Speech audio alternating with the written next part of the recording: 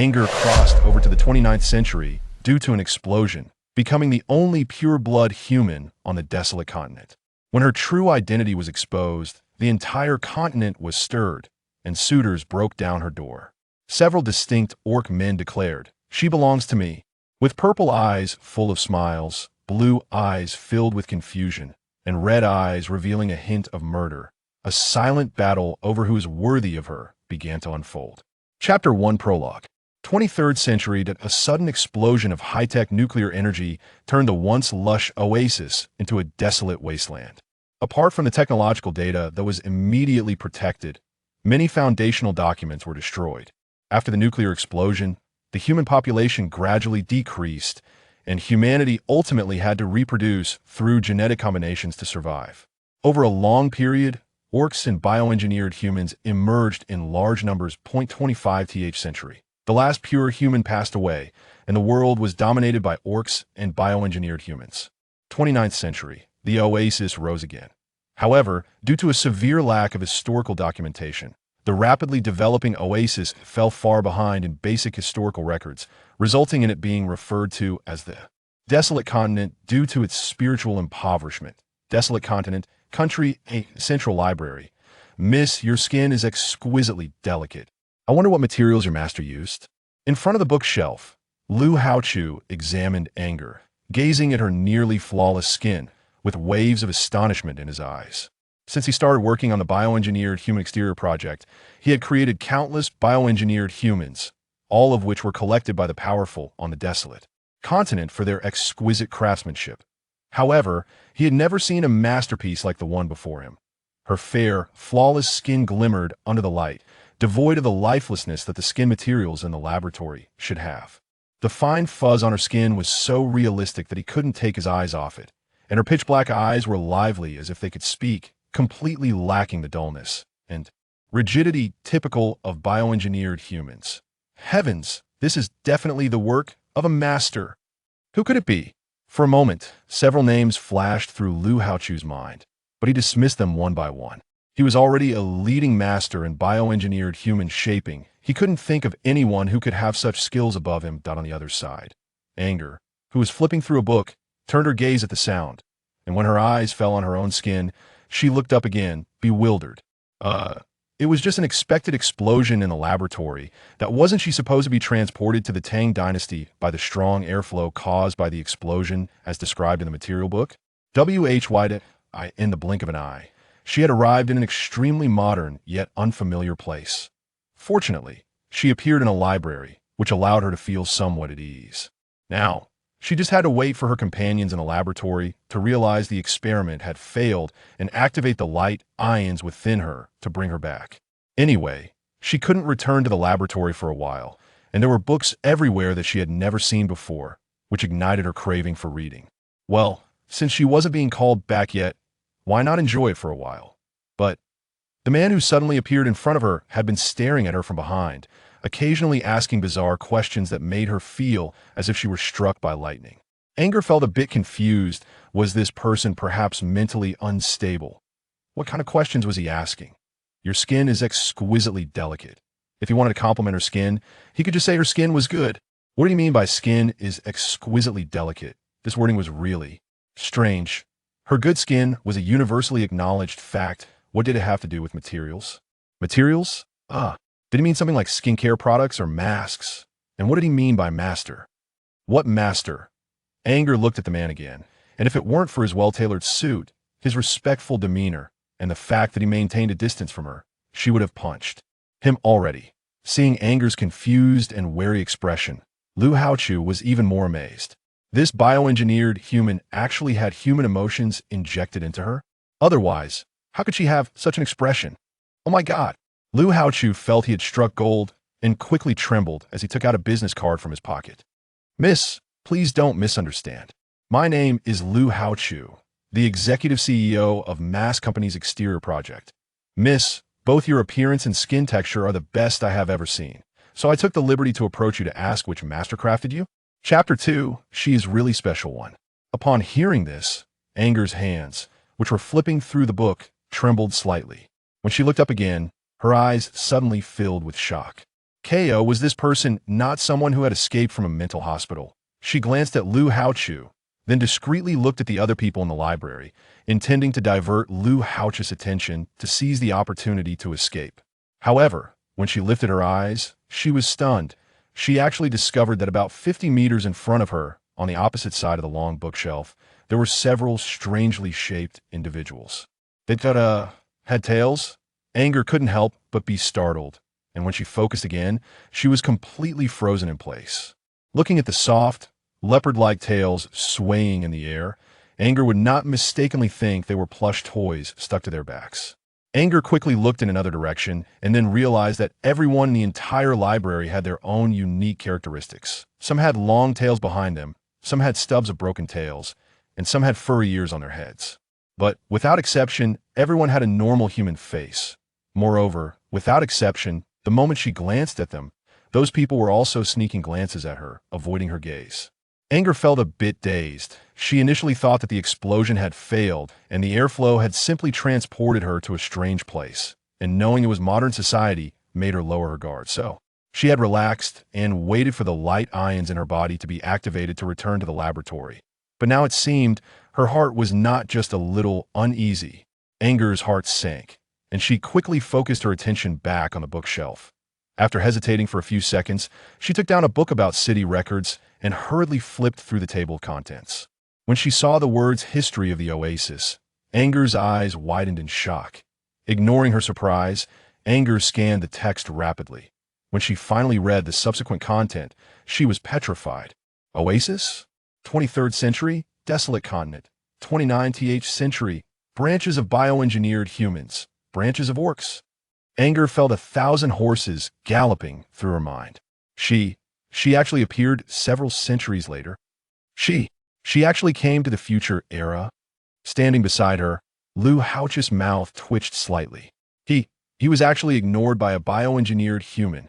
To know how many people would eagerly come to curry favor with him after he handed over that business card. But this one, well, she merely glanced at his card and then lowered her head to continue reading without any further action. Lu Haochu said it was the first time in his life that he had kicked a hard stone. Well, perhaps this young lady's benefactor had instructed her not to talk to strangers. After all, a rare gem like her could easily be taken away if she were alone on the street. Thinking of this, Lu Haochu couldn't help but glance around, wondering if this young lady's bodyguards were secretly watching him. Logically speaking, after being ignored, Lu Haochu should have left. However, the biohuman in front of him was just too beautiful and exquisite. As someone who was obsessed with aesthetics, he absolutely couldn't miss such a great opportunity. The person in front of him was simply perfect. If he missed this encounter, he didn't know when he would have another chance. After all, if he had such a rare gem, he certainly wouldn't allow it to be casually admired on the street. Do you like the history of the Oasis? Lu Haochu decided to change his approach to flirting. Since the person in front of him liked reading, he might as well start with books. Actually, the history of the Oasis mentioned in this book is not complete. Instead, this book, Atlas of the Wasteland, has very detailed content, covering all major events from the disappearance of primitive civilizations to the present. With that, Lu Haochu took a large atlas from the bookshelf and handed it to Ngu. Sure enough, Ngu was attracted and took the atlas, standing by seriously to read it. Chapter 3, She is Really Special Too. It must be said that the book Lu Haochu recommended was exactly what Ngu was interested in. The Atlas of the Wasteland not only recorded the decline and resurgence of the Oasis, but also detailed the evolution of humanity. In the current wasteland, there were no longer any pure-blood humans. Instead, they were replaced by various bloodline beastmen and biohumans, which included 1. Dual-blood humans with half-human genes. 2. Triple-blood humans with 1/3 human genes. 3. Mixed-blood humans existences other than the triple-blood. 4. Biohumans life forms without human rights. Among them, those with human genes were considered the noblest. The so-called biohumans were specially derived from the first 3 types to serve as toys for amusement. Biohumans resembled humans the most, but were also the least human-like products that in the society of the 29th century. Biohumans were merely toys that could be discarded or even killed at will by high-blood individuals. To be precise, biohumans were toy dolls made by high-blood individuals using artificial skin, artificial blood, and artificial fibers, just like dolls bought in stores in the 21st century, merely objects for entertainment. But biohumans had their own nuances. Some benefactors with average financial power only needed ordinary biohumans with a language system, and they wouldn't care much about appearance. Wealthy benefactors would create a biohuman that was perfect in every aspect, as long as one was willing to spend lavishly. A sculptor could even implant human emotions while creating the biohuman. After all, bringing a finely crafted biohuman to various banquets and dances not only attracted attention, but also demonstrated one's financial power. So why not? And Gu felt a sudden tightness in her chest as she looked up at Lu Haochu in front of her and recalled his earlier question. She felt a bit suffocated. So, Shida was just recognized as a biohuman? Seeing Ngu suddenly staring at him quietly, Lu Haochu thought his strategy had succeeded, and he felt a sense of relief on his face. Before he could speak again, he heard the exquisite person in front of him start to ask, "Can biohumans eat?" This was the question Ngu was most concerned about. The book said that pure-blood humans had completely disappeared 2 centuries ago, and she certainly wouldn't be foolish enough to tell others that she was a rare existence. Letting her be seen as a biohuman was acceptable to her, but she had to understand what the basic daily life and diet of a so-called biohuman were like, so that she wouldn't give herself away. However, from her understanding, since biohumans were made entirely of human-made materials, they shouldn't have a digestive system, right? Lu Haochu was clearly taken aback. My goodness, that voice was just too beautiful. It didn't have the stiffness typical of a language system at all. The way she articulated was as light and airy as singing, soft and sweet enough to melt one's heart. Lu Haochu hurriedly replied, "That depends on whether your master installed a digestive system for you. If installed, drinking a small amount of clear water is fine. The liquid will evaporate through your skin." Angie's face darkened. What the heck? Drinking clear water? Is there something wrong? She was famously a foodie. Then, is there anything I need to pay attention to? Like the kind that won't get hurt? Hearing that soft and sweet voice again, Lu Haochu felt his heart nearly melt. Yes, yes, yes. No matter what material you are made of, just don't stay in water for too long. Even though your chip can recharge its energy through light, the chip itself cannot be submerged in water. If your skin density is not fine enough and water gets into the core and burns the chip, then you'll be scrapped. Of course, if you really feel the need to clean your insides, you can use a cleaning box with infrared to disinfect. Chapter 4, She is Really Special 3. Also, when you go out, make sure to have a bodyguard with you. Otherwise, if someone abducts you, your skin won't receive proper and timely care, which will also reduce its lifespan. To get closer to the exquisite person in front of him, Lu Haochu was practically turning into an encyclopedia. But in this closeness, the amazement in Lu Haochu's eyes increased a few notches. My goodness, this young lady even had bionic fluff planted on her face, glistening like the fuzz on a fresh peach. If he hadn't leaned in, he would never have noticed such details. Lu Haochu couldn't help but feel respect for the mysterious master craftsman. It is known that the most challenging part of sculpting is handling the details. Dealing with details that typically go unnoticed but bring delightful surprises. Once discovered, this kind of extraordinary operation has surpassed the realm of ordinary sculptors. Ngu was momentarily stunned, and she subtly looked up at the person in the library who had been secretly observing her. Is the security here bad? Lu Haochu quickly shook his head. This is the Central District, so the security is naturally very good. But a biohuman like you, doll, is really too rare to see, and it's hard to guarantee that some people won't have ulterior motives abducting you to extort a master. He had seen too many such incidents. Many biohumans with excellent appearances that were birthed from his hands had been kidnapped by ill-intentioned people while out, extorting money from their owners while playing. With the biohumans without restraint, in the end, after receiving a large sum of money, they returned a biohuman that was badly played with and had damaged skin, nearly driving the extorted owner to death. Ngun nodded in realization. Lu Haochu blinked. Can I ask you a question now? Ngun looked up. Lu Haochu raised the corners of his mouth. But are you here to attend the charity dinner upstairs? Since the person in front of him was unwilling to tell him who her master was, he decided to change his approach.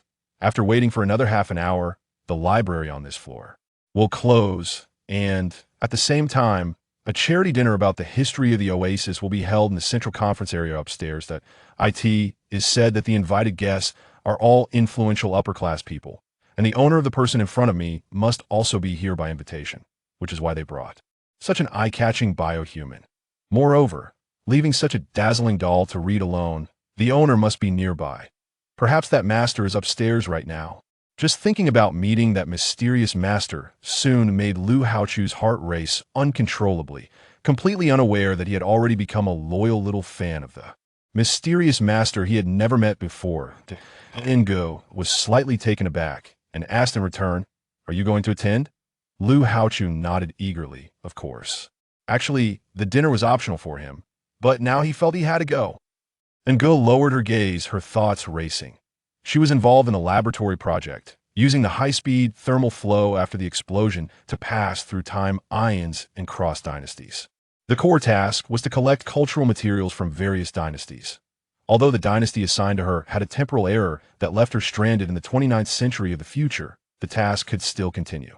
Should she attend that charity dinner to closely observe how beastmen in this era conduct social etiquette, and then patiently wait for the people in the laboratory to discover the error and recall her? More importantly, Inga discreetly scanned the other people in the library. She had noticed earlier that the few people standing by the opposite bookshelf, although holding books, hadn't turned a single page. Instead, they occasionally whispered to each other, and their gazes on her lingered longer each time. Ng's eyes darkened to effectively carry out her collection task without overly disturbing the course of history. She had undergone intensive training in lip reading for a long time. And just now, with a glance, she understood a few words those people were saying. When alone, steal. Chapter 5, She is Really Special. 4. Anger quietly withdrew her gaze. Although her martial arts skills were decent, most people in this world were beastmen, and it would be particularly foolish to rashly expose her strength before knowing them well. Moreover, there were 4 of them. Unless absolutely necessary, she must not confront them head-on. "Can I go with you?" A soft and tender voice rose again, but this time it carried a hint of intimacy. Lu Haochu was taken aback, a strange look passing through his eyes as he cautiously asked, "Aren't you here for the banquet?" "I don't know." Anger shook her head in confusion. "I got lost. I don't remember where I'm supposed to go." Lu Haochu was surprised. "Is this your first time out?" And Go blinked her eyes. Isn't it? She really is new here." "No wonder." Lu Haochu nodded in realization. He had to admit that the host was quite careless. It was the first time bringing such a beautiful doll out, yet they were so inattentive. No wonder he had chatted with the person in front of him for so long without noticing any bodyguard stepping in to stop them. It turned out she was just lost. "Can I go with you to the charity gala? I've never seen one before." And Gu trembled her long eyelashes, her small face full of anticipation. Lu Haochu nodded. "Of course you can.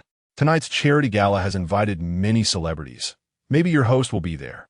After a pause, Lu Haochu glanced at the clock above the library, and then casually scanned a few people standing by the bookshelf across from him, his eyes chilling slightly.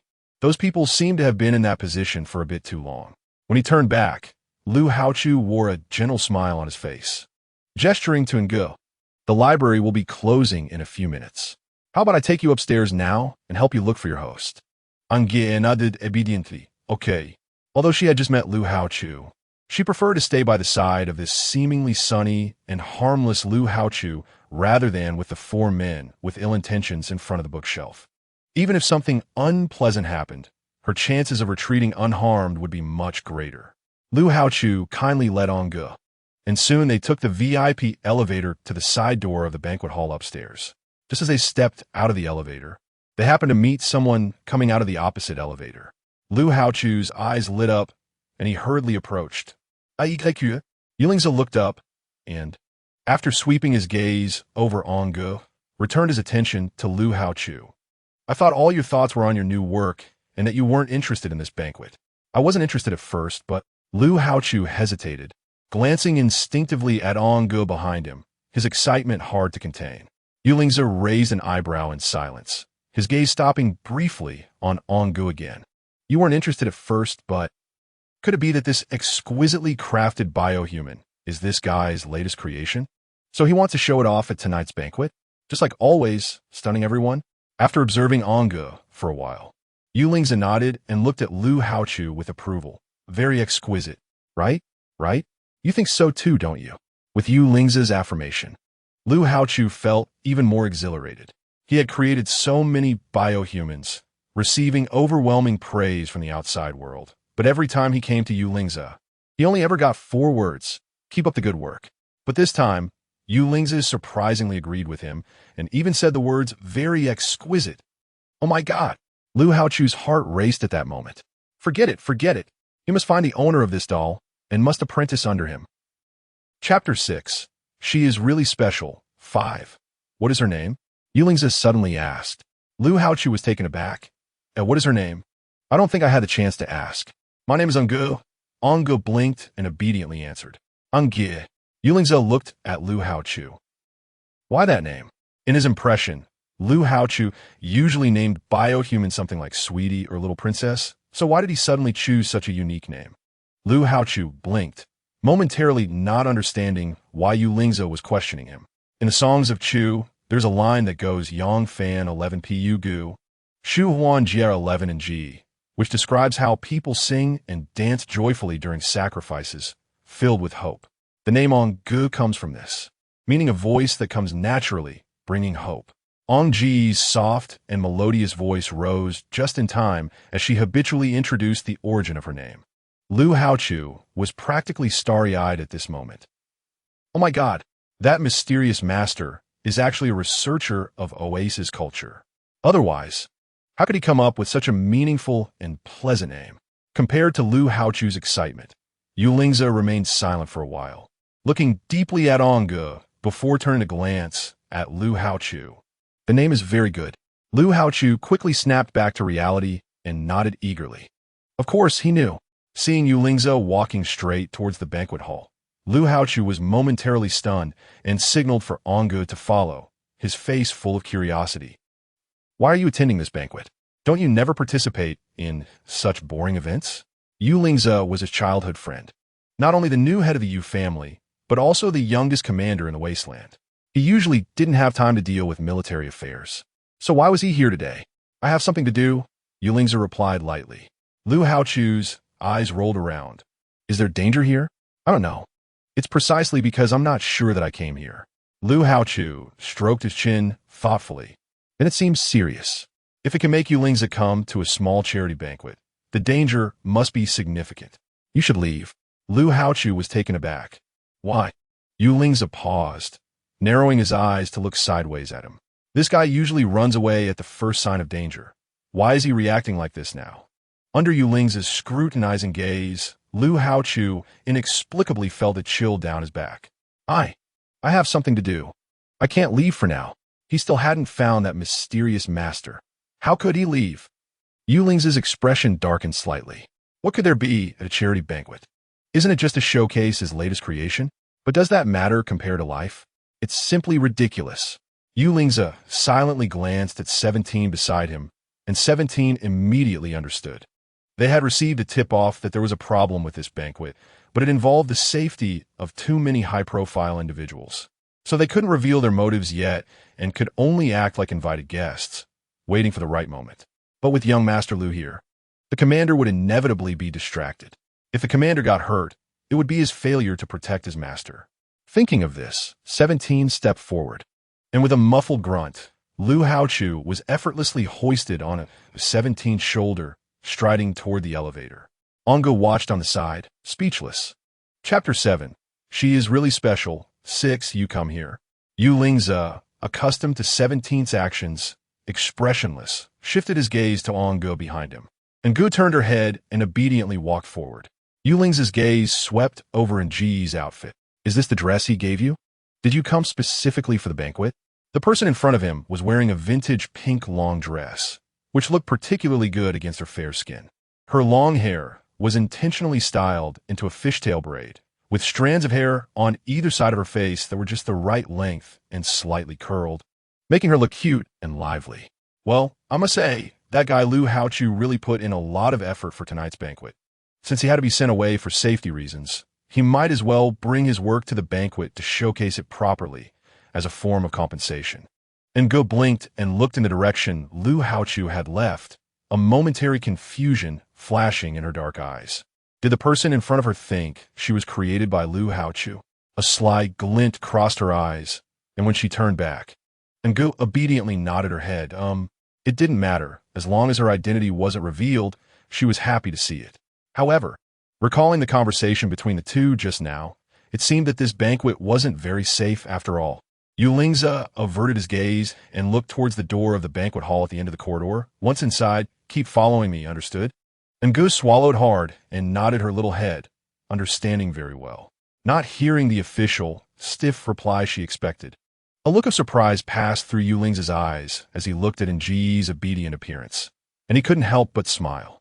He had to admit that Lu Haochu's work was the one he was most satisfied with so far. The two entered the banquet hall one after the other, with Ngu obediently following Yulingza, her pair of dark, lively eyes curiously scanning the surroundings. The people in the banquet hall were just like those she had seen in the library. Some had long tails behind them, some had pointed ears standing up.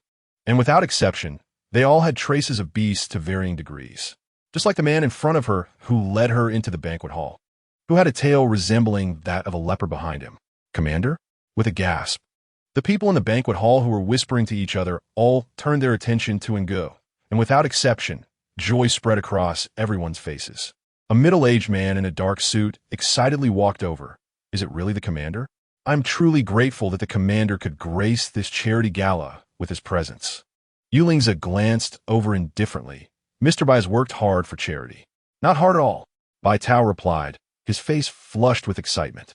Every time he held a charity gala, he would send invitations to well-known nobles in high society, and the commander's residence was one of them. Although he knew the commander wouldn't be interested in such a small event, necessary courtesies had to be observed. However, he never expected that the chief commander of the desolate continent would actually attend the charity gala he organized. If this got out, the Bai family's reputation would soar. Just as he finished speaking, Bai Tao noticed Ngu behind Yulingza, and a look of amazement suddenly appeared in his eyes. Who is this? The usually aloof and taciturn commander actually brought a biohuman as his companion. Bai Tao dared not overstep his bounds.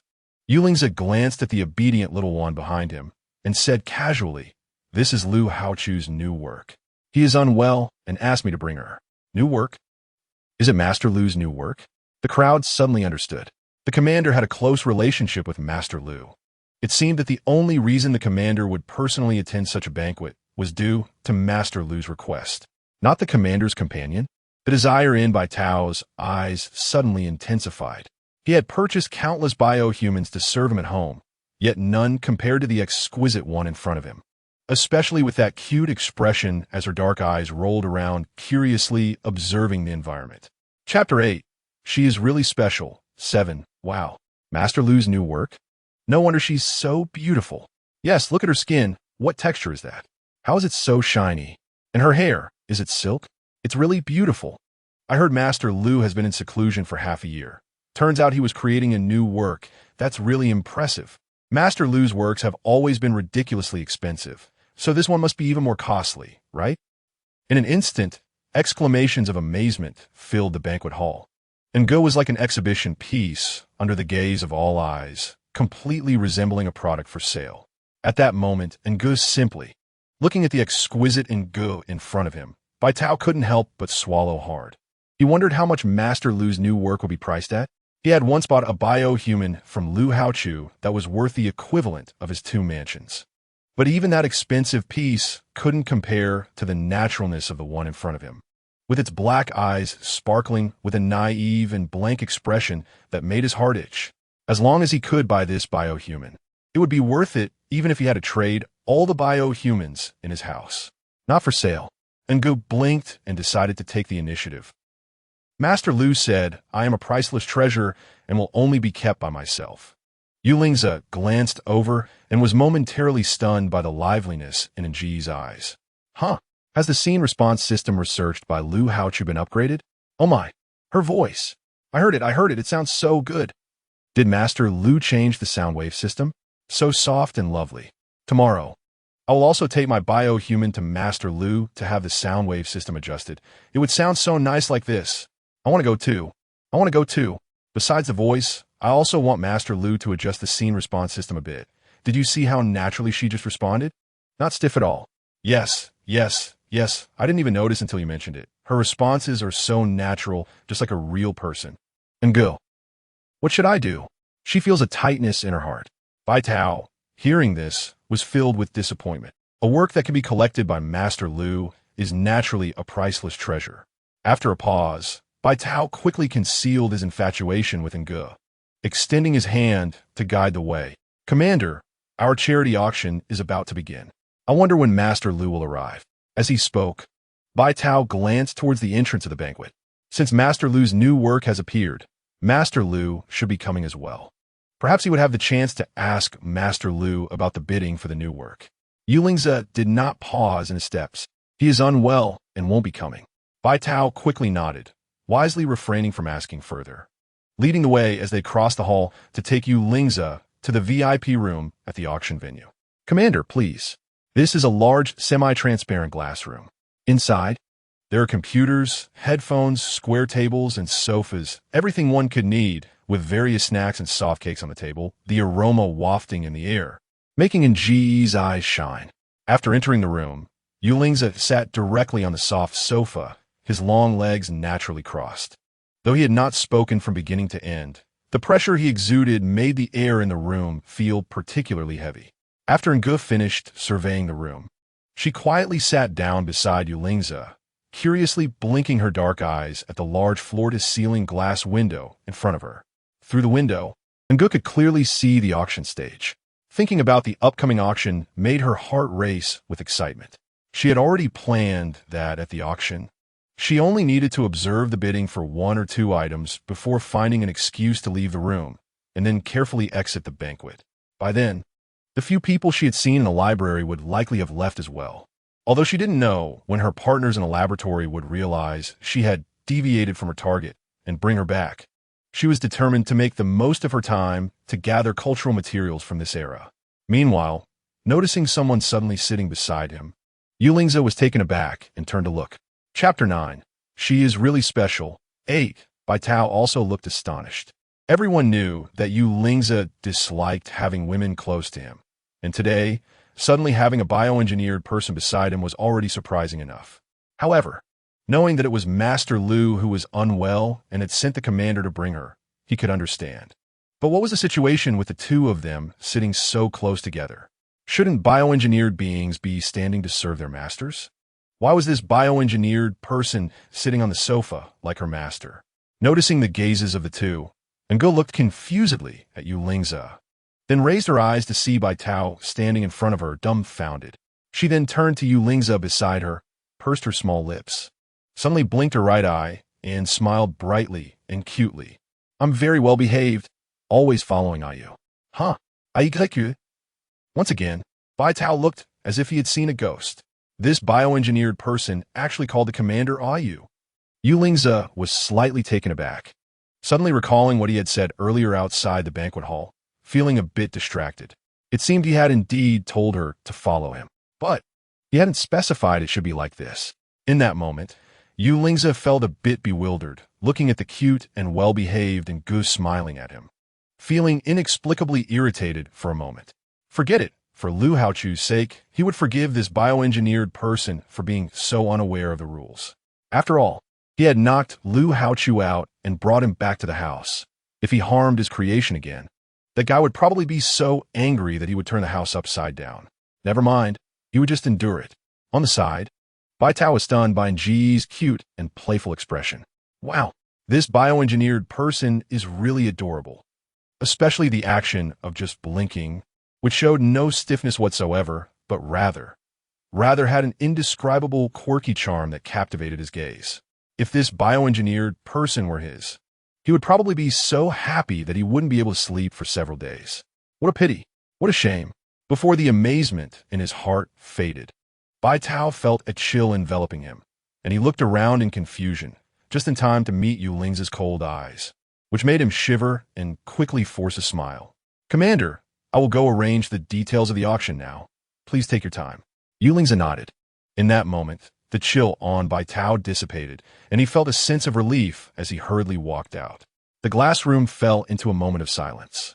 Yulingze quietly observed the person sitting neatly beside him, his eyes thoughtful. What kind of scenario system had Lu Haochu created that made this bioengineered person named Ngu not recognize hierarchies and disregard etiquette? The Ngu in front of him was undoubtedly the most perfect bioengineered person he had ever seen. Sitting beside her, he could not only hear the rhythmic sound of her heartbeat, but also occasionally catch a faint fragrance coming from her, a very special scent, light and inexplicably intimate. It seemed that Lu Haochu had indeed put a lot of special details into this creation of Ngu. Otherwise, it wouldn't feel so realistic. Thinking of this, Yuling's gaze on Ngu became more scrutinizing and serious. Noticing Yuling's gaze on her, Ngu instinctively looked over, blinking her long eyelashes, her dark eyes sparkling. The corners of her mouth lifting slightly, presenting yet another extremely cute appearance. Yuling's suddenly froze, his brows involuntarily furrowing. No smiting. Anger froze in a smile. Did you hear that? Seeing the person in front of him staring blankly at him, with confusion all over her small face. Yuling's brows furrowed even deeper. Chapter 10: The Surprise Brought by the Auction. 1. Did you hear that? Seeing the person in front of him staring blankly at him, with confusion all over her small face. Yuling's brows furrowed even deeper. Ngu quickly restrained her smile and nodded dumbly. Yuling's coldly turned his gaze away. Why did Lu Haochu make this biohuman look so good? When he smiled, he was dazzlingly sunny and stunning. When he acted cute, he had an innocent look that was hard to take one's eyes off. Truly a disaster. Just then, 17 returned, and, seeing Ngu sitting next to Yuling's, his eyes flashed with surprise. He then leaned down to report to Yuling's, Commander, the vehicle has been arranged to take young Master Lu home. Yuling's nodded. 17 paused. Everyone had been arranged, just waiting for the fish to bite.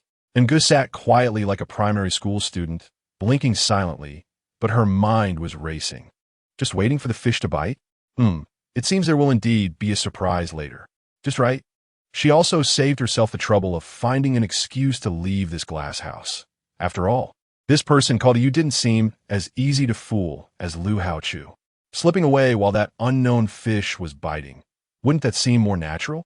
Before long, more and more people sat down in the auction hall, and the host on the auction stage began his enthusiastic opening remarks. Today, the Grand Commander of the Wasteland Continent, Yuling's, has graced us with his presence, making our charity gala shine even brighter. To express the host, Mr.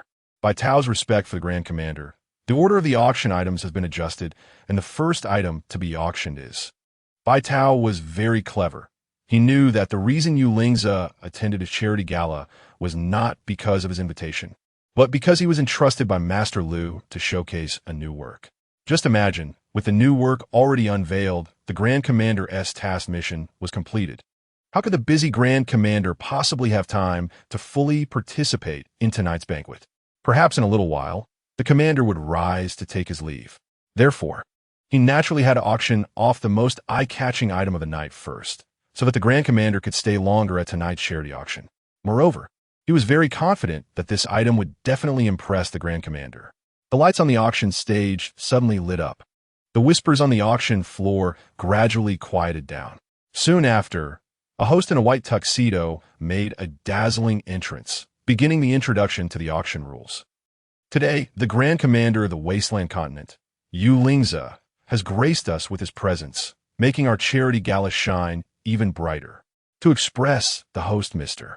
Bai Tao's respect for the Grand Commander, the order of the auction items has been adjusted, and the first item to be auctioned is an amber from the 22nd century that contains a mosquito. Our biological researchers have tested this amber and confirmed that it contains a mosquito that has just finished sucking blood. Before the host could finish, everyone at the auction gasped in surprise. Even Yuling's expression changed. A mosquito from the 22nd century in the amber. The host observed everyone's reaction, excitedly continuing his unfinished words. Although the origin of this amber cannot be verified, our research team has confirmed that this amber is from the 1950s of the 22nd century, and based on the transparency of the amber, that mosquito indeed just had its fill, so everyone can rest assured. After saying that, the host pressed the laser button on the stage. In an instant, a 4D image of the amber appeared on the large auction stage and began to slowly rotate 360 degrees. striving to allow every guest to see every detail of the amber without any blind spots. The amber was only the size of 2 fingernails, light yellow in color, and the translucent texture revealed the mosquito inside, clearly showing its swollen abdomen with a hint of red. The auction floor erupted once again. Chapter 11.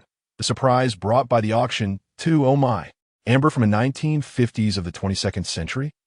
That was during the time of all humanity. Just think, if the amber is verified to be from the 1950s of the 22nd century, what kind of blood would that mosquito have sucked? Cattle, sheep, horses, lions, leopards, tigers. But the greater possibility is that it was ancient human blood from the 22nd century. This imminent answer filled everyone's minds.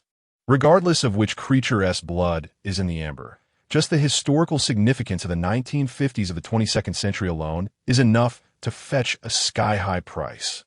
Not to mention, if it turns out that the mosquito indeed sucked human blood, then the human gene would undergo a breakthrough. That would undoubtedly cause a huge uproar. 17's expression changed drastically as he leaned towards ELUSIVE and whispered, "Commander, if that mosquito just sucked primitive human blood, the impact on the entire wasteland continent cannot be underestimated. Do you think the intel we received is?" ELUSIVE's gaze turned cold. "Proceed with caution." "Yes," 17 acknowledged. Angu remained silent, but her thoughts were racing. It was just a small piece of amber, and who knows if the mosquito inside even sucked human blood, yet these people were already so excited. If she exposed her identity, wouldn't she end up in a terrible situation? Human experiments? Various lab rat tests? And then when a human body's functions began to decline from various experimental infections, they would drain her blood and turn her organs into specimens. Angu pursed her lips, feeling a chill in her heart. The voices of whispering guests rose and fell in the auction hall.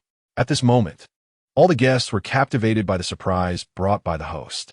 The host's voice pierced through the entire banquet scene again. "The bidding starts now, with a minimum price of 100 million bits, and each bid must increase by at least 10 million. The voices in the auction hall were eager. 110 million, 130 million, 200 million. A small gasp arose in the auction hall. 250 million, 300 million, 500 million. Another gasp echoed in the auction hall. 1 billion. This time, everyone in the auction hall fell silent in shock, all looking towards the one who bid 1 billion. Even Angu was shocked and turned to look in the direction of the voice. It was the young master of the C family. 17, he whispered. ELUSIVE frowned slightly. That annoying guy again? Is it the young master C? Oh my god, it really is the young master C. So handsome. I've heard about him for a long time, but I didn't expect him to come to this auction. I really hit the jackpot. To bid 1 billion. Truly worthy of the young master C. Inside the glass room, Anger looked at the man sitting on the sofa in the adjacent glass room, her eyes filled with amazement, unable to help but exclaim, "He really is incredibly handsome." Although she had seen plenty of beautiful men, having encountered figures like Pan and Songyu, and even the likes of the king of Lonling up close during her traversing missions, along with the endless stream of young heartthrobs in the 21st century, she had developed a certain resistance to good looks. But the man before her, TSK, truly exceeded her definition of beauty. The man wore a slightly form-fitting black suit that showcased his perfect upper body, and his deep gray hair had a slight wave, highlighting his fair yet healthy skin, which appeared particularly striking under the light.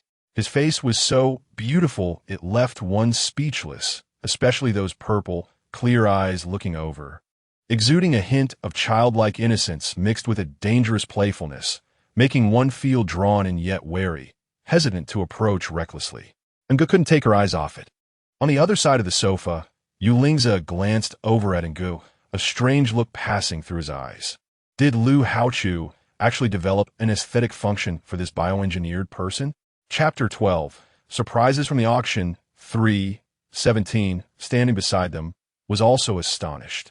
He had thought that bioengineered beings would only have the function of loyalty to their master, but unexpectedly, this good-looking bioengineered person could even evaluate attractiveness. Oh my god, it truly is a new creation from Master Lu. This is just too incredible. Noticing that Yulingza was once again sizing her up, Nga quickly came back to her senses, seriously meeting Yulingza's gaze for several seconds, then seriously nodded. Actually, Ayu is also good-looking. If anyone at this banquet could compare to that young Master C, it would definitely be Yulingza in front of her.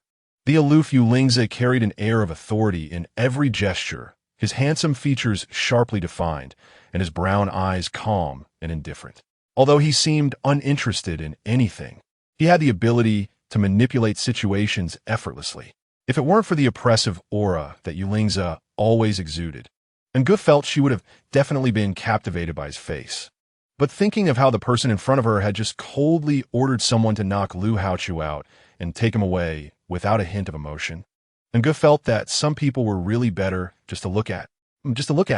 Yulingza. 17. What did he just hear? A bioengineered person actually called the commander Ayu, and even praised the commander's looks? After a 2-second silence, Yulingza spoke up. Who looks better? 17 looked over in shock. Hey, shouldn't the commander have ordered him to throw the person in front of him out? And Go blinked. Of course, Ayu is more good-looking. Hee. She still wanted to live well. Yulingza nodded, turned his gaze back to the amber hologram on the auction stage, and fell silent again. Next to him, 17 was shocked. He felt that he must have just seen a fake commander, being called by an affectionate name by a lowly biohuman without any signs of anger at all. This was definitely not the commander he knew. 17, still feeling uneasy, shifted his gaze back to Ngu and examined her carefully. It must be said that Master Lu's new creation was indeed very special, different from any biohuman he had seen before. Not only was her appearance much prettier, but even her demeanor, voice, physique, and temperament were all much more exquisite. Compared to other biohumans, she was simply on a whole different level. No wonder the commander was so good-tempered. Besides the fact that Master Lu's new work deserved special treatment, this biohuman's own refinement probably played a part as well. After all, who wouldn't he want to care for such a beautiful biohuman? 1,300,000,000. 1,400,000,000. The bidding on the auction floor continued. However, compared to the previous enthusiasm, the bidders seemed more hesitant. 20 billion. Xishio Yuan's thin lips moved slightly, and his bright purple eyes subtly landed on Ngu sitting on the left side of the front row. Lu Haochu's new doll is indeed quite special. The beastman's senses were very keen. From the moment Yulingza stepped into the banquet, he had focused his attention on him. His dead rival actually deigned to come to Bai Tao's charity banquet, which surprised him greatly. It seemed the intelligence he received was indeed quite interesting. He had initially doubted that the amber was just a smokescreen to deceive people, but now it seemed there was much more to it. He really did not come in vain. Until he heard, he really is very good-looking. Actually, Ayu is also good-looking. Who is more good-looking? The girl blinked. Of course, Ayu is more good-looking. Chapter 13. Surprises from the auction. 4. Xishio Yuan's eyebrows raised slightly, and for the first time, his gaze fell on the biohuman beside Yulingza. It must be said that she was a particularly beautiful biohuman, far more exquisite than any he had seen before. Whether it was her voice, demeanor, or reactions to the scene, everything seemed particularly natural, just like a real human. Xishio Yuan's long fingers unconsciously began to lightly tap on the armrest of his chair, almost absent-mindedly, as if he was contemplating something. Whether it was because of Lu Haochu's new work or not, Yulingza seemed to have a special fondness for this biohuman, actually allowing a biohuman to sit beside him. He had never liked Yulingza, but this time he didn't mind snatching her away first, letting that guy get angry for a while. Moreover, this biohuman is a masterpiece of Lu Haochu. Perhaps he could let those people in the lab study her thoroughly. 2. 20 billion? Everyone was shocked again. Although the amber up for auction was rare, the blood in the mosquito's abdomen could not be confirmed to be human. What if it was just animal blood? Then the price of 20 billion bitcoins was indeed too outrageous. This was simply a gamble. Sure enough, the auction floor instantly fell silent. Everyone stared blankly at Xishio Yuan, all looking dumbfounded. Ngu was also taken aback. 20 billion bitcoin. This person is really too rich. TSK. Ngu shook her head. This is definitely a wealthy boss in the 21st century. Good-looking and so wealthy, casually throwing out 20 billion. So handsome. And Go murmured, her eyes full of amazement. Yulingza glanced sideways, his eyes darkened. Handsome? This guy just said he looked better. And now he's saying someone else is handsome, right? And Go instinctively nodded, her gaze still fixed on a man in the glass room next door. Her eyes filled with waves of admiration. Both handsome and wealthy, casually spending 20 billion without batting an eye. The feeling of throwing money around is just too cool. That's 20 billion. I don't know if the currency in this era is too cheap, or if this beautiful man is just too rich, but anyway, Ngo was stunned by that indifferent 20 billion. This is her first time having such close contact with someone so handsome, wealthy, and with such an extraordinary aura. Yulingza's expression darkened, and he turned to glance at 17. 17 was suddenly startled. On the auction stage, the host called for bids again. 20 billion for the first time. 20 billion for the second time. 25 billion. 17's voice suddenly rang out in the glass room, simultaneously echoing through the entire auction venue via the earpiece. Once again, the entire venue fell silent, so quiet that a pin drop could be heard. Everyone looked incredulously towards the glass room where Ngo was. After a moment of silence, someone in the auction hall suddenly exclaimed, "It's the commander! God, the commander actually bid 25 billion. Of course, the commander is the head of the Yu family, and 25 billion is nothing compared to the Yu family's vast wealth. Moreover, the Yu family and the Liu family are close friends with countless joint ventures, and the Liu family focusing on biopharmaceuticals. And with such a good relationship between Lord Liu and the commander, if the commander bought this amber and gave it to the Liu family for research and development, the Liu family's industry might expand, and in the end, wouldn't it benefit the Yu family? But it seems that young Master C also has his eyes set on this amber. Chapter 14. Surprises from the auction. 5. I have to say, 17's sudden bid startled Ngu in the glass room as well. With her eyes shining green, she looked at 17, then turned in shock to Yulingza beside her. TSK, TSK, TSK. Am I in a rich man's den? They say people of the same kind gather together. That young Master C casually bids 20 billion. And this Yulingza is also extremely wealthy. That Liu Haochu must have been quite a big spender too. After all, he is the CEO of some company. Without time to marvel, Ngu heard a new bid coming from above the glass room. 26 billion. Xi Yuan's voice rang out blandly. 17 looked at Yulingza, expressionless. 27 billion. Xi Yuan smirked. 30 billion. 17 continued. 31 billion. Ngu. Everyone. Xi Shen raised his eyebrows, seemingly having anticipated the situation long ago. 35.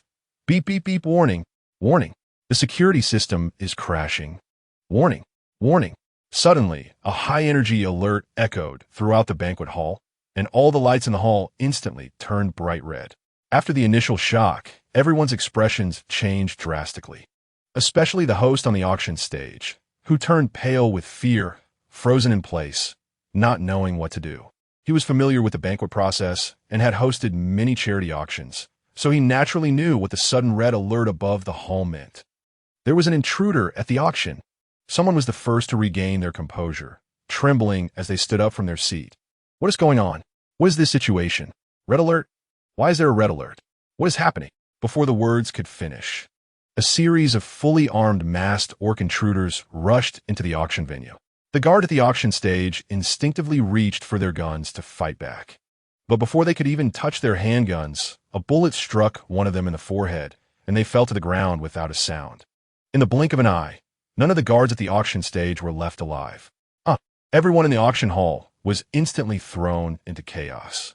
Ngu was stunned, her eyes wide as she scanned the black-clad orcs that had burst into the banquet hall, her gaze shining with fear. These black-clad orcs, who seemed to have appeared out of nowhere, moved swiftly and struck cleanly, completely outclassing the seemingly strong but slow-reacting guards. Their every gesture displayed a skill and competence more akin to professional soldiers frequently engaged in high-risk missions. Coupled with the orcs' genetics, these individuals were tall and possessed an extraordinary sensitivity in their reactions. As the black-clad figures entered the hall, They searched the surroundings. And when their gaze landed on a glass room wherein Gu was, one of the orcs pointed to her companion. Almost simultaneously, all the black-clad orcs turned their attention towards the glass room wherein Gu was located. And Gu was suddenly taken aback. The orcs whispered to each other for a moment, and then 3 orcs in black clothing walked toward Gu. Inside the glass room, Yuling's eyes glinted with coldness, remaining expressionless. Behind him, the 17 was fixated on the approaching black-clothed orcs, with a hint of murderous intent flickering in his eyes. These people aren't dumb. They know to target the commander first before proceeding with the robbery. 17 quietly moved closer to Yuling's in a posture ready for defense and attack at any moment. Unexpectedly, as soon as the 3 black-clothed orcs entered the glass room, they stopped in their tracks. Raising their guns, they pointed directly at Ngu on the sofa. In a deep, resonant voice sounded, "You come here." Ngu was stunned. Yuling's beautiful eyebrows frowned. Shirchi also looked at Ngu in astonishment. For a moment, the glass room was as silent as water. Seemingly dissatisfied with the reaction of the people in the room, the leading black-clothed orc impatiently raised the gun in his hand again, his gaze fixed directly on Ngu. "You, come here." Chapter 15. Surprises brought by the auction. 6. Well, this time Ngu was very sure that the black-clothed orc was indeed calling for her. Looking blankly at Yuling's beside her, Ngu couldn't read any emotions. After a pause, Ngu slowly got up from the sofa, her gaze fixed on the firearm in the black-clothed orc's hand as she walked over slowly. What was going on? Why did these orcs specifically come over to single her out? She had only been in this world for about an hour, and most of that time was spent in the library downstairs. Who had she offended? Wait. Looking into the aggressive eyes of the black-clothed orc, Ngu felt a strange familiarity surge in her mind, and her expression changed. It was them, the 4 orcs who were standing in front of the bookshelf opposite her in the library. Ngi's foot stumbled, her mind blank for a moment, and she instinctively glanced at Yuling's on the sofa behind her, her lips moving. Yuling's was slightly taken aback. "Hurry up," seemingly displeased with Ngi's hesitation. The black-clothed beastman stepped forward, gripping Ngi's wrist and striding out. Throughout the process, the companion of the black-clothed beastman remained vigilant towards the 2 men in the glass room.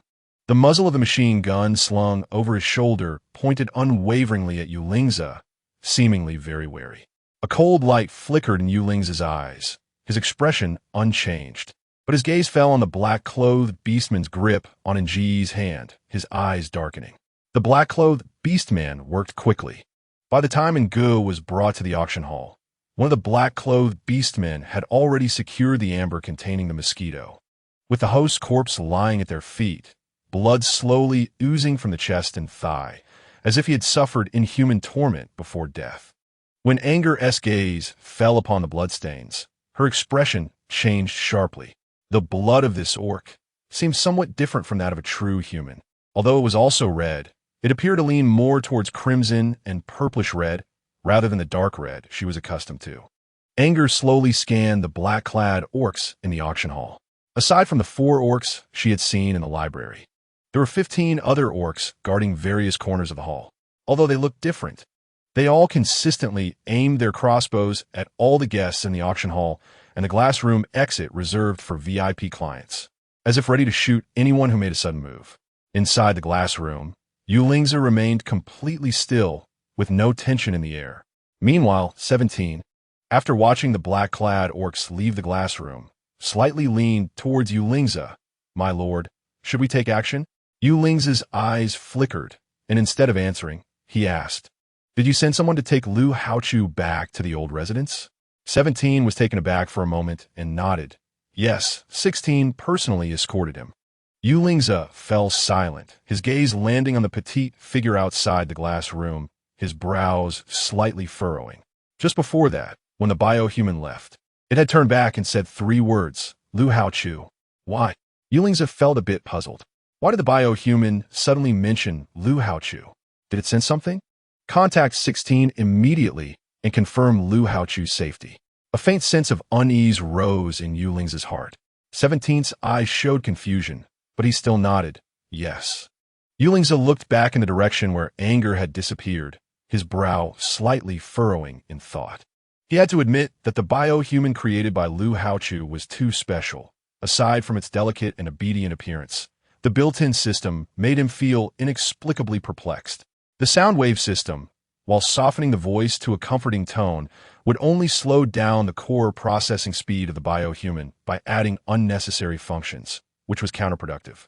Although the scene reactions were astonishing, this biohuman clearly had a somewhat erratic thought process. While it performed well in immediate situations, it lacked basic class awareness. What should be there was missing, and what shouldn't be there, no matter how impressive, was of no use, which truly puzzled him. And the recent aesthetic function made him even more baffled. He really didn't understand what Lu Haochu was thinking. Why give a biohuman a built-in aesthetic function? Was he out of his mind?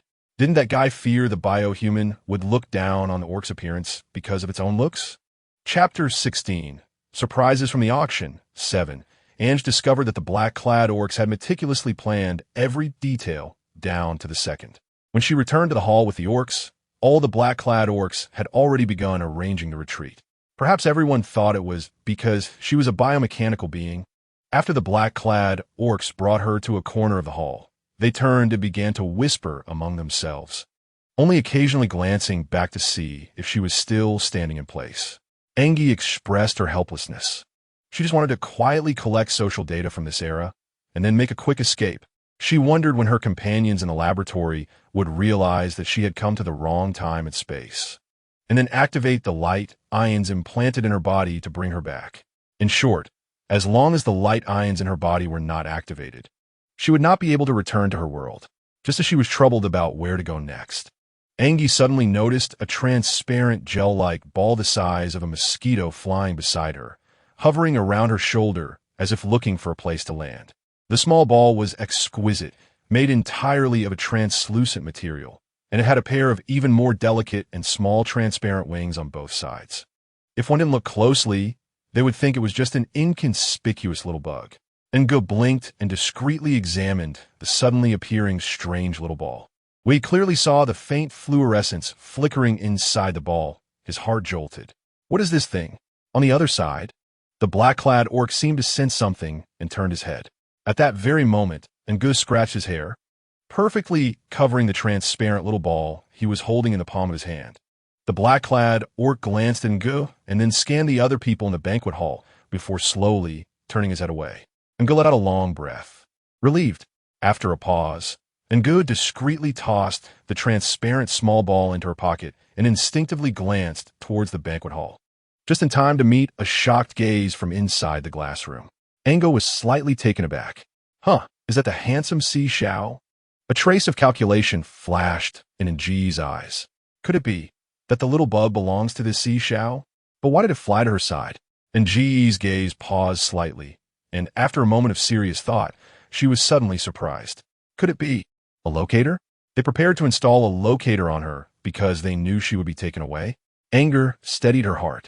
Indeed, since she attended the banquet, she had known that Yulingza was fishing, and now it seemed that these black-clad orcs were the so-called fish. As for this Si Xiao, from an earlier bidding situation against Yulingza, it was clear that he was not inferior to Yulingza, and perhaps he was also here to fish. The only difference was that she had become the bait. Thinking of this, anger quietly looked towards Si Shun, wanting to see the emotions overflowing in those purple eyes. But in the next moment, she was captivated by the man's purple eyes in the glass room. Ngo appeared somewhat stunned. Oh my God, I have to say that Si Xiao's bright purple eyes are truly irresistible. That slightly charming brightness, combined with the man's stunningly beautiful face, made it impossible for her to look away. More importantly, at the moment she looked at Si Shuyuan, the man in the glass room was also seriously locking eyes with her, his bright purple gaze shimmering like stars that captivate one at night. For a moment, Ngo felt an urge to nosebleed. Heaven, such a breathtaking man gazing at her so affectionately is just unfair and incredibly alluring. On the other side, Si Shuyuan in the glass room was also shocked by Ngo. He had always known that Lu Haochu had a godlike talent for creation, but this bioengineered person is just too special. her previous naive scratching of her head. Was she actually concealing the presence of the bird he sent? She actually knows how to conceal things. Chapter 17. She actually disdains him. 1.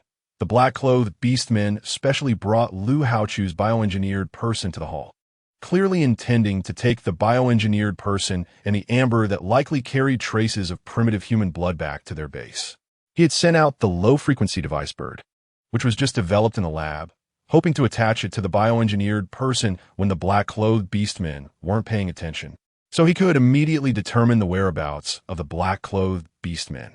But just now, that bioengineered person's reaction exceeded his expectations. One moment, the bioengineered person was still in a daze, and the next second, at the instant the black-clothed beastman turned his head, she quickly changed her expression, wrapped the bird in her hand, and pretended nothing was wrong while scratching her head. And earlier, he had heard the bioengineered person in the glass room complimenting him on his good looks.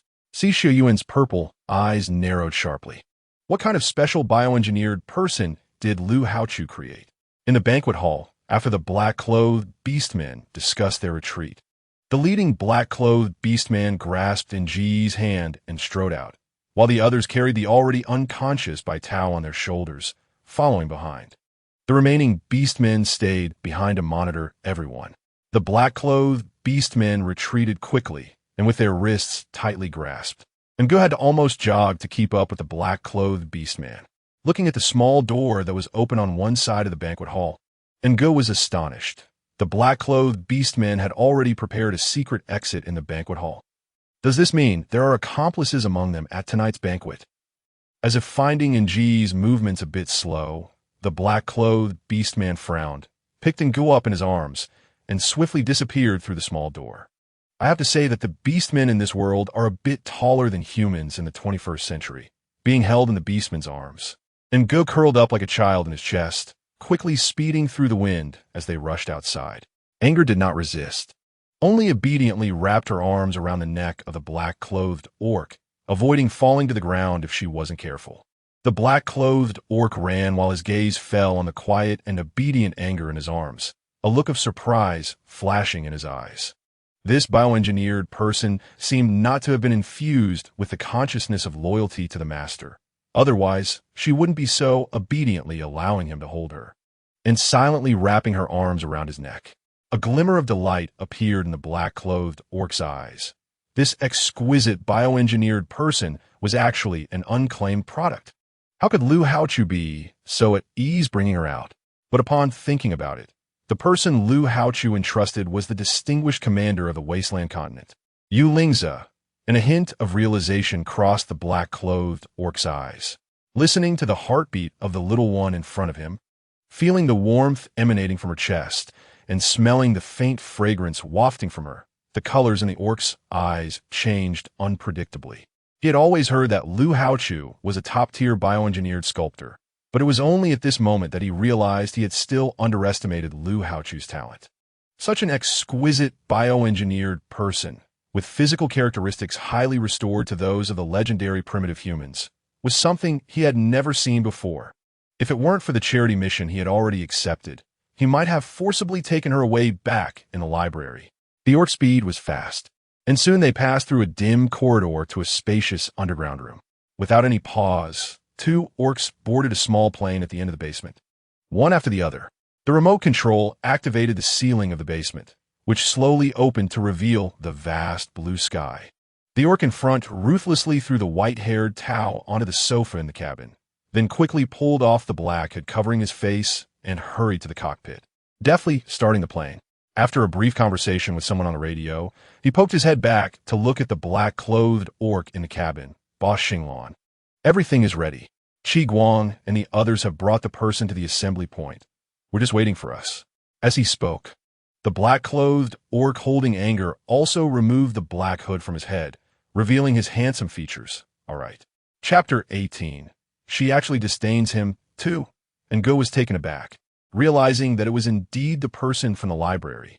At that time, her attention had been entirely focused on the conversation among a few people, as well as that pair of aggressive eyes, causing her to overlook their appearance.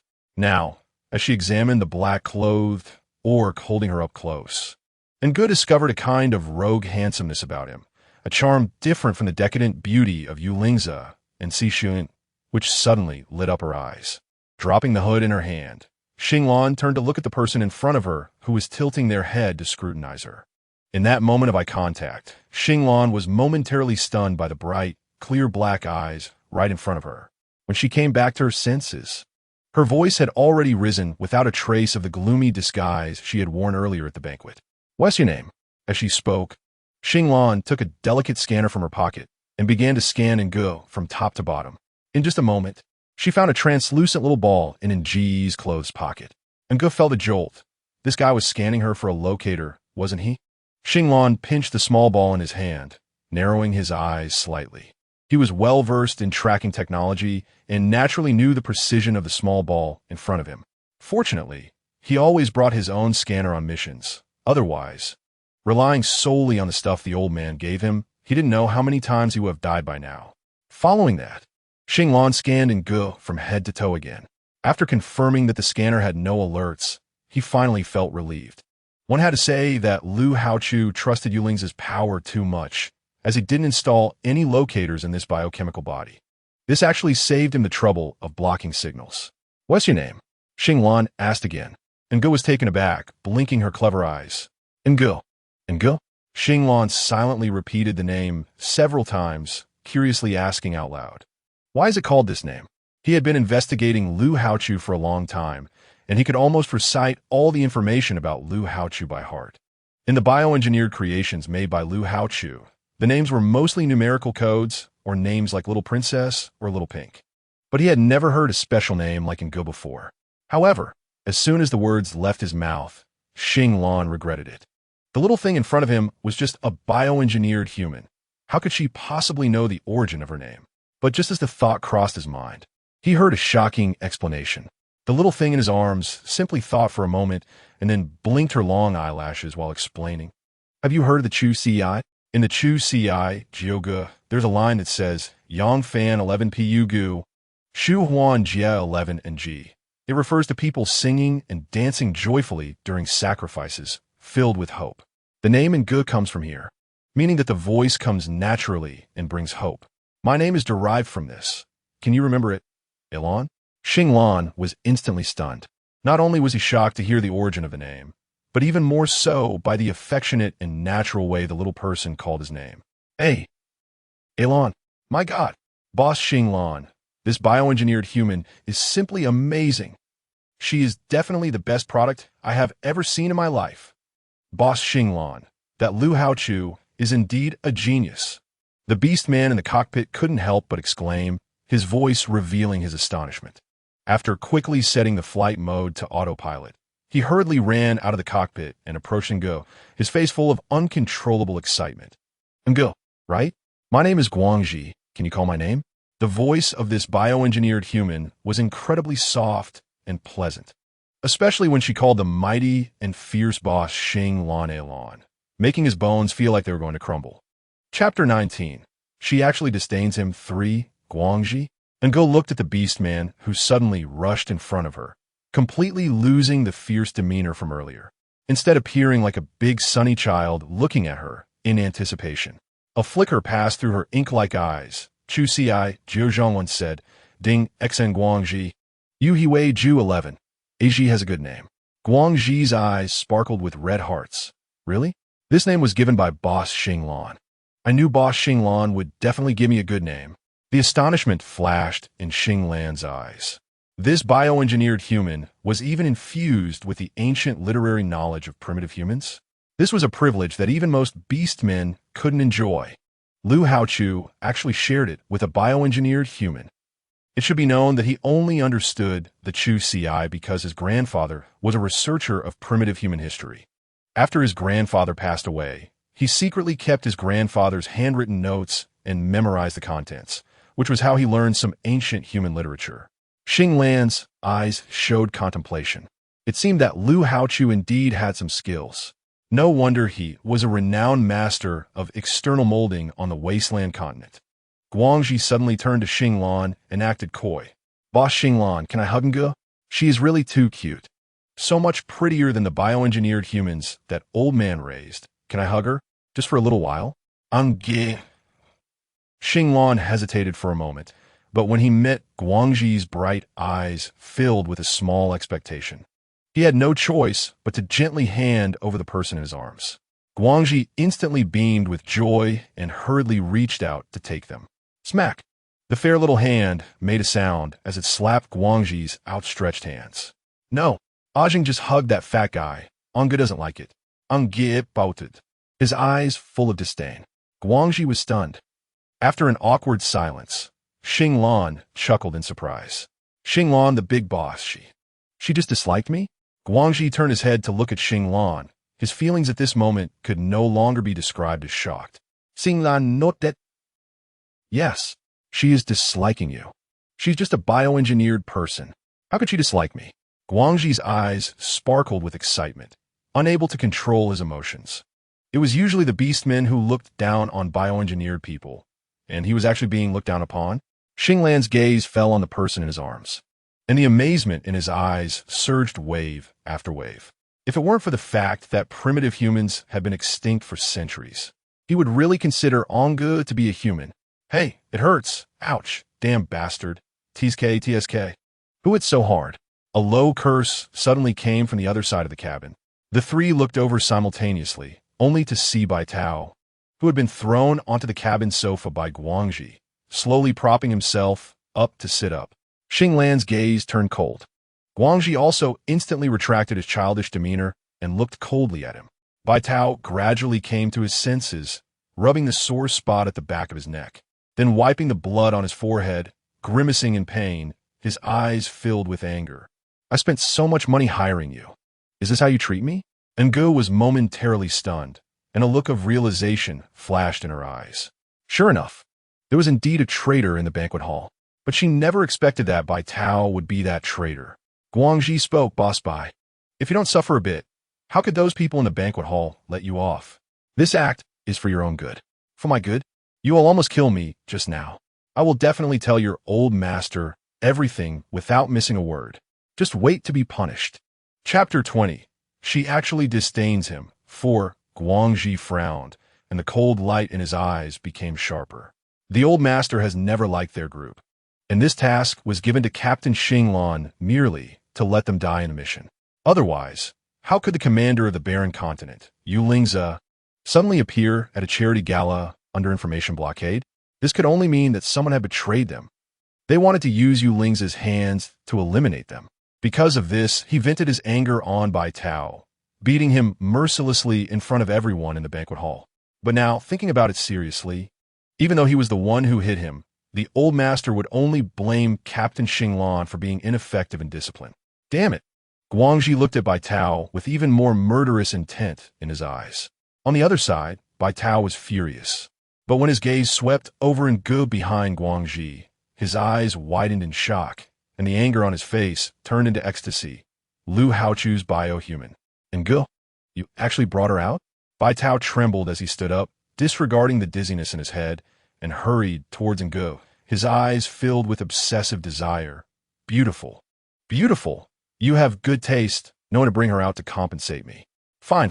For her sake, I want to hold your previous actions against me. As he spoke, Bai Tao reached out to take Ngu from Xinglan's arms. Xinglan stepped back a step, his emotions unclear. Guangxi stepped forward, perfectly blocking Bai Tao's advance. Bai Tao was momentarily stunned. What are you doing? Guangxi shrugged and smiled lightly. Boss Bai, are you misunderstanding something? My boss brought Ngu out not for you. Bai Tao's expression changed drastically. His face immediately darkened. What do you mean? Well, I mean, as Boss Bai, are you being too self-important? Ngu is now my boss's treasure. It has nothing to do with you. Bai Tao looked incredulous. You're just a mixed blood working for others. How dare you compete with me for people? Guangxi's expression changed, and an unnamed fire suddenly ignited in his eyes. As a mixed blood, he had been looked down upon since childhood. Clearly, he was already excellent enough, capable of crushing others with sheer strength, but because of his bloodline, he was always rejected. If it weren't for meeting Captain Xinglan, he might have starved to death long ago. Xinglan's eyes turned cold, Boss Bai. We followed your orders and stole everything from the auction. Strictly speaking, our contract has already ended.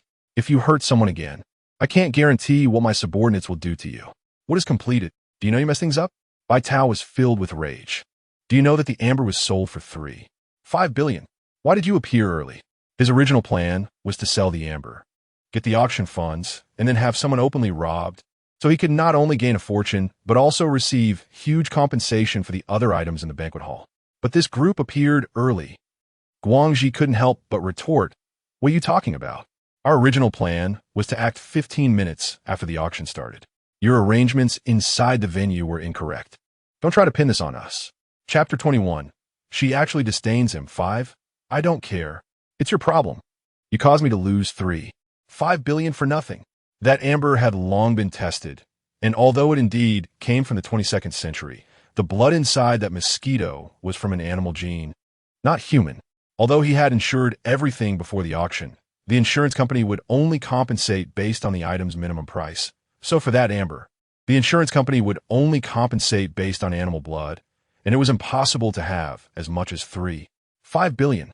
After a pause, Bai Tao's gaze fell on Ngu in Xing Lan's arms again, pointing with his finger. Use her to compensate. I can keep quiet about everything that happened. Anger slightly furrowed Ng's brow. Xing Lan's face was dark enough to almost freeze over. Boss Bai can't possibly be unaware of how exquisite this biohuman is, right? I've heard she is a priceless collectible that Lu Haochu doesn't sell. Isn't it too much to demand compensation from her now? Bai Tao was taken aback, seemingly surprised that the person before him knew about Ngu being a non-saleable collectible, and his expression changed immediately. What do you mean by this? Trying to default on the debt? Are you trying to default on the debt? Very well, very well. I will definitely report everything that happened today word for word to your old man. Let's see if you can protect her then. Without Yulingza in the way, he was determined to have Ngu. Moreover, this was a rare opportunity. If he didn't seize Ngu now, there would be no chance in the future. After saying that, Bai Tao turned and walked towards the tail of the cabin, furiously pulling out his phone from his pocket to start dialing. Damn it, he actually forgot to take his phone away. Guangxi wanted to rush up and stop him. Xinglan blocked him with one hand. Forget it, even if we stop him this time, we can't stop him next time. Let's just leave it be. Guangxi's face was anxious, but if the old man finds out, he will definitely stand on his side. The old man originally wanted you dead, but he was just struggling to find an excuse. Now, Bai Tao has practically delivered the excuse to him. Damn it, I even beat him up. And he will definitely embellish the story when he reports it. The old man will be even more eager. Let's just wait and see. A hint of heaviness appeared in Xing Lan's eyes. Guangxi was incredibly anxious. How can we just wait and see? How about giving Ngu to him? Didn't he just say that as long as we give Ngu to him, he won't mention a word? Boss, you know this is your last mission. It can't go wrong. Once this mission is over, you will have completely settled the account with the old man, and he won't have another chance to come after you. The brothers are all counting on you to take us out of that place. Xing Lan's eyes shifted slightly. Guangxi, in a hurry, looked back at Bai Tao, who was still dialing, his face full of pleading. Boss, if you get harmed by the old man, do you think our group of brothers will have a good ending? Have you forgotten how he treated Xiao Kai when we were on a mission outside? Wasn't Xiao Kai's death unjust? Cold sweat broke out on Guangxi's forehead. They had witnessed too many of the old man's unspeakable methods along the way, and he really didn't want the boss to get into trouble again, especially since this was the last mission. Sure enough, when Xiao Kai was mentioned, a look of conflict appeared in Xing Lan's eyes. Boss, make a decision quickly. No matter how good Ngu is, she's just a biohuman. Haven't we already kidnapped Lu Haochu? Can't we just have him make another Ngu? Although he had never seen a biohuman as exquisite and adorable as Ngu. When it came to the safety of the boss and the future of the brothers, sacrificing one biohuman was nothing at all. Chapter 22. She actually looks down on him. 6. And Ji's pupils suddenly constricted. What? Lu Haochu was kidnapped? This group from Xinglan really did target Lu Haochu? So their initial goal in the library was actually Lu Haochu? It was just that Ngu was inadvertently drawn into the spotlight when Lu Haochu suddenly approached her. Do you know what will happen to Ngu once he gets her? Xinglan's expression was cold enough to chill the heart. Guangxi suddenly choked. Glancing at the well-behaved Ngu in Xinglan's arms, A flash of heartache crossed his eyes, and his voice was a low murmur. I know. And Gu was startled as she caught Guangxi's expression. Since he knows, why would he want me to give her to him? But Guangxi's face showed urgency as he looked at Nji's curious gaze, and he immediately fell silent. After they received this fraud mission, they had thoroughly investigated all related individuals, including the employer, Bai Tao. Bai Tao came from a family of antique dealers, with a net worth of hundreds of millions, making him a formidable wealthy man. He usually hosted various auctions under the guise of charity, eager to befriend all kinds of upper-class individuals to elevate his status. However, if we talk about Bai Tao's most obsessive hobby, it would be his passion for collecting various exquisite biohumans. Guangxi couldn't dare to imagine what would happen if Ngu was handed over to Bai Tao. Such a delicate and spirited girl would ultimately end up as a pile of scrap, wouldn't she? For a moment, the air was silent. Noticing a gaze quietly resting on her, Xinglan turned to look, and her eyes met Nji's dark, bright ones. Are you afraid? Ngu nodded honestly, feeling scared. Of course, she was a real person. Now suddenly finding herself in a world full of beasts, how could she not be afraid? Huh! Xinglan couldn't help but smile slightly. Lu Haochu had indeed instilled human emotions in Ngu, and she even knew fear. Don't worry with me here. You don't have to be afraid. Will Allah give me to him? Ngu blinked her dark eyes and looked seriously. Although she was curious about what Guangxi hadn't finished saying, seeing the reactions of the two and Bai Tao's hot, aggressive gaze every time he looked at her, she could roughly guess what she would encounter. A tangle passed through Xinglan's eyes. If I give her away, will Ngu be angry? Ngu thought seriously for a moment and said no. Xinglan was taken aback. Why? Didn't you implant human emotions? Shouldn't you be angry in this situation? Being abandoned by someone should be the worst feeling in the world, right? Just like how I was abandoned by that family. I haven't known Alan for long, and Alan has no obligation to protect me. Nji's soft and tender voice was extremely serious. Alan's companions, who share life and death, are more important, aren't they? Surprise flickered in Xinglan's eyes. On the side, Guangxi was stunned. His eyes widened in disbelief, forcing himself to look away from Ngu. Boss, you need to make a decision quickly. Chapter 23. She actually disdains him. 7. Xinglan lowered his gaze. He was not a hesitant person.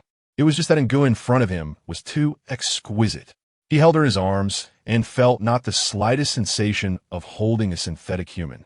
There was no heaviness that artificial materials should have, nor the stiffness that should come with it. On the contrary, the warmth that seeped through her clothes and the pleasant sound of her heartbeat truly made complex emotions rise in his heart. Ngu is definitely a qualitative breakthrough in the history of bioengineered humans. If she is brought back for research, there might be special discoveries. He is about to break away from that family devoid of affection, and he needs a lot of technology and financial support for his future. Lu Haochu is already within his grasp. At this moment, Ngu happened to appear, which was a rare opportunity for him, wasn't it? Otherwise, he wouldn't have rushed in and captured Ngu as soon as he entered the charity venue. Moreover, with Lu Haochu now in their hands, based on his understanding of Lu Haochu, a scholar type with a paranoid personality would not easily cooperate with them. But if Ngu were involved, seeing that his boss was still hesitating, Guangxi quickly turned and took a step towards Bai Tao, who was making a phone call at the tail of the cabin. Snatching the phone from Bai Tao's hand and throwing it straight out of the plane. Bai Tao was startled by the sudden force, his eyes wide open, looking at Guangxi, who approached him with a fierce expression, slightly retreating in fear. What are you going to do? Guangxi smirked, his smile not reaching his eyes, his gaze chilly. Why is Boss Bai so anxious to make a call? Aren't you afraid that those people at the dinner will track the signal back? Bai Tao was taken aback. He had indeed been so angry that he forgot about the signal tracking. That was close.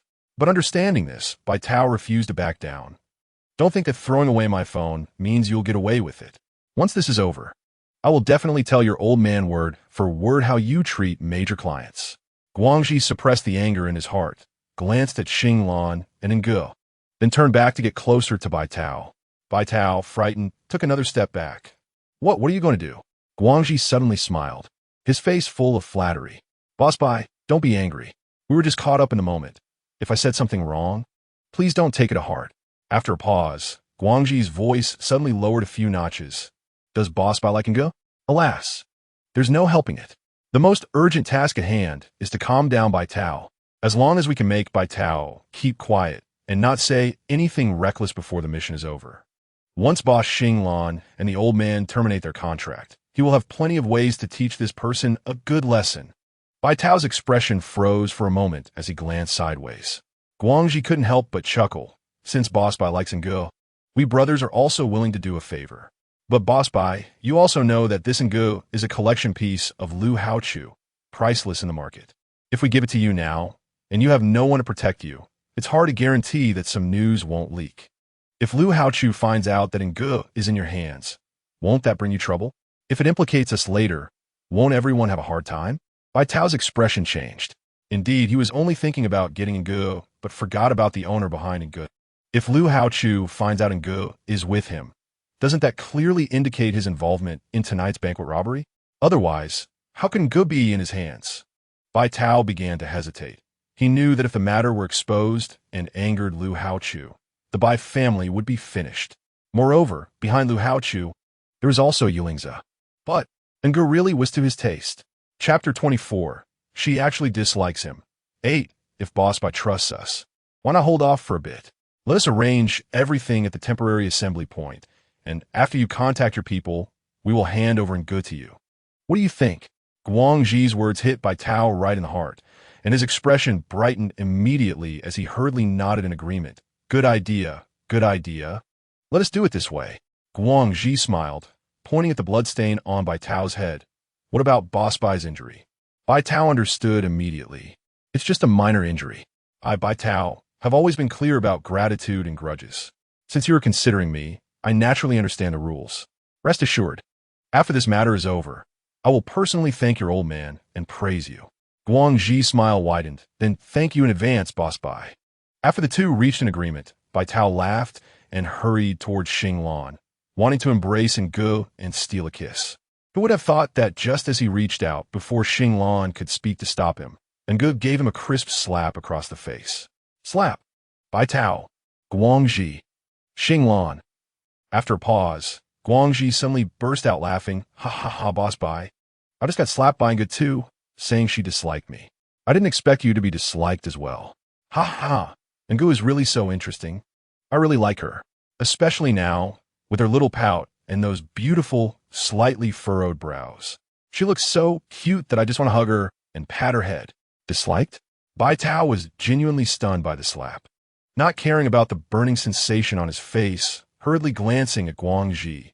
Why is she disliking me? Boss Bai, why don't you go wipe your face first? Guangji suppressed his laughter, seriously pointing towards the back of the cabin. Bai Tao suddenly realized, yes, he had just been beaten up by Guangji, and now his face was bruised and bloodied. It was no wonder Ngu disliked him. Bai Tao had a special treatment for Ngu, and when he received an unexpected slap from her, his first thought was not to hit back, but to frantically find something to cover his swollen face. Biologically enhanced beings have memory systems, and he didn't want to leave a bad impression on Ngu. Just as he was about to pull out a handkerchief from his pocket to wipe the dried blood off his forehead, the entire cabin suddenly shook violently, followed by a loud noise. Bai Tao stumbled and fell against the cabin wall, his face suddenly turning pale. What happened? Guangji seemed to have anticipated this, looking out the cabin window. It's nothing, just a blast wave. Blast? What explosion? Bai Tao stared blankly with wide eyes.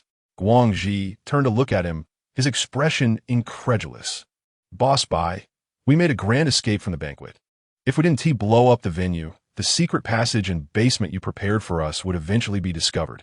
Do you want to leave it for Yulingza to trace?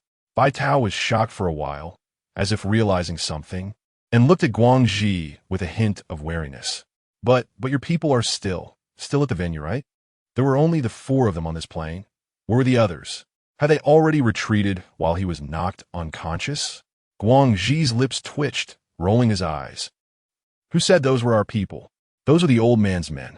If I don't find a chance to eliminate those people, would they leave them for the old man to use against them later? Upon hearing this, Bai Tao's eyes filled with horror, and he immediately dared not speak. He couldn't help but realize he had just acted foolishly. The person in front of him was willing to kill their own companions. He was just a client. If he angered them, how could he still have his life? Chapter 25. The Secret Deal 1. The banquet venue exploded? And Ji's eyes flickered with shock as her gaze fell once again on Xinglan and Guangxi, and she couldn't help but marvel repeatedly in her heart. These two were indeed quick, ruthless, and precise in their actions. Reflecting on the recent tremors and sounds, it was clear that the scale of the explosion they had arranged was not small. TSK, TSK, TSK, while she admired such a decisive arrangement. The thought of the strikingly handsome Si Xiao and Yu Lingzi perishing in the flames still made her feel quite regretful. During the remaining time, Bai Tao seemed to be wary of Guangxi, quietly sitting aside and not daring to speak up, only occasionally casting a heated gaze at Ge. Xinglan frowned slightly, but remained silent. Anger continued to nestle in Xinglan's embrace, fiddling with her fingers, seemingly bored, but actually contemplating the upcoming plan with her head lowered. Don't be afraid. I won't give you to him. What material did Lu Haochu use to make the person in his arms so lifelike? He had never seen a real human.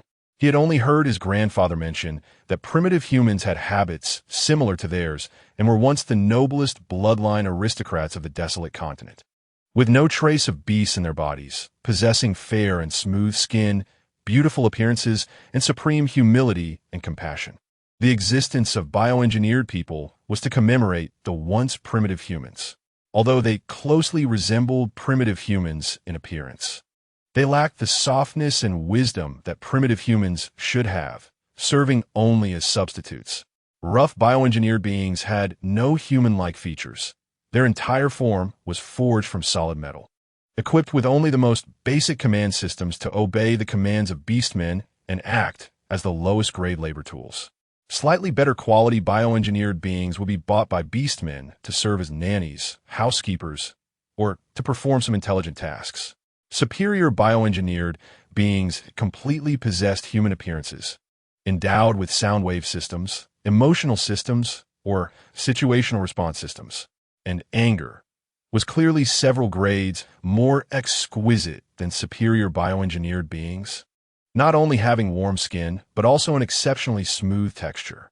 The thought that Lu Haochu had claimed anger was a collectible made Xinglan's eyes flicker.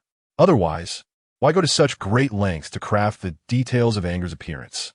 Noticing Xinglan's hand gently brushing her cheek, Anger obediently looked up, her dark eyes sparkling. What is Aji? What is what? Xinglan asked in confusion.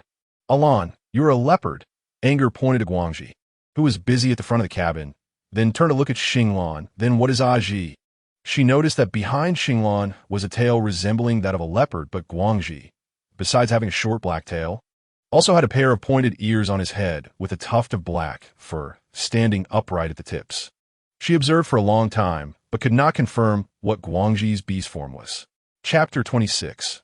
Under the Table Deal 2. He is the descendant of a lynx and a tiger. Xinglan explained. Anger suddenly arises. Lynx? A type of feline? But what does tiger mean? What offspring? Can a lynx be with a tiger? Anger was instantly confused.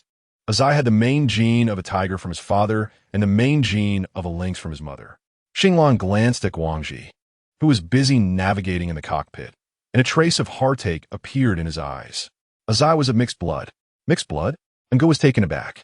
Yes, she had read in a book that the so-called mixed blood people referred to beastmen who only had animal genes in their bodies. Because they lacked human genes, they were discriminated against by dual blood and triple blood individuals, and no matter how powerful they were, they could not rise to the upper class. No wonder Aji was so angry when Bai Tao mentioned mixed blood. So, he has fur, and you don't? Does that mean that Alan, your bloodline, is superior? Ngu seemed to understand that one could discern another's bloodline from the appearance of a beastman. For example, Yu Lingzi and Si Xiao, their status was unquestionable, and aside from a pair of beast ears and a long tail, they were no different from humans. Meanwhile, Aji had just been scolded by Bai Tao for being mixed blood. Besides having a tail and ears, he also had quite a bit of animal fur on his body. This seemed to indicate that the more mixed the bloodline of a beastman, the more animal characteristics would be expressed in their appearance. Xinglan's eyes showed surprise, seemingly not expecting Ngu to be so clever. He had only explained a Ji's bloodline, and Ngu had already made so many connections. Xinglan note that I am triple blood. I have 3 human genes in my body. Why not perform gene transplantation? Ngu tilted her head in confusion. If gene transplantation is done before the fetus is formed, wouldn't that ensure that the remaining fetus is a dual-blood beastman? Or perhaps even create a human with entirely human genes? Anger has too many things she doesn't understand about this beast world. The technology in this world seems to be more advanced than she had anticipated, such as the electronic holograms displayed at the auction venue, the translucent small ball that Xiao placed on her, and the existence of bioengineered intelligent beings. All of these indicate that this beast world has a particularly advanced level of technology. So why not do something about human genetics? If all the beast people in this world have the same lineage and discrimination no longer exists, wouldn't that be more beneficial for social development? Xinglan was taken aback, suppressing the shock in her eyes, and shook her head. There were scientists who had experimented with gene transplantation on newborns, but without exception, the newborns who underwent the experiments did not survive beyond 3 days. After too many failed attempts, the beast people protested collectively, as their babies were also very precious, and the experiment was permanently halted. Anger was taken aback, truly not expecting such a reason. So if the level of bloodline is to be maintained, it can only rely on intermarriage between equal bloodlines, right? In other words, orcs of the same bloodline can only marry orcs of the same bloodline? Xinglan shook her head, her gaze suddenly dimmed. Although the reasoning is this way, the offspring born from intermarriage of equal bloodlines may also appear with inferior bloodlines. Anger was surprised. Isn't that worse? I thought there would be a good lineage to inherit, but I didn't expect a lower lineage to appear. This situation would probably be a significant blow in this hierarchical beast world, right? Who says it isn't? For such a background, one would almost wish to erase his existence at any moment to avoid dragging down the noble bloodline of the family. Xinglan curled the corner of his mouth, smiling extremely sarcastically. Ngu was taken aback, her dark eyes looking at Xinglan, whose emotions changed in an instant, feeling a strange sensation rise in her heart. Chapter 27.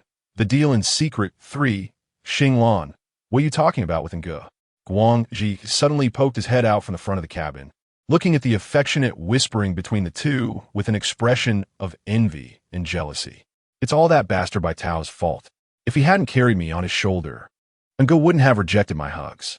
It's so frustrating. Xinglan nodded, placing Ngu on the seat beside him and carefully fastening her seatbelt. The plane is about to descend, so sit tight.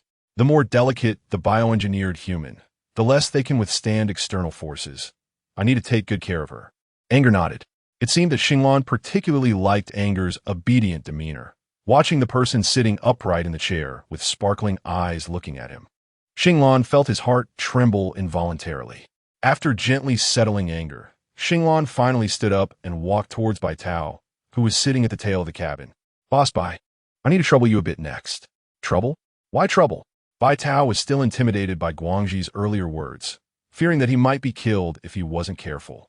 So even though he was envious of the closeness between Xinglan and Anger, he didn't dare to interrupt. Because besides Boss Bai, we will also meet another guest later. At this point, Xinglan paused. I believe Boss Bai wouldn't want that person to know about the accomplices at the charity banquet. Baitao's eyes widened in surprise. Guest? Who? Lu Haochu. Lu Haochu. Baitao appeared somewhat panicked. How could Lu Haochu be here? Wasn't he said to be unwell? How could he be in the hands of these people? Everything came too suddenly, and Baitao's face showed both fear and confusion. Xinglan lazily raised his eyebrows. That's not Boss Bai's concern. Baitao swallowed hard, turning to look at Anger sitting in his seat. Then what about Anger? If Lu Haochu is here, then he can't take Anger away, right? Moreover, Anger was listening when he asked for Anger just now. Bioengineered humans have memory systems. What if Anger tells Lu Haochu everything that just happened? Wouldn't that expose his fraud? Thinking of this, Baitao's face turned pale. Xinglan's eyes moved slightly. Don't worry, Boss Bai. Anger hasn't been installed with a recognition program, so everything that just happened will not be mentioned unless someone specifically brings it up. Baitao suddenly looked up, and his face instantly lit up with joy. What? She hasn't been installed with a recognition program? Otherwise, how did you think I brought Anger out? Anger not only hasn't had the recognition program installed, but even the GPS tracking is not installed, so Boss Bai can rest assured about Anger. Upon hearing this, waves of joy surged in Bai Tao's eyes, as if he couldn't believe that such a low-probability stroke of luck had really come to him. His gaze towards Anger became even more fiery. Seeing Bai Tao's covetous eyes on Anger, Xinglan's expression darkened. So, after we disembark later, we hope Boss Bai will continue to cooperate with us and act as our captive. Once we take Lu Haochu away, Boss Bai will be completely safe. Huh? Bai Tao was momentarily stunned, then came to his senses and looked at the person in front of him, his face confused. Take Lu Haochu away? What do you mean? After a pause, shock suddenly appeared in Bai Tao's eyes. You kidnapped Lu Haochu? You actually kidnapped Lu Haochu? Do you know he has Yu Lingzi behind him and the entire Yu family? Yu Lingzi is currently too busy to care. Or do you think the explosion just now was as simple as blowing up the venue? Bai Tao was stunned. Xinglan smirked lazily. Even if he doesn't die, it will be difficult for him to spare any effort to find us for a while. Even if he finds us, our matters will have long been taken care of. He absolutely believes that with Yu Lingzi's power, that explosion would only delay his speed. After all, he still has a good show waiting for Yu Lingzi to perform. A gift for that old man of his family, who wishes he would die. Chapter 28. The Real Beast World 1. An Abandoned Old Factory. Woo, Master. An wants to find Master. Where's Master? Anu wants to go home. Mrs. Master. It's time to serve Master. Master doesn't want Chi-Chi anymore. The bioengineered humans locked in iron cages raised their cries for help, echoing in a vast old factory, unable to dissipate for a long time. Outside the old factory, under the blazing sun, two fully armed men sat among the piles of rubble overgrown with weeds, chewing on grass while remaining vigilant about their surroundings.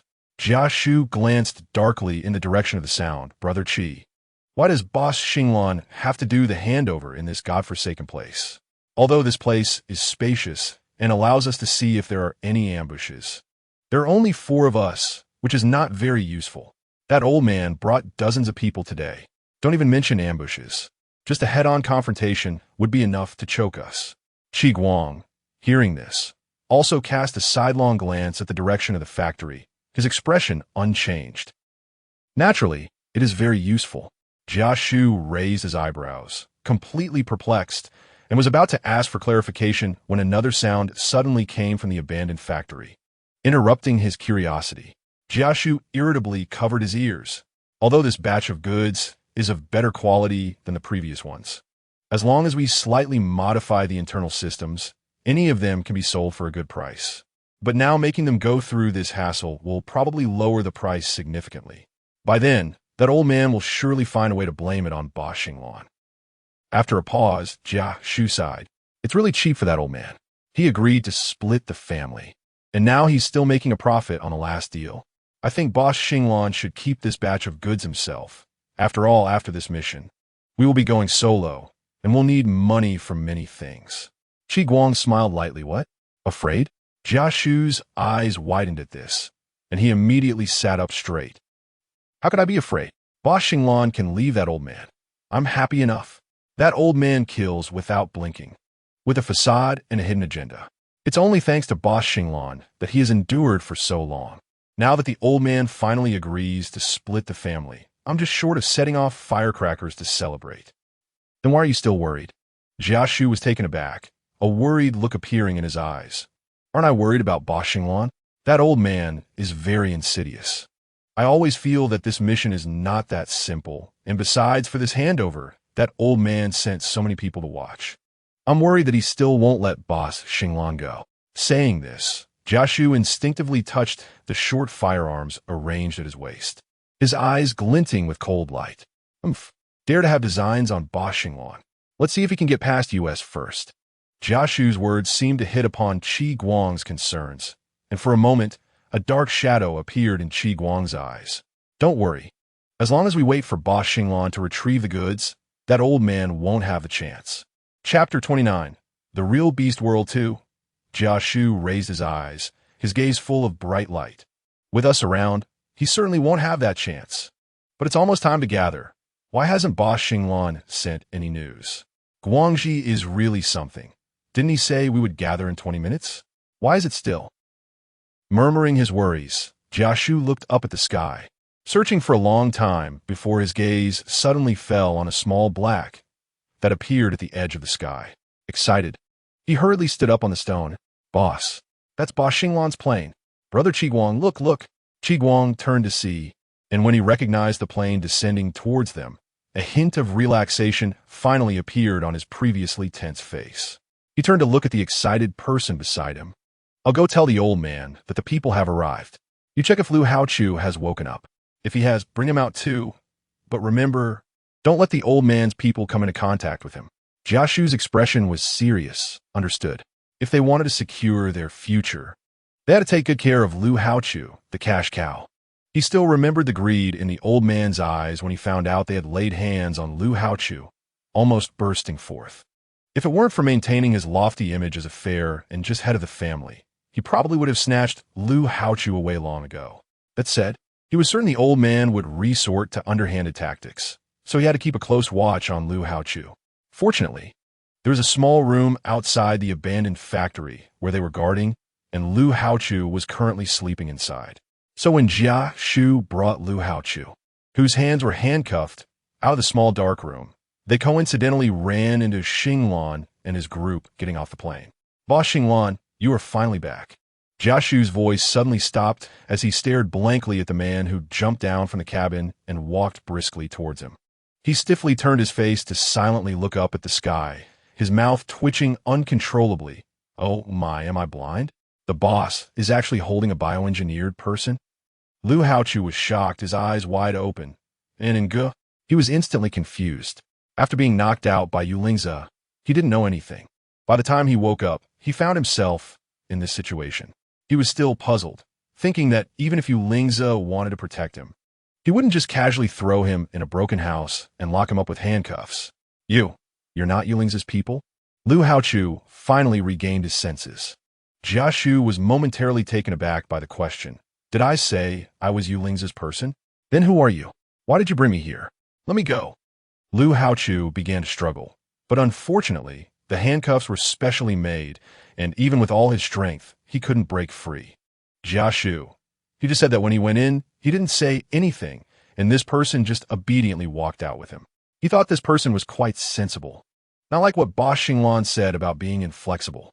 It turns out this guy is just a bit slow to realize he has been tied up. On the other side, when Ngu saw Lu Haochu, his dark eyes brightened slightly. Did you hear me or not? I told you to let me go quickly. Do you know I have the entire Lu family behind me? How dare you kidnap me? Do you believe that with just a warrant from the Lu family, I can have you killed? Lu Haochu was extremely anxious. Being kidnapped as a grown man wasn't a big deal. He understood that these people kidnapped him for his external molding technology, so they wouldn't dare to do anything to him. But Ngu was different. Anger is a bioengineered human, crafted so exquisitely by that mysterious master that even a guess with his little toe would reveal Anger's fate. Chapter 30, The Real Beast World 3. I tell you, don't even think about laying a finger on Anger. Anger is mine, as long as I'm here. You can't do anything filthy to her. Lu Haochu didn't hesitate to claim Anger as his own. With his status, these people would surely think twice before doing anything to her. As long as he was determined to protect Anger, he believed he could keep her safe. But Lu Haochu never expected that his words would immediately settle all pending matters. Ngu was stunned. She had originally worried that Lu Haochu would distance himself from her and expose her human traces, but now it seemed that she had saved a lot of trouble. However, seeing this guy always thinking about her, she was indeed a bit surprised. Don't be afraid, Ngu. They're all my friends. They're just playing around. Lu Haochu was extremely worried, as Ngu had been implanted with human emotions. In such a situation, she must have been completely stunned. Ngu, why does she suddenly feel that this fool is quite cute? Don't be afraid. I'm here. Unable to break free from the handcuffs, Lu Haochu had no choice but to compromise and walk towards Ngu, wanting to take her from Xinglan's arms. Xinglan squinted slightly. Just as he was about to order someone to drag Lu Haochu away, he saw Ngu in his embrace reach out her arms towards Lu Haochu. Ngu wanted Chu to hold her. Xinglan was taken aback, although Ngu didn't reject being held by him. It was the first time she actively wanted to be held like this, which inexplicably stirred a feeling of loss in his heart. But thinking that Lu Haochu was indeed Nji's master, and that he had many things to handle later, it was indeed better to hand Ngu over to her master rather than let her be alone with Bai Tao. Even so, Xinglan still avoided Lu Haochu's outstretched arms and slightly turned his body to set Ngu down. Take good care of her, keep up. Looking at Lu Haochu, Xinglan coldly threw down a sentence and then took the lead, striding towards the abandoned factory. Ngu, Lu Haochu. Jiashu had a look of disbelief on his face as he glanced at his boss and then at the elegantly beautiful Ngu.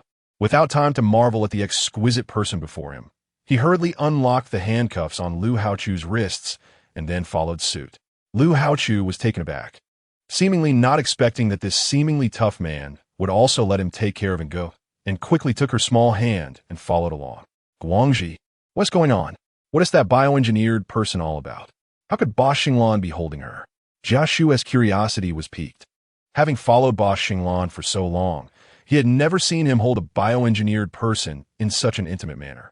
However, that bioengineered person named Ngu was indeed very special. Just a glance made him feel a spark of brightness. No wonder Boss Xinglan would hold her. Guangji raised an eyebrow in amusement and lowered his voice. Don't say I didn't warn you. Ngu is Boss Xinglan's beloved pet, so you better protect her well later. Jiashu was even more shocked upon hearing this. Beloved, bait. Boss Xinglan's beloved pet. Was he hearing things from being under the sun for too long? The boss, who had never liked bioengineered people, actually had a beloved pet? Jiashu wanted to ask more, but when he saw Boss Xinglan suddenly turn around and give him a cold glance, he hurriedly swallowed his words and obediently walked into the factory. Chapter 31. The Real Beast World 4. Taking advantage of the distraction. Lu Haochu leaned closer to Ngu and whispered, Ngu, where's Yulingza? You remember my friend, right? Ngu blinked and glanced at the tense Lu Haochu, shaking her head. I don't remember. Don't remember? Lu Haochu almost choked on his own saliva upon hearing this, nearly stumbling on his feet. How? How could you not remember? Could it be that those people have erased in G's memory? No. If her memory was erased, how can Ngu still remember him? Why remember? Ngu looked at Lu Haochu with confusion. Do you think I'm cuter than a Chu? Lu Haochu was stunned, his expression blank. Should he be happy or unhappy about this? This is the first time he has outshone Yulingza in a miraculous moment.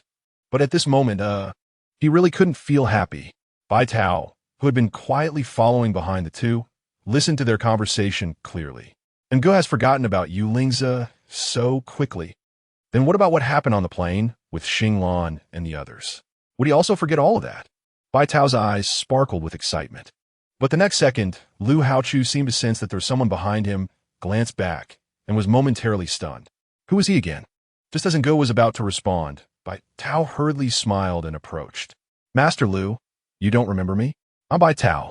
You even attended the charity gala I hosted before. Bai Tao. Lu Haochu was taken aback for a moment, seemingly recalling something, then seriously scrutinized Bai Tao's face for a while before realizing. Boss Bai, it's actually you? Wow, who beat you up like this? I didn't even recognize you. Bai Tao. Lu Haochu quickly asked with concern. How did they manage to kidnap you two, Boss Bai? What about Yulingza? Do you know where he is? Bai Tao awkwardly shook his head, avoiding the main point as he replied. I'm not sure either. I was knocked out by them and woke up already on the plane. After saying that, Bai Tao subtly glanced at Ngu, confirming that Ngu showed no signs of wanting to expose him, and then he let out a long sigh of relief. While they were talking, the three of them followed the group ahead into the factory. As soon as they stepped into the cold, empty workshop, everyone heard low growls and the occasional warning sound that had changed due to the near power outage. Xinglan's eyes darkened, and he instinctively looked back at Ngu.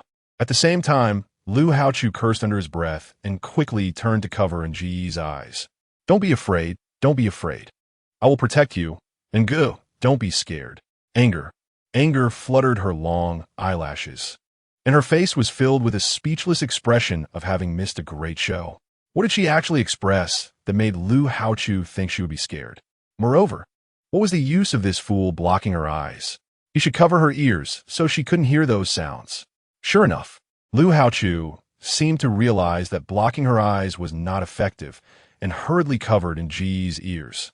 But in the next second, Lu Haochu found that while covering her ears, her eyes could see again, and he became anxious, alternating between covering her eyes and ears, completely flustered. And go. She really wants to kick this idiot to death. Chapter 32. The Real Beast World 5. Upon seeing Xinglan and his group appear, the old man on the sofa finally waved his hand to the beastman beside him, casting a casual glance at the terrified bio-human in the iron cage. Xinglan turned around expressionlessly and respectfully bowed to the old man on the sofa. Old master, the task has been completed. Xinglan looked back at Guangxi, who nodded and brought Bai Tao out, signaling him to walk towards the old man. Xinglan looked at the old man. He is the person you specified, old master. The old man, with a gleam in his eye, glanced at Bai Tao and then at Lu Haochu behind Xinglan, nodding expressionlessly. Xinglan had successfully completed the task arranged by the old man, and the client was very satisfied. The old man raised an eyebrow, his gaze sweeping over the bruised Bai Tao, appearing calm. But a hint of doubt passed through his eyes. He remembered that Bai Tao, this client, always liked to nitpick, and under normal circumstances, he would surely blame Xinglan for Bai Tao's current condition. But, seeing Bai Tao looking over with a gesture indicating that everything was fine, it was clear he had no intention of pursuing the matter with Xinglan. For a moment, the old man truly found it difficult to pick faults with Xinglan. Where are the people I sent? The old man finally spoke. For this task entrusted by Bai Tao, he had specifically sent quite a few people to assist. Intending to kill the person in front of him without anyone being the wiser after the task was perfectly executed. But now, why had Xinglan returned? And where were his people? Yulingza suddenly appeared at the banquet, so the plan changed temporarily. I took my people and left first while they were responsible for covering the rear. Xinglan was well prepared, shifting the conversation. Yulingza has never attended charity banquets. I don't know why he showed up this time. Fortunately, the old master's people helped cover the rear, and I am very grateful. The old man's hands, resting on the armrest of the sofa, curled slightly, almost imperceptibly. If the old master has no other instructions, then from now on, Xinglan has no relationship with the Jun family. I hope the old master will keep his promise and return what belongs to me. Xinglan looked quietly at the old man, meeting his bright eyes without flinching. After waiting for a moment, the old man raised his hand, and a beastman standing behind him took out a leather suitcase and walked in front of Xinglan to hand it over. Seeing this, Guangxi hurriedly stepped forward to take it, quickly opening the suitcase to examine it carefully, nodding excitedly at Xinglan. Xinglan's eyes instantly brightened. Then he turned to look at the old man. Thank you, old master. Xinglan takes his leave. After saying that, Xinglan turned around and prepared to walk out, seemingly not wanting to stay for another moment. Hey! Seeing Xinglan about to leave, Bai Tao couldn't help but intervene, quickly turning around to catch up, but daunted by Xinglan's aura, he didn't dare to block the way. Wait a moment. Xinglan paused and turned to look back. Where's Ngu? Ngu is my person. You are not allowed to take her away. Bai Tao was somewhat confused. Hadn't they just discussed it on the plane? Weren't they supposed to compensate him with Ngu? Just now, when the old master of the Jun family asked him with his eyes if he had any issues, he had very cooperatively answered him. Why was Xinglan preparing to leave without mentioning anything now? Angua, right? Wasn't it agreed that he wouldn't pursue the matter of being injured and would just let Angua go? Chapter 33. The Real Beast World 6. Your person? Are you sure? Xinglan glanced sideways. Bai Tao looked at Lu Haochu, licked his dry lips. Of course.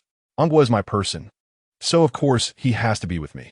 Lu Haochu was confused, suspiciously leaning towards Angua, who was obscure behind him, lowering his voice. He's your master? No way. Bai Tao's biohuman was still bought by him begging for mercy. That guy couldn't possibly be a mysterious master. Of course not. Angua said coldly. Lu Haochu's expression darkened. Then why did he say that? Maybe he has a crush on me? Angua raised an eyebrow. Lu Haochu's eyes flared with anger. He knew a bit about Bai Tao. How dare he say in front of him that Ongwa was his person? This is simply outrageous. Unbelievable. On the other side, Bai Tao anxiously looked at Xinglan, glancing awkwardly at Lu Haochu, and stubbornly continued to remind him. Didn't you just promise me to take good care of Ongwa? Xinglan looked at him with a half-smile. Did I say that?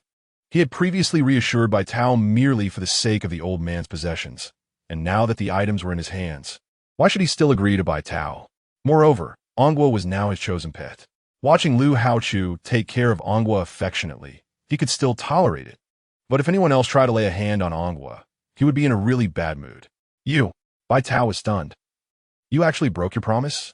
Unaware of the relationship between the old man of the Jun family and Xinglan, Bai Tao was shocked by Xinglan's sudden change of tone. The old man of the Jun family was right beside him. Isn't he afraid that he would tell the old man about the suffering he endured? What broken promise? Lu Haochu couldn't hold back. Ongwa is my person. My master hasn't even spoken yet. What gives you the right to act like my master? If you dare to touch a single hair on Ongwa, do you believe that a single finger from the Lu family could crush you? Bai Tao was stunned by the insult. Indeed, in front of Lu Haochu, he really seemed to lack the standing to demand Ongwa. But, Bai Tao, unwilling, looked pleadingly at the old man on the sofa. I'm telling you, Bai Tao, Ongwa is my Lu Haochu's person. Put away your dirty little thoughts. If you offend me, you'll regret it. Lu Haochu exploded in anger, stepping forward to curse Bai Tao. How dare he compete with him for Ongwa? This guy must be tired of living. If it weren't for the fact that he had to protect Ongwa right now, he would have been ready to beat Bai Tao up. Bai Tao's face turned red and pale. The contrast with his bruised face was truly spectacular. The old man on the sofa was taken aback by this scene, and only then realized that there was someone behind Lu Haochu. He turned slightly to look curiously, and when his gaze landed on Ongwa, there was a moment of clear astonishment in his eyes. She is. The old man slowly surveyed Ongwa from top to bottom with an aggressive gaze. Lu Haochu was startled and quickly stepped back a few paces to block Ongwa. She is mine. Mine. Bai Tao Huyan Yin. He clearly said he would give her to me. Lu Haochu frowned. He said, he's a robber. Do you believe his words? Is there something wrong with your head? Besides, who does he think he is? My master hasn't spoken yet. What right does he have to act as if he is my master? After you left, the charity gala was robbed, and Bai Tao was the mole, as well as one of their clients. Ongwa succinctly laid out the facts. Lu Haochu turned back in shock. What? Bai Tao's face instantly turned pale. Xinglan's eyes widened in shock. Chapter 34. Who is she? 1. Lu Haochu was furious. You actually let the robber rob your own event. After robbing the event, you still want to rob my Ongwa? As he spoke, Lu Haochu wanted to kick Bai Tao a few times, but unfortunately, he was held back by Guangji, left with only a display of anger. Bai Tao's face turned red and white. Xinglan looked at Ongwa thoughtfully, his expression flickering. Biohumans never answer anything unless the beastman asks first, but just now, Ongwa not only answered, but did so concisely, laying everything bare in one short sentence. This. Xinglan's eyes flickered. Ongwa? The old man on the sofa's eyes clearly showed more heat. A very nice name. Lu Haochu glanced over, unable to help but snort coldly. Of course, my Ongwa is perfect in every way. Even the name stands out. The old man's gaze circled around Ongwa several times. I wonder what price would make Master Lu willing to part with her. That little thing, although hidden behind him, from just that brief glimpse, he could tell that she was exquisite compared to other biohumans. More importantly, to make Bai Tao so eager to snatch her away in this situation. She must be something extraordinary. Lu Haochu was taken aback and then shot a glare at the old man. Ongwa is not for sale. 50 million? The old man pondered. His current favorite, Ting Ting, had cost him 30 million, so 50 million for Ongwa should be enough. Hearing this, Xinglan's eyes turned cold, and he glanced back at Guangji, who instantly understood and subtly moved closer to Ongwa. 70 million? The old man continued to raise the price. His gaze fixed on the shadow behind Lu Haochu, intense, probing, and aggressive. Lu Haochu turned his head to look, his expression strange. 80 million? The old man was still increasing the offer. Are you deaf and can't understand what I'm saying? Lu Haochu glared. And if it weren't for the old man's apparent high status, he would have rushed forward to beat him up. I already said not for sale. Not for sale, not for sale. Not to mention Angwa is so cute, making him feel all fuzzy inside. More importantly, he is not even Angwa's master, and he has no right to sell Angwa to anyone. Even if he were Angwa's master, he still wouldn't sell Angwa to others. Ngu is truly a rare treasure. Whether it's her appearance or the various systems built inside her, they make her seem exceptionally lively. Such a doll. Even knowing she is a bioengineered person makes one unable to resist wanting to hold her in their hands and protect her. Just keeping her by one side is not enough. How could one possibly sell her to someone else? The old man is unwilling. Master Lu has the entire Lu group behind him, so he naturally won't lack for money. Why not let Master Lu propose a condition for exchange? Lu Haochu is completely furious. Are you out of your mind? Didn't I just say? Ngu is not for sale, no matter what it is. No matter how high the price, I will not exchange her, let alone sell her. Just give up this thought. Perhaps Master Lu doesn't quite understand the current situation. The old man's wrinkled eyes curved slightly, seemingly not taking Lu Haochu's attitude to heart. Does Master Lu think that you still have the qualifications to negotiate? Lu Haochu's expression suddenly changed. He glanced at the tall beastmen surrounding the old man and instinctively took a step back. Yes, right now his identity is merely that of a kidnapped hostage. Upon careful thought, he himself is barely safe. It seems he really doesn't have the qualifications to bargain with others. Chapter 35. Who exactly is she, too? Heh. A faint smile suddenly appeared, with a cold glint in Xinglan's eyes as she turned to look at Lu Haochu coldly. The old man is right. You are currently just my kidnapped hostage. In terms of qualifications, you have no right to negotiate. Even if you did, you must first see the situation clearly and understand with whom you are negotiating. As soon as the words were spoken, the air suddenly fell silent. The old man's expression changed, and anger surged in his eyes. Lu Haochu was startled by the coldness in Xinglan's gaze, but still unwilling to relent due to his concern for Nji's safety. Anyway, there is no one to talk to. A Ngu is not for sale. None of you should. In a blind spot of everyone's sight, Ngu suddenly twisted Lu Haochu's waist with her small hand. Lu Haochu's words abruptly stopped, and he glanced back suspiciously, but ultimately kept silent. Ngu finally let out a long sigh of relief, feeling somewhat steadied. Is this Lu Haochu an idiot? What Xinglan said was clearly directed at the old man. This guy can't understand and still wants to join in? With such intelligence. He actually holds the position of CEO in some company. This guy must be a fool, right? That company can't possibly be a makeshift crew that could collapse at any time, right? Seeing Lu Haochu suddenly stop talking, a hint of surprise flashed in Xinglan's eyes. She turned to look at the old man, still maintaining a respectful demeanor.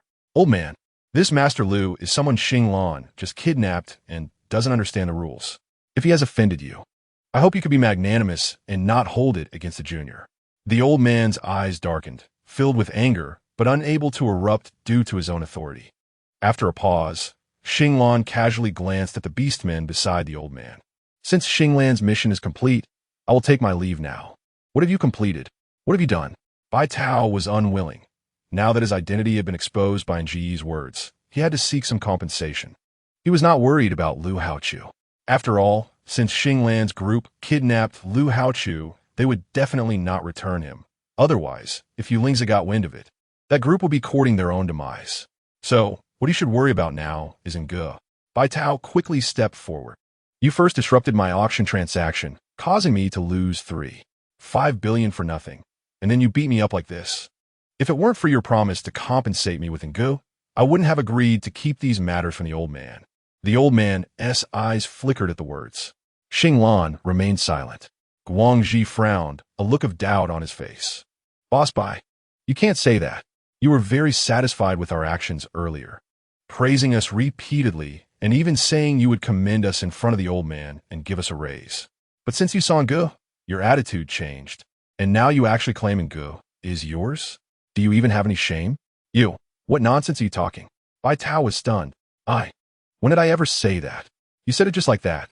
Guangji said firmly. Don't think I don't know you have your eyes on Ngu. Wanting to claim her for yourself, And that's why you're trying to turn the tables on us. Do you really think the old man is a fool? Hearing this, Bai Tao's expression changed dramatically. You don't talk nonsense. What I said is clearly the truth. Hey, look at what you're saying. Guangxi laughed angrily. What you said is the truth, but what I said isn't. Bai Tao was momentarily speechless, his gaze becoming a bit frantic. But when his eyes landed on Nge, they suddenly lit up. Nge can testify. Nge can prove that what I said is true. Everything that happened on the plane, Nge was right there beside them. Anger is a biohuman, and one of the greatest characteristics of biohumans is their honesty and trustworthiness. With no selfish motives, otherwise they wouldn't be so valued in the 29th century, dominated by orcs. Moreover, anger has not yet been programmed for recognition, so it will not favor either side. Indeed, as soon as Bai Tao spoke, Guangxi's expression changed immediately. Chapter 36. Who is she exactly? 3. Not only did Bai Tao's face change suddenly, but even Xing Lan's pupils shrank sharply. Only Lu Haochu's voice rose at an opportune moment. What do you want anger to testify about? Don't you know that anger has been frightened into a stupor by you? Bai Tao, you really have no shame. It's one thing to set up a scheme to steal your own things, and now you also want to create a infatuated to clear your name. You're really willing to tell a colossal lie to steal anger for your unspeakable desires. With your vile character, do you think we would believe you? Lu Haochu finally realized that, rather than falling into the hands of that seemingly tough old guy, it would be better to fall into the hands of Xing Lan's group. At least this group had no dirty thoughts about anger. Just now, Xing Lan had even reminded him to take good care of anger, hadn't he? Completely tearing his face off with Lu Haochu, Bai Tao no longer cared about feeling embarrassed. So what if anger has been programmed with human emotions? When they promised me anger on the plane, anger was right there beside me. Are you trying to stop anger from testifying because you're afraid anger will tell the truth? Lu Haochu was momentarily speechless, turning to glance at anger behind him, a hint of worry appearing in his eyes. All biohumans are programmed with loyalty first, with no lies towards humans. What if what Bai Tao said was true? And looking at this person called Xing Lan being so respectful to the old man, then anger. How could he protect her? Since both sides have their claims, and Bai is a distinguished guest of the Jun family, it would be better to let anger come out to testify. The old man on the sofa finally spoke, his hot gaze staring deeply at the figure behind Lu Haochu, his expression seemingly smiling, yet not smiling. The sooner the matter is clarified, the sooner you can leave, Xing Lan. Xing Lan's eyes turned cold, and he did not speak. Seeing this, the old man felt delighted.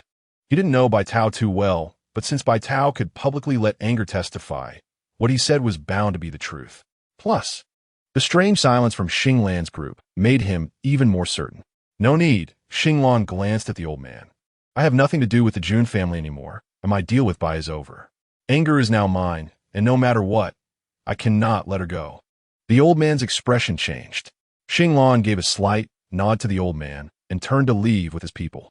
Do you think you can leave? The old man suddenly stood up from the sofa, his anger rising. The person in front of him had never defied him, and now, in front of so many people, they were disregarding him, which was extremely embarrassing. Xing Lan scoffed lightly and slowly turned around. Old Master Jun, are you trying to go back on your word? Not wanting to let us go? Guangxi's eyes sparkled with cleverness. Old Master Jun wouldn't really be like the rumors say, promising the last task to Xing Lan just to push him to his death, would he? Now that Xing Lan has completed the task perfectly, leaving you with nothing to criticize. You wouldn't want to create some other accident to make things difficult for our Xing Lan, would you? Jiashu immediately understood, pretending to be angry. Guangxi, what nonsense are you talking about? Old Master Jun has always been fair and just. How could he resort to such despicable tactics? Qi Guang, standing nearby, frowned. Guangxi, stop messing around. Apologize to Old Master Jun immediately. Guangxi looked wronged. I'm just stating the facts. We have completed our mission, yet you won't let us go. Is it not because Old Master Jun is going back on his word? As his words fell, Xing Lan's group looked at the old man in unison. Chapter 37. Who is she exactly? For the old man's eyes concealed a murderous intent, and he laughed heartily. Xing Lan, don't believe those baseless words. I am keeping you here simply because Bai wants clarity. After a pause, the old man slowly walked towards them. followed by the orcs behind him. Xinglan, this business with Bai is your last task in the Jun family. I once boldly stated that as long as this business concludes successfully, you would have the capital to leave the Jun family. But now, Bai has some complaints and is quite dissatisfied with the Jun family, which really puts the Jun family in a difficult position. The old man stopped a few steps away from Xinglan, his gaze sweeping over everyone, his expression seemingly smiling, yet not smiling. I have always upheld fairness and justice. How could I give others a reason to ruin the rules? Otherwise, how would the Jun family conduct business in the future? Xinglan remained silent. The old man smiled silently. Xinglan, it's just to let anger clarify the situation. If what Bai said is true, we will handle it according to the rules. But if Bai has lied, the Jun family will not let him off easily, and I will certainly give you justice. How about that? As these words were spoken, everyone fell silent. Cold sweat broke out on Bai Tao's forehead, and he swallowed hard in fear. But thinking that what he said was not false, he regained his confidence. Bai, what I said is absolutely the truth. Well then, the old man glanced sideways, looking at the person behind Lu Haochu, let anger come out to testify. The air fell into a moment of silence. Shortly after, a petite figure walked out from behind Lu Haochu, obediently stepping forward. In that instant, a look of astonishment appeared in the old man's eyes as he gazed at Anger's fair and delicate skin, clearly amazed. He seemed to understand why Bai Tao was so eager to have Anger. The woman had done nothing, yet simply walking over exuded an extraordinary natural quality that deeply attracted him. The woman's fair and delicate skin, illuminated by the sunlight filtering through the dilapidated roof, made her look like a little fairy stepping into the light from fairyland. The petite figure radiated a charming, shallow, silver glow, making her even more stunning and impossible to look away from. Having grown accustomed to the attention of others, Anger walked into the crowd, her gaze slowly sweeping over everyone. There were a total of 18 orcs beside the old man, while Xinglan had only 3 helpers. Although she didn't know what Xinglan was planning, she had learned from the conversation on the plane that Xinglan knew the old man wanted to target him, but still only brought 3 people. If there weren't any backup plans, she wouldn't believe it. But what could that backup plan be that made Xinglan so fearless? Anger, you don't need to be afraid. Facing such a delicate person as Anger, the old man concealed his astonishment and spoke in a much gentler tone. You just need to tell us what happened on the plane earlier, understand? Anger blinked, tilted her head to look at Xinglan and the others, then turned back to meet the elder's gaze, obediently nodding. Anger understood. Seeing this, Bai Tao quickly stepped forward. Anger just now on the plane, It was them, those 2 promised to give you to me, right? As soon as he spoke, everyone turned to look at Anger. Xinglan calmly placed her hands behind her back, and suddenly a small object fell from her sleeve, landing perfectly in her palm. Lu Haochu, standing behind her, unintentionally glanced over, his eyes widening in surprise. A high-frequency pulse generator? It's actually a high-frequency pulse generator. Does this person intend to put Anger into sleep mode? Bioengineered individuals do not enter sleep mode when there is sufficient power, but if the owner wants the bioengineered individual to be in sleep mode, they can simply press a specially designed high-frequency pulse generator at close range, causing the core system of the bioengineered individual to collapse instantly, thereby entering sleep mode. Now, Anger was standing just 1 meter away from them, perfectly within the range of the high-frequency pulse. Chapter 38. Who is she really? 5. Lu Haochu's gaze dropped slightly. Although he felt reluctant, given the current situation, it seemed Bai Tao's words were indeed true. It appeared that this person, named Xinglan, had indeed made a promise to send Anger away. Otherwise, they wouldn't resort to such desperate measures. For now, forcing Anger into sleep mode seemed to be the best option. After all, it was better to have Anger unable to speak than to watch her walk away with someone else. The only hope was that this high-frequency pulse generator wouldn't damage Anger's core system too much. Otherwise, even if she was awakened again, she would exhibit various symptoms of system disorder. Just as Xinglan was about to press the button in her hand, Anger stared blankly at Bai Tao, pouted her lips, blinked her pitch-black eyes, and obediently shook her head. No, wait. Xinglan suddenly looked up, her grip on the high-frequency pulse generator loosening. Something's wrong. Something's wrong. No, wrong. For a moment, Guangxi's eyes showed shock, his mouth opening in surprise. If it weren't for Qi Guang blocking his view in front, he might have almost let something slip. Bai Tao was stunned. What? Did he hear wrong? This bioengineered individual actually said no? The elder's expression darkened upon hearing this. Bai Tao immediately panicked, anger. You might not have heard me clearly. I mean, earlier on the plane, look closely, it was them. Those two promised to give you to me to calm me down, right? And Gu shook his head in confusion. No. Bai Tao was taken aback. The old man furrowed his brow, glancing at Bai Tao with eyes as dark as the Dead Sea, then turned to Ngu with a gentle expression again. Ngu, what did you hear on the plane? Even if the truth wasn't as Bai Tao said, it was likely that Xinglan's group wouldn't have anything good to say behind his back. Even if he couldn't grasp the handle Bai Tao mentioned, he was confident he could dig something out of Nji's mouth to make use of. The old man's words made the tension that Xinglan's group had just eased rise again, but this time, Xinglan quickly stuffed whatever was in his palm back in his sleeve, no longer making any movements, only his bright eyes fixed intently on Ngu, his previous doubts growing stronger. Anger thought for a moment, and then, Boss Bai said he greatly admired Alan's actions this time, and that he would definitely praise him in front of the old man, urging the old man to increase the commission for Alan. He also mentioned that talents emerge in every generation, and Alan is a dragon among men, but it's a pity that he is wrong to work under the old man, doing nothing but dirty, tiring, and life-threatening jobs. He also said he had heard long ago that the old man could not tolerate Alan.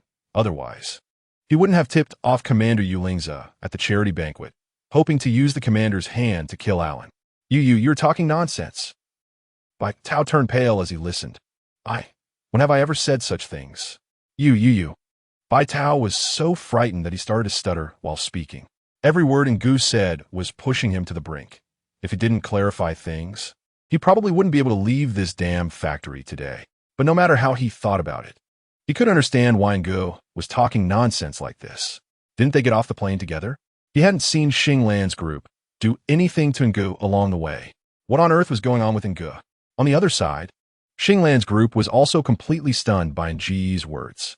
If Qi Guang and Jia Shu were merely surprised by Nji's reaction, Xinglan was left speechless, his eyes shining brightly with intensity.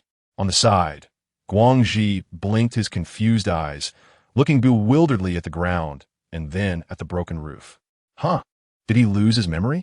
Did they just talk about these things on the plane? Or was it when he set the flight mode at the front of the cabin that Bai Tao chatted with Xinglan's boss? Hey! Bai Tao looked plump and big-eared, yet surprisingly seemed to see things quite clearly, even knowing that the old man wanted to make a move on Xinglan's boss. Chapter 39. Who on earth is she? 6. Anger knew that what she had just said was enough to make Xinglan doubt her human identity, but at this point, she had no choice but to act. If she were to fully disclose what happened on the plane, while her disguise as a bioengineered human could continue safely, her fate would inevitably be to become Bai Tao's pet. Just thinking about Guangxi's hesitant comments about Bai Tao and Lu Haochu's recent anger towards Bai Tao's peculiar preferences made her shudder. If she really followed Bai Tao, who knows how disgusting it would be. But if she could kick Bai Tao out first, even if Xinglan had her doubts, wouldn't Lu Haochu be there to protect her? After all, that fool's foolishness was actually quite to her liking. Considering all this, she naturally placed her bets on Xinglan and the others. What? You actually said it was the old man who sent you Lingza to the charity banquet?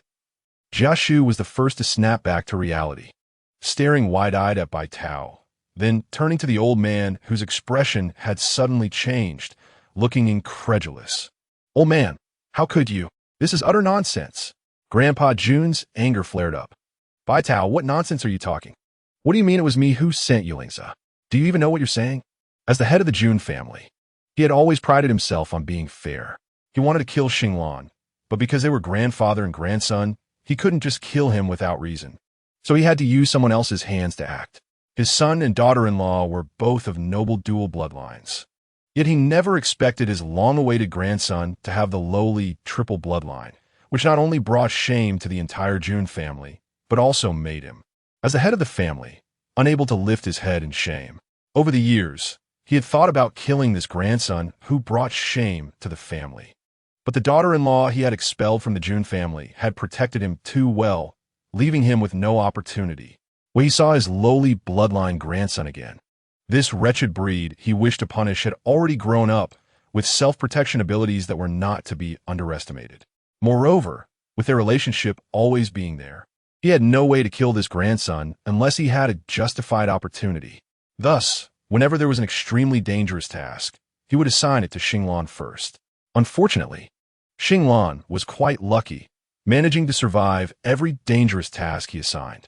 This time, taking advantage of it being Xinglan's last mission, he resolutely decided to draw fire to himself and lead Yu Lingzi to the charity banquet, intending to use Yu Lingzi's hands to kill this lowly bloodline grandson.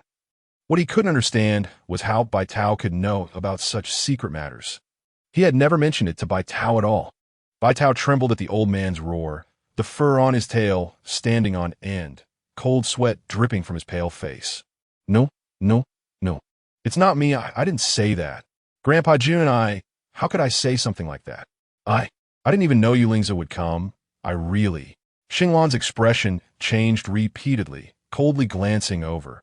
If it wasn't you, then was it me who said it? Didn't you say to be careful of the old man?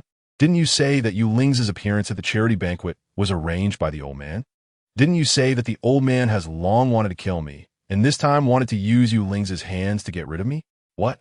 Now you want to deny it? Bai Tao looked astonished, beads of cold sweat rolling down from both sides of his forehead. At that moment, he felt like he had just been pulled out of water. You were talking nonsense. You were slandering me. Chapter 40. Who is she? 7. Guangji suddenly took a few steps forward, slapping Bai Tao hard, glaring and cursing. You bastard. What slander? Wasn't you who asked Anger to testify? You're the one who asked Anger to testify, and now you're going back on your word. What do you mean? If you want to harm us, that's one thing, but now you drag the old man into this. What do you mean? Do you think we would believe what you said about the old man using a knife to kill? Exactly. Jiashu also stepped up to support him. The old man is Xinglan's grandfather. That's a blood relationship. How could he want to kill Xinglan? You are simply talking nonsense. Bai Tao was knocked back several steps by the sudden slap, his head spinning, staggering, and bumping into the beastman behind him before he could react. He felt his hands firmly restrained behind his back by a strong force, almost breaking his shoulder blades. Hey, it hurts. Bai Tao's hands were twisted into an awkward position by the beastman, cold sweat dripping down his forehead again. He could only glance at the old man, his face full of fear. Grandpa, I really didn't say that. I really don't know your internal matters. How could I know about Yu Lingzi? The old man's brows furrowed. Qi Guang quickly chimed in. Boss Bai, what do you mean by that? Are you questioning Anger for lying? Everyone knows that the core system of bioengineered humans has an absolute loyalty program built in. Your excuse is not very clever, Boss Bai. Bai Tao was momentarily speechless. Indeed, to ensure that bioengineered humans had no ulterior motives towards beastmen, the core system of bioengineered humans was strictly controlled by the government, with special numbered marks, then uniformly supplied to qualified companies engaged in bioengineering, which would add various other intelligences according to customer needs. Therefore, when it came to the loyalty of bioengineered humans, it was absolutely beyond doubt. Then you must have done something to Anger. Yes, it must be you, Bai Tao yelled hysterically, his eyes reddening, completely losing the gentlemanly demeanor he had during the charity banquet. Guangji was unwilling. What nonsense are you talking about? Do you think the old man would believe your lies? It must be you who did something. Bai Tao screamed angrily with red eyes. Enough. A deep roar came from the old man's mouth. Bai Tao was so frightened that he immediately fell silent. His throat moved, and the corners of his mouth twitched slightly. After a pause, the old man shot a dark glare at Bai Tao, suppressing his murderous intent, and turned to Xinglan and the others, his face looking extremely grim. Old man here hasn't lost his mind yet. Whose words can be trusted and who can't, I know in my heart. After saying that, the old man glared fiercely at Bai Tao, his murderous intent suddenly evident. How dare this Bai Tao tarnish his reputation behind his back? When Anger was speaking just now, all the beastmen beside him heard it. If he validated Bai Tao's words, where would the face of the head of the Jun family go? Grandpa secretly plotting to kill his grandson? Such an unethical thing. How could it be allowed to happen in the June family? How could it be allowed to be spread outside? Seeing this, Baitao felt cold sweat break out on his back. Grandpa, I am really wronged. I really didn't say that. How could I say such a thing? You have to believe me. You must believe me. I will give you money. I will add an extra 10 to the commission I promised you. No. 30. Please let me go. I beg you to let me go. I really didn't. Bang. An unidentified object was suddenly thrown in through the broken glass window, and before anyone could see what was thrown in, a series of crisp sounds of things breaking and falling to the ground could be heard. Almost at the same time, the orc behind the old man suddenly pulled him to the nearest corner and warned his companions. It's a flashbang. There's an ambush. Protect the old man and retreat. Chapter 41. Who is she really? 8. Xinglan was startled, and then her eyes brightened. She quickly regained her composure and hugged Ngo, who was a few steps away. Qi Guang protected Lu Haochu behind him, and they hid behind a brick wall under the cover of Guangji and Jiashu. Xinglan, it's the army. It's someone from Yulingza. Qi Guang observed the attackers outside with sharp eyes and reported in a serious tone. Xinglan frowned. What? Guangji was shocked. Yulingza's speed is so fast. They only took a few minutes here, and Yulingza's army is already here. Damn it. It's all that Baitao's fault for delaying the time. Otherwise, by now, they would have already left this broken factory, leaving the old man and his group to face Yulingza's wrath. The group fell silent for a moment. Guangji's eyes turned, and he suddenly shouted to the other side of the brick wall. Old man, why is Yulingza here? Is what my boss said true? Did you really want to use us to kill? On the other side, Old Man June was tightly protected in the corner of the brick wall by the orc. He was surprised by everything happening in front of him and suddenly turned gloomy upon hearing Guangji shout. Don't listen to Baitao's nonsense. Guangji smiled silently at this, then raised his voice to feign anger. Then why would Yulingza come? Isn't it because you wanted to use us to kill? At this point, they had already taken what they needed, and there was no connection with the old man. Originally, Xinglan was worried that if they left, the old man would surely find some dirty reasons to smear them behind their backs. If that's the case, why not take the initiative to smear the old man first? Old Man June felt trapped, his face turning pale and then red. He wanted to explain, but felt it would undermine his status as a leader. After all, he was a dignified family head, and now he had to explain to the mixed-blood commoners he usually looked down on, which made him feel extremely disgusted. But not explaining seemed to imply he was tacitly accepting this situation, which made him feel an inexplicable anger choking in his throat. Damn it, it's all that bastard Baitao's fault for talking nonsense. If it weren't for the huge payment of this mission not being settled, he would have loved to take care of him right now. Why should he be splashed with dirty water and have no way to explain it? After a while, the flashbang in the factory became ineffective, and a series of well-trained figures in camouflage uniforms of the Marine Corps began to search the factory, armed with various firearms. The speed of the Marine Corps was extremely fast, and soon they had searched most of the factory, stopping only 10 meters away from the dilapidated stone walls deep inside, with everyone stationed at different points, ready to aim at the positions behind the stone wall at any moment. For a moment, there was no sound in the old factory. Old Man June, save me. Help me. Baitao, hiding behind a stone pillar, trembled with fear. He had never seen such a scene and no longer cared about Old Man June's desire to kill him. Old Man June frowned at the sound and signaled to the orc beside him. He can't die yet. The orc nodded and cautiously moved towards Baitao. But unexpectedly, as soon as he stepped out from behind the brick wall, he was shot dead by a hidden gun, falling right in front of Baitao, who turned pale with shock. The old man took a peek, and his expression changed drastically. Soon after, a man dressed in Marine Corps uniform walked in with a commanding aura. The man was extremely handsome, and though his brown eyes showed no extra emotion, the calmness in them hinted at danger. Even though the man's appearance was top-notch in the wasteland, his imposing aura made everyone dare not entertain any other thoughts about him. Chapter 42. Who is she really? 9. The man's eyes glinted coldly as he scanned the shadows behind the stone walls. His long, beautiful hand gently brushed over the gun at his waist, and his thin lips moved, his voice cold as ice, devoid of any emotion. Hand over the person. Yulingza was accustomed to using strong-arm tactics, and disliked negotiating or retreating. If it weren't for the fact that Lu Haochu was also in this broken factory, he would have ordered an all-out attack to kill everyone long ago. Hearing Yu Ling's voice, Lu Haochu's eyes lit up, and he was about to speak, but before he could act, he was covered by Jiashu beside him. Jiashu leaned out to look outside the stone wall and happened to meet Yu Ling's gaze, instantly shivering and feeling an inexplicable tremor in his heart. He had long heard that the commander of the wasteland was the youngest ruler in history, and even Xinglan spoke of him with a hint of fear. He originally thought that someone so young could hold the position of commander either because of a powerful family or strong connections, and he had some doubts in his heart. But just a moment ago, when their eyes met, Yu Ling's indifferent gaze made him inexplicably anxious, and even his tail involuntarily tensed. Damn it! That kind of intimidating, killing intent and the dominance that only a ruler possesses, he actually felt it just from a glance. What a terrifying aura! Yu Ling's slowly scanned the dilapidated brick walls in the factory, took a few steps in his shiny leather boots, and said lightly, "I have no patience. You have 1 minute. One Lu Haochu for one person to live." Guangxi was taken aback, looking at Lu Haochu, whom he was covering, seemingly not expecting such a turn of events. In his confusion, he widened his eyes and silently asked Xinglan. Xinglan thought for a moment and pointed in another direction. Guangxi was shocked and immediately understood the meaning.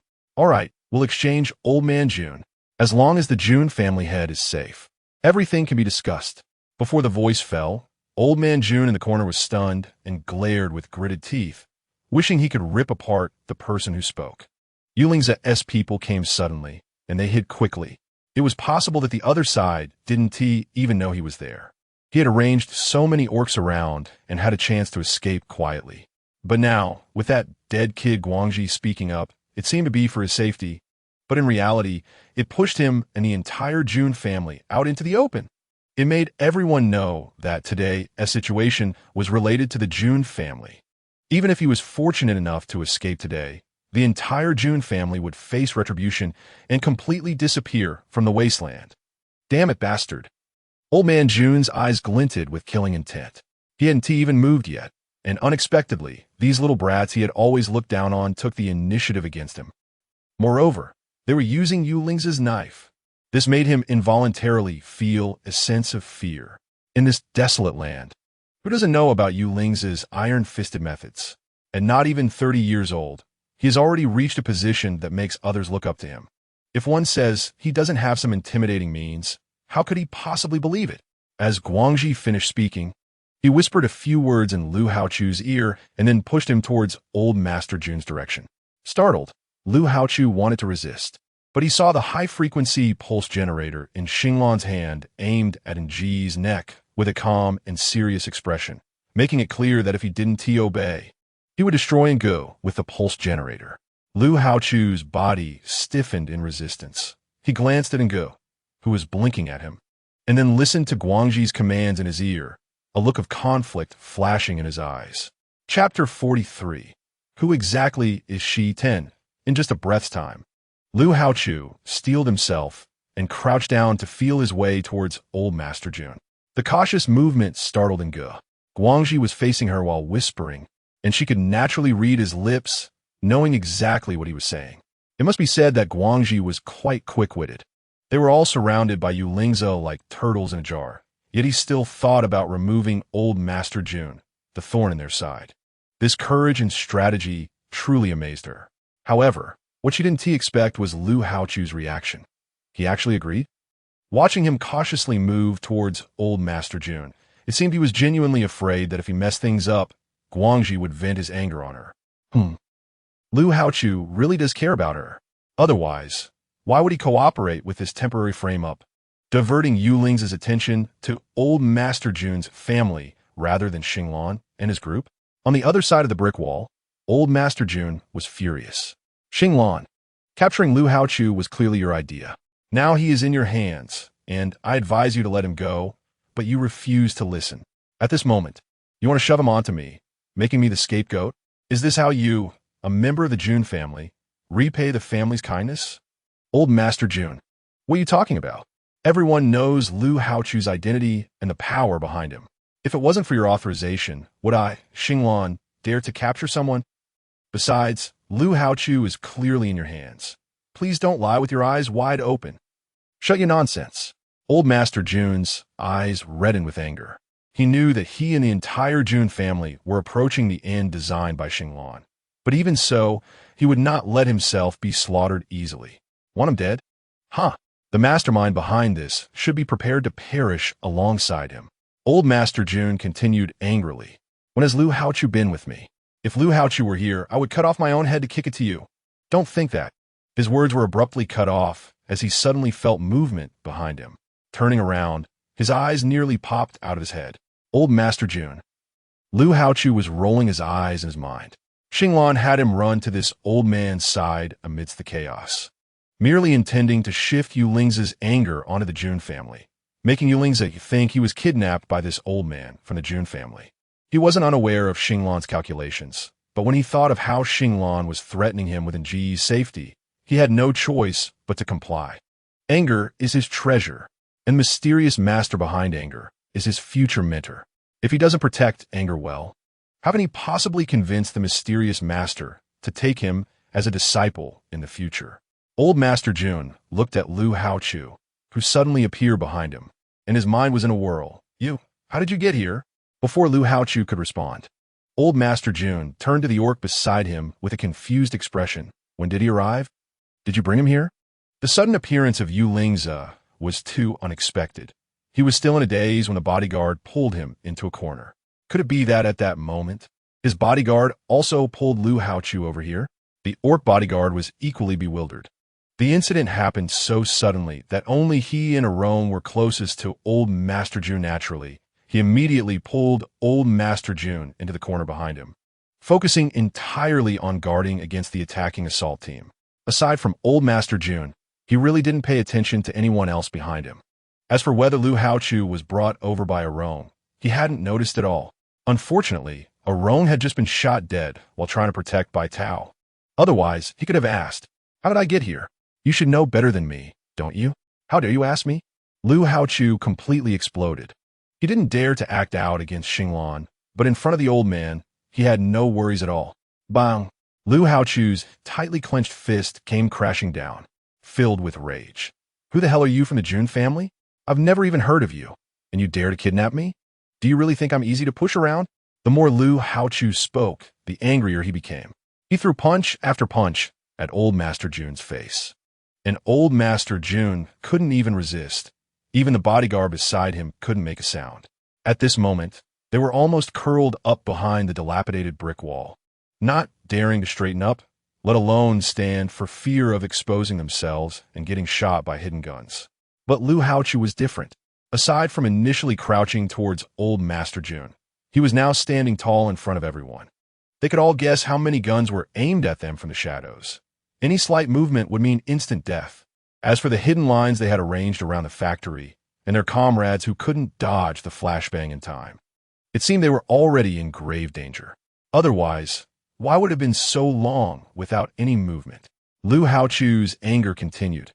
You dare to kidnap me, and you even want to give that lovely doll anger to Bai Tao, that disgusting thing? Don't you know what kind of person he is? You actually want to lay your hands on anger. Anger is my treasure. I cherish her more than anything, and you want to ruin her. If anything happens to anger, I swear I'll tear down the entire Jun family, or else I won't be surnamed Lu. Yuling's. Watching Lu Haochu throw punch after punch at the person hiding in the corner behind the crumbling brick wall, cursing with extreme anger, Yuling's silently looked at the remnants above his head, his gaze sweeping over the direction Lu Haochu had spoken earlier, and then quietly glanced at the ground. The members of the assault team looked at each other in confusion. Ngul? Who was Ngul? Could she be young Master Lu's girlfriend? Otherwise, why would he be so furious? Watching Lu Haochu's subordinates deliver heavy punches one after another behind the dilapidated brick wall, a hint of surprise appeared in Yuling's indifferent eyes. Lu Haochu came from a noble family, had a kind nature, and was well protected by his family elders. So many dirty and dark matters had passed him by. It could be said that his innocent character had never been tainted, and he treated others with great politeness. Even if he disliked someone, His good upbringing never allowed him to be rude in front of others. But this time, seeing Lu Haochu lose control in his rage, Yulingza couldn't help but raise an eyebrow. It seemed that Lu Haochu really cared about Nge. His angry curses were all connected to her, while he himself seemed unconcerned about being kidnapped. Speaking of Nge, Yulingza recalled the delicate bio-human girl smiling sweetly at him, complimenting his looks, and a touch of softness appeared in his indifferent eyes. "All right, come over."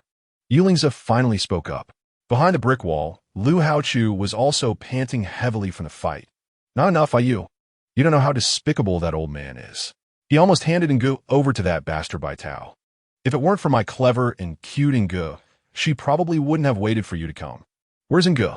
Yulingza's gaze swept toward the crumbling brick wall. As soon as Nge was mentioned, Lu Haochu stopped hitting people and hurriedly abandoned the bruised and battered old man from the Jun family, running anxiously towards Yulingza, pointing in the direction where Xinglan and his group were hiding. "Nge is in their hands. Hurry, hurry." Just as he finished speaking, the members of the Special Operations team spontaneously formed a small squad and moved toward the brick wall Lu Haochu was pointing at. Lu Haochu raised his voice urgently. "Hey, you guys, if you let Nge go, I'll let you leave. How about it?" Yulingza, does this guy think anyone can be exchanged? He, a young master of the Lu group, could barely exchange one person. But this guy for Nge immediately offers to exchange several people? Chapter 45. Who is she really? 12. There was no response from behind the brick wall. Lu Haochu was taken aback, thinking that what he just said wasn't sincere enough. "I swear, I promise that as long as you return Nge to me, I will definitely let you go. Really, I swear." After his voice fell, the factory returned to silence. Doubt flickered in Lu Haochu's eyes. He wanted to move closer to the brick wall, but unexpectedly, his left shoulder was suddenly grabbed forcefully. Lu Haochu turned to look at Yulingza, confused. "Are you? There's a problem." Yulingza frowned slightly, his brown eyes fixed on the brick wall, quietly pulling Lu Haochu behind him and signaling to the Special Operations team with a sidelong glance. The small team nodded and cautiously approached the brick wall.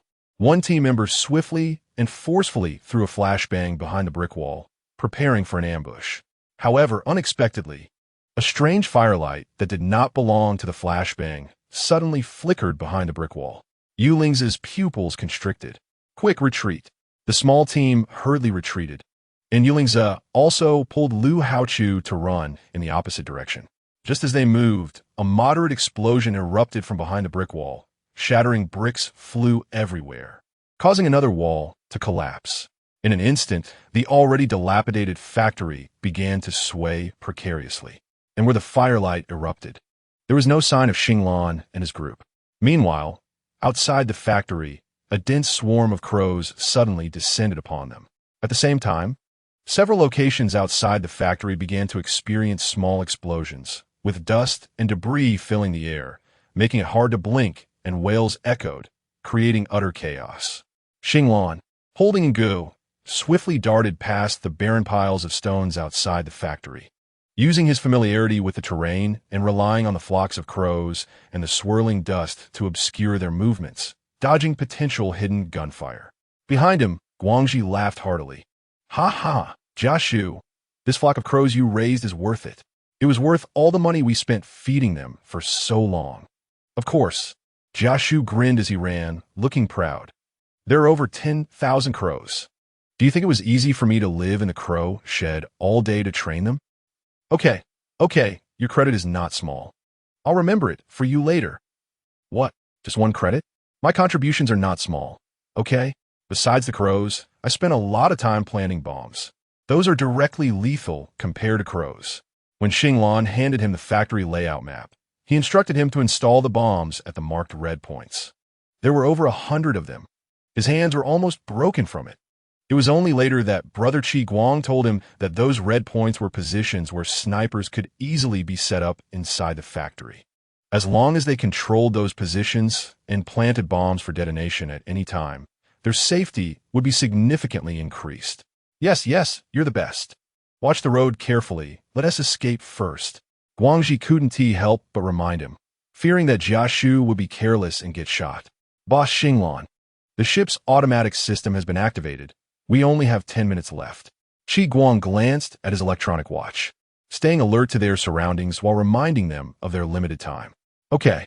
Xing Lan's pace quickened, glancing at the obedient and silent Go in his arms, a fiery determination in his eyes, although this abandoned factory was surrounded by rubble and wild grass. To the north of the rocky area was a vast and deep blue sea. As long as they got on the ship and entered the sea, they would win this round today. The only regret was that the mission to kidnap Lu Haochu had failed. But seeing Go in his arms, Xing Lan's earlier disappointment vanished. If his guess was correct, the existence of Go is worth much more than just kidnapping Lu Haochu. Chapter 46. Who is she really? 13. Go looked up at the helicopter that was faintly visible in the sky, and as she sensed the increasingly strong smell of seawater in the air, her dark eyes flickered with barely noticeable worry. She had been in this beast world for several hours now. Why had the light ions in her body not yet been activated? Could it be that her companions in the lab still didn't know she had been thrown into the wrong time and space? That shouldn't be the case.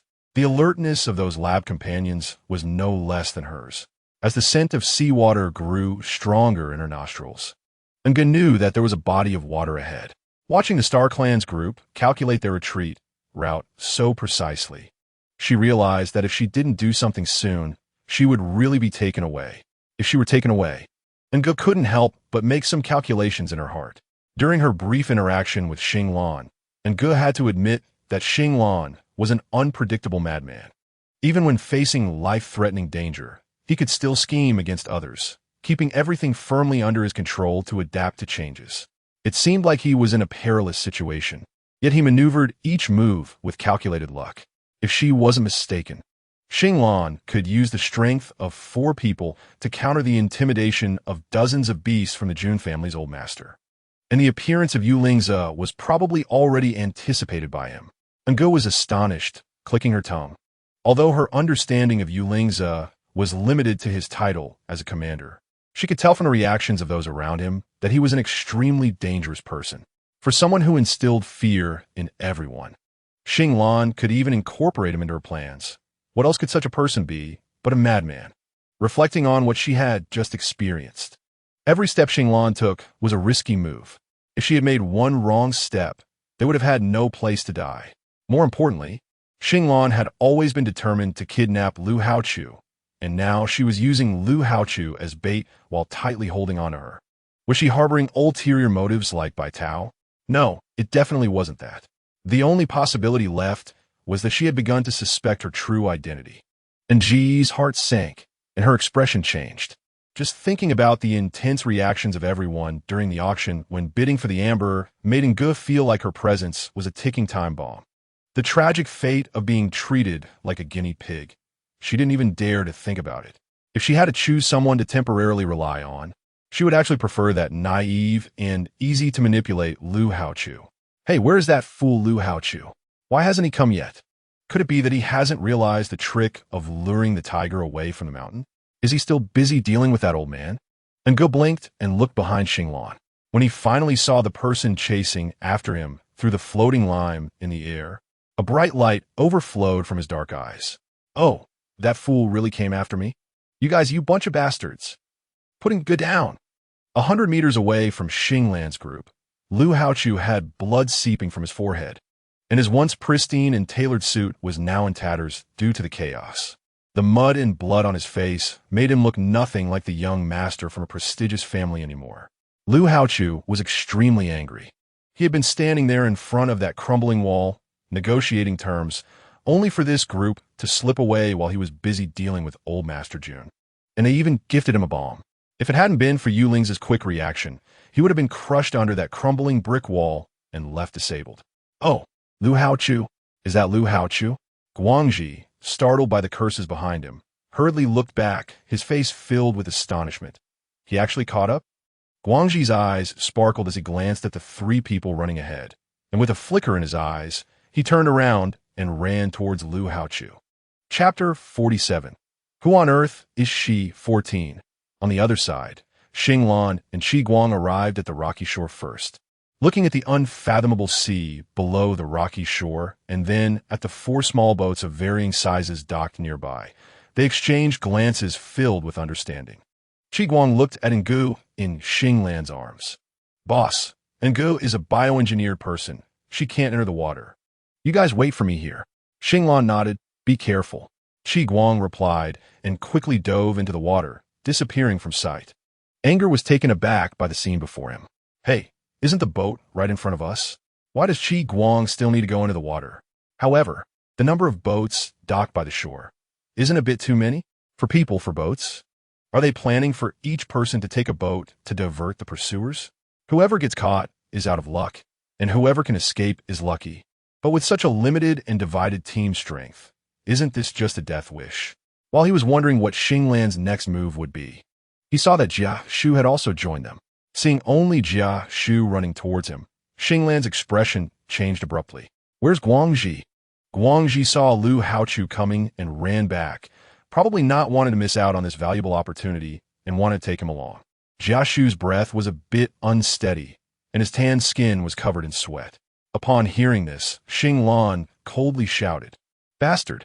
Who told him to go kidnap Lu Haochu? Jia Shu, who was wiping his sweat, paused in his actions. But Lu Haochu came on his own. Besides, our original goal was to kidnap him. Exactly. That's why he didn't stop Guangji when he saw him running back. You all saw Lu Haochu alone? Jia Shu nodded. Yes, and he was injured. I saw blood on his head. That's why he could let Guangji go back alone to kidnap him. Halfway through, Jia Shu's voice suddenly stopped, and he became alarmed. A trap? Is it a trap? Lu Haochu appeared there on purpose? Yes, even a bookworm like Lu Haochu could chase after them. Then what about Yulingza? Jia Shu's expression changed. What should we do, Brother Xinglan? Shall I go back right now? Qi Guang was already in the water. You should go too. Jia Shu looked anxious. But Guangji, hurry up, Xinglan said darkly. Jia Shu trembled at these words, his face showing frustration.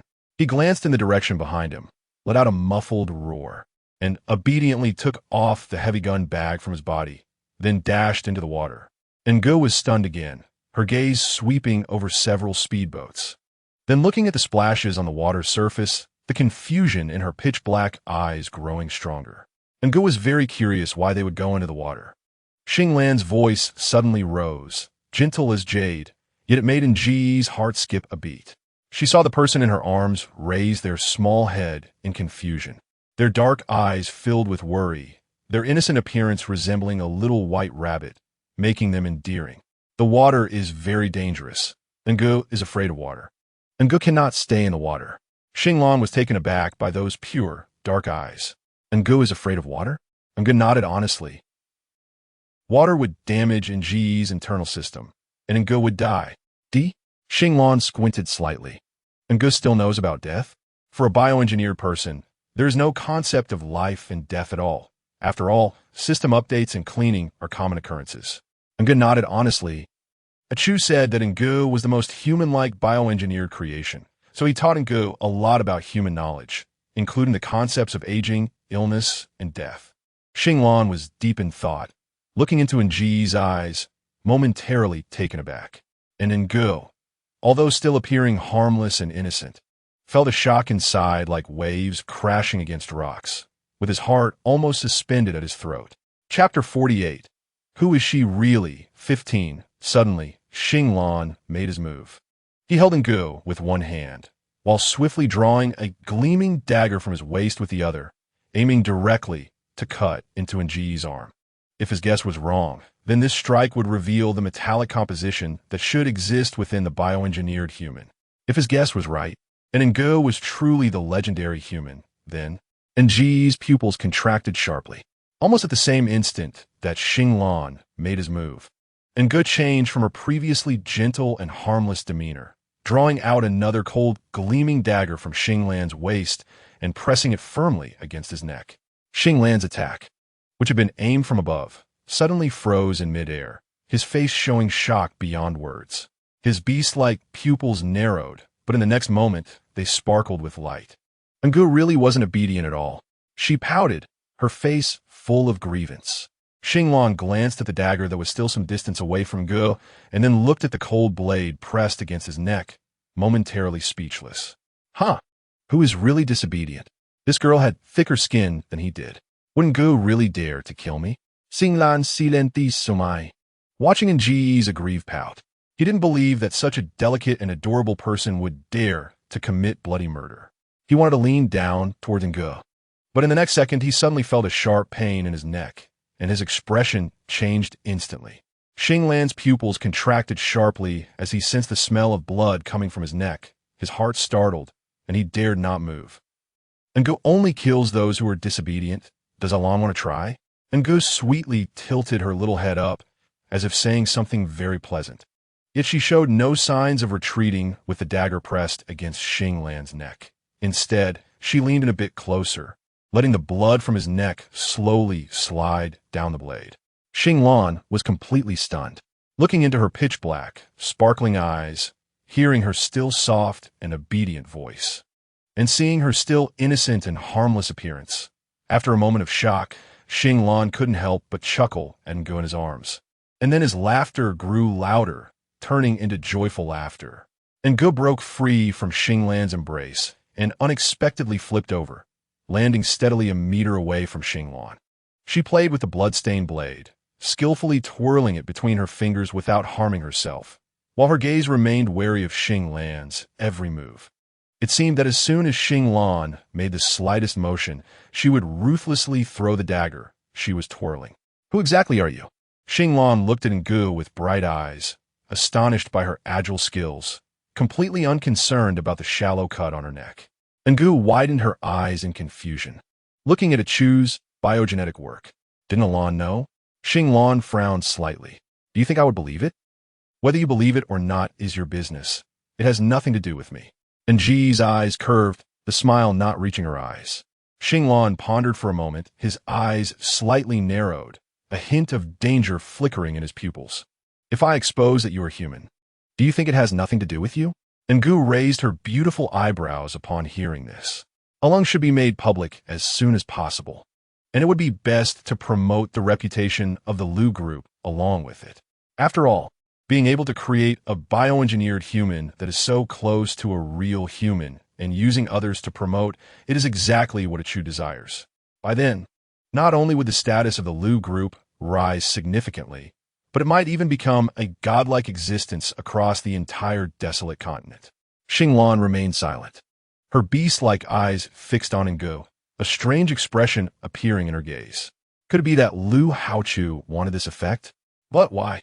Was it to completely crush the C group behind C Shuyuan, to monopolize the patent for bioengineered human outer shells and dominate the technology? So she deliberately made Ngu look so much like a human, just to mislead them?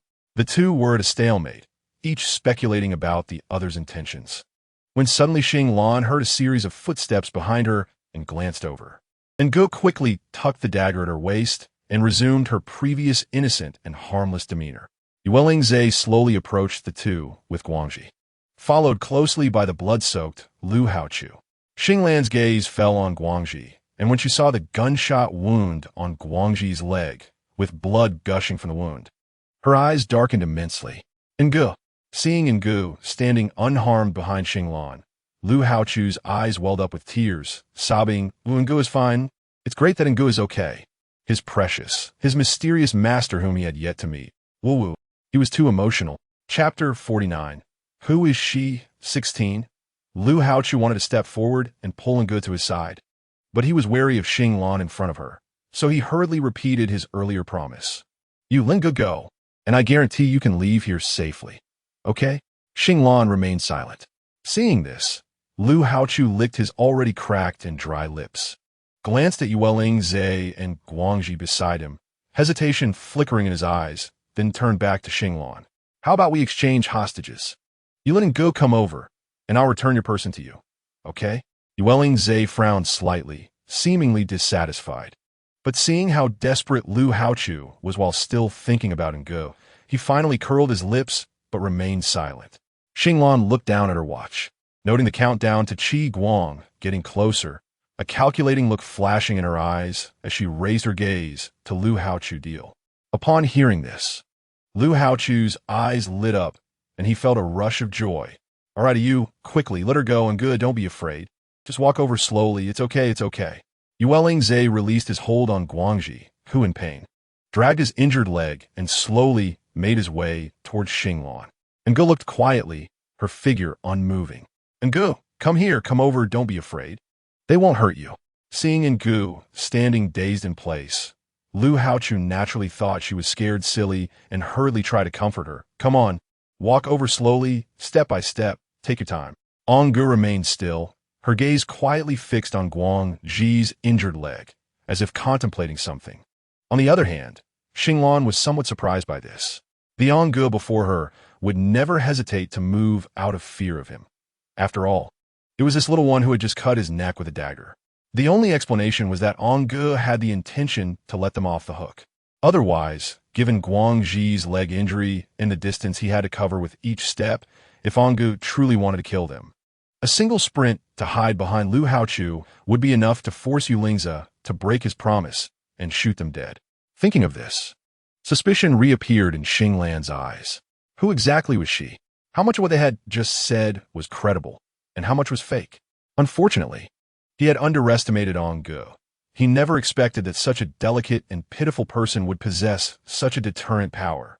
His validation was forcibly interrupted halfway, which left him very unwilling. On the other side, Ngu silently observed the distance between Guang Ji and Xinglan, completely ignoring Lu Haochu's gentle reassurance. She did not dislike Guang Ji. It was just that the current situation was a watershed moment for her. Either Xinglan would be captured, or she would successfully escape. If she were captured, killing Xinglan on the spot would align with her wishes, because only then would Xinglan's suspicions about her remain buried forever. However, if Xinglan were left alive, and if she harbored thoughts of taking her down with her, and said things she shouldn't, if she were to reveal everything that happened on the plane, it was likely that her own fate would not be any better. With that in mind, it seemed more beneficial for her to ensure Xinglan's successful escape. Therefore, she had to make sure Guang Ji could safely reach Xinglan. After all, with the foolish Lu Haochu around, her current silence had already been interpreted as being stunned, allowing her to stand here without moving under the pretext of being scared. Sure enough, when Lu Haochu saw Ngu frozen in fear and watched Guang Ji getting closer to Xinglan, he became extremely anxious. For someone like Xinglan, who was desperate, he naturally worried that once Guang Ji returned to her side, she would go back on her promise and take Ngu as a hostage, which would mean Guang Ji would be giving himself up for nothing. Thinking of this, Lu Haochu couldn't care about much else and hurriedly dashed towards Ngu. No one expected Lu Haochu to suddenly make such a move, not even Ngu herself. Damn idiot! Anger surged in Nji's heart. A fool is indeed a fool. At such a tense moment, every action, expression, or even a slight glance could become a breakthrough for others. How could this fool dare to make such a big move? Chapter 50. She is my treasure. 1. Sure enough, as Lu Haochu ran away, Yulingze, who had been watching Xinglan, suddenly turned his head. Taking advantage of Yulingze's distraction, Xinglan swiftly pulled Guangji, who was approaching her, behind her. Yulingze noticed the movement and turned back to look at Xinglan, instinctively aiming his gun at her to ensure she wouldn't take the opportunity to attack him. After all, in this situation, his reinforcements had almost been injured by the bombs Xinglan had planted everywhere. Among the few of them, only he could contend with Xinglan, and if anything happened to him, the whole situation would reverse. But unfortunately, what he feared came to pass. Just as Yulingze turned around with his gun raised, Xinglan had already lifted her gun first, and unexpectedly, the gun was aimed directly at Lu Haochu on the other side. Yulingze was alarmed. "Achu, be careful." In just a second, 2 gunshots rang out in succession. Lu Haochu, unable to react in time, was struck hard in the shoulder, and the bullet's momentum caused him to stumble and fall into the sea, the sound of a splash echoing as he disappeared from sight. Ngu, watching this bizarre scene, was utterly shocked. Xinglan was hit in the wrist by Yulingze's gunshot, causing her gun to drop suddenly. Guangji seized the opportunity and skillfully retrieved the gun, shooting at Yulingze without hesitation. Yulingze wanted to jump into the sea to save Lu Haochu, but was startled by the sound of the gun being cocked behind him. His long-trained survival instincts made him instinctively change direction. As expected, With a gunshot, several bullet marks were left in the direction he had been running towards. Unable to save Lu Haochu, who had fallen into the sea, Yulingzi was forced to hide behind a large rock due to Guangxi's gunfire. Just as he anxiously wanted to confirm Lu Haochu's position in the water, he suddenly saw An Gu dive into the sea. Yulingzi's pupils constricted. An Gu, who had plunged into the water, was furious at Lu Haochu. If it weren't for the fact that Lu Haochu had come to protect her, she would have wanted to kick this idiot to death. Now, not only had he disrupted the entire situation, causing things to spiral out of control, but she had also been shot and fallen into the sea. She had to remember that she was playing the role of a cyborg right now. And cyborgs were natural enemies of water. Books say that cyborgs fear approaching water sources, yet here she was diving straight into the sea to save someone. This was blatantly revealing her cyborg identity's flaws.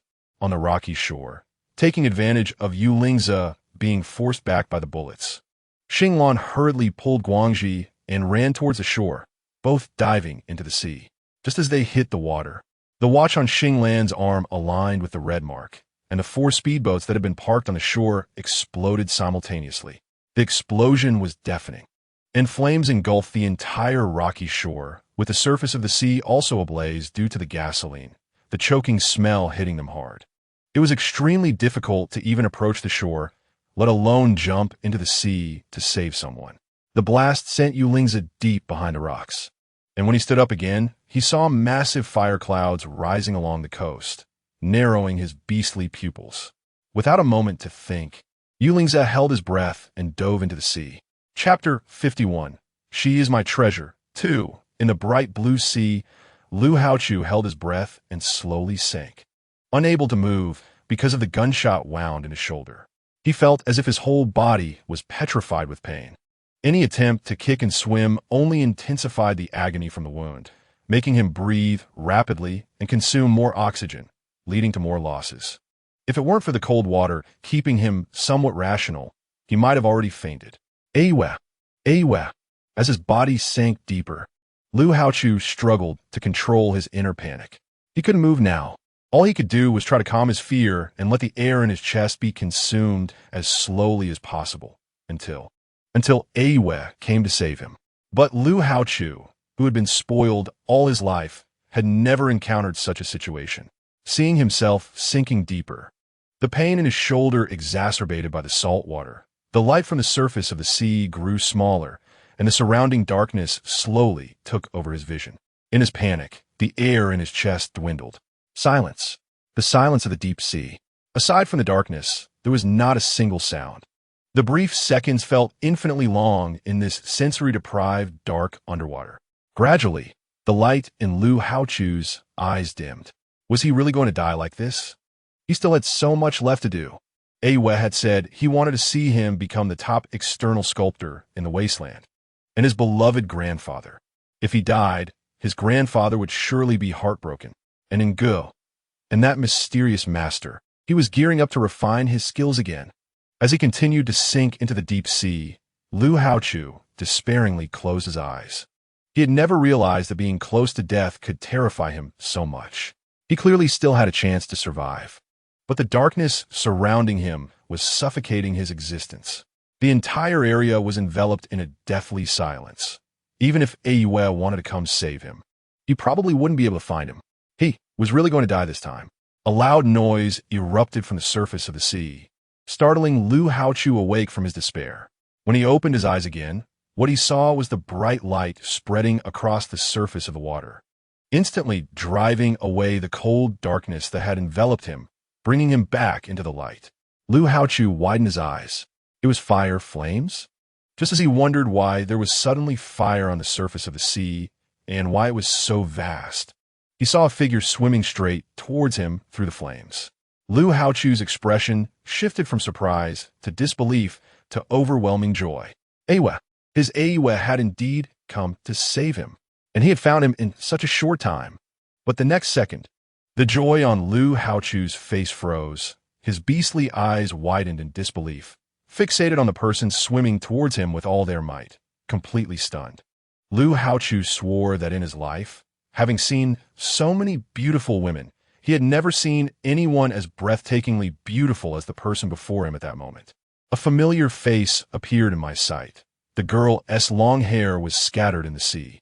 Her skin, as white as snow, seemed like a fairy emerging in the azure water.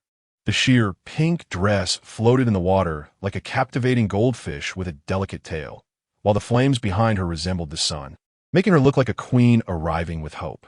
And anger. That is anger. Lu Haochu's eyes reflected the delicate figure swimming towards him, and he was so shocked that he couldn't even breathe. Chapter 52. She is my treasure. 3. 1 hour later.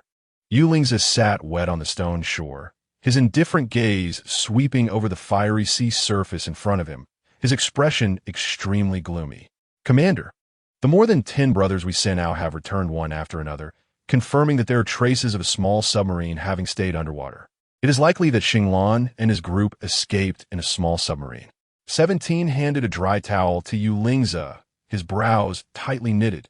But so far, we haven't found young Master Lu, nor have we found anger. They had gathered the lightly injured brothers to search for people in the shortest time possible. But an hour had passed with no results. 17's heart was shrouded in gloom. He heard that young Master Lu was shot in the shoulder when he fell into the sea, and it was very likely that he had lost consciousness by the time he fell into the water. Moreover, the subsequent explosion had caused a large part of the stone embankment to collapse, and many large stones had sunk to the seabed. It was not impossible that young Master Lu was buried beneath them. But even though 17 thought so, when the words came to his lips, they changed. But since there was just an explosion here, and the stone embankment has collapsed quite a bit, with so many things having fallen into the sea, there will naturally be undercurrents. Perhaps the situation underwater is too complicated, and the surface is filled with flames. So anger might have saved young Master Lu and taken him to another place. There is a fort 10 miles away from the seaside. Why not let 17 take people there to have a look? Speaking this way, even 17 himself didn't believe it. Hearing the commander say that anger also went into the sea to save people, aside from the initial surprise, his heart was filled with regret. Biochemical beings have always been afraid of water. No matter how good anger's internal system is, it cannot escape the fate of scrapping. So how could it still save people? Yu Lingzi's gaze was hard to interpret. He nodded slightly, and then suddenly spoke. Has Qinqing arrived? Just thinking about the moment anger plunged into the sea calmed Yu Lingzi's worry for Lu Haochu somewhat. But once he thought about the fact that biochemical beings are afraid of water, Yu Lingzi always felt that he was too optimistic. 17 nodded. Just arrived. He is currently waiting at the abandoned factory. Upon hearing this, Yu Lingzi stood up and walked towards the direction of the abandoned factory. Concerning Lu Haochu's safety, he must clarify the situation, and under the current circumstances, Qinqing, as the vice captain of Lu Haochu's experimental team, was key to answering questions. The group hurried to the temporary settlement outside the factory and saw Qinqing standing in a corner, looking at a nearly scrapped biochemical being in an iron cage. Yu Lingzi hurriedly walked over. Qinqing. Yu Lingzi greeted politely. Qinqing quickly turned around upon hearing the voice, and when he saw Yu Lingzi standing behind him, drenched, his expression was one of surprise. Commander, what happened to young Master Lu? Where is he? Qinqing, can biochemical beings stay in the water? Yu Lingzi asked directly. Qinqing's expression froze for a moment, and after a pause, he shook his head. As far as I know, no. Biochemical beings, regardless of their external materials, cannot resist water, which is all-pervasive. Moreover, the various chips built into biochemical beings need to dissipate heat, and the metallized fibers beneath the skin do not tolerate water's erosion. While it is acceptable to wipe artificial skin with a wet cloth, if they stay in water for too long, it would be like seeking death. Yu Lingzi fell silent upon hearing this. Qinqing continued, with the current technology, for some specially made biochemical beings, we can embed some photosynthetic fiber tubes in their bodies, allowing them to consume a small amount of clean water, which then evaporates through the skin's surface. But that's all. Chapter 53. She is my treasure. 4. So, when it comes to saving people and fearing water, which would biochemical beings prioritize? Qinqing thought seriously for a moment. Fear of water. Yu Lingzi frowned. Why? Biochemical beings have always served the beastmen. Shouldn't saving people come first? He had seen many biochemical beings save their masters during past missions. The reason biochemical beings fear water is not only because it can cause system crashes, but also because a crash system can lead to self-ignition or explosion. Therefore, biochemical beings would never take the risk of going into the water to save people. Not to mention that it would be seeking death. But even saving someone could turn into killing. Thus, when they leave the factory, engineers will inject this prohibition into the smart chips, preventing biochemical beings from coming into contact with water. Yulingza. After a pause, Yulingza, unwilling to give up, asked, "Has there been any upgrades to Anger's internal system regarding fear of water?" Qinqing looked confused. Anger? What anger? Lu Haochu's new creation is called Anger. You don't know? Yulingza was somewhat surprised. Qinqing's eyes brightened. Young Master, Lu has a new creation? Were all your previous questions about Young Master's new creation? What? Can Young Master's new creation stay in the water? Yulingza. Ahem. Qinqing was overly excited, and upon meeting Yulingza's expressionless face, he suddenly felt awkward, then cleared his throat. It's like this. Ever since the last time the biochemical being external structure competition was won by the head of the C family, Young Master Lu, in a fit of anger, said he would meditate for a few months. So I don't really know what he has been doing during this time. I just occasionally go to his laboratory to deliver some materials, but I'm only allowed to deliver them to the door before being chased away. The Lu group mainly deals with the external structure of biochemical beings and receives countless orders daily. As the Young Master, he can naturally rest anytime, but I cannot. I am still busy handling company affairs every day. Where would I have time to care about what Young Master Lu does usually? After a pause, Qinqing couldn't contain his excitement. Commander, were the things you just asked really true? Did Young Master Lu really create a biochemical being that can stay in the water? Where is Young Master Lu now? Can I see him? Yulingza. He is dead. After saying that, he turned and strode out. Qinqing. 10 miles away from the stone shore, by a riverbank. When Lu Haochu was dragged ashore by anger like a dead dog, he was nearly exhausted. Whether it was due to the excitement of surviving or the shock of Anger's appearance, Lu Haochu's pale face had a pair of bright, frightening eyes. He didn't look like someone about to faint at all. Anger, hurry, you need to bask in the sun to dry out the water that has seeped into your body, or you will explode. Nge gasped and collapsed to the side, looking at Lu Haochu as if he were a fool, her face full of disdain. People really can't be compared. Xinglan doubted her true identity just based on her quick response, while this guy Lu Haochu, even after she jumped into the water to save someone, still thought she was a bioengineered human. Isn't that just plain stupid? Nge, hurry up. We can't waste time on this. Get to the sunlight quickly. Lu Haochu struggled to get up, gritting his teeth as his wounds pulled at him, and hurried towards Nge, wanting to carry her into the sunlight. But just as he bent down to pick her up, he felt a small hand yank down on his collar, causing him to lose his balance and kneel in front of Nge with only a 2-centimeter distance between their faces. Which eye of yours saw that I was about to explode? She was indeed about to explode, but it was from being infuriated by this idiot in front of her. Lu Haochu looked completely baffled, pulled his head back a bit, and seriously pointed at his own eyes, saying, I saw it with both of my eyes. Nge, what should I do? She felt a tightness in her chest. Chapter 54. She is my treasure. 5. After taking a long, deep breath, Nge calmed the anger in her heart, constantly reminding herself not to discuss IQ issues with someone who is mentally challenged, and patiently urged Lu Haochu to come closer to her. Open your eyes wider and think carefully about the whole thing. Which part of me do you think looks like a bioengineered person? Facing Lu Haochu's confused and bewildered expression, Nge smiled through gritted teeth. Lu Haochu felt a chill from Nge's gaze, and instinctively thought of the eerie look that Yulingza often had.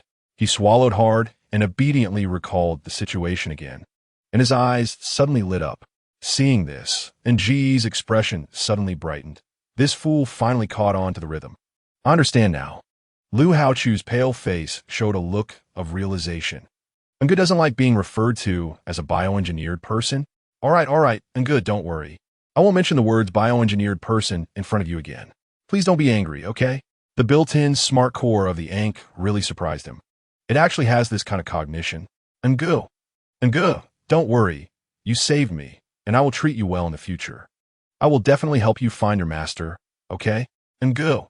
But N'Gu, my little baby, you need to hurry up and get some sun.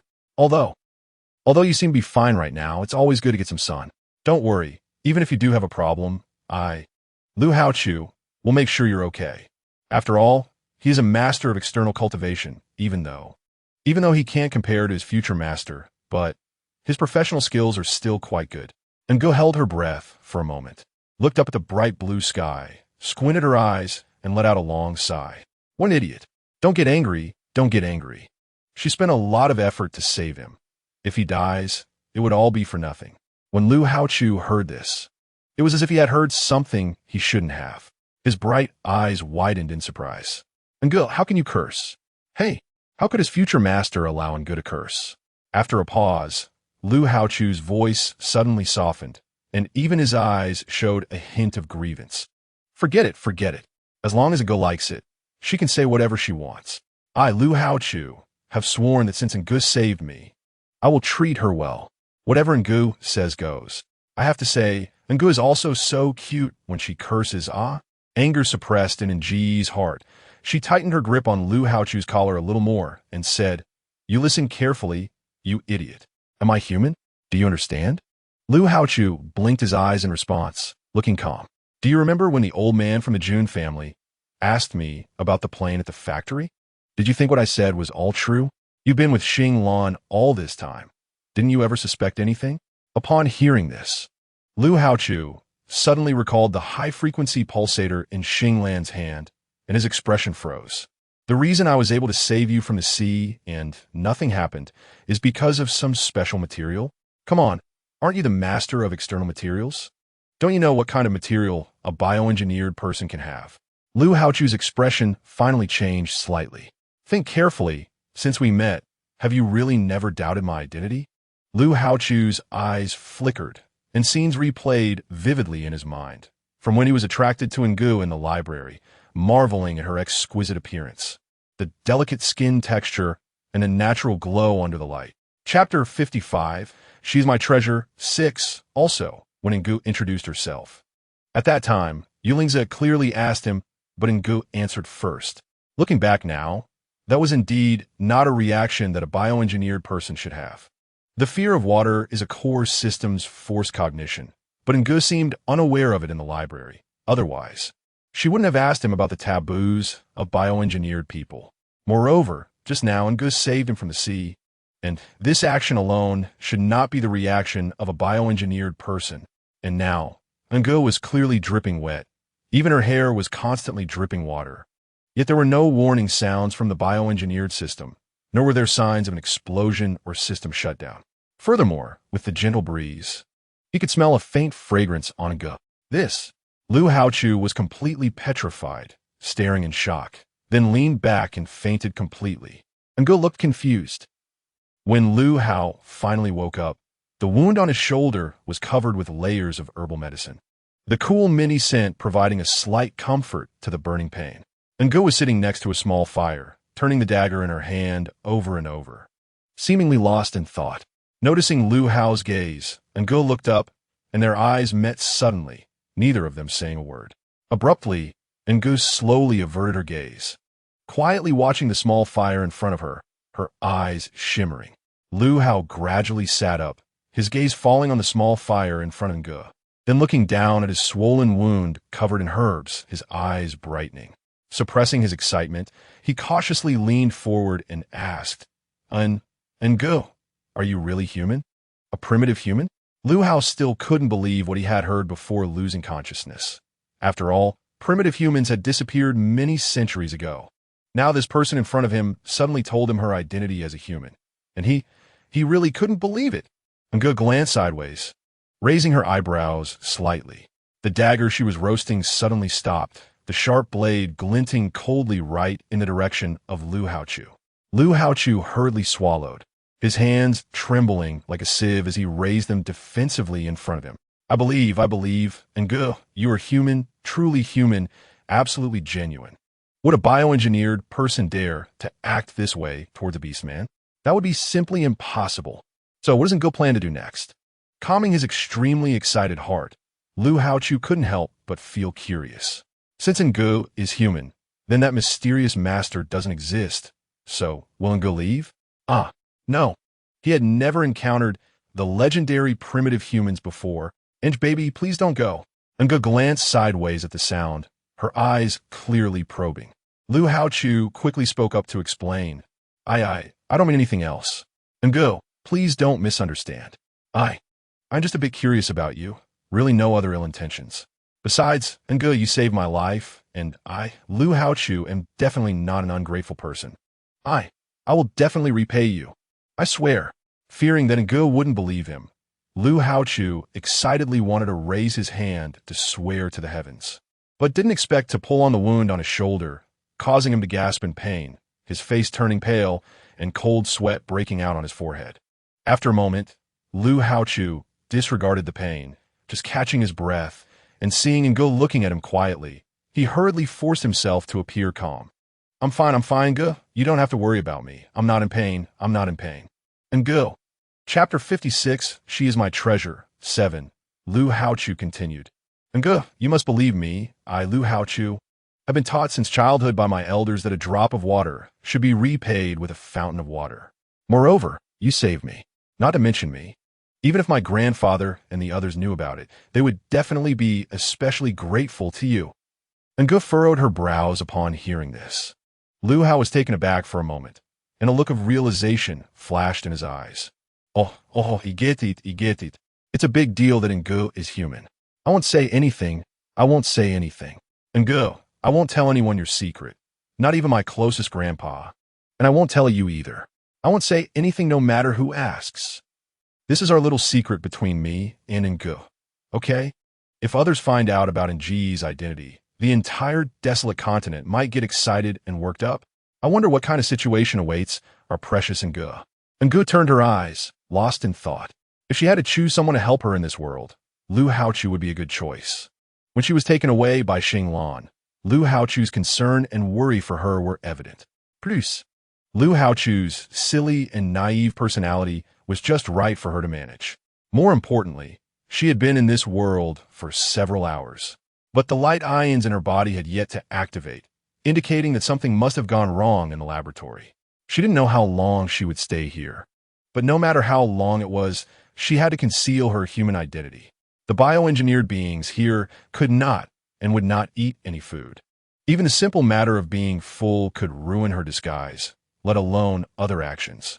Lu Haochu was the external CEO of the bioengineered beings, and if he provided her cover with his identity, any unusual behavior on her part would have a reasonable explanation, making him her spokesperson, which was perfect for her. Moreover, Lu Haochu seemed to have a close relationship with Yulingzi. If she became Lu Haochu's nominal bioengineered creation, with Yulingzi's influence as her backing, others wouldn't dare to touch her, no matter how much they coveted her. Thinking this way, Lu Haochu was indeed an excellent choice for her. It was precisely for this reason that she had been contemplating for so long in front of the little fire, unsure of how to settle Lu Haochu. If this fool was willing to help her, that would be one thing. If he wasn't, would she really have to silence him? Ngu, trust me. I understand the gravity of the situation. I really won't tell anyone else. Of course, I also have my own selfish motives. I have only seen your data in books and have never met a real human before. If I say I'm not at all interested in you, I wouldn't believe it myself, but I absolutely guarantee that my curiosity about you is genuine. I swear I don't have any lewd thoughts like Bai Tao. I swear. Seeing Ngu quietly looking at him without speaking, Lu Haochu felt a bit flustered. He genuinely hoped Ngu would stay. He had no other ulterior motives. And Ngu, if you stay at my place, you can avoid a lot of trouble. It must be said that Lu Haochu's words finally struck a chord with Ngu. Her eyes suddenly lit up, and she raised her beautiful brows. Oh, seeing that Ngu was finally willing to acknowledge him, Lu Haochu became a bit excited, nodding eagerly. Of course. If Ngu stays by my side, everyone will just think you're my creation and won't suspect you of being human at all. Also, when you saved me from the sea just now, that reaction was not something a bioengineered being should have. Perhaps you already saw it. Yu is a smart person. If he becomes suspicious, even if Ngu leaves now, with Ayu's power, he will definitely find you. But if I explain everything, you will surely believe me. Chapter 57, She is my treasure. 8. Also, Ngu, you are human, so you must get hungry, right? Someone has to take care of things like meals, right? I cook really well, I promise. By the way, you also need to sleep, right? Ngu must need to rest. Bioengineered beings don't sleep. They just recharge or clean bacteria. If Ngu stays outside alone, she will definitely be discovered in no time. Speaking of cleaning bacteria, Ngu must also need to clean up. And to persuade Ngu to stay by his side, Lu Haochu definitely put forth his best persuasive skills ever, fearing that Ngu might just turn around and leave if she was dissatisfied. He was still injured and his throat was burning with pain. If Ngu really abandoned him, how could he keep up? Ngu remained silent, lowering her gaze as she picked up a small pill that she had baked into a round shape from beside the fire. She stood up and walked towards Lu Haochu, who was leaning against a big tree, and slowly crouched down to hand him the pill.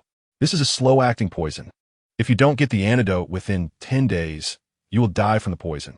If you truly have no ill intentions towards me as you claim, I will naturally provide you with the antidote on time. However, if you do something you shouldn't do to me, it won't be good for you or me. How about it? To show your sincerity, just take it. Lu Haochu was slightly taken aback, his gaze landing on the small pill in Ngu's fair palm. His beast-like pupils contracted as he sniffed the strong herbal scent in the air, then glanced at Ngu, who was close to him. He steeled himself and thought, "Fine, I'll take it. After all, I have no dirty thoughts about Ngu, so what am I afraid of?" Before he finished speaking, Lu Haochu swallowed the pill in Ngu's palm. The moment it entered his mouth, he squinted from the bitter taste, and his nasal passages felt like they were being attacked by something, causing tears to well up in his eyes. TSK, TSK, TSK. It really is a poison that attacks the 7 orifices. He felt as if all his orifices were being cleared by that sinister energy. Ngu, don't worry. From now on, you are my treasure, Lu Haochu. Even if I have to risk my life, I will ensure your safety. Oh my God, why is this medicine so bitter and a bit nauseating? Lu Haochu's entire face scrunched up from the bitterness, tears glistening in his eyes, as if he had suffered a great injustice. On the other hand, Ngu was taken aback. A fool is indeed a fool. She had made the toxicity of the pills so clear, a normal person should have considered it before taking it, right? Or at least pretended to take it to mislead her. This guy, not only did he not think much about it, but he actually swallowed it whole. It seems his sincerity towards her is indeed overflowing. It wasn't a waste of her effort to dig up some dirt and smear layer upon layer of mint juice. In any case, she had no way out now. Just as Lu Haochu said, when she jumped into the sea to save someone, she truly didn't consider others. But thinking about the level of attention Yulingza had towards Lu Haochu, he might have already seen her at that moment. Moreover, Yulingza always thought she was Lu Haochu's creation. Once that lie was exposed, Yulingza would definitely not let her go. Thinking of this, staying by Lu Haochu's side really was the best method. With her mind settled, seeing the silly person in front of her, Ngu felt a bit more stable. Since everything was within her plans, Ngu didn't waste time and walked towards the fire, ready to use the flames and smoke as a signal to call for rescue. Chapter 58. She is my treasure. 9. Skillfully throwing all the branches she had picked up in the fire, the flames surged instantly, forcing Ngu to step back. Although this place was close to the water, the air in the forest was hot and dry. To prevent the fire from spreading uncontrollably, she specifically chose a slightly open area and built a low wall of mud around the fire pit. Lu Haochu looked on in confusion. What is this for? Aren't our clothes already dry? It was early summer. Although it was evening, the heat from the day had not diminished at all. His clothes, soaked from the seawater, had long since dried. Why was there still a need to make such a big fire? In the next moment, Lu Haochu suddenly realized. Oh, I understand now. Ngu is hungry, right? This is to roast something to eat, right? Right? Yes. The books said that primitive humans would eat 3 meals a day like beastmen. Ngu must be hungry. After all this fuss, he was a bit hungry too, especially since it was Ngu, this petite human. Ngu, calm down, this fool is the one she chose. If she lets him get himself killed, her meal ticket will be gone. Half an hour later, When Yulingza followed the fire and smoke to find Lu Haochu with the 17th, most of the forest had already caught fire. Lu Haochu was seen sitting in the sandy area by the sea, covered in dirt, with his face red and swollen, as if he had fallen quite a few times. He looked dazed, seemingly stunned by the firelight from the forest ahead, sitting there speechless. Lu Haochu stared blankly at his handiwork, frozen like a stone, too scared to move. Oh my God! He only wanted to help Ngu roast something over the fire. He didn't mean to set the forest on fire. So, taking advantage of the moment when Ngu had left for a little while, he approached the fire. But in the blink of an eye, how did this small flame turn into a raging inferno? If it weren't for Nji's quick reflexes pulling him away, he might have become a roasted lamb by now. Lu Haochu silently touched the places on his face that had been hit, stealing a glance at Ngu, who was sitting beside him in silence. His mouth twitching. What to do? His Ngu is angry. He doesn't even know if her little hands that hit him hurt. After all, it's said that humans are quite fragile. Yulingza hurried over, looking down at Lu Haochu sitting on the sand, his brows furrowed. Aju! Lu Haochu snapped back to reality. Looking at the suddenly appearing Yulingza, his originally joyful mood vanished without a trace. Ooh, what to do after Ngu hit him? She hasn't spoken to him again. She must be angry. Ooh, Atu! Yulingza frowned, glancing at the towering flames not far away. Then looking down at Lu Haochu. Even if you wanted to signal me, you didn't have to set the whole forest on fire, right? This forest looks like it had been around for a while. What a pity. Lu Haochu suddenly raised his eyes, his face filled with shock. Signal? Signal. Give. Signal. Lu Haochu was completely dumbfounded. Ngu actually wanted to signal Yulingza to save him, but he thought Ngu wanted to roast something to eat. He was still thinking of roasting the fire and then going into the water to catch a few fish to flatter Ngu, and now, great, he ended up flattering the horse's leg instead. Lu Haochu silently lowered his head, for the first time doubting his own intelligence, but at the same time, he was amazed by Nji's cleverness. The legendary primitive human really is as smart as the books say, using fire as a signal to attract rescuers. How did he not think of that? What's wrong? Seeing Lu Haochu's suddenly dejected expression, Yulingza asked in confusion, instinctively glancing at Ngu sitting beside him. Ngu, seeing this, silently turned her eyes away, quietly watching the sunset that was almost gone on the horizon. Why is she sitting with this idiot? Why did she choose this idiot? Why is she here? Chapter 59, She is My Treasure. 10. Because Lu Haochu was shot, Yulingza immediately took him back to the private villa for the medical team to treat him. Don't worry, Chu's gunshot wound didn't hit any vital parts. He just needs to rest for a while to recover his strength. Lu Shaoli said while carefully treating the wound, observing Lu Haochu's complexion. He just has a slight fever now and needs to pay more attention to rest. Lu Shaoli found it strange. Logically, after his brother was frightened and shot, he should be in a weak and listless state. But why does the person in front of him seem so lively? If it weren't for his deep understanding of his pampered brother, and if he hadn't just personally treated the wound, he wouldn't be able to tell that the person in front of him was currently a wounded patient. To know that Lu Haochu usually makes a big deal out of even the slightest cold, announcing it to everyone as if he had a terminal illness. So why is he so low-key after getting shot and falling into the sea? The doubts in his heart grew stronger. Lu Shaoli paused, looking at Lu Haochu with a puzzled expression. Aren't you tired? Lu Haochu blinked and honestly shook his head. Not tired. Seeing Ngu obediently return home with him, he was so excited that he didn't feel tired at all. Lu Shaoli frowned. You're injured like this, don't go home for now, to avoid worrying Grandpa. I will tell Grandpa that you've been staying here with you to work on your new project. Lu Haochu quickly nodded.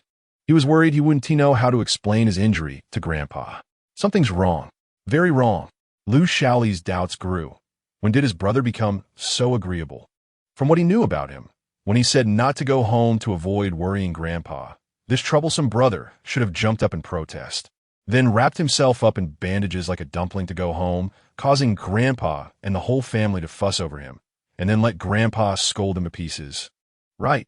Lu Shaoli subtly turned to look at Yulingza sitting on the sofa, just in time to meet Yu Ling's equally puzzled gaze. The two exchanged glances, both sharing a look of suspicion. After a pause, Lu Shaoli's gaze fell on Ngu, remembering what Yu Ling's had told him earlier, and couldn't help but feel a bit curious. So she's Ngu? Your new project? Lu Shaoli intended to take a good look at Ngu, but unfortunately, since Ngu sat down next to Lu Haochu, she had been quietly looking down, as if lacking energy. Her face was covered in dirt, with patches of grime obscuring her features. Her hair was disheveled behind her, with no embellishments at all. The pink dress she wore, soaked and dried, appeared particularly wrinkled, revealing no discernible style, instead looking somewhat out of place. He stared for a long time, and aside from finding Ng's facial contours sharp, he couldn't see anything else appealing. Mentioning Ngu, Lu Haochu's eyes suddenly lit up, and he straightened his body a bit. Yes. She jumped into the sea to save you? Lu Shaoli's eyes filled with suspicion. A bioengineered person jumping into the sea to save someone? He just couldn't believe it. Of course, if Ngu hadn't saved me, I would have died in the sea long ago. The thought of the deathly stillness in the sea made Lu Haochu shiver all over. So I've decided from now on, Ngu is my treasure, and no one is allowed to bully her. You must not treat her like other bioengineered people. If anyone dares, I will be furious with them. Chapter 60, She is My Treasure, 11. All right, Lu Shaoli had long heard that his brother was injured while protecting Ngu, so he naturally knew that his brother had feelings for her. Ngu is your treasure. We won't bully her or make her do anything. Just let her take care of you alone and listen to you only. All right? Absolutely. Lu Haochu was as happy as a child inside. He had promised Ngu to protect her well, and no one could bully her. But when did you create Ngu? How come she isn't afraid of water? This was also a point of suspicion for Lu Shaoli. His brother was obsessed with the creation of biorobots and would always let their father test any good works or upgrades to the core system, causing a ruckus in the house. But this time, creating a biorobot that isn't afraid of water and looks so exquisite yet remains silent. Something was off, very off. Lu Haochu's heart sank. Big brother, you must keep the fact that Ngu isn't afraid of water secret. Ngu is the work I'm most satisfied with so far, but unfortunately I was too excited that day and accidentally kicked the power cord on the ground, causing a sudden power outage in the lab. All of Ng's computer data was lost before I could save it. So you must keep this secret until I can retrieve Ng's data. Lu Shaoli frowned. So you are protecting her to the point of risking your life? If Grandpa knew you almost drowned for a biorobot, he would definitely destroy her. Upon hearing this, Lu Haochu's expression changed instantly. Big brother, you know what my dream has been since childhood. It's not to be the top external sculptor or to be the CEO of the Lu family's external sculpting business. The reason I chose this path is that I have always dreamed of creating a work that is as close to primitive humans as possible. That is my greatest wish. Ngu gives me hope. How could I just stand by and watch that hope slip away from my hands? Moreover, making Ngu took a lot of my effort, be it her skin, shape, or various built-in intelligent systems. All of it was painstakingly crafted by me. Of course, I have to protect her. You must not tell Grandpa. Lu Haochu was a bit anxious. Although Grandpa was very fond of him and always indulged him, anything related to his safety would be magnified, no matter how small. If Grandpa found out about his injury, he wouldn't care about his reasons and would probably scrap Ngu immediately. It had taken him a lot of effort to get Ngu to agree to stay, promising that she would be absolutely safe by his side. He didn't want to slap himself in the face. Seeing Lu Haochu's reaction, Lu Shaoli seemed to understand a bit. He had worried that this troublesome brother would cause chaos at home, given his injuries. But it seemed that this kid was already worried that Grandpa would take his anger out on Ngu, which was why he agreed to his suggestion so readily. All right. Lu Shaoli patted Lu Haochu's head. Just don't let anything slip when you go back. You're still running a low fever, so hurry back to your room and rest. If you don't take care of your injuries quickly, and Grandpa comes to see you, if he blames me, then I can say anything. Lu Haochu straightened his back upon hearing this. Then I'll go rest right away. After a pause, Lu Haochu quickly dashed upstairs. As he passed by Ngu, he grabbed her. Come on, you have to take care of me. If I get thirsty at night, you still have to feed me water. Chapter 61, She is My Treasure, 12. Anger did not resist, and got up to let Lu Haochu hold her hand and walk towards the room upstairs. Watching the two go up the stairs one after the other, and then hearing the faint sound of the door closing, Lu Shaoli turned around to look at Yulingza, his expression serious. This time, was it really a trap set by the Bai family? Lu Shaoli had naturally heard of the Bai family. After all, his brother liked to show off his bioengineered creations at various banquets, including many hosted by Bai Tao, so he had gradually paid attention to the head of the Bai family. However, he did not expect Bai Tao to be so bold as to set a trap that ruined his own banquet and even sent people to kidnap his brother Lu Shaoli. This was simply outrageous. Yulingza's eyes turned cold. The Bai family is merely the initiator. The real executor of the task is the Jun family. The Jun family? Lu Shaoli was stunned. That underworld family, the Jun family? The one led by that old man, Jun.An? Yulingza nodded. Lu Shaoli sneered upon hearing this, a sarcastic smile on his lips. Just a defeated family. Yet they still have the guts to move against my Lu family. They truly are tired of living. Although Lu Shaoli was nominally the head of the Lu group and the personal doctor of the commander of the Wasteland continent, he was actually an undercover force beside Yulingza, his most trusted right-hand man, in control of the largest dark web force in the Wasteland continent, and an indispensable chief information officer for Yulingza. A defeated Jun family is not worth worrying about. Yulingza's expression slightly darkened. But Jun Xinglan is different. Jun Xinglan? Lu Shaoli murmured, recalling the origins of this name in his mind. Is he the disgrace of the Jun family? The one with the 3 bloodlines? Yulingza raised his eyes. Unfortunately, he got away. Not only did Jun Xinglan escape, but he also used Lu Shaoli to deal with the Jun family. Although the Jun family deserved punishment for being involved in the kidnapping of Lu Haochu, the thought that he had become a pawn, doing the work for someone else against the Jun family, made him feel very uncomfortable. Lu Shaoli realized, compared to his family's old man, this guy is much more cunning and scheming, but it's a pity about his bloodline, no matter how outstanding he is. He is still a thorn in the old man Jun's eyes, who would love nothing more than to kill him. What a pity. Lu Shaoli valued talent highly. The reason he remembered Jun Xinglan, a lowly person with 3 bloodlines, was largely due to Jun Xinglan's abilities. He will come back, Yulingza said lightly. Lu Shaoli looked over curiously. What do you mean? Bai Tao's confession said that Jun Xinglan is very fond of anger. Yulingza replied succinctly. Lu Shaoli realized. So he will definitely come back. But under those circumstances, how did he escape? Lu Shaoli's curiosity surged. He was well aware of Yulingza's methods. For someone to slip away from Yulingza, Jun Xinglan would definitely be the first. A small submarine. What? Lu Shaoli exclaimed. That guy even used a small submarine? Where did he get it? From military weapons like submarines. Yulingza managed them quite strictly. Even if they were available on the black market, they would probably come at an outrageous price. Given Jun Xinglan's position in the Jun family, he could not possibly have that much money to buy such a thing. Moreover, even if Jun Xinglan did have the money, his dark web influence would definitely know about it. 17 checked. It was self-made and modified, not listed in military weapon records. What? Lu Shaoli was shocked, immediately looking regretful. What a pity. What a pity. He is definitely a talent. Being able to make weapons, especially military weapons like small submarines. How could such talent not be in my hands? Chapter 62, As long as you are here, it's enough. 1. Yulingza raised his eyes, his brown gaze chilling slightly. He wouldn't care about the Jun family, so why would he care about you? When they were at the abandoned factory, he didn't hesitate to splash dirty water on Jun.An, so it was clear that Jun Xinglan had long harbored thoughts of eliminating the Jun family. Lu Shaoli choked. But how can it be the same? The old man of the Jun family had long harbored murderous intent towards him. It was natural for him not to care about the Jun family. But I am different. I approach this with an appreciation for talent. As long as the conditions are right, he might not be uninterested. If it weren't for Jun.An being around before, I would have recruited him long ago.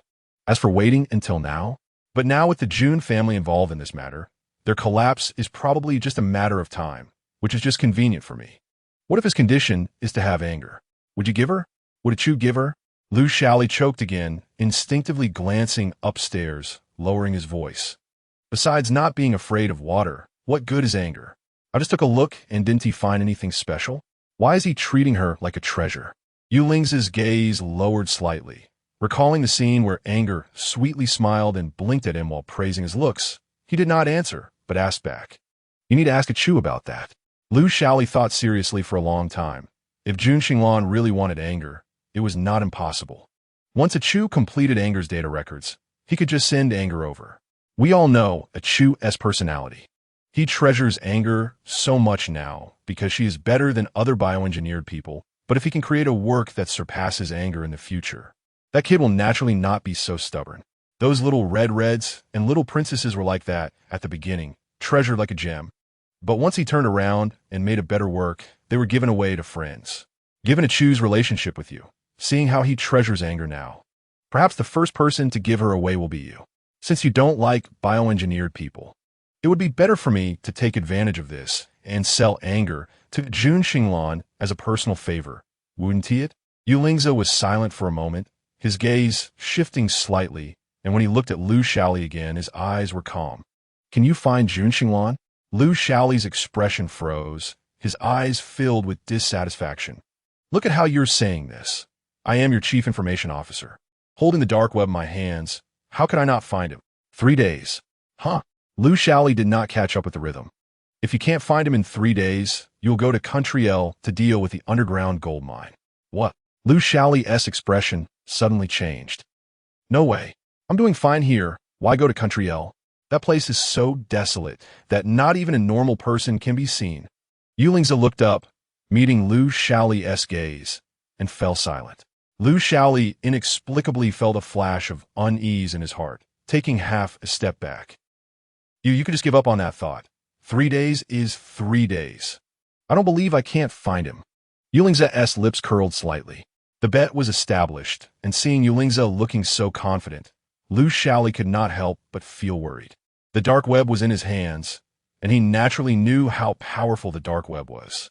If he were betting against someone else, Lu Shaoli had never lost before. But if the opponent were Yulingza, why did this guy suddenly want to bet with him? He didn't remember offending him anywhere. Suppressing the doubts in his heart, Lu Shaoli felt the hairs on his back stand up in an unseen place. And he could no longer sit still. The Country L is located in a tropical jungle area, and apart from the local indigenous people, no one is willing to go there. Just the thought of losing and having to stay there for a while. Constantly seeing the indigenous people in their naked forms until the underground vault matters are settled before returning, makes him feel utterly unwell. Lu Shaoli pretended to be calm as he stood up to take his leave. Ahem, well, since a Chu can't go home these days, I'll have to trouble you to take care of him. I suddenly remembered that I have an appointment with my grandfather for tea, so I'll be leaving first. Yulingza understood and raised his eyebrows slightly, nodding without exposing anything. After watching Lu Shaoli leave, his gaze finally turned towards the upstairs, and his expression was hard to read. Chapter 63. As long as you are here, it's enough. 2. Inside the room. As Lu Haochu held in Ji's hand and entered the room, he nervously closed the door and carefully listened to the sounds outside. His tense expression made the fur on the tail behind him stand on end, which piqued in Ji's curiosity. The emotions of beasts are often reflected in their physical appearance. For example, dogs wag their tails when they see someone they like, and their fur stands on end when they sense danger. But she didn't expect that after so many centuries, beastmen still maintained such a direct way of expressing themselves, which truly made her curious. If Lu Haochu was curious about the habits of primitive humans, how could she not be curious about the lives of beastmen? Fortunately, they didn't suspect anything. That was really close. Confirming that there were no footsteps outside, Lu Haochu finally breathed a sigh of relief. After locking the door, he hurriedly led Ngu into the room. Ngu, don't think this is a used villa. I often stay here and have long regarded it as my second home. This room was specially designed for me by you. Outside is my private laboratory and living room, and inside is the bedroom, so you can rest assured. Unless I give orders, no one else besides you dares to enter this room. Ngu, you must be hungry, right? Whenever I do experiments, I forget to eat and sleep, and I don't want to bother the servants to cook in the middle of the night. You is worried that I might go hungry, so there is a lot of food stocked in the fridge. You can take whatever you want. If you don't like what is there, just tell me, and I'll buy something for you. And go listen seriously. her gaze sweeping over the array of food in the refrigerator, and she casually picked up a piece of cake to eat. It must be said that she was already so hungry that her front was pressed against her back.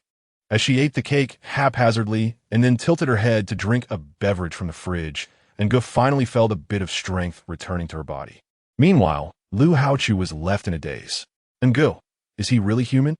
Although he had long believed that Ngu was human, seeing him happily devouring food now made him unable to suppress his inner excitement, with his beast-like eyes shining with astonishment. Ngu, you are truly one in a million human being. You are really like an extinct primitive human from several centuries ago. He's really struck gold. Thinking of this, Lu Haochu hurriedly took out several kinds of food from the refrigerator and handed them to Ngu, saying, Ngu, take your time eating, there's still a lot here. Ngu nodded obediently, her mouth full of food as she ate while surveying the room's decor. Her gaze landed on the large bed in the bedroom, her words slightly unclear. I'll sleep in the bedroom, you sleep outside. Okay. Lu Haochu, with both hands holding food, obediently followed behind Ngu, clearly already her little follower. However, unlike Nji's scrutiny of the room, his attention was entirely focused on her, his heart almost melting, leaving him oblivious to whatever Ngu was saying. Nji's eating appearance is really so cute, just like a little hamster with puffed cheeks, continuously eating, so adorable that I just want to poke him with my finger. After carefully examining everything in the room, he walked to the window to look at the terrain outside, and Ngu had some calculations in his mind. He glanced at the clock on the wall, couldn't help but yawn, and his eyes instantly filled with tears. Turning around to look at Lu Haochu behind him, he pointed in the direction of a laboratory. Good night. Lu Haochu hurriedly responded, paused, and then realized what he had just said, his face suddenly showing surprise. Good night? Before he could say anything else, Lu Haochu felt himself being pushed out of the bedroom door by Ngu, and the food in his hand suddenly disappeared. He only heard the sound of the door closing with a thud, and the adorable Ngu was no longer in sight. Chapter 64. As long as you're here, it's enough. 3.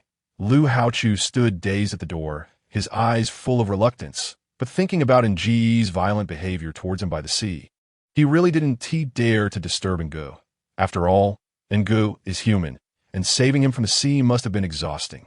With this in mind, Lu Haochu could only look back at the bedroom door 3 times and sat listlessly in the chair in the laboratory, staring at the various precise materials he usually loved, feeling for the first time a lack of interest in doing anything. In the bedroom, Nji's tired expression turned calm the moment the door closed. Locking the bedroom door, Ngu checked every corner of the room. Although no one would install surveillance in their own bedroom, and she believed Lu Haochu wasn't that cunning, it was always reassuring to check. After confirming that the bedroom was completely safe, Ngu placed discreet personal markers in specific locations before feeling at ease to take out a few pieces of clothing from the wardrobe and headed into the bathroom to wash off the dirt and sweat from her body. The next day, as she looked at the clock on the wall frozen at 7, Lu Haochu stood at the door with breakfast in hand, gently knocking. Xiao Ngu, it's time for breakfast. Seeing the bowl of rice porridge, bread, and milk on the tray, Lu Haochu eagerly anticipated having breakfast with Ngu. On the other side of the door, silence reigned. Lu Haochu paused, carefully pressed his ear against the door to listen for any movement inside, but unfortunately, he heard nothing. Beasts have always had sensitive hearing, so to avoid unnecessary embarrassment, soundproofing materials were essential in the design of the house. Xiao Ngu, breakfast is here. The door in front of him remained tightly closed. After a moment, Lu Haochu blinked, looked down at the tray in his hand, then raised his eyes to the unmoving door in front of him, wondering if he had knocked too softly for Ngu to hear. After a brief silence, just as Lu Haochu was about to raise his hand to knock harder, the door suddenly opened with a whoosh. Ngu suddenly appeared at the bedroom door, glaring furiously at Lu Haochu outside, her cheeks puffed up like a hamster. It was no wonder. She had been sleeping comfortably and dreaming sweetly when she was abruptly awakened by the knocking. Anyone would be in a bad mood. Startled by the anger in Nji's eyes, Lu Haochu almost dropped the food tray he was holding, but when his gaze landed on Ngu, he found himself staring in a daze. Nguchi's long black hair was clean and smooth, casually draped over her shoulders, as if she had just come out of bed. Although a bit messy, it looked extremely beautiful. Her unadorned face was fair and radiant, with excellent skin that glowed softly, accentuating her delicate and three-dimensional features, leaving Lu Haochuan in awe. Oh my! Nguchi now looked much more beautiful than the pink ancient costume she wore yesterday, making it hard for him to look away. The girl was wearing his pajamas, making her appear particularly petite. Because the pajamas were oversized, she only wore his top, which turned into a loose dress that reached just above her knees. Lu Haochuan's face suddenly flushed, and he quickly averted his gaze to the ground, only to find his eyes landing on Nguchi's delicate little feet, leaving him momentarily stunned again. Nguchi's feet are beautiful and delicate, with pearl-white nails that reveal a soft pink hue, making her petite toes irresistibly charming. Anyone who sees them just wants to hold them carefully in their hands, reluctant to let them touch even a speck of dust. Chapter 65. As long as you're here, it's enough for breakfast? Nguchi's gaze fell on the food tray in Lu Haochu's hands, and she couldn't help but be taken aback. She glanced at the injury on Lu Haochu's shoulder, and her morning grumpiness immediately dissipated. She hurriedly took the food tray and placed it on the dining table in the living room. Lu Haochu followed behind, struggling to pry his gaze away from Nge. His face flushed as he nodded shyly. I was worried you might be hungry, so I had the kitchen prepare some breakfast. Nge, take a look. Is there anything you like to eat? If you don't like it, I can have the kitchen make something else. Nge glanced at the food on the plate, her eyes sweeping over the milk, rice porridge, bread, and ham. She couldn't help but raise her eyebrows. Nge felt relieved. When I asked the kitchen to prepare breakfast, I specifically mentioned that I didn't have much of an appetite. So they must have prepared everything with care, probably worried that my appetite would be affected by my injury and wanted me to try a bit of everything. Nge nodded, sitting at the table and taking a sip of water first. How is your injury? Hearing Nge actively inquire about his injury, Lu Haochu's eyes brightened. It's nothing. Just a small injury, Nge doesn't need to worry.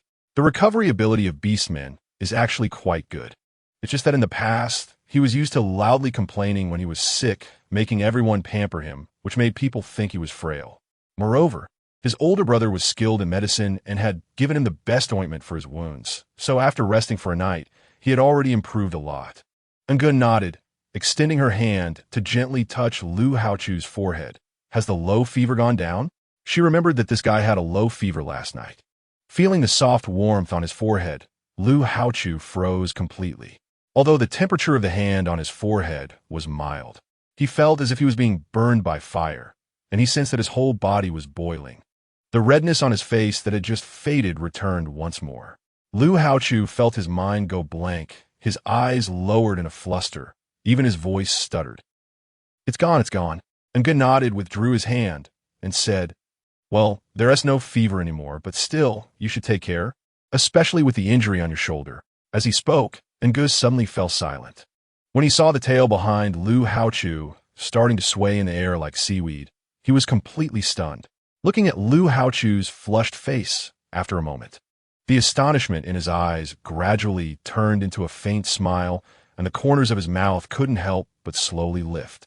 What kind of beast is a Chu? Nge took a bite of bread, suppressing the laughter in his heart. Huh? Lu Haochu suddenly came back to his senses, paused for a moment, and quickly answered. A lion. I'm a hybrid beastman. The other half is lion genes. Nge was taken aback upon hearing this. Glancing at the tail still swaying in the air, and the smile in her eyes deepened. What about Yulingza? He's a wolf beast. After a pause, Nge suddenly asked, what about the young master of the sea family? Him? As soon as Si Shiyuan was mentioned, Lu Hao felt a wave of displeasure rise in his heart. He hadn't expected that Ngu's darling would actually know Si Shiyuan. However, even though he felt uncomfortable, he still had to respond to Ngu's words. He's a fox beast. A fox beast? Nge was taken aback. No wonder he looked so beautiful, especially with those alluring purple eyes that could truly be considered a male fox spirit. Isn't that right? Relying on his pretty face, he has those upper-class ladies and wives completely entranced. Nge, you must be careful of him. He has many ways to charm people. Nge raised her eyebrows upon hearing this. Is it pretty? It is indeed quite beautiful. Especially those purple eyes. She still remembers them vividly. Lu Haochu's expression dimmed slightly upon hearing this. Sure enough, even Ngu thought it was beautiful. Chapter 66. As long as you are here, it's fine, 5. But compared to that, I still prefer you, Chu. You're adorably silly, and being with you is reassuring. You're sincere to your friends. And that's the foundation of being likable, isn't it? Lu Haochu's eyes brightened. Really? Of course, Ngu said seriously. Her cheeks puffed out as she chewed on her bread. Some flowers may be beautiful, but they are poisonous. I'm not foolish. Why would I want to like a poisonous flower? Lu Haochu's eyes sparkled, and his face began to flush again. He lowered his head, feeling flustered, like a bear that had fallen into a honey pot, completely at a loss. His heart was pounding fiercely, filling him with an indescribable joy. What are you planning to do today, Chu? Ngu blinked her eyes, looking curious. A whole night had passed, and the light ions in her body still hadn't been activated. Although she didn't know what problem had occurred in the laboratory, her mission still had to continue. Now that Chu was willing to cooperate with her, she could hardly wait to start collecting various data about this orc world. Lu Haochu blinked. Ngu wants to go out and have fun? Ngu nodded eagerly. Where does Ngu want to go? Anywhere is fine. And after a pause, Ngu added, as long as you're there. Lu Haochu's expression froze for a moment. Meeting Nji's bright and dark eyes, the chaos in his heart surged again, and his heartbeat pounded in his chest, almost ready to burst out. In that instant, the beast's gaze could only accommodate the woman's every frown and smile before him, leaving no room for anything else. An hour later, when Yulingza was reviewing documents in the hall, he saw Lu Haochu coming downstairs with Ngu. Today's Lu Haochu seemed to be in a great mood, dressed not in the formal suit he usually wore to banquets, but in a casual blue sports outfit. Ngu, who was slightly behind him, wore a red and blue student sport skirt paired with white sneakers, looking particularly youthful and lively. Yulingza's gaze lingered on Ngu for a moment, his eyes momentarily stunned. At this moment, Ngu was different from her traditional costume look yesterday. Her long black hair was tied up in a high ponytail, and the red and blue sports skirt highlighted her fair skin, making her especially eye-catching. Particularly her translucent little legs, which made Yulingza furrow his brow. Has Lu Haochu lost his mind? He had already dressed Ngu, who was originally exquisite and charming, in such a way that even in rags, her stunning beauty would draw attention. Now, he had dressed her up so cutely. Was he planning to go out and cause trouble? Before Yulingza could speak, Lu Haochu held Nji's hand and strode towards the living room. Ayu, I'm taking Ngu to the amusement park to test the scene reaction. We'll be back later, so you don't need to wait for us. He had already planned a series of activities to take Ngu shopping, playing, and dining, and just thinking about it made him extremely excited. Playing? Going to the amusement park? Yulingza looked at Lu Haochu's injured shoulder without showing any expression, then glanced at the hands they were holding, his eyes shifting slightly. Shaoli is on the way. He said he would change her dressing. Lu Haochu paused. Change dressing? Why didn't my brother mention it last night? Yulingza raised an eyebrow. Does this kind of thing need reminding? What should I do? I already promised Ngu to go to the amusement park. Lu Haochu blinked, looked at the wound on his shoulder, and quickly changed his words. It'll be fine soon. No need to change the dressing, right? Yulingza folded the documents in his hand, narrowing his eyes skeptically. Your wound is a penetrating injury. Although it's not serious, it needs to be cleaned regularly. Otherwise, it will fester and rot, and your hand will be useless. Chapter 67. As long as you're there. 6. Lu Haochu's expression changed successfully. Then I'll change the dressing now. Lu Haochu released Nji's small hand and hurried to sit at the medicine table. Yulingza didn't move, glancing over. Can you change it yourself? Of course not. Lu Haochu's eyes widened. He had never been injured before. How would he know how to do this? Yulingza nodded, pointing to a corner of the table. Why don't you try to prepare the medicine first? Shaoli should be here soon. If you prepare everything, it will save time when he arrives. Lu Haochu nodded. Okay. He needed to change the dressing quickly to go out. His precious Ngu was waiting for him. But when Lu Haochu looked at the items on the table, he was momentarily stunned and then shot an annoyed look at Yulingza. Are you trying to mess with me? You want me to prepare things, but you at least need to give me the medicine, right? Why is there a bunch of grass on this table? As soon as he said this, the realization passed through Yuling's eyes, and Ngu, who was standing by, looked over curiously, but her expression changed drastically when she saw what was on the table. The dining table was large, and everything needed for changing the dressing, gauze, bandages, cotton, was all there, but there was no medicine.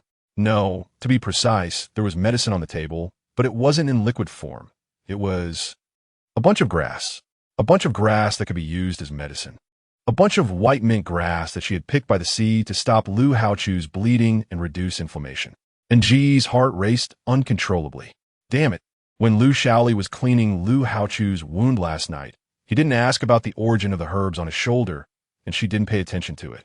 Unexpectedly, Yulingza had already noticed this and quietly set up a trap here waiting for them. Moreover, his sudden move and unique method caught them off guard.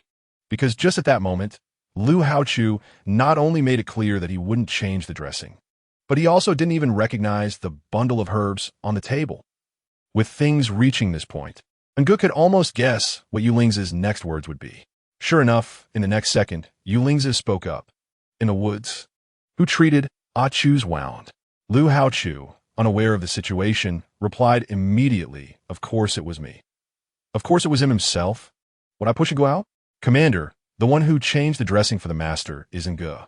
Ngu, with a confused expression, raised her soft and cute voice, blinking her eyes obediently at Yulingza. Yulingza looked over upon hearing her voice. Lu Haochu's heart sank, feeling that something was off. Although he didn't understand why Ngu would interrupt, he quickly echoed. Yeah, it was my Ngu who treated my wound. What's wrong? Yulingza's gaze shifted slightly, and he didn't respond. Instead, Lu Haochu inexplicably felt flustered and then pretended to seek praise. Aren't you surprised that Ngu is so smart? Of course, I've embedded quite a few intelligent systems in her, and there are many things you haven't seen. Oh my god, he almost said the wrong thing just now. Yulingza looked deeply at Ngu. Is that so? Lu Haochu hurriedly replied. Of course. If it weren't for my foresight in adding some medical knowledge in the functions, I wouldn't have made it back alive. Now that I think about it, it was worth all the effort I put into creating Ngu. Good people are rewarded, after all. Yulingza lowered his gaze without showing any emotion. It was indeed a very normal thing to instill medical knowledge into a bioengineered person. Could he really be overthinking it? The fact that he would have doubts about a bioengineered person made him feel incredulous. But every time he thought of the moment last night at the banquet when Ngu silently reminded him, he couldn't shake off his concerns. Chapter 68. As long as you're here, that's enough. 7. In the absence of anyone asking questions or making any hints, Ngu actually turned her head to silently remind him. This action was definitely not a response that a bioengineered person should have. It truly puzzled him. Although it could be explained with the intelligent system, he had another suspicion in his heart. Anger. Could he be the legendary human? Could he be the primitive human who has been extinct for several centuries? It's unclear when this thought began to surface in his mind. But this idea unexpectedly took root deep within him. Perhaps it was the pleasant aroma that surrounded Anger as he sat beside him. Perhaps it was when Anger smiled at him, praising his good looks. Perhaps it was when Anger made little gestures at him while being taken away. Or perhaps it was when he saw Anger jump into the sea to save someone. Yulingza felt his thoughts were a bit chaotic, and he didn't know if it was because he had spent too much time with that guy Lu Haochu, listening to his whimsical ramblings every day, that such a strange idea popped up. He was the chief commander of the desolate continent, with dark web forces at his disposal. If there were even the slightest signs of human existence, not even a trace would escape his surveillance. Moreover, the extinction of humans was an undeniable fact, confirmed countless times centuries ago. Even so, knowing full well he was doing something that resembled idiocy, he still wanted to confirm it once more. Is it? The scrutiny in Yulingza's eyes remained unchanged. So what does Anger say about the herbs on the table? Ngu walked to the table and picked up the herbs on it. White mint, a herb that grows mainly in forest shrubs, is cold in nature and has antibacterial and hemostatic effects when applied externally to wounds. Lu Haochu's eyes sparkled with excitement as he turned to look at Yulingza with a smug expression. How about it? My Ngu is amazing, right? Yulingza remained silent, his gaze lingering on Ngu for a while. Staring into those clear and harmless black eyes, he felt an inexplicable stir in his heart. Given his temperament, he had considered more direct and effective methods, such as using a dagger to cut Nji's arm, just to check if there were metallic substances beneath her skin. However, Lu Haochu cherished Ngu too much. From last night until now, he hadn't found a suitable opportunity. Moreover, injuring Ngu would leave a very obvious wound, and if Lu Haochu found out, wouldn't he come after him? This guy had just said last night that no one was allowed to bully his Ngu. Ignoring Lu Haochu, Yulingzi stood up and walked to the table, handing the documents in his hand to Ngu. Can Ngu read? Lu Haochu was dissatisfied upon hearing this. What do you mean by that? Being able to read is the most basic function of a bioengineered person. How come I cannot be able to? Let me show you. Without responding to Lu Haochu, Yulingzi handed the documents to Ngu, his long fingers poking at the text on it. Standing beside Ngu, inhaling the faint fragrance emanating from her, a moment of distraction passed through Yulingzi's eyes. Ngu felt wary in her heart, but still obediently took the document, her gaze following the direction of Yuan Lingzi's finger, suppressing her doubts as she began to look. Lu Haochu blinked in surprise. Hey, Yuan, what are you doing? Why are you making Ngu look at the document? Do you even recognize the words on it? Yuan Lingzi looked at Ngu, his gaze deeply penetrating into her dark eyes. Ngu was taken aback, seriously looked at the documents in her hand, her gaze fragmented in her eyes, and nodded. Ngu knew everyone. Yulingzi raised an eyebrow. Are you done? Are you sure you know them all? Anger's doubts grew stronger. But due to her identity as a bioengineered person, she could only obediently nod in agreement after confirming that everyone recognized the document. The document contained a passage about medicine, and although it was interspersed with English abbreviations and numbers, there were no obscure characters which she naturally understood. Anyway, you underestimate the intelligent system I developed too much, don't you? Being able to read and write is the most basic function of all bioengineered individuals. If there were problems with that, how could I, Lu Haochu, get by? Chapter 69. As long as you're here, it's enough. 8. Indeed, Yulingzi nodded, pulled the document from Anger's hands, and changed the subject. Are you all planning to go to the amusement park today? It's crowded there. Should I send someone to follow you to prevent any accidents? Lu Haochu shook his head. No need, no need. I'm just taking Anger to test the scene reactions. Nothing will happen. That essay joke. If he took other people along, how would he play with Anger? Yulingzi nodded, turned around, and looked at Anger again. Then, Anger, you must take good care of Chu. He has an injury on his shoulder, so be careful not to let anyone bump into him. Ngu had a clever look on her face. Okay, Commander. Yulingzi nodded, his eyes flickering as he casually picked up the documents on the table.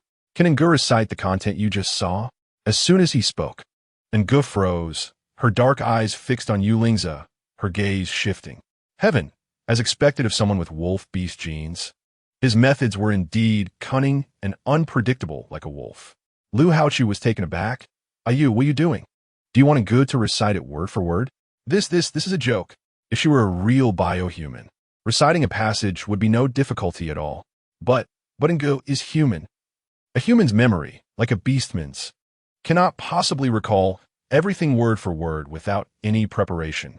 Moreover, after Ngu finished reading the documents, Yulingzi had shifted the topic to something else, and every second that passed in between was crucial. Achu, don't you love having others test your works? Yulingzi looked at him lightly. I'm just conducting a basic functionality test. Why are you getting nervous? Lu Haochu suddenly choked. But Nji's memory system. Nji's memory system was indeed fine. Yulingzi glanced at her, his eyes thoughtful.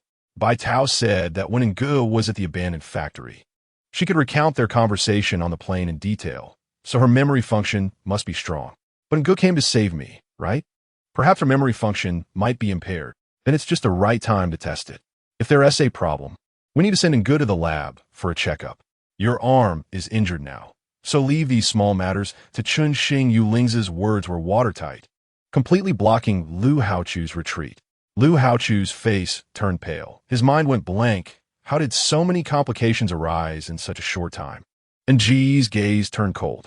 Lu Haochu was unaware of what happened on the plane, but she was very clear about it. She didn't expect that Yulingzi had already suspected her. Otherwise, why would he suddenly bring up Bai Tao? Did Bai Tao say something that made Yu Lingzi suspicious of her? Anger lowered her gaze, concealing the gloom in her eyes. A wolf beast, huh? Indeed. It was like a wolf. Once it struck, it was hard to defend against. C-Beam Disc is a comprehensive Chinese medical literature database developed by the Institute of Medical Information in the 28th century, which includes literature record from 677 biomedical journals and compilations, as well as conference papers, totaling over 771 records, with an annual growth of about 549 records. And Ji's soft and tender voice suddenly rang out, successfully capturing the attention of Lu Haochu and Yu Lingzi. C-Beam Disc for CMB Win is a retrieval software based on Windex. Available in a shared version and a private version. The shared version runs in the Windex environment, while the private version operates in the WinNT and WinST network environments. C-Beam Disc for Internet is a retrieval software based on the www, which can directly utilize the Internet for searches. The soft voice stopped. An and Gu exchanged shocked glances with Yu Lingzi and Lu Haochu, her pretty little face breaking into a cute smile. "Ah, you? Didn't Gu get it right?" Chapter 70. Crisis in the Amusement Park. 1. Yu Lingzi was stunned, his beast-like pupils narrowing sharply. Is it a bioengineered human? It really is a bioengineered human? Otherwise, how could she memorize this text he personally wrote word for word after just one reading? At this moment, Lu Haochu was extremely excited.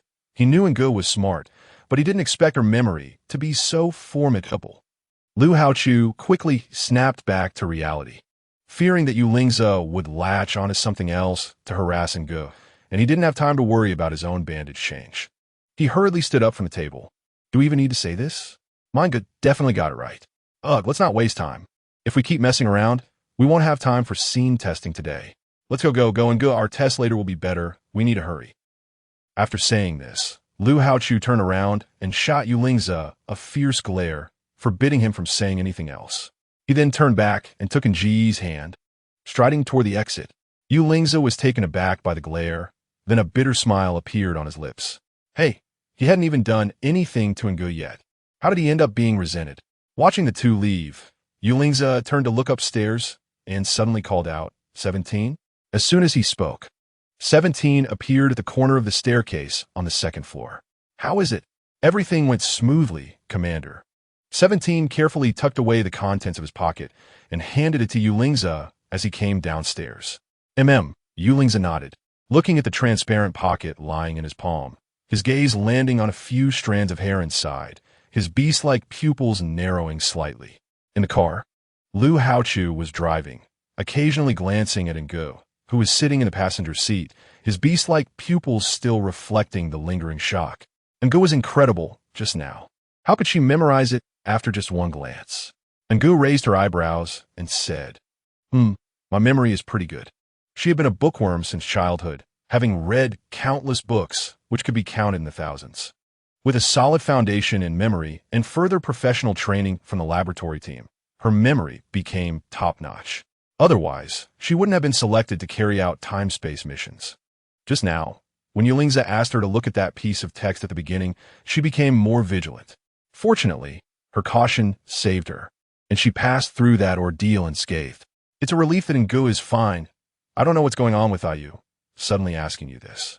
Anger settled in Ji's heart. Perhaps he had begun to suspect me.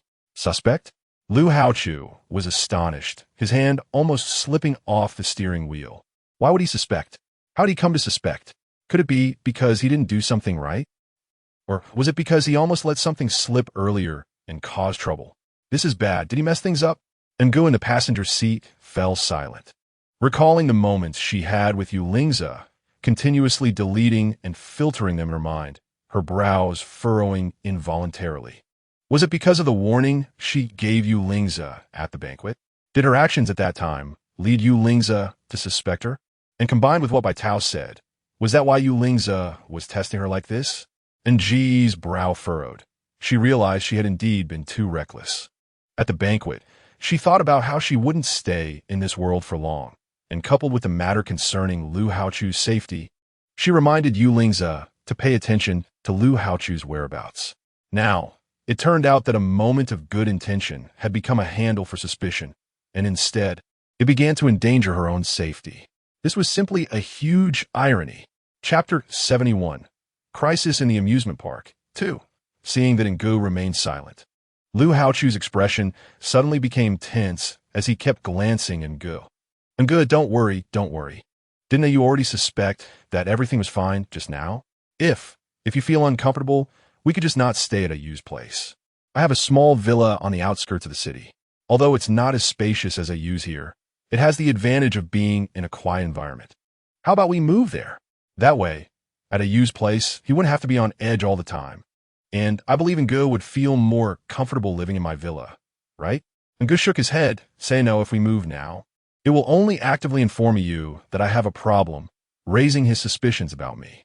Let's wait a little longer until we find a suitable opportunity to move. We must not underestimate you, Lingza. Someone who can become the chief commander of the desolate continent is definitely not an ordinary person. Ngu couldn't help but let out a silent sigh. It seemed she had to be more cautious in the days to come. Having her mood disrupted by Yulingza, Ngu no longer felt like having fun as she had before.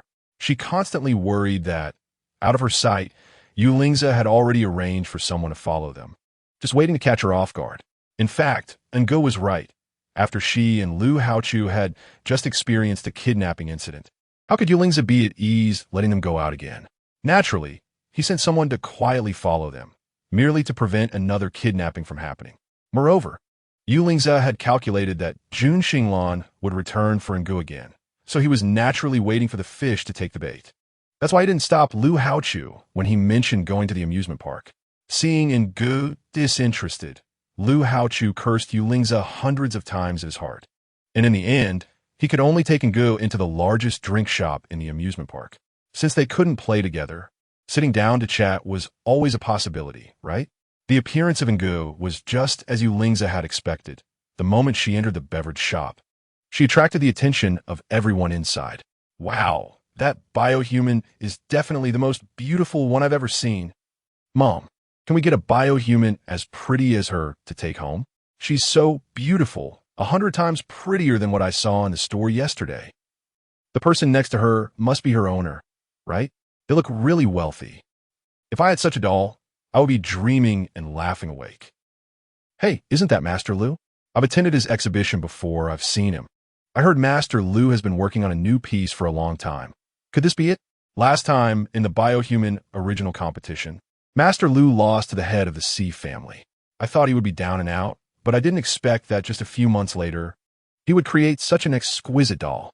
It seems he is ready to redeem himself. The whispers rising and falling made Lu Haochu, who was leading Ngu upstairs, feel uncomfortable. Fortunately, this beverage shop had 3 levels: upper, middle, and lower, with the top level exclusively for dual-blooded individuals. Once the two found a window-side private room to sit down, Lu Haochu finally regained a bit of the time that belonged to him and Ngu, feeling very happy inside. Do you like it here? Lu Haochu asked with a flattering expression. Yes, I like it, Ngu replied, her gaze falling on the amusement park outside the window, watching various beastmen weaving through the crowd, some playing and laughing, others enjoying family time. Her dark eyes sparkling with joy, completely forgetting her earlier displeasure. Chapter 72. Crisis in the Amusement Park 3. The amusement park is indeed a place that brings joy. Even just sitting quietly, her heart would swell with happiness along with the smiling faces outside the window. She had been carefully observing the appearances of the beastmen along the way, but unfortunately, she hadn't read many books on animals and hadn't delved deeply into zoology, which made it difficult for her to identify many of the beastmen at first sight. Some beastmen exhibited their animal traits through their tails. Some had fur all over their bodies, and some had facial features resembling animals, like ears and noses. However, there were very few beastmen like Lu Haochu, whose animal traits were only shown in their tails while appearing human in every other aspect. According to what Xinglan had told her before, Lu Haochu's bloodline must belong to the most noble dual-blooded individuals. Those beastmen with more pronounced animal traits should be triple-blooded or mixed-blooded individuals. Moreover, she noticed that wherever Lu Haochu appeared, many lower-blooded individuals intentionally kept their distance from him, as if they were afraid of offending him. It's important to note that this was an amusement park, where beastmen were plentiful. Many areas became particularly congested due to lines, making it common to stop and go. Any act of yielding would stand out, especially when Lu Haochu walked through the crowded area, as an invisible space would always open up around him, allowing him to pass without hindrance, as if people were particularly afraid of bumping into him. This surprised Ngo. The class consciousness among beastmen in this world seemed to be even more severe than she had imagined. Seeing Ng's mood improve, Lu Haochu also felt happy inside. Doesn't Ngo want to drink something? Ngo turned her head sharply, her small face filled with surprise. Is that okay? Of course it is. Lu Haochu nodded, looking eager to please. This is a VIP room. No one will disturb us, and the glass is one way. So you don't have to worry about being seen from outside. Will there be? Ngo instinctively looked around the private room. Cameras? Lu Haochu naturally knew what Ngo was worried about, and quickly reassured her. Don't worry, Ngo. This is a VIP room specifically for people with dual bloodlines, and there definitely won't be any surveillance equipment here. How do you know? Ngo looked skeptical. Lu Haochu widened his eyes. Of course, this is a property of the Lu family. I am the little prince of the Lu family and come here often. This room has the best view in the entire amusement park, and besides me, no one else dares to use it. Anger. Indeed, having a wealthy family's silly son around is great. How about I try the milk ice cream here? I've heard that it's made using an old recipe to replicate the taste of milk, and it's not something just anyone can enjoy. Ngo blinked. Milk? Still the old recipe? Seeing Ngo staring blankly at him, Lu Haochu grinned, revealing his pure white teeth. Ngo must have never tasted it before, right? Milk had disappeared as a food centuries ago, rumored to be delicious and nutritious. The food manager here had put in a lot of effort to invite that master who could make milk. Ngo, you must try it. Ngo. After speaking, without caring about Ng's reaction, Lu Haochu immediately left the room, preparing to personally supervise in the kitchen. This was food for Ng's precious one, and he had to ensure that the pastry chef performed well. Left alone in the room, Ngo felt somewhat confused. In her world, there was always a cup of pure milk for breakfast, and she had been tired of it for a long time, okay? Chapter 73. Crisis in the Amusement Park. For, unfortunately, her physical trainer had extremely strict standards for nutritional components, and in order to meet her physical fitness goals, she had no choice but to suffer through drinking the milk every day under his supervision. God knows she felt nauseous just seeing milk now. Li Shou, this room is already occupied. How about I arrange another room for you? A timid voice suddenly came from outside the door, catching Ng's attention. Another person? Are you trying to fool me again? Did someone pay a high price to book that room first? Li Shao, you're joking? That room is Master Lu's private room and is not open to the public. Not open to the public? Do you think I'm blind? Who doesn't he know that people here often secretly charge high prices to open this room for others? Do you think I, Li Shao, can't afford it? Just name a price. Anyway, I want that room today. Li Shao, there really is someone today. Master Lu came today. Lu Haochu, he is here? That's great. I heard he has been unwell lately. I'll go say hello to him. Wait. Master Lu just went to the kitchen. I'll be back soon. Li Shao, can I arrange the room next door for you? That room is also very nice. I'll open it for you for free, okay? Just please don't say anything in front of Master Lu. Get the hell out of here. I know you're trying to fool me again. Lu Haochu is the kind of person who goes to the kitchen. He has a treasure in his own home. Who dares to let it prepare food in the kitchen? You can't even tell a good lie. Hurry up and get lost. Li Shao, what I said is true. Master Lu will be back soon. You've made this a big deal. I might lose my job over this. Can I arrange the room next door for you? I won't charge you anything. Not now or in the future, okay? Do I look like someone who needs that little bit of money? Everyone knows this room has the best view. I have an important guest here today to discuss business. If you make things difficult for me now, be careful I ruin you. While speaking, the arrogant person had already pushed open the door, intending to scold the attendant following him, when he suddenly noticed Gu sitting by the window, and his expression froze. The girl sitting by the window had her hair tied in a high ponytail, her fair skin glowed with radiance, and her delicate features were as if she had stepped out of a painting, leaving no flaws to be found. Her pair of pitch-black eyes met his gaze coolly, sparkling and crystal clear, instantly captivating. In that moment, Li Kanyuan was mesmerized. He had never seen such a beautiful and exquisite bio-human. Li Kanyuan walked into the room in a daze, while the attendant beside him looked panicked and hurriedly stepped forward. Li Xiao, this is Master Lu's bio-human. You can't. Get the hell out of here. Li Kanyuan turned around and kicked the attendant hard, sending him crashing out of the room. The attendant was caught off guard and fell heavily to the ground, hearing a crisp cracking sound from his arm. He curled up on the ground, pale from the pain, shouting and looking flushed. Engu glanced away lightly, her cool gaze unchanged. Little baby, what's your name?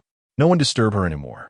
Li Kanyuan sat on the sofa opposite Engu, his eyes filled with fervor. Engu raised her eyes and looked at Li Kanyuan, who was eyeing her with desire. She turned her gaze indifferently towards the window. Noticing that the person sitting opposite her was ignoring him, Li Kanyuan became a bit restless and leaned forward, inhaling the faint fragrance emanating from Engu. The intense heat in his eyes gradually turned a bit dazed. Chapter 74. Crisis in the Amusement Park 5.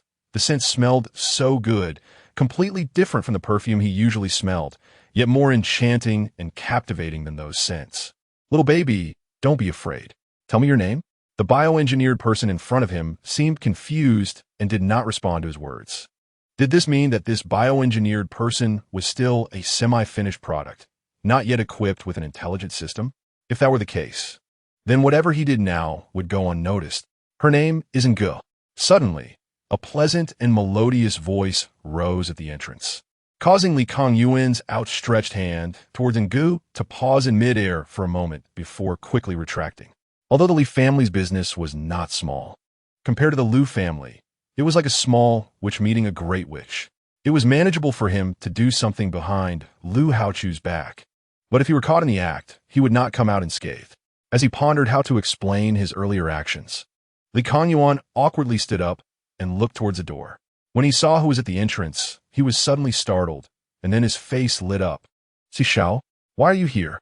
Engu glanced over, and when her gaze met that purple phoenix eye, her heart involuntarily jolted. Huh, it's actually a male fox spirit. He wasn't blown to pieces? Li Xiao invited me, saying there was something important to discuss. How could I not come?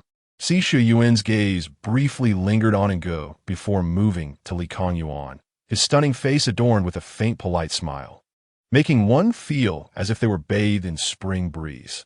Si Xiao is being too harsh. Li Kanyuan chuckled awkwardly.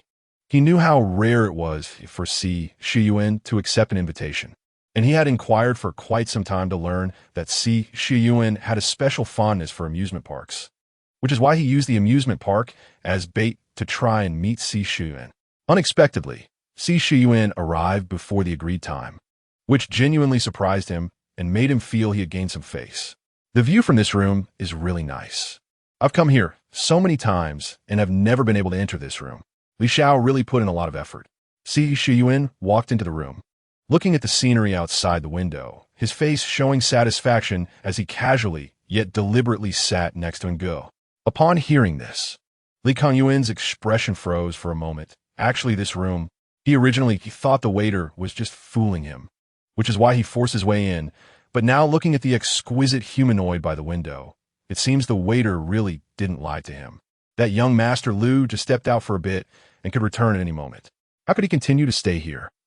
Si Shuyuan slightly turned his face to look outside the window, his gaze landing on Engu, who was close to the window, the joy reflected in her purple beast eyes. The view from this room is truly beautiful. They say a pleasant mood is essential to negotiate well, and Li Xiao really had good intentions. Shuyuan genuinely liked it. Li Kanyuan hurriedly looked outside the window as well, nodding repeatedly. Si Xiao is too polite. This room's view is definitely the best in the entire amusement park, especially the Ferris wheel from this angle. It's stunningly beautiful.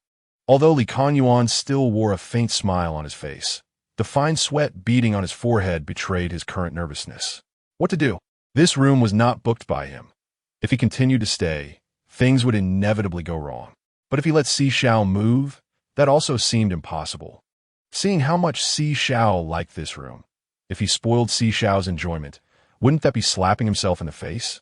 Chapter 75. Crisis in the Amusement Park 6. Moreover, He was asking Si Xiao for a significant favor today. How could he dare to provoke Si Xiao's anger? What to do? What to do? His gaze swept past the waiter he had kicked outside the door, and Li Kongyuan's eyes brightened slightly. Noticing Si Shiyuan's gaze on him, and Ji's eyes flickered, but she maintained her previous silent demeanor. Doesn't Gus still remember me? Suddenly, Si Shiyuan's voice floated to her ears, gentle, elegant, and extremely alluring. And Gu turned her gaze towards the voice, a look of confusion appearing in her eyes as she shook her head in a daze. Si Shiyuan squinted slightly, the corners of his mouth lifting in a barely noticeable smile, his purple eyes filled with scrutiny for the person in front of him. She doesn't remember him. Could it be that something happened during the abduction by Tao's group, resulting in her memory being wiped? It was difficult for him to come here today, specifically to encounter her, only to find that she no longer remembers him. Si Xiao knows her? Li Xiao was somewhat surprised. Si Shiyuan turned to look and nodded. She's in Gu, a new work by Lu Haochu. Hearing this, Li Xiao's heart raced. The young Master Lu was indeed here. How'd you guys end up here? A surprised voice from the doorway belonged to Lu Haochu, and everyone in the room turned to look, their gazes landing on the plate piled high with snacks in Lu Haochu's hands, their expressions varying. Li Kongyuan. Wow, the attendant really didn't trick him. Lu Haochu actually went to the kitchen to get food. Si Xiyuan. A hint of doubt crossed his purple eyes as he glanced at the snacks on the plate, his gaze slightly shifting. And Gu. Does this idiot dare to take more food? Does she really think she's a pig? Li Kongyuan stood up first and replied. Lu Xiao, I asked Si Xiao to discuss some matters. I had already reserved this room. I just didn't expect to see this. And Gu, I heard it's your new work. Reservation? Lu Haochu's eyes widened, his attention completely on the words reserved. You reserved this room? Are you kidding? This room is exclusively for him and not open to the public. Okay. Li Kongyuan was taken aback upon hearing this. What do you mean by that, Lu Xiao? This room is not open to the public. How could you possibly have reserved it? Lu Haochu's joy was abruptly disrupted by Li Kongyuan's words, and he immediately shouted towards the bar outside the door. Manager, get over here. Who allowed you to book this room? The manager, who had been paying attention to the room situation from the counter, hurriedly jogged over. Lu, young Master Lu, I ask you, who among you booked this room? Don't you know the rules here? Is this room something you could decide on? Lu Haochu was furious. He had finally brought Gu out and wanted to enjoy their time together. But how come they couldn't find peace anywhere? The manager hurriedly nodded and bowed. Young Master Lu, please don't be angry. It's the new waiter who doesn't understand the rules here and thought only of making more business. So when he saw someone wanting to book this room, he immediately agreed. I'm really sorry. Young Master Lu rarely comes to the amusement park, and even when he does, he would inform them a day or two in advance to clean the room. Naturally, they would not open this room to the public during those days, but unexpectedly, young Master Lu came directly today without prior notice. Chapter 76, Crisis in the Amusement Park, 7. From the moment Li Xiao appeared, he felt something was off. Sure enough, it wasn't long before he saw the waiter limping towards him with an injured arm. He quickly went forward to understand the situation. Just as he finished understanding the situation, he was called over by young Master Lu, and he was extremely anxious, fearing that their covert dealings would be exposed. Although they hadn't opened this room to the public today, Li Xiao in a room was a regular customer who was well aware of their little secrets. If they offended young Master Lu, given his kind nature, as long as the reason was good enough, he would just be reprimanded, and at worst, he would be dismissed. But if they offended Li Xiao in a fit of anger, Li Xiao could expose all their covert dealings, thoroughly angering young Master Lu. And when it reached the ears of the eldest young master, not only would they lose their jobs, but they might also lose their lives. That gentleman was far more ruthless than this young master when it came to dealing with people. Sure enough, when Lu Haochu heard it was a mix-up caused by the new waiter, although he was still angry, the fire in his heart had already subsided significantly. As the saying goes, the ignorant are innocent. The new waiter must have acted recklessly to make the business better by booking the room. Since it's a chance encounter, if young Master Lu doesn't mind, why don't we just join together? Li Kongyuan had a smile full of apologies on his face, but his gaze swept over the sweating manager beside him, filled with satisfaction. He was indeed a quick-witted person. No wonder he thought of ways to make money behind the scenes. Lu Haochu was naturally unwilling upon hearing this. He just wanted to spend time with Ngo. Who cared to be with these two annoying men? Moreover, one of them was Si Shuyuan, whom he disliked the most. No need. Since you reserved this room first, then this room belongs to you. Young Master Lu was still very considerate of the overall situation. Since it was his subordinate's mistake, he naturally wouldn't occupy this room. After all, it concerned the Lu family's reputation. I'll find another room. And go come here, let us go. Young Master Lu Isn, still bothered about the last time I won against you, right? Si Shuyuan's purple eyes sparkled, and a faint smile appeared on his lips as he looked at Lu Haochu. Lu Haochu was momentarily taken aback upon hearing this. Then his eyes widened. What nonsense are you talking about? A bet is a bet. Do you think Lu Haochu would be so petty? Although he disliked Si Shuyuan, he had to admit that Si Shuyuan was indeed a rare opponent with strong professional skills in the field of bioengineering external molding technology. Since that's the case, why not just join together? To avoid rumors saying you're avoiding me, thinking you can't accept that I won against you, and saying that the Lu family and the Si family will declare war soon. Si Shuyuan's smile grew wider. Who said I was avoiding you? Who is spreading such nonsense? Lu Haochu's expression changed repeatedly as he glanced at the guests outside, who were continuously looking over. After a moment, he strode into the room, heavily placing the food tray on the table, and sat directly next to Li Kanyuan. Together is fine. Who is afraid of who? Si Shuyuan was silent for a moment, his purple eyes glimmering. Anger raised his eyes and looked around. It seems we haven't seen each other for more than 3 months since the last competition, right? Lu Haochu was not in a good mood. If it weren't for the noise coming from this room just now, which attracted the attention of the guests outside, and he was worried about some bad rumors spreading, he wouldn't have agreed to stay in the same room. Chapter 77. Crisis in the Amusement Park. 3 months without seeing each other, and hearing that young Master Lu had been working behind closed doors on a new piece. It seems young Master Lu is preparing to participate in the Mio's personal original competition, right? Of course. Without thinking, Lu Haochu replied. He had just lost to Si Shuyuan last time, so he certainly wanted to regain his face in the Mio's personal original competition. Then anger will definitely attract the attention of all the judges. It seems young Master Lu is going to shock the whole audience this time. I have to congratulate young Master Lu on winning in advance. Si Shuyuan's lips curled up, but the smile in his eyes did not reach them. Lu Haochu was taken aback. You didn't mention anger? The piece he wanted to enter was still in his private laboratory. However, Lu Haochu glanced at anger, and a sour feeling rose in his heart. He didn't know if it was because he got to know anger, but it made him feel that all his previous works were garbage.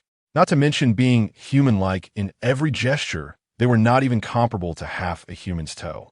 How could he continue to create under such circumstances? He currently had no motivation to create at all. Anger is my collection. How could I bear to let her participate in the competition?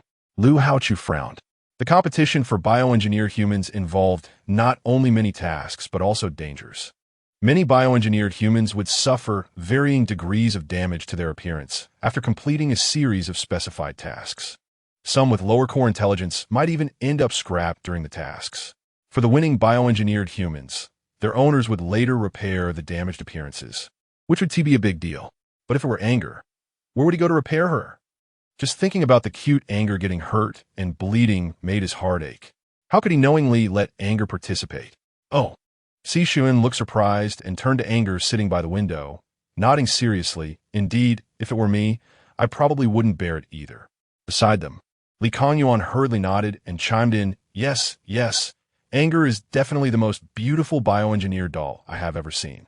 Master Lu, what perfume did you use on anger? It smells really good. I want to buy some for my bioengineered humans at home. It must be said that the light fragrance on anger was truly special.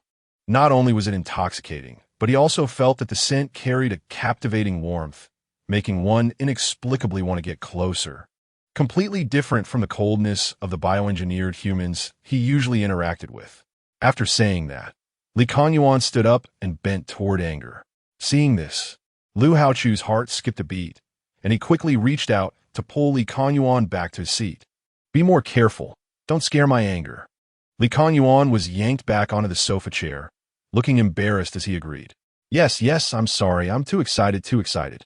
Si Shuyan looked at the slight smile at the corner of his mouth and said, Li, you ought to be careful. Anger is young Master Lu's precious treasure and has been implanted with human emotions. If you make too big a move, anger might get scared. Yes, yes.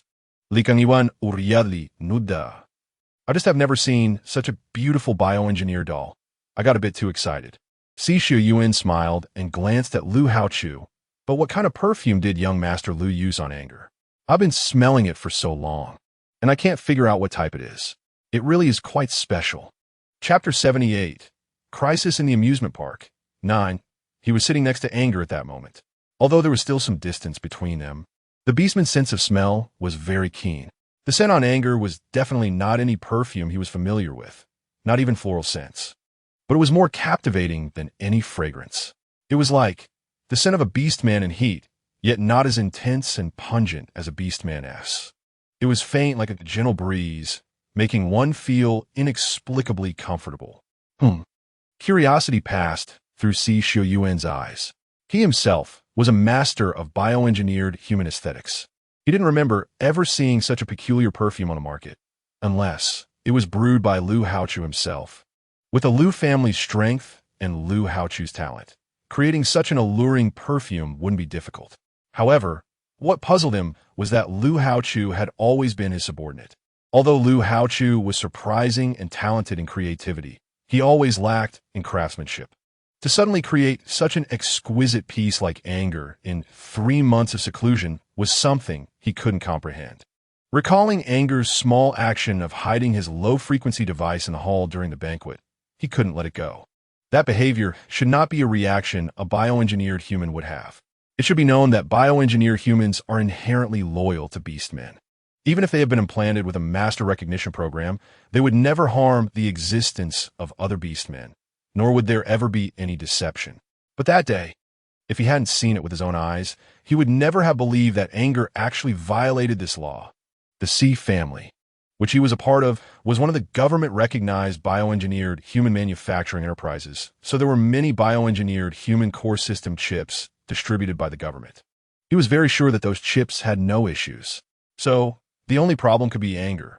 The only thing he could think of was that the reason Anger was so special was that the core system Lu Haochu used for Anger was not the official chip distributed to them, but rather a privately made, unofficial core chip.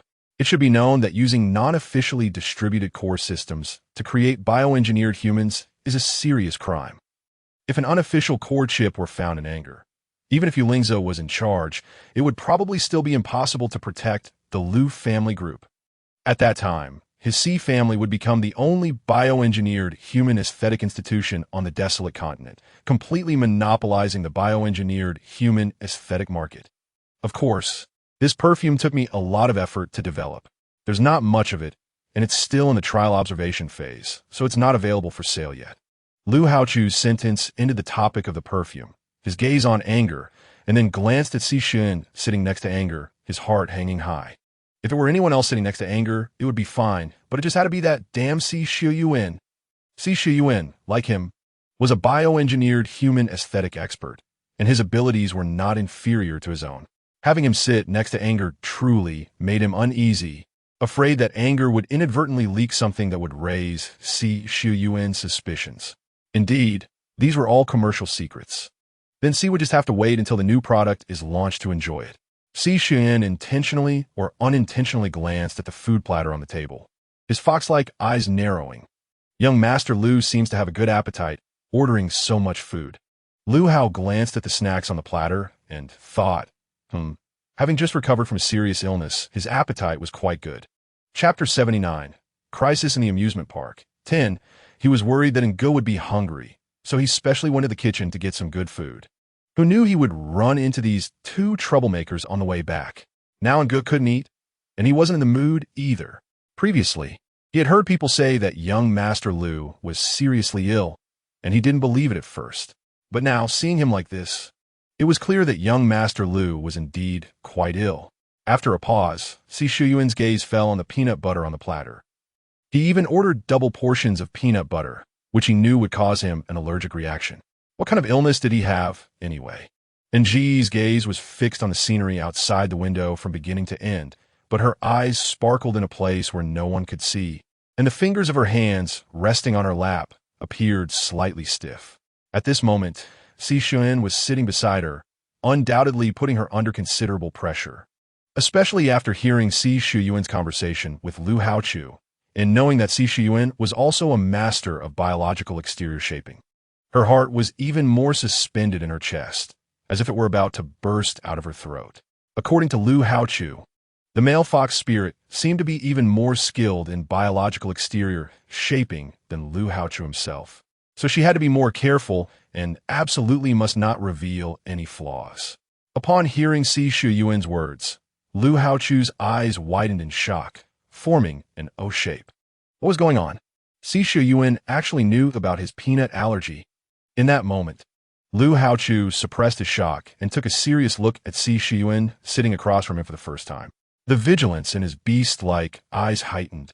He had heard from his older brother before that Si Shuyuan's identity was far from as simple as everyone thought, that he was not just the head of the Si family, but had deeper secrets. At the time, he hadn't taken it seriously. His acquaintance with Si Shuyuan was purely due to biological exterior shaping, and apart from that, they had no interactions. What he knew about Si Shuyuan was merely that his skills in biological exterior shaping were slightly superior to his own, and that the Si group was in competition with the Lu group. Therefore, he had never worried about what Si Shuyuan's true identity was or what kind of forces were backing him.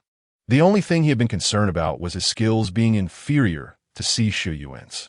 But it seemed he had indeed been too naive. He had never thought that Si Shuyuan would know even such a small detail as his peanut allergy. Did this mean he had been under surveillance by Si Shuyuan all along? No wonder his older brother always complained that he only focused on honing his skills and didn't understand the cunning of the outside world. At the time, he thought his brother was being unreasonable. Looking back now, he realized he had indeed deserved the scolding. It turned out that the head of the Si family actually knew about my peanut allergy. Mr. Si, it seems you really care about Lu. Lu Haochu smiled sarcastically. After saying that, Lu Haochu stood up and reached out to Nge. Nge, let's go. He must have been out of his mind to think about staying in the same room with Si Shuyuan. Initially, he was concerned that the people outside would spread rumors and damage the Lu family's reputation. Thinking he needed to maintain the overall situation and not make things too awkward with Si Shuyuan. After all, Si Shuyuan was the head of the Si family, and if he were too rude, it would ultimately be the Lu family that was looked down upon. But he never expected that Si Shuyuan had already made a move against him. Since that was the case, he had nothing more to say, and why should he risk exposing Nge by staying here? Nge looked up and, wanting to take Lu Haochu's outstretched hand to leave together, unexpectedly found her hand suddenly enveloped by a large hand that reached out from the side before she could even place it in Lu Haochu's palm. Nge looked in astonishment. Lu Haochu's pupils suddenly constricted. Si Shuyuan, what are you doing? Chapter 80. Crisis in the Amusement Park. 11. Si Shuyuan smiled politely, stood up from the sofa, and gentlemanly pulled Nge, who was sitting on the side of the sofa, out. His demeanor was composed, without any hint of impropriety. Young Master Lu, aren't you overreacting a bit? Young Master Lu is the most respected opponent of someone in our company, so naturally, I would pay attention to matters concerning young Master Lu. If I have offended young Master Lu in any way just now, I sincerely apologize, so why be so tense? While speaking, Si Shuyuan did not withdraw his hand that was holding Ng's hand. Instead, he discreetly squeezed the small hand in his palm. In that moment, the warm and soft sensation in his palm shocked him, causing his pupils to constrict sharply, and he glanced at Nge beside him in astonishment, with rare shock appearing in his purple eyes. No need for any apology, Lu Haochu said with an unfriendly expression, his gaze fixed on Si Shuyuan's hand wrapped around Ng's small hand, his heart racing nonstop. I have other matters to attend to, so I won't accompany you any longer, Mr. Si. Nge, come here, we're going home. Si Shuyuan suppressed his shock, lowered his gaze, and quietly released his hold on Ng's small hand, his expression suddenly becoming difficult to read. Seeing that Si Shuyuan no longer obstructed him, Lu Haochu secretly breathed a sigh of relief, and his gaze returned to Ngu. Ngu, let's go. Ngu nodded and moved away from the table, brushing past Xishio Yuan. In that moment, a hand suddenly appeared behind Ngu, only to vanish the next instant.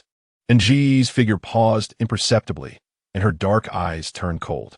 Seeing Ngu approaching, Lu Haochu lost interest in continuing to talk with Xishio Yuan, and directly took Nji's hand, striding toward the exit. However, just as they stepped out of the room, Ngu suddenly pulled Lu Haochu's hand and darted into an empty VIP room next door. Ngu, what are you doing? Lu Haochu was surprised. He thought that after what had just happened, Ngu would have lost all interest in playing and would only want to go home. So he didn't expect her to suddenly pull him into another room. Xishio Yuan pulled one of my hairs. Ngu opened the door slightly, staring intently at the door of the previous room, her voice low and her expression dark. Lu Haochu's eyes widened in shock. What? He was all too clear about what Xishio Yuan wanted by pulling Nji's hair. That guy must be coveting Nji's exquisite appearance, wanting to discover something from her. Had he figured out her identity? That was what made Lu Haochu the most anxious. Ngu had remained silent the entire time. Could it be that she had made a mistake earlier? Lu Haochu suddenly panicked. Oh no, it must be that plate of snacks that ruined everything. That peanut butter was the chef's new creation. I wanted you to try it, Ngu, so I took extra. But who would have thought that when I came back, there would suddenly be more people in the room? What should I do? What should I do? If that hair is verified, wouldn't Nji's identity as a human be exposed? Nji's expression was serious as she quickly recalled the process of meeting Xishio Yuan. At that time, they merely exchanged glances from a distance at a banquet. Could that fox really tell something was off just from her eyes? Remembering how he had lightly squeezed her hand earlier, Ngu pressed her lips together. Was it just her illusion? It seemed that Xishio Yuan had stolen a glance at her at that moment. Without time to think further, Ngu shook her head, her expression grave. Don't think about those things anymore. The most important thing right now is to get my hair back. Chapter 81. Crisis in the Amusement Park. 12. How to get it back? Lu Haochu felt a bit helpless. Surely we can't just go ask for it back. Since that fox took it, he would definitely not admit to it. Should we just take it? That wouldn't work either. My brother said that fox has a complicated background. He is definitely not just the head of the sea family as we see it. Trying to take it by force would be overestimating ourselves. Should we ask the Yu for help? But Lu Haochu looked at Ngu with a helpless gaze, secretly complaining. However, a Yu is already starting to have doubts. If we do this again, want to just raise more suspicion from him? How much do you know about Xishio Yuan? Tell me everything. Nji's eyes suddenly sharpened. Lu Haochu dared not be negligent. He is the head of the Sea family with countless assets. You could say that he is on par with our Lu family in terms of strength. Both of our families are officially designated external production institutions for bioengineered humans, which can be considered a competitive relationship. I met him because of this.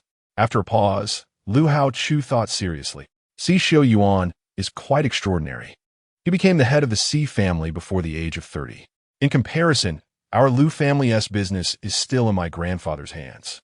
My brother is just acting as the head. So when you compare Ngu, you can see how impressive he is. My brother has told me that Xishio Yuan has other identities, and he has reminded me more than once to stay away from him. So I don't know much about him. What should we do, Ngu? Should we still ask you for help? If someone really discovers Nji's identity, he would rather it be you. Ngu stood silently at the door, her expression grave, her eyes swirling like clouds. Lu Hao, upon seeing this, dared not disturb her. He felt that everything had gone wrong because he had been too careless, and he stood by, frustrated. Inside the room, Li Kanyuan glanced at the suddenly silent Si Xuan on the sofa, and he awkwardly forced a smile. Si Xiao, young Master Lu's temper, is just like this. Please don't take it to heart. He's really had a run of bad luck. How could he just happen to make young Master Lu angry? Now, Si Xiao sat on the sofa with a face full of silence, neither speaking nor remaining silent. His whole demeanor, so awkward it seemed he could dig a hole and hide in it. Si Shuyuan made a sound of acknowledgement and continued to be silent. His thoughts were still lingering on the moment he held Nji's small hand.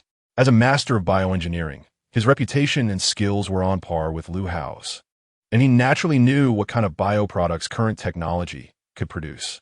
The soft touch he felt when he held in Ji's small hand should not be the texture that a biohuman should have. And that warmth from her hand was different from the high heat caused by the rapid operation of the system.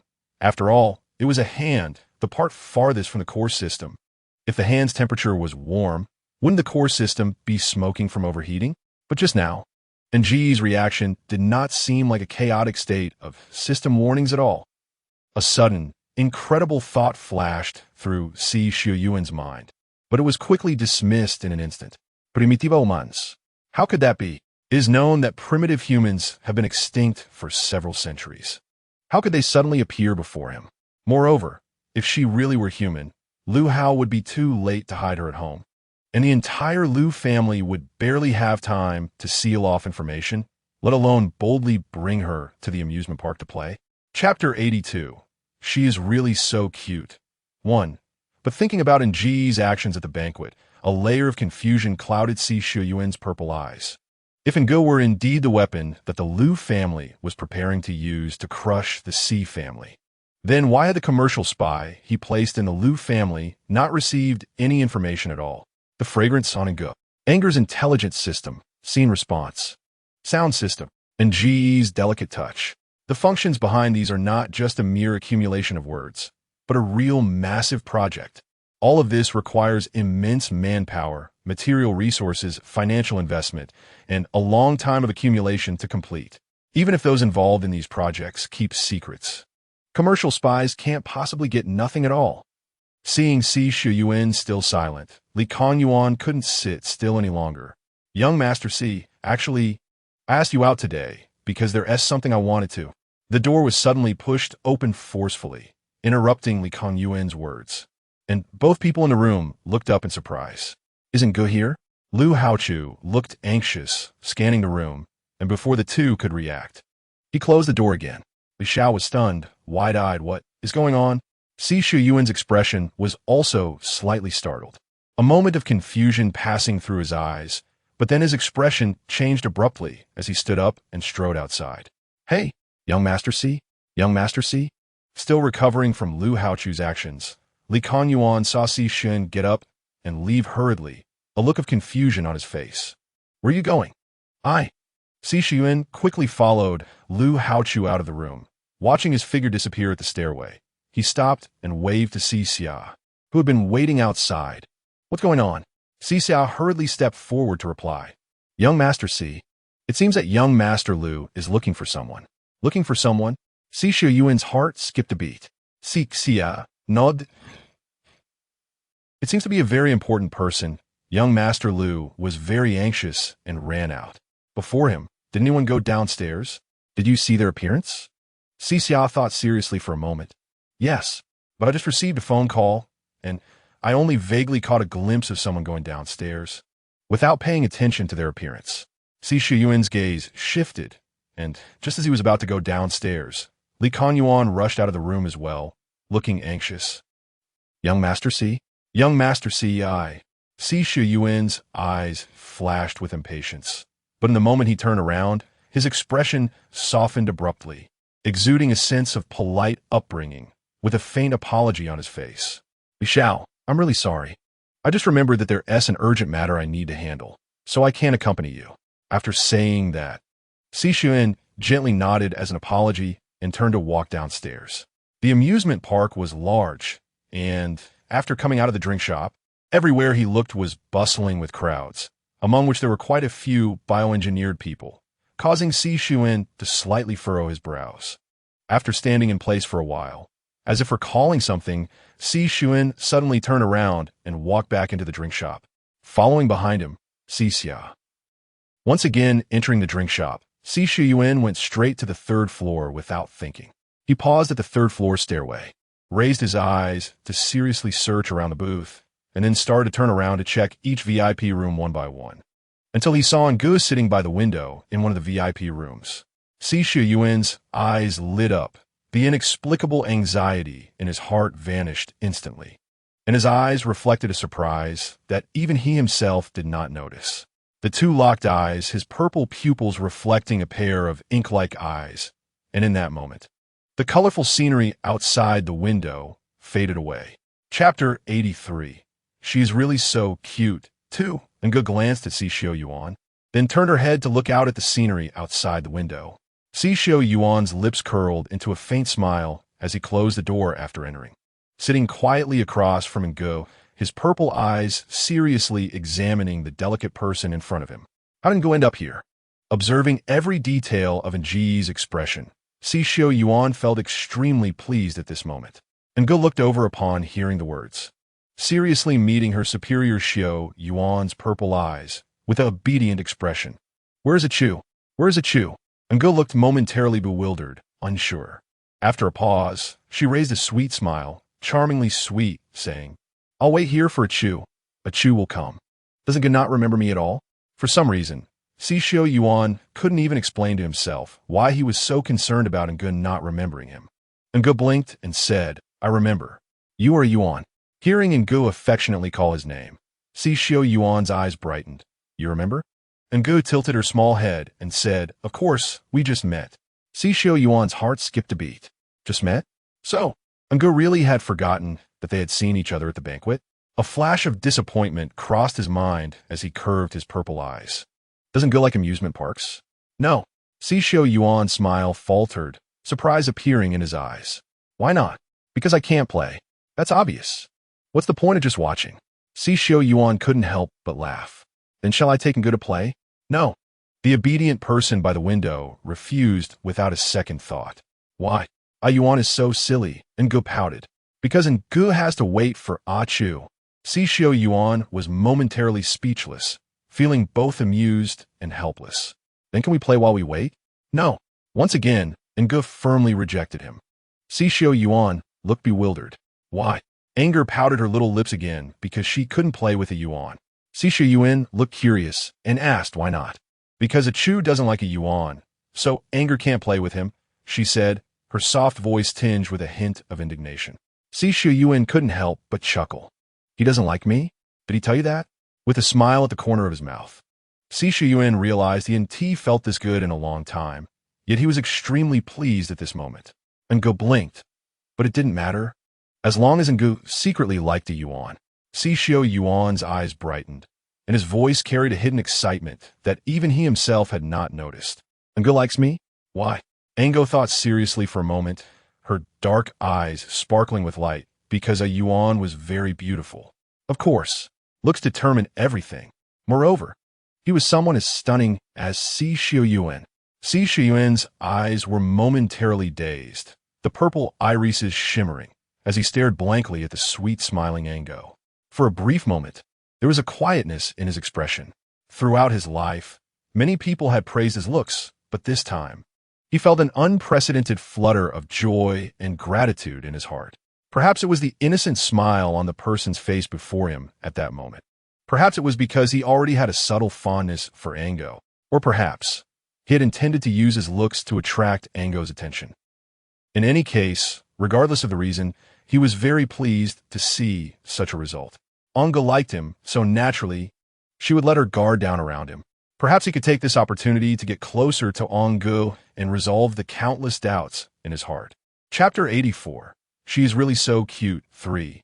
On the other hand, Ji's innocent eyes had different thoughts. She had carried out too many missions and encountered all sorts of people, so she knew that everyone had their own soft side and shortcuts to be won over. For a spoiled, rich young master, to attract his attention, one must act even more extravagant than him. As the saying goes, birds of a feather flock together. And this trick had worked for her many times during her missions. For scholars and poets, as long as you demonstrate your remarkable knowledge and necessary humility in conversation, people will naturally line up to drink and chat with you. And for Xiao Yuan, although she did not know much about him, and only had the bits and pieces of information that Lu Haochu had told her, she was well aware that Xiao Yuan was already very interested in her. So all she needed to do was to create opportunities for the two of them to be alone together. Can Ge touch a Yuan? Her soft and sweet voice gently rose, and Ji's dark eyes were fixed on Xiao Yuan's face, her delicate little face full of eager anticipation. Xiao Yuan was slightly taken aback, as if no one had ever made such a request before, but then his purple eyes flickered. Okay. Hearing this, And Ji's eyes brightened. She got up and walked towards Si Shun, sitting down beside him in an incredibly obedient manner. She reached out her small hand to gently touch his face, her actions cautious, seeming both anxious and expectant. Yuan's eyes are so beautiful. And Gu swore that she had never seen a pair of purple eyes as enchanting as Si Shuyuan's. Looking into those eyes, the purple seemed to possess a magic that could captivate and make one sink into oblivion, causing Gu to lose her senses for a moment. It must be said that Si Shuyuan was extremely beautiful, although he was a beastman and a man. His delicate features were far from the rough and wild appearance typical of beastmen, instead being so beautiful that she found it hard to describe. And Gu even thought that if Si Shuyuan really turned into a fox, he would surely be the most beautiful one in the world. Feeling the warm, delicate fingers gently caressing his eyebrows and eyes, Si Shuyuan's heart swelled with a different feeling. He didn't like others invading his personal space. Yet he found himself completely unresisting to Nji's closeness. As he felt the warmth at the corner of his eyes, an unprecedented thought of affection emerged in his heart. Doesn't Gu like him? Breathing in the fragrance emanating from Ngu, Si Shuyuan's purple eyes deepened, and even his tone of voice carried an unintentional allure. That was the innate talent of fox beasts, and as a descendant of the white fox, he possessed unparalleled enchanting skills. But just for a moment, Si Shuyuan regained his senses, a barely noticeable frown forming between his brows. What was happening to him? How could he be thinking of using his enchantment skills on a synthetic human? It should be noted that the enchantment skills of fox beasts only work on living beings. And in Gu, even though he had human emotions programmed in, his essence was still that of a synthetic product. Was he going crazy? His gaze fell on Ngu up close, looking at Nji's fair and tender skin.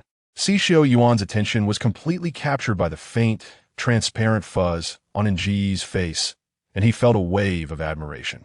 His purple eyes were filled with surprise. And Si Shuyuan's hand instinctively wanted to gently caress Nji's face. Just as his hand was about to touch Nji's cheek, a wave of numbness surged through his neck. Si Shuyuan's pupils constricted sharply, and then everything went black as he collapsed heavily onto the sofa. Ngu withdrew his pale little hand from Si Shuyuan's neck, looking down at the person sleeping on the sofa, a cold glint flashing in his dark eyes. Chapter 85. She is really cute. 4.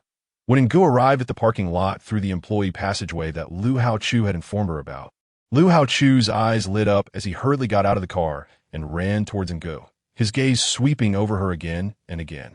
So Ngu, did everything go smoothly? You weren't hurt, right? He had initially been very opposed to letting Ngu go find Si Shuyuan alone. But Ngu was determined, and he truly had no other way. So he had to accompany her in an impromptu performance. First, he had rushed into the room where Si Shuyuan was, blurted out a sentence without thinking, and then pretended to be in a hurry as he rushed downstairs. After pretending to look for someone in the crowd, he hurriedly came to the parking lot to wait for Ngu to gather with him. God knows how torturous every minute and second that just passed was for him, fearing that Ngu would encounter some accident and be exposed by that fox. Don't worry. Everything went smoothly, and Gu smiled, pulling a strand of hair from the pocket of her clothing. Lu Haochu was taken aback, his face filled with surprise. You really brought it back? What about Si Shuyuan? He fell asleep, but I don't know how long he will sleep. We need to leave quickly.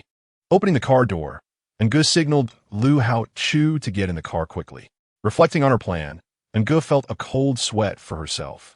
She was familiar with human acupoints, well aware of which points could be lethal and which could induce fainting. That's why she had first tried out some acupoint positions on Lu Haochu, after confirming that the acupoints for beastmen and humans were no different. She decided to take a gamble with Si Shuyuan. Fortunately, Si Shuyuan's attention was completely focused on her, and he didn't notice her actions at all. It was precisely because of this that she was able to succeed by chance. However, the angle she was in at the time limited the force she could apply, and she did not know how long Si Shuyuan would remain unconscious. Therefore, the most urgent thing now was to leave this place quickly. As they drove slowly out of the amusement park, Lu Haochu finally let out a long breath. Did Ngu encounter any obstacles when she came out? No. Ngu shook her head. When she left, she had only seen a person in a black suit at the door, who seemed to be Si Xiao Yuan's person. However, she had acted very naturally at the time, and that person had merely looked at her with confusion when she exited, without taking any further action. It seemed there shouldn't be any problems, but Si Xiao Yuan will definitely still suspect us when he wakes up. A trace of worry still lingered in Lu Haochu's eyes. It seemed that for a long time, Ngo would not be able to go out again. And Ji's eyes drooped slightly. He should only be suspicious about why he suddenly fainted. Ah Chu, you can just casually find a reason like power failure to brush it off. Lu Haochu was taken aback. What about the hair? Si Xiao Yuan's hair is gone, so he would naturally suspect that they took it. Don't worry, I replaced the hair. Now the hair on him is what I pulled from the head of a bioengineered person in the kitchen, so he won't notice that the hair has been tampered with. To prevent Si Xiao Yuan from realizing the true intention behind the fainting, replacing the hair is 100 times more reliable than directly taking it away. Upon hearing this, Lu Haochu's eyes widened in shock. Oh my, this is his Ngo treasure? In just that short amount of time, she considered everything, and she managed to minimize the impact of this potentially chaotic situation all by herself. Oh my God, his Ngo treasure is really so smart. Chapter 86. She is really so cute. 5. With Si Xiao Yuan's sudden appearance causing such a commotion, the two completely lost their mood to play. To avoid further trouble, Lu Haochu directly took Ngo back to the room on the second floor of the villa before daring to go downstairs to prepare food. Fortunately, when they returned to the villa, Yulingzi was not there. Otherwise, Lu Haochu would have really worried that he wouldn't have the energy to deal with it. Villa. Second floor. Ngo watched as Lu Haochu went downstairs. At the moment she turned to push open the bedroom door, her expression changed instantly. Her gaze quietly landing on the doorknob, and her heart skipped a beat. Someone entered her room. When she left in the morning, she had gone downstairs with Lu Haochu, so the person who entered the room could not possibly be him. Then, her dark eyes narrowed slightly, and a figure appeared in Ji's mind, causing her eyebrows to raise. It seemed that person was still not at ease with her. Retracting her hand that was resting on the doorknob, Ngo turned and walked towards Lu Haochu's laboratory, discreetly slipping a high-frequency detector from the table into her pocket before entering the bedroom again. Lu Haochu had previously mentioned that due to the creation of bioengineered humans in the laboratory, he was worried that excessive electrical pulses would cause abnormalities. So there were no electronic devices like surveillance cameras allowed in the lab. At the same time, because the laboratory was confidential, high-frequency detectors were placed to prevent data theft. If the detectors emitted unusual sounds, it indicated that surveillance or eavesdropping devices had been installed in the laboratory. However, since this was Yulingzi's villa, which was comparable to top-tier security, Lu Haochu had not embedded the detectors into the security system after bringing them, but rather left them casually in a corner, rendering them almost useless. But her bedroom was different. Although the bedroom and the laboratory were on the same floor, there was still a distinction between inside and outside. Moreover, she had already confirmed that someone had entered her bedroom, and it was possible that someone had installed some kind of surveillance device in her room. Thinking of this, Ngo frowned slightly and cautiously stepped into the bedroom, pretending to search for something as she strolled around every corner of the room. After a while, upon confirming that the high-frequency device in her pocket had not emitted any unusual sounds, Ngo finally felt relieved. Fortunately, Ngo secretly let out a sigh of relief. The person who entered her room did not install any eavesdropping or surveillance devices. Otherwise, she really wouldn't know how to deal with it. After all, bioengineered humans do not sleep or rest. Wouldn't she be in trouble then? But the next second, Ji's brow suddenly furrowed. Hey, no, if it wasn't to monitor her, then what did that person come into her room for? Thinking of this, Ngo carefully and seriously surveyed every corner of the room again. After confirming that there were no changes, she began to check the traces she had left before leaving the room that morning. She did not trust any of the people here. Even with Lu Haochu, she held some caution in her heart. Therefore, before leaving the room, she made some small marks in places that had to be passed through. For example, she lightly wrapped a strand of clear hair stolen from the laboratory around the doorknob. If someone opened the door, the hair would break, indicating whether someone had entered the room. For instance, she deliberately rotated the flowers in the vase in the bathroom and placed the vase in a position that could easily be knocked over. paying attention to the number of petals and the weight of the water in the vase. So, when Ngo was about to check if the marks had been damaged to determine what the person who entered the room had done, her gaze suddenly fell on the head of the bed. After a moment of shock, a smile suddenly appeared on Ng's beautiful lips. 3 of the 8 strands of bioengineered human hair she had deliberately placed on the pillow were missing. Chapter 87. She really is so cute. 6. As Ngo was rearranging the marks in the room, Lu Haochu happened to come upstairs with a food tray. Ngo, sweetheart, you must be hungry, right? Come on, it's time for lunch. Lu Haochu looked guilty. He had originally thought about taking Ngo out to have a good time for the day, but unexpectedly, they didn't get to play at all, and he and T even been able to give her a sip of water. He really felt like a failure. Okay, Ngo was not polite. Gently closing the bedroom door, quickly placing a mark on the doorknob, and then turning to walk towards the dining table in the living room. Where's Yulingza? Taking the juice Lu Haochu handed her, Ngo almost drank it all in one go. After all the hassle, she was really thirsty. Lu Haochu was taken aback. He went out. The butler said he probably won't be back for a long time. Hearing this, Ngo felt a sense of relief in her heart. Looking at the food on the plate, her appetite suddenly opened up. I won't go out these days to avoid any more problems. Just thinking about Si Shuyuan's act of secretly pulling her hair and then considering that Yulingza had sent someone to check her bedroom made Ngo deeply feel that staying on the second floor of this villa was the safest option. If she didn't go out, Si Shuyuan wouldn't be able to make a move against her. If she didn't go downstairs, Yulingza wouldn't be able to do anything to her either. Ngo nodded firmly, deciding to do it this way before the light particles in her body were activated. Good. Lu Haochu was thrilled to hear this. He had only wanted to be alone with Ngo. If it weren't for her wanting to go out and take a look, his original plan was to stay in the laboratory. The two enjoyed their lunch harmoniously, but Ngo remained silent due to the worries in her heart, while Lu Haochu kept serving her dishes, afraid that she wouldn't eat well. After a long time, when Ngo came back to her senses, she realized that her bowl was already filled with so much food that she couldn't use her chopsticks anymore. Ngo, you're too thin. You need to eat more. Lu Haochu kept serving Ngo dishes. Don't worry, I got this lunch myself in the kitchen. The servants are all gone. Nothing will happen. Ngo glanced at the bowl full of food, a helpless smile flickering in her eyes. She nodded and casually picked up a piece of meat, placing it in Lu Haochu's bowl. You should eat more too. Seeing this, Lu Haochu's eyes brightened, joy shining in his gaze as he hurriedly lowered his head to eat the meat in his bowl. Ngo, what do you like to eat? If you need anything, just tell me. This laboratory was prepared for him by Yulingza, filled with various materials for creating bioengineered humans and everyday items for men. He was genuinely afraid of disappointing Ngo. He didn't know when Ngo would leave, but he thought that as long as he did his best to meet all her needs, perhaps she would stay by his side a little longer. He didn't want her to leave. And Ji's eyes turned around. I actually have something I need your help with. Lu Haochu immediately sat up straight upon hearing this, his face filled with anticipation. Really? Of course it's true. Ngo nodded seriously, her gaze suddenly falling on Lu Haochu's injured shoulder. But before that, our top priority is to clean and dress your wound. Lu Haochu was slightly taken aback, and then a wave of warmth surged in his heart. He shyly nodded, suppressing the smile at the corners of his mouth. The two quickly finished their lunch, and Ngo began to clean Lu Haochu's wound.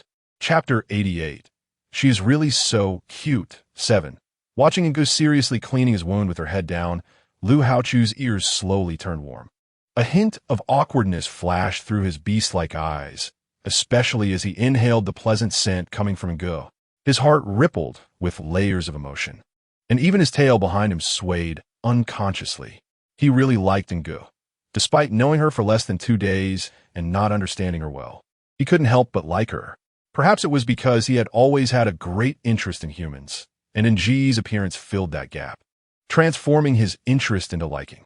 Or perhaps it was because he had fallen into the depths of despair near death, and Ngo had appeared to save him, which filled him with gratitude. Or maybe it was because Ngo was too beautiful, too cute, and too intelligent, bringing him a break from his monotonous creative life, making him feel affection for this novelty. He had been set up for blind dates by his grandfather and older brother, and as Lu Daosher's fame grew, The number of socialites arranged for him to meet was countless. Yet, he had no interest in them at all, not even a thought of wanting to spend time with them. He had seen those young ladies from influential families flustered in front of him, speaking cautiously as if afraid of making a mistake that would displease him. At that time, he despised the notion that liking someone required such carefulness. It seemed better not to like at all. But now, he suddenly empathized. Because of Ngu, he found himself becoming cautious too, worried that she might not like living here, worried that she wouldn't adapt to the laboratory environment, worried that she wouldn't have enough to eat. In short, whenever Ngu showed even the slightest hint of dislike, he felt flustered and at a loss. He was afraid she would get angry, afraid she would ignore him, and even more afraid that she would leave him quietly without saying a word.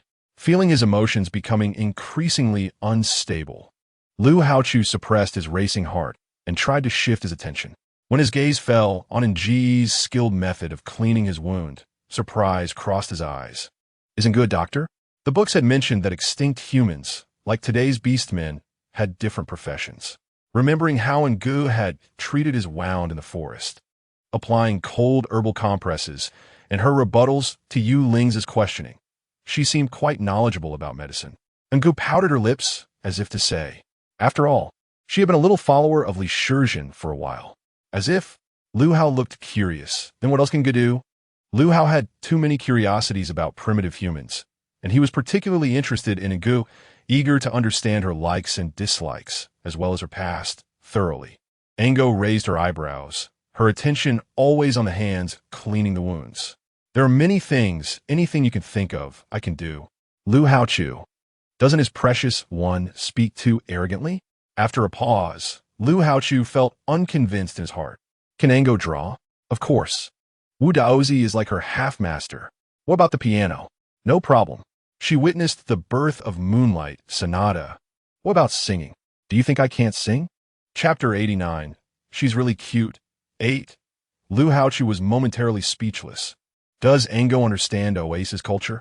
Oasis culture? Are you talking about ancient poetry and such? Isn't that something every child can do? The recitation of the full text in the 9-year compulsory education isn't just for show. Lu Haochu. Every child can do it? Come on, in their world, that's a privilege only noble families enjoy. Then, what can Ango do? Nothing she can't do. Whatever she comes into contact with, she can do. While she may not be an expert in everything, she certainly has some knowledge. Thinking about it, her excellence seems to be thanks to the devilish training that group of demon teachers in the lab give her every day. Lu Haochu. His precious one is getting more and more shameless. Lu Haochu seriously believed that this topic couldn't continue, and as he looked down at Ango, who was close to him, a sudden curiosity flashed through his mind, and without thinking, he blurted out, "Ango, where did you live before? How did you suddenly appear alone in the central library?" The moment the words fell, the previously harmonious atmosphere between the two suddenly vanished. Lu Haochu, realizing what he just asked, felt dazed and stood still, his eyes flickering with unease. The singer Ngu paused in her action of cleaning the wound, lifting her eyes to look at Lu Haochu with a faint expression, her beautiful brows slightly furrowed. Seeing this, Lu Haochu was suddenly taken aback. "Ngu, I didn't mean anything else. I wasn't trying to pry into anything. You don't have to answer me, I. Facing Nji's slightly furrowed brows and noticing her hesitation in cleaning his wound, Lu Haochu felt like he wanted to take back what he just said. What on earth was he doing? Why did he have to ask Ngu such a sensitive question? As a rare human, Ngu staying by the side of someone she just met 2 days ago is already the limit. Does she really have to tell him where her family is now? Lu Haochu was a bit flustered and anxious. "Ngu, please don't misunderstand. I was just curious and asking. I didn't mean anything else. Please don't be angry. Don't be angry." Ngu quietly glanced at Lu Haochu and then lowered her head to continue cleaning Lu Haochu's wound. Her soft voice gently rose. "Achu is really nice. I don't want to deceive Achu, but when it comes to my family's safety, I really can't say. If Achu minds, I can just leave." No. Lu Haochu stood up anxiously. "I didn't mean that. I was just asking casually. You can pretend you didn't here." Afraid that Ngu would really bring up leaving, Lu Haochu didn't even care about the wound on his shoulder and hurriedly grabbed Nji's small hand. Ngu, I swear. I swear I won't ask these stupid questions again. Please don't go, please don't go.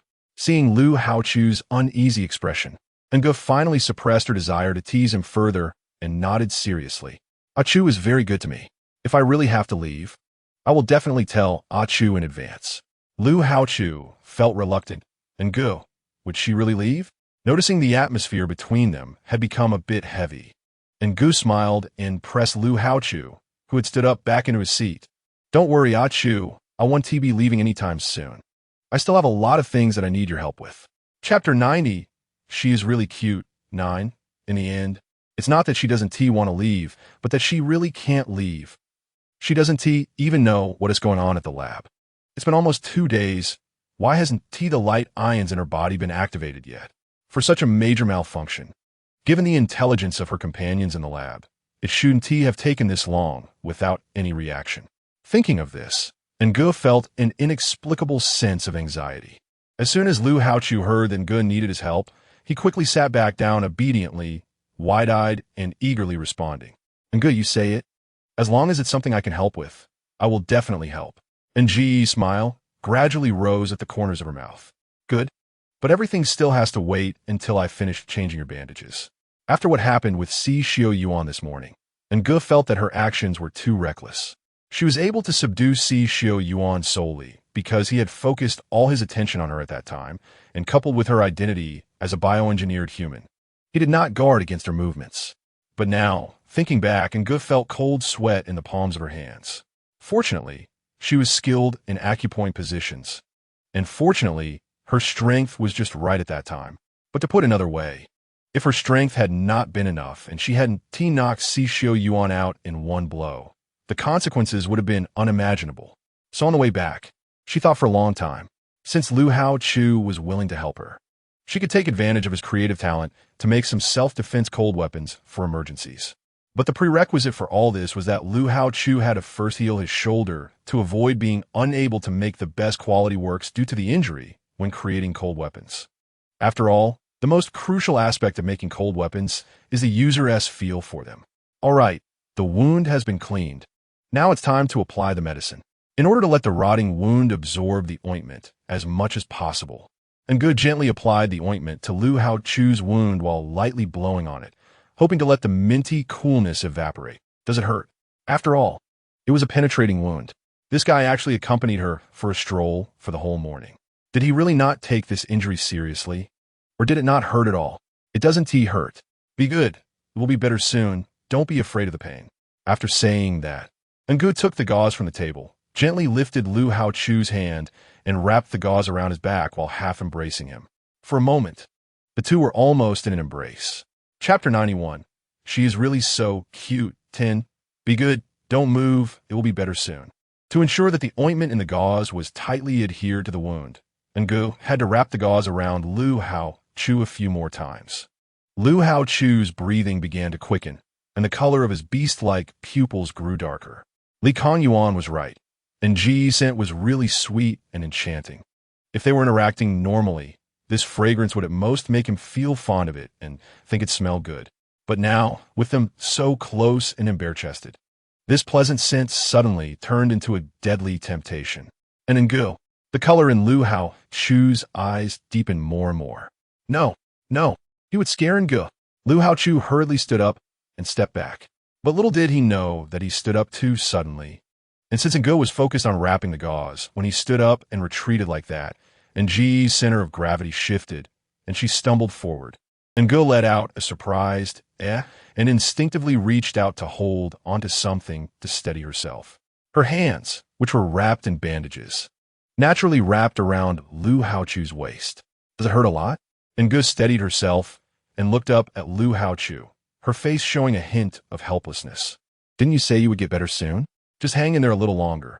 Ngu looked suspiciously at Lu Haochu, who was standing rigidly in front of her. She thought he was in so much pain that he couldn't move. So she had to tiptoe and re-wrap the loose gauze around his back.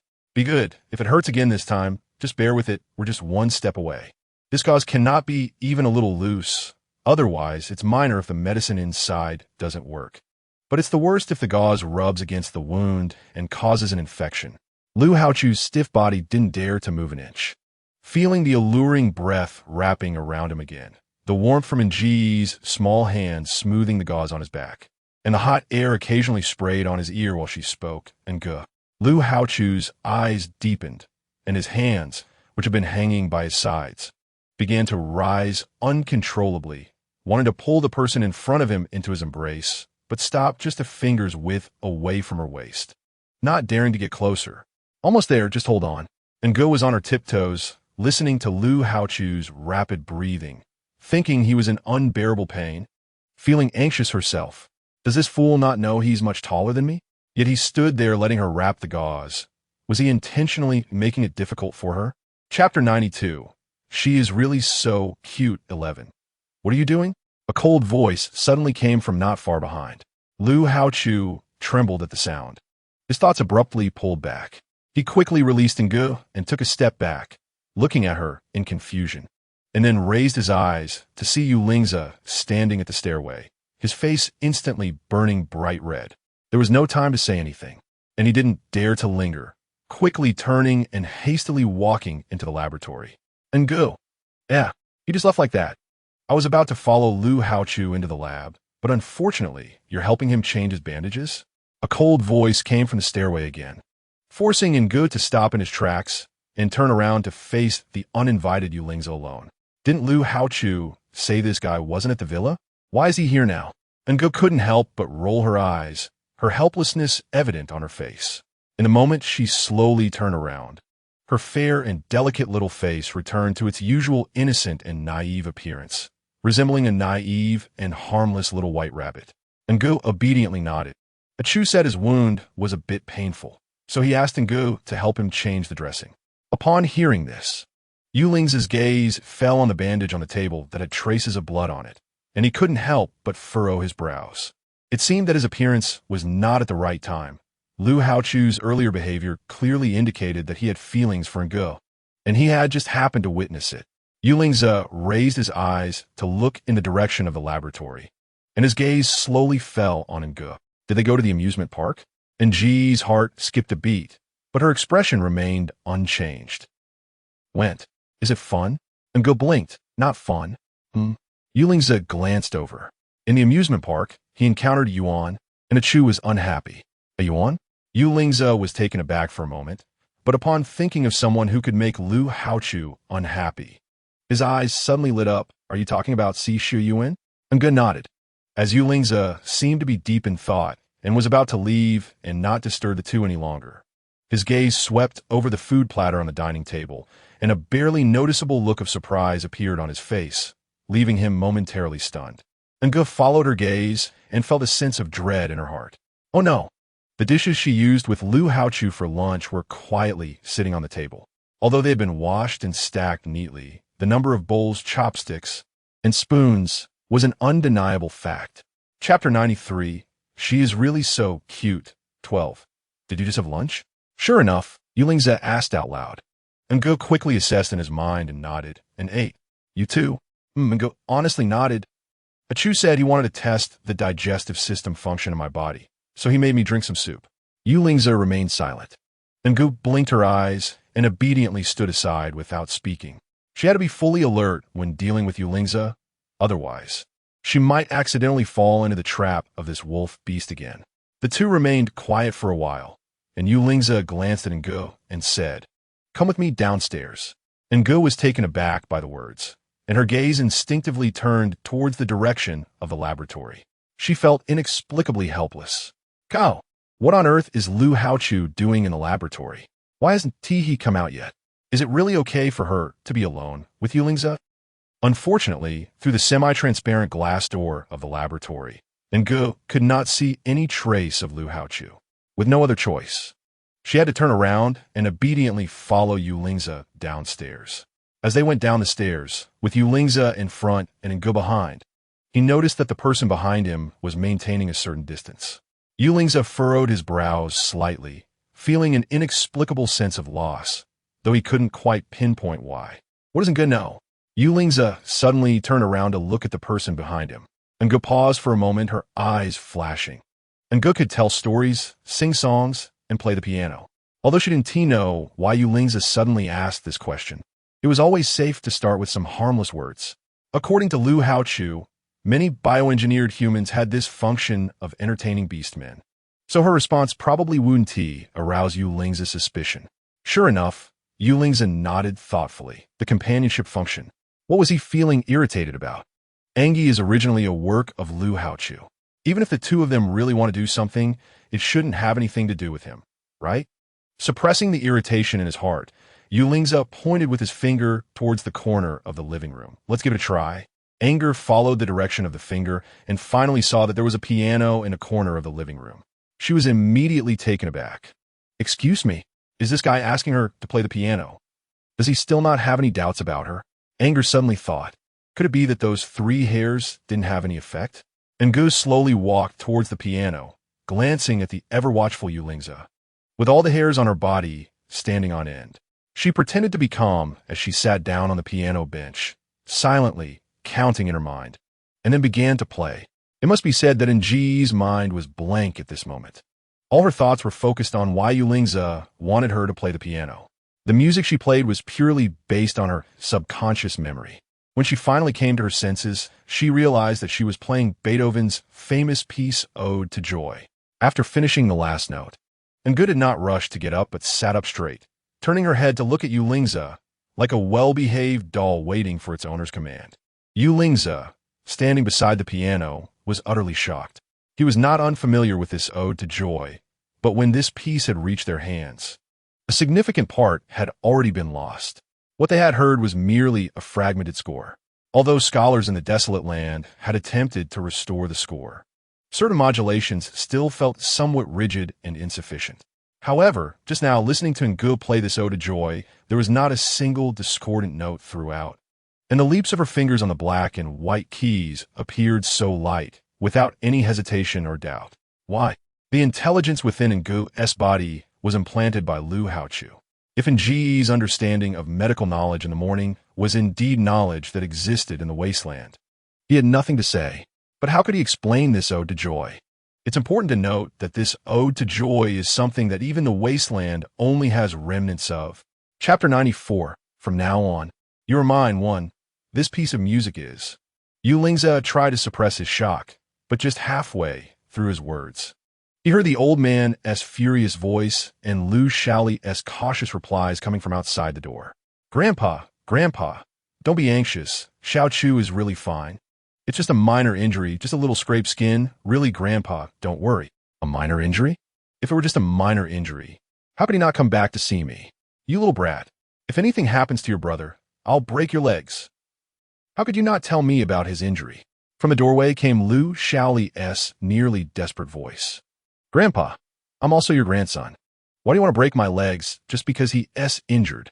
At this moment, Lu Shaoli was completely flustered. He had clearly sealed off the news of Lu Haochu's injury tightly. How did the old man find out? Moreover, he even knew that Lu Haochu was right here with Yulingza. You should be glad you're my grandson. Otherwise, I would have shot you already, rather than just breaking your legs. The old man's voice was full of threats, and his angry expression was like a storm about to break, making Lu Shaoli swallow the words he was about to say. Hearing this, Yulingza glanced at Ngu, who was sitting on the piano bench, and after a moment of silence, turned to walk toward the old man. As Lu Rong entered the room, he saw Yulingza, and the anger on his old face suddenly relaxed into a smile. You kid, I heard Xiao Chu got injured. Is he with you now? Upon hearing this, Yulingza looked at Lu Shaoli, who had a face full of worry behind the old man, and nodded. Achu attended the Bai family banquet yesterday and got a little injured, but he is fine now. Grandpa Lu, don't worry. The Bai family banquet? Lu Rong's eyes flickered. Isn't that the Bai Tao from the news this morning who was caught embezzling? Lu Rong had been the head of the Lu family for decades, so he was naturally aware of every wind and grass in the business world.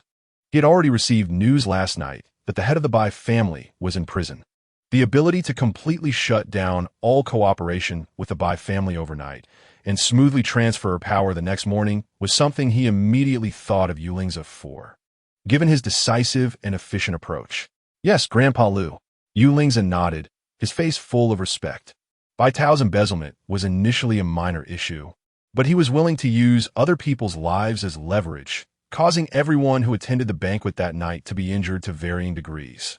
So it was undoubtedly necessary to control him immediately. Yulingza emphasized the word control, but the expression in his eyes made Lu Rong chuckle knowingly. Saying he controlled Bai Tao was actually a form of punishment.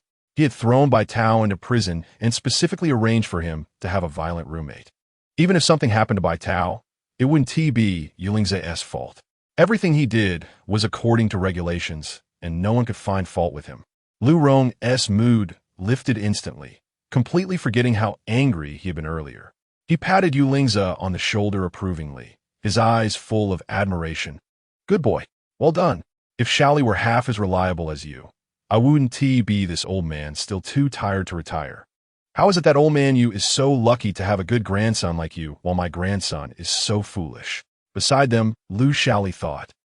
Good grief. At home he can never compare to Lu Haochu, and outside he can never compare to Yulingza. Why has my old man never favored me? Chapter 95. From now on, you are mine. Tungu, where are you? I'm here, Suddenly, there's a sound of hurried footsteps coming down the stairs, and everyone turned to look. They saw Lu Haochu, whose upper body was wrapped in bandages, rushing down the stairs, and the strong smell of ointment wafted in the air as if he had just treated his wounds. The sound on the stairs abruptly stopped, and Lu Haochu looked astonished at the crowd in the hall. His feet froze in midair as he locked eyes with the old man's bright gaze, and he was so shocked that he stood there like a petrified rabbit. Grandpa, how could Grandpa be here? In the hall, Lu Shaoli's gaze landed on Lu Haochu, who was covered in bandages, and the corner of his mouth twitched. This stupid brother is intentionally trying to torment me, right?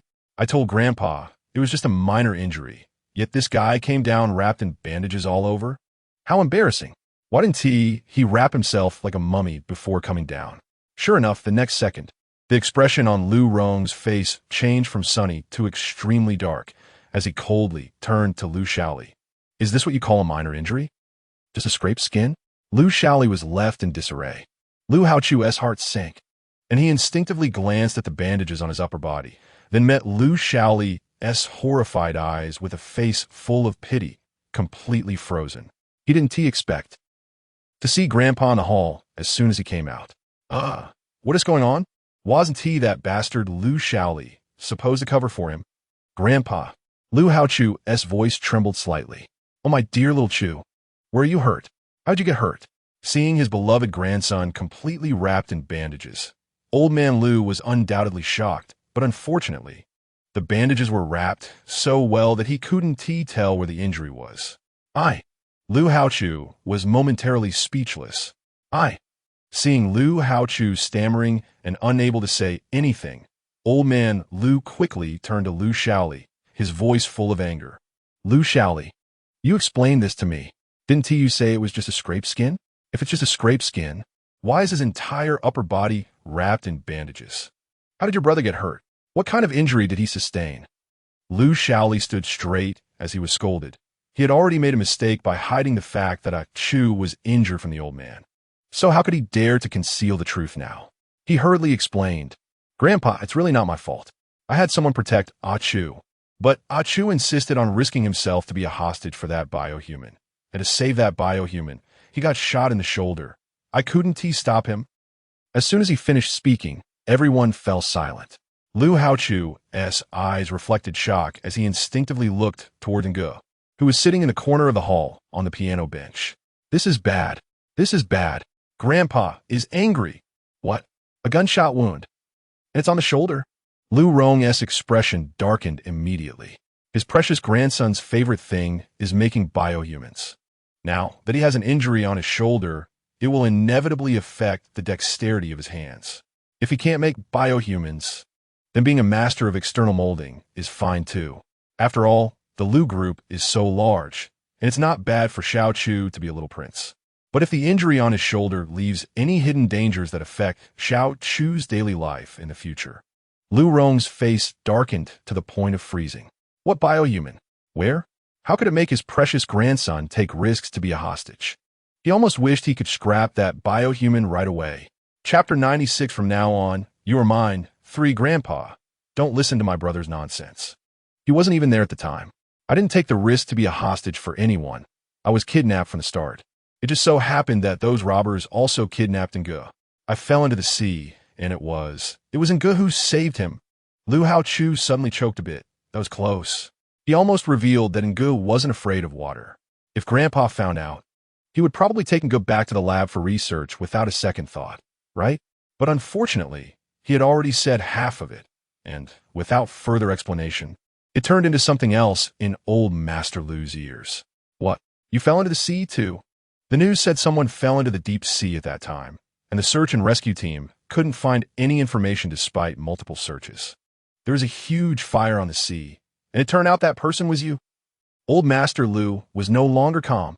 What kind of terrifying experience did his precious grandson go through? Shot and then fell into the deep sea.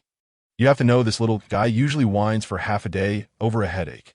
Lu Shaoli's expression was blank. How could he have such a stupid little brother? Being this stupid and still more favored than him? This is completely unscientific. Lu Hao-Chu saw this and choked again. No. Grandpa, I meant to say that what I encountered was all an accident. Had nothing to do with anyone, especially not Nge. Don't listen to my brother. Lu Shaoli rolled his eyes. Who is speaking now? Nge? Old Master Lu finally caught a key point. That biohuman is called Nge? You voluntarily became a hostage for a biohuman? And fell into the sea? Lu Hao-Chu was stunned, unsure how to react for a moment. Hey, wait, he had explained for so long. Why was Grandpa still fixated on Nge?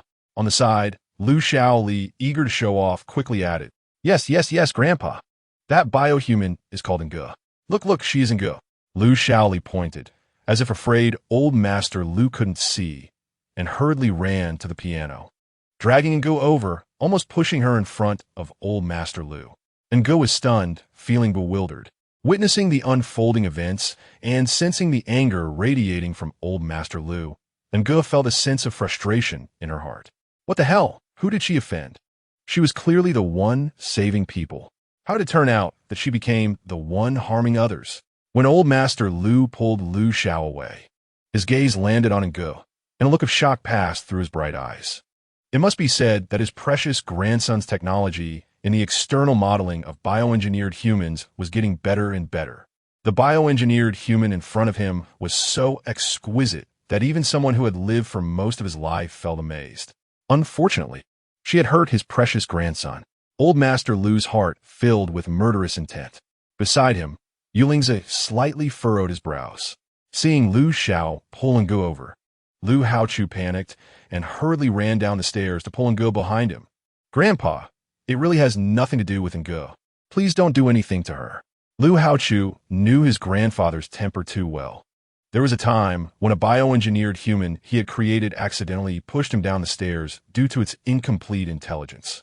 And just because he had a small cut on his leg, his grandfather had immediately sent someone to scrap that bioengineered human. Moreover, he now had a gunshot wound on his shoulder, and he could guess what his grandfather would do next just by thinking with his toes. Hearing this, old Master Lu was so angry he nearly fainted. He hadn't even said what he was going to do, and this brat was already protecting someone? Brat, get out of the way. Old Master Lu fumed, his beard bristling with anger. Why was his precious grandson such a source of worry for him? Chapter 97. From now on, you are mine.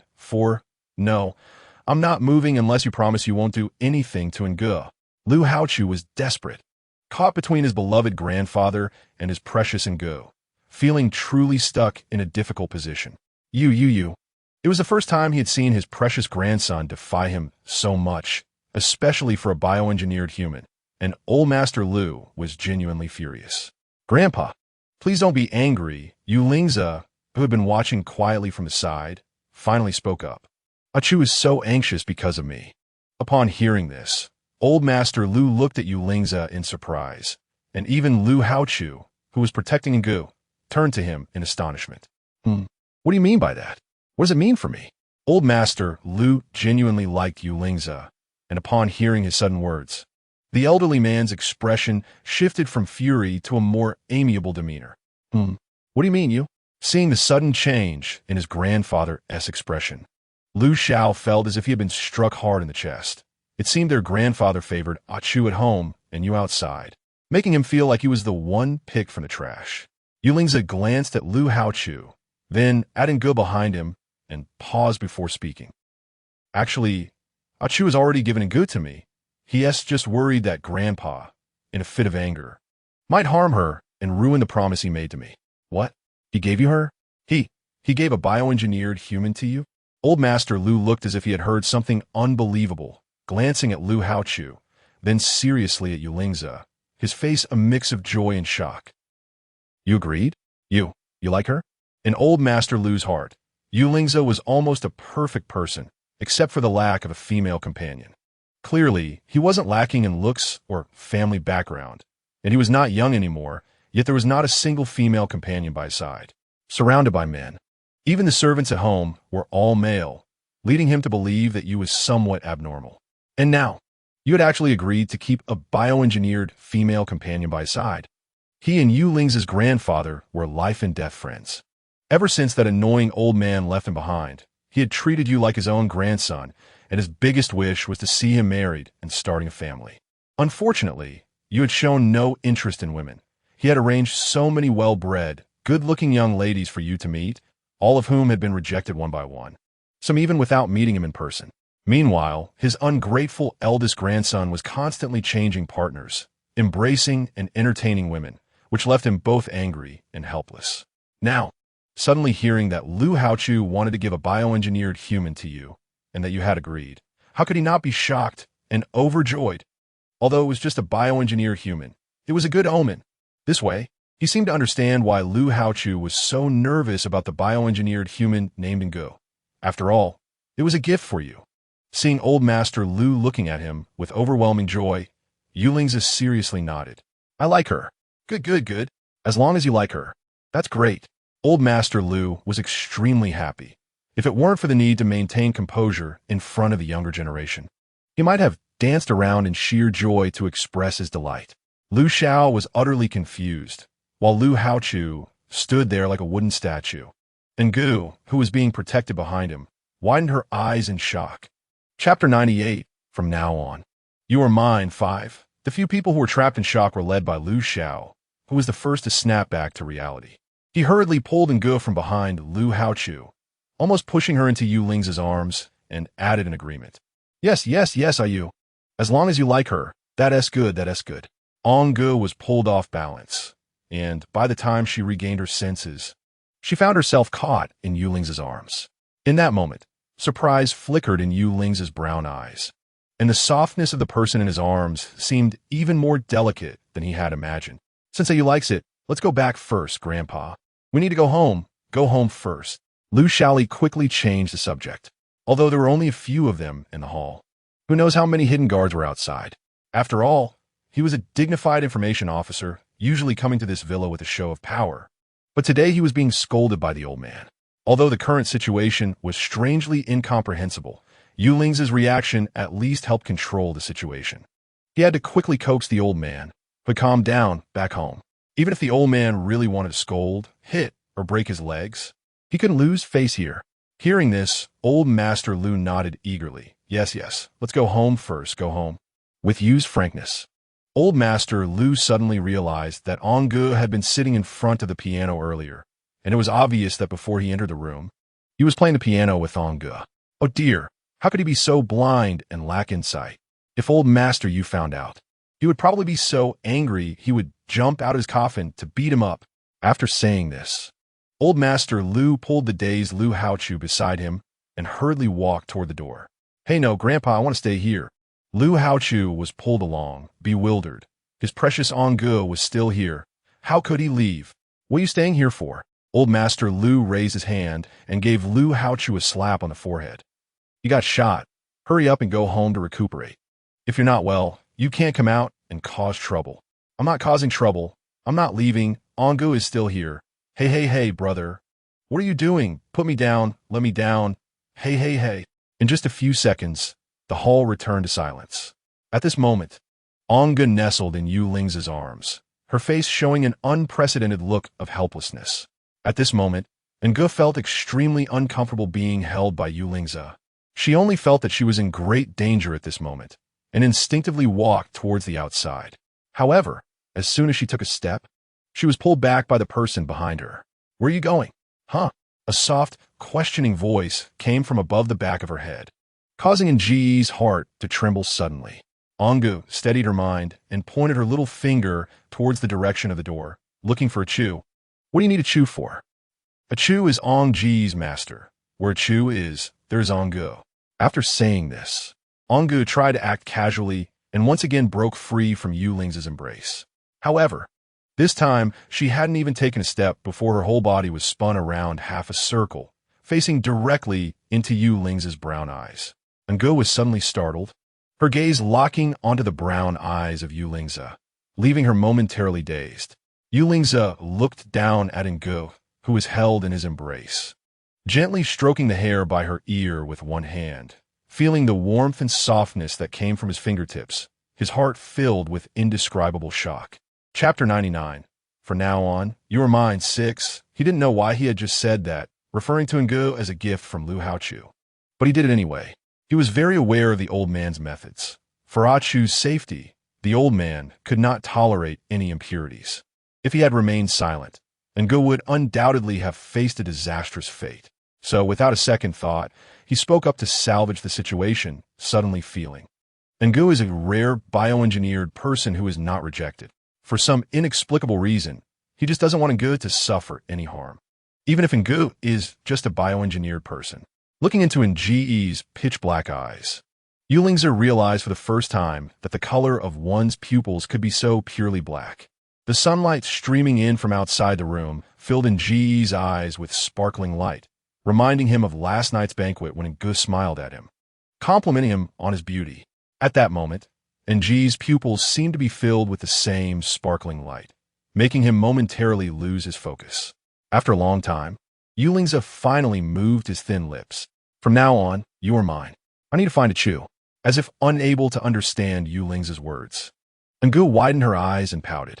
Without Lu Haochu, she worried that she would expose her human identity in less than a night. "With me here, it's the same." Comforting the little thing in his arms that was about to explode, Yulingza showed great patience. He had seen the hair testing report of Ongu, confirming that he had indeed overestimated things. Those few strands of hair belonged to bioengineered individuals, made from artificially synthesized fibers, and the trace oil detected on the hair was merely added to make the bioengineered hair look shiny. Yulingza couldn't help but mock himself internally. It seemed he had indeed spent too much time with that guy Lu Haochu, which led him to have wild thoughts on some issues. Even imagining that Ongu could be human. Haha, he was simply out of his mind. Primitive humans went extinct centuries ago. How could they suddenly appear in front of him? It was absurd. However, he had a fondness for Ongu that he didn't have for other bioengineered individuals. Perhaps it was because Ongu didn't act like a typical bioengineered person, or perhaps Nji's appearance was extraordinarily exquisite. Or maybe it was the sweetness of Nji's smile when she praised him for being handsome. In short, he was willing to get close to her, and only her. Watching Yulingza gently whisper to her with a gentle expression, his hand carefully stroking her hair, Ongu couldn't help but be surprised for a moment. Was this man really the cold and unapproachable commander from last night? She still remembered how she had smiled at him, only to be reprimanded by him. How could he seem like a different person now? But this Yulingza, with his gentle and deep whispers, combined with the way he was stroking her hair at this moment, was really alluring and against the rules. Commander suddenly appeared at the door, his gaze falling on the two of them, looking anxious. Something happened in the Candia district. Isn't the Candia district Martin's territory? Yulingza glanced over, his hands holding Ongu, momentarily pausing. Anger stepped out calmly, naturally freeing herself from the control of Yulingza's hands. Yes, 17's expression was serious. But Martin is dead. Upon hearing this, Yulingza's pupils shrank sharply. Dead? Chapter 100. He lost her. 1. Martin's body appeared in a garbage dump at the junction of the Queen district and the Candia district. When our people found Martin, there was a letter on him. Saying this, 17 took out a letter that had already been opened. Yulingza did not take it. What does it say? 17 paused. The letter says that the goods Martin was guarding have all been taken away, and if you want them back, Commander, you must go to the Candia district to negotiate in person. Yulingza couldn't help but be taken aback. The goods were stolen, and they want him to negotiate? Ha! There are actually people in the wasteland who dare to be so bold. Yulingza squinted his eyes. Have you found out who did it? Not yet confirmed. 17 frowned, but according to reliable intelligence, it was said to be the work of the Black Bear. Yulingza was silent for a moment. Tell 16 to prepare. Come with me. Upon hearing this, 17 stood still, looking a bit awkward. What's wrong?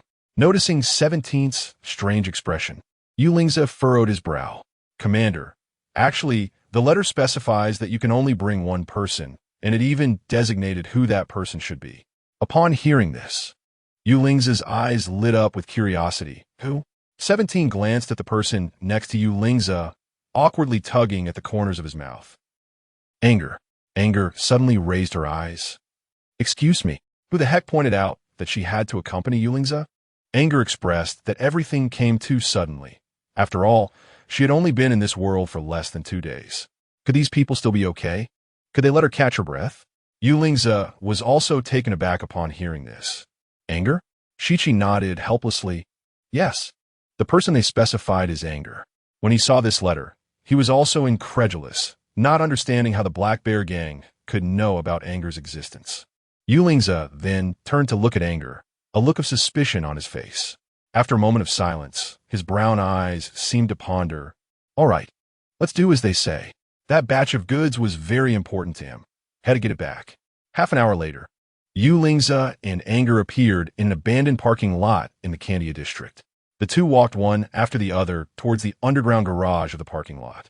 Yulingza appeared natural, his brown eyes discreetly surveying the surroundings, his steps steady, as if he were strolling in his own garden. Behind him, Anger took small steps, showing an innocent and harmless expression as she casually looked around. In this beast world, she could be considered a complete newcomer, and since the Black Bear, whom she had never seen before, specifically wanted her to come along, she didn't think it was due to her fame. Rather, entrusted by someone. Well, in less than 2 days, the only person she could consider an acquaintance who was extremely interested in her was probably that scheming Xinglan. Once she figured this out, Anger's heart settled down. Xinglan wouldn't have any murderous intent towards her, so this trip would definitely be safe. As for Yulingza, Nji's gaze lingered on the back of Yulingza, circling him again and again. She raised her beautifully shaped eyebrows and chuckled, thinking to herself that they should just wish each other well and stay safe. Yulingza, walking ahead, turned his head to look at the person following behind him, a hint of deep thought passing through his beast-like eyes. How did that group in the letter know of Nji's existence? They even specifically requested that Ngu accompany him. Chapter 101. He lost her too, moreover, for what he understood. The Black Bear had been behaving himself in the Candia district, despite his tyrannical ways. It was precisely because the Black Bear was timid and valued his life that he had wiped out everyone when he took control of the Candia district. If that letter came from the Black Bear, and Martin also dyed his hands with his goods stolen, it truly puzzled him. The most likely scenario was that the Black Bear was merely a pawn being manipulated by someone else behind the scenes. Suddenly, a figure flashed through Yulingza's mind. Could it really be that person? Is he afraid? Yulingza suddenly stopped in his tracks, looking down from his height at Ngu, whose head barely reached his shoulder. Ngu was taken aback for a moment, and the next second, a sweet smile appeared on her lips. She wasn't afraid, because Yu was by her side. Ngu wasn't afraid. Yulingza was almost distracted by that smile, and then his expression darkened. Don't smile. Anger's appearance was already stunningly beautiful, complemented by the student dress she had not yet changed out of. Even without speaking, she was so adorable that it was hard to look away, especially with that sweet smile. Although they were about to face someone unknown, the current situation in the Candia district seemed chaotic. Those who could arrange to meet him in the underground garage of this abandoned car lot were mostly the dark side of the Candia district, and many of them were mixed blood orcs. In terms of self-control and rationality, they couldn't compare to those of dual or triple bloodlines. So it was hard to guarantee that they wouldn't harbor any ill intentions towards Anger, leading to a barrage of filthy language right on the spot. Ngu. Ko, why is it this phrase again? What's wrong with her smile? Don't old people often say that you shouldn't hit someone who is smiling? Why is it that when it comes to her, the slaps are more accurate than ever? Hey, this little wolf dog is not easy to handle. Ngu quickly restrained her smile, and she finally understood that this guy always had a straight face because he didn't like others to. It was simply a psychological distortion. Lingza casually tossed a button-sized object into Nji's pocket and said, "If you get scared later, just hide in the corner. I'll come find you." "Okay." Go blinked. "Okay." Is the dog giving her a GPS location in case something goes wrong later and they can't find her? While they were talking, they had already arrived at the underground parking lot of the abandoned parking area. The darkness inside the garage contrasted sharply with the blinding sunlight outside, causing Ngu to momentarily lose her vision as she stepped into the underground garage, her whole body pausing. God, it's so dark. How can there not be a single light? She's just a human. She doesn't have the kind of vision that allows her to see clearly in both day and night like animals do. Struggling to adapt to the pitch blackness of the garage, Ngu suddenly felt her hand wrapped in a warm palm, making her lift her gaze. She didn't know when, but the person who had been walking ahead, Lingza, had suddenly stopped in front of her, looking down at her with concern. What's wrong? Unfortunately, Ngu's vision hadn't adjusted to the darkness yet. Otherwise, she wouldn't have missed the hint of worry in Lingza's eyes. It was too dark here, Ngu couldn't see anything, and she was very scared. Ngu decided to be honest, after all. It was an objective, physiological issue that she couldn't hide. Lingza frowned slightly. Did Chu not give you an infrared function? He mentioned that Lu Haochu had given Ngu a function that had what it shouldn't have and didn't have what it should. Ngu blinked. Chu only said that he wanted to make Ngu the most human-like creation. You wondered, do humans come with infrared capabilities? Lingza. Chapter 102, he lost her. 3. Is you dissatisfied with Ngu? Ngu frowned, pouting her little mouth in dissatisfaction. Lingza's expression tightened, almost instinctively saying no. Is it Nji's fault that she can't see in very dark places? No, it's all that idiot Lu Haochu's fault. Not installing the necessary features, but instead installing a bunch of flashy functions. So, should you carry Ngu? Damn, this road is really too dark. Although she didn't want to get close to Lingza, just thinking about the possibility of being close to him if she twisted her ankle after falling made her wish she had chosen an easier way from start. Lingza hesitated for a moment. It wasn't that he was unwilling to carry Ngu, but this road to the underground garage was too dim. There might already be someone lying in wait in the shadows, ready to ambush them. If he carried Ngu and they were attacked, it would be difficult to ensure their safety. Is you dissatisfied with Ngu? Someone pouted again in displeasure. No, really no. Is it Nji's fault that she can't see in very dark places? No. So, should you carry Ngu? Lingza. Why are we back to this again? After a pause, Lingza began a compromise. How about you holding Nji's hand? Although holding Nji's hand would be somewhat inconvenient, with the skills, he should still be able to protect both of them. Ngu paused for a moment, her pair of pitch-black eyes sweeping over the dimly lit road ahead, filled with some hesitation. She had thought about letting Lingza hold her hand, but she was afraid that her nervousness would cause her palms to sweat, which might raise unnecessary suspicions from Lingza. However, it seemed that Lingza was unwilling to embrace her. After a moment of silence, Ngu reluctantly reached out her small hand, saying, "Then let's go. It's better to have someone to hold than no one at all." All right. Without any hesitation, Lingza wrapped her small hand in his palm and turned to walk deeper into the garage. Yet, after holding Nji's hand, Lingza's pace slowed significantly, and even the distance of his steps became shorter, seemingly accommodating her. Meanwhile, sitting in front of the monitor, 17 was so shocked by the conversation between the two that he nearly dropped his jaw, although he couldn't see the expression of the commander at that moment. From their dialogue, he had a feeling that his commander was being controlled by a wife. To a synthetic person, he didn't show the slightest bit of temper. Had he been swapped out? It should be known that during missions, the thing they disliked the most was being hindered, especially the commander, who demanded near perfection in all aspects. Yet their commander actually compromised. Oh my God! 17 was dumbfounded. The two slowly made their way through the incredibly dark underground passage, and finally saw dim lights at a corner where the passage turned. The commander of the desolate continent indeed had extraordinary courage, daring to attend the meeting alone. From a distance, a harsh voice with a raspy tone came from the dim light, prompting Ngu to look in that direction. After her eyes adjusted for a while, she finally saw a stout man with a broad back sitting at a table at the end of the passage. In the corners of the room were similar-looking beasts, but the dim light made it hard for Ngo to see clearly. Ultimately, she had to focus her gaze back on the beastman at the table. Engi looked attentively. Although she had not been in this beast world for long, she had seen quite a few beastmen. However, the person sitting at the table now caught her eye.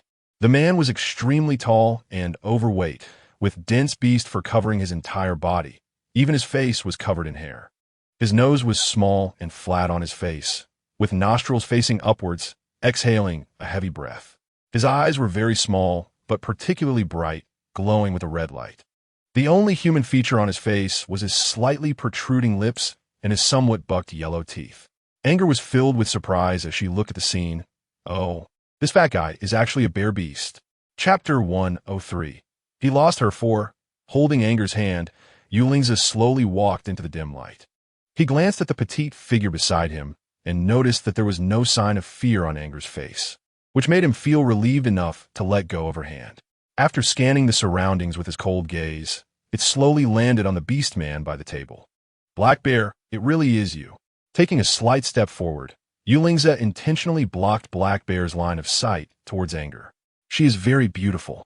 The hoarse voice didn't hide the surprise, as the bear slowly stood up from the table and walked towards them, his gaze fixed on Anger the entire time. Bear beasts don't like overly bright places. Having a dim light in this dark underground garage was already his most sincere hospitality. From the moment they appeared at the other end of the corridor, he was captivated by Anger beside Yulingza. Her pair of star-like, dazzling black eyes cautiously surveyed the surroundings, and her uncontrollable, curious gaze made the petite girl appear particularly adorable. Plus, that beautiful school uniform showcased her slender and graceful figure, making her look just like a beautiful girl stepping out of a painting. Is she Anger? Black Bear steadied his racing heart with difficulty. No wonder that Lord was willing to help him with such a big favor, only asking to have Anger. At first, he was puzzled. After all, she was just a bioengineered person, would shop on the street, didn't sell them. If worst came to worst, he could have one custom-made at the Lu group or the C group. Why go through so much trouble? But now it seemed that this bioengineered person far exceeded his expectations. Yulingza didn't answer, but instead asked, "Where's the goods?" Hearing this, Black Bear snapped back to reality. Finally, pulling his gaze away from Anger and turning slightly to meet Yulingza's eyes, "The goods are in a safe place. However, Commander, you are truly surprising. If it weren't for chance, I wouldn't have known you were interested in that thing." Martin was the person Yulingza had placed in charge of the Candia district. Initially, he simply wanted to kill Martin, seize control of the Candia district, and then use the power of that lore behind him to completely gain independence over the district. However, he inadvertently discovered a basement beneath Martin's house, and his instincts told him there was something wrong with the basement. To his surprise, it indeed brought him great joy. He was convinced that the thing locked in the basement was something that couldn't see the light of day, so he was confident that Martin's master would definitely come personally. Perhaps he could turn a smoke-filled conflict into a collaboration. He had seized the authority of the Candia district, and Yulingza, Martin's master, would surely make him pay the price. Although he had that lord backing him, his opponent was the commanding officer of the Wasteland continent, Yulingza, which made him somewhat apprehensive. However, if he could use the condition of returning the goods to turn the conflict between them into a transaction, he was willing to give it a try. Conditions, Yulingza said succinctly. Black Bear's eyes lit up at this. "Give me the authority over the Candia district, and..." He paused, raising his hand to point at Anger. "Give her to me." Chapter 104. He lost her. 5. Unfortunately, Anger had already caught that lord's eye. Otherwise, how could he possibly let go of such a premium bioengineered person? But thinking of that lord's power, Black Bear trembled inside. That person was a madman who didn't play by the rules. If he really offended that lord, death might actually be a good thing for him, Black Bear. Yulingza's expression was cold. "Show me the goods first." That item was very important to him. Otherwise, according to his personality, he would have directly blown up Black Bear's lair without needing to make this trip himself. Black Bear hesitated for a moment, glancing at the 3 beastmen guarding him behind, and then at Yulingza, who only had Anger beside him. After a moment of silence, he beckoned to the nearest beastman behind him. His courage really was shrinking. Clearly, he had so many helpers behind him, yet he was still terrified of Yulingza. The goods? Ngo couldn't help but be full of curiosity. What kind of goods could possibly make Yulingza value it so much that he would agree to come alone for the negotiations? Ngo looked expectantly. Ngo, come sit down. Taking advantage of the moment when his subordinates went to get the goods, Heishazi pointed to the stool by the table and took the initiative to show goodwill towards Ngo. His experience told him that Nge's refinement definitely exceeded any bioengineered human he had encountered. Although Ngo had already been reserved by that esteemed individual, he still couldn't wait to catch a glimpse of Nge's reaction to the scene. Ngo took a faint glance around, her eyes scanning the surroundings before wisely deciding to ignore it. Joking aside, not to mention the overwhelming body odor of the orcs in the room, making it hard for her to breathe, just looking at the row of tall, stout, and hairy orcs standing against the wall made her feel extremely intimidated. Was she out of her mind? Having someone like Yulingza beside her wasn't enough. She had to? Nge's reaction surprised Heishazi suddenly. He seemed not to expect that Ngo would be indifferent to his words. After a moment of pause, he couldn't help but repeat, Ngo, come sit down. Ange? Damn, does this guy think he is calling a dog? The black bear was taken aback, puzzled about what went wrong, when the orc who had left to fetch the goods happened to return. Boss, the goods are here. Unlike the hoarse voice of the bear, the orc who brought the goods had a very honest and straightforward tone, which made Ange take a few more glances. What came into view was a very simple-minded bear face. Although the figure was clumsy, the way he held the large box was quite careful, as if he was afraid of damaging what was inside. It was obvious that the box was heavy, yet this bear insisted on not having any other orc help him. And the other orcs seemed used to it, none willing to lend a hand. The bear carefully placed the box on the ground, panting heavily, and only dared to take 2 steps back from the box before letting out a long sigh of relief. Noticing that Ange had been staring at him, the bear's simple-minded eyes met Ange's gaze, and his bare face suddenly turned red. You're so cute. I think your name is Ange, right? I've heard the boss mumble that name more than once today, but I didn't expect it to be so cute. He always dreamed of having his own bioman doll, even if it was missing limbs. But unfortunately, the bioman that the boss didn't want always went to other orcs, and he never got a chance. He thought he must be lacking in some way compared to the other orcs. Otherwise, why would the boss reward other orcs with bioman? But when it came to him, it turned into a cigarette. But he didn't like those things at all. And Ngo was taken aback and instinctively smiled kindly. Thank you. You're cute too. Chapter 105. He lost her, 6, as soon as the words were spoken. The bear beast was momentarily stunned. Then disbelief filled its eyes. This exquisite bioengineered doll actually spoke to him? And complimented him on being cute? The black bear was also taken aback, regretting that he hadn't been able to speak with Ngo earlier. Just as he was surprised and wanted to strike up a conversation, Yulingza suddenly spoke coldly from the side. Open the box and inspect the goods. The bear beast was chilled by the sudden cold aura and quickly came to his senses. He looked at the black bear, who nodded, and then bent down to open the box on the ground. As soon as the box opened, a python as thick as an arm slithered out, arching its body and glaring at everyone with its snake-like eyes, its tongue flicking in and out, making a hissing sound. The bear beast was petrified, standing next to the box without daring to move, but its fur stood on end in fear, and its naive bear eyes were filled with panic. A python was inside the box. Why? Why had the boss never told him? The boss. Didn't he always know that he was most afraid of snakes? The bear beast looked at the black bear in disbelief, and a part of its heart began to collapse. This must be a golden python, right? Looking at the black bear who was peering at the snake's head coming out of the box, there was immense interest in his eyes. The commander really has an eye for this, to find such an almost extinct python on the desolate continent. I spent quite some effort tracing its origins. With the resurgence of the desolate continent, many species that had disappeared from this land, besides primitive humans, included many primitive animals. For example, the legendary giant panda, the crested ibis, the golden monkey, many animals that only existed in primitive human society. Among them, the golden python was one.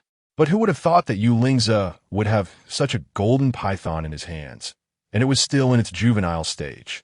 If this were to be auctioned off, it would probably fetch an astronomical price. You're a smart person. You should know what kind of impact this will bring.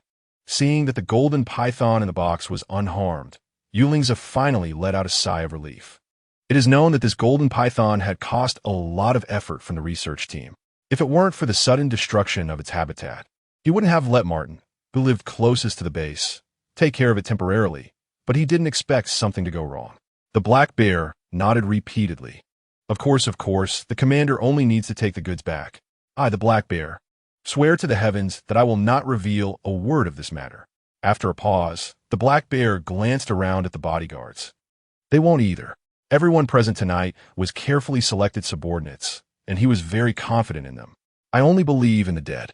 Yulingza's gaze fell on the python in the box, not lifting his eyes. Hearing this, the black bear's expression changed. The three beastmen in the room also changed their expressions simultaneously, all looking at Yulingza with vigilance, instinctively wanting to protect the black bear behind them.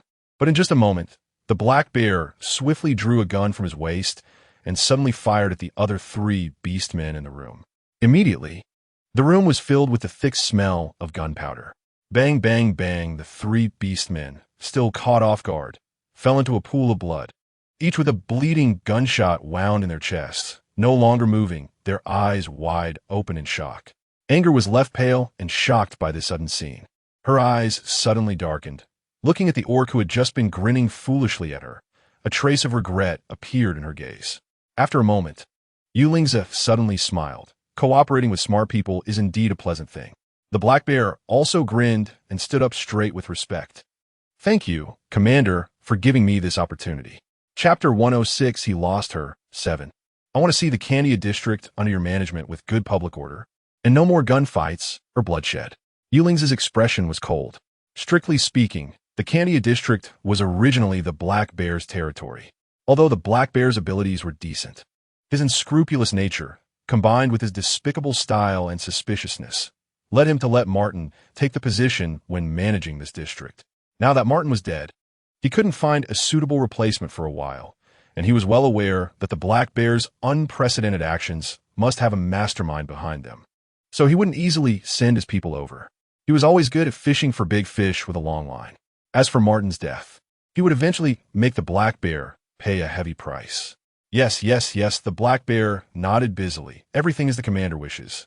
Throughout, the commander never mentioned Martin's death, so that person was likely just a pawn that could be discarded at will in the commander's eyes. Thinking of this, the black bear couldn't help but breathe a sigh of relief. Pack the goods properly and deliver them to my villa in an hour. Okay, Commander, don't worry. There won't be any problems with this delivery. Yulingza coldly glanced at the black bear, a glimmer of darkness passing through his eyes, then turned to hold Anger's hand and walked outside. Hey!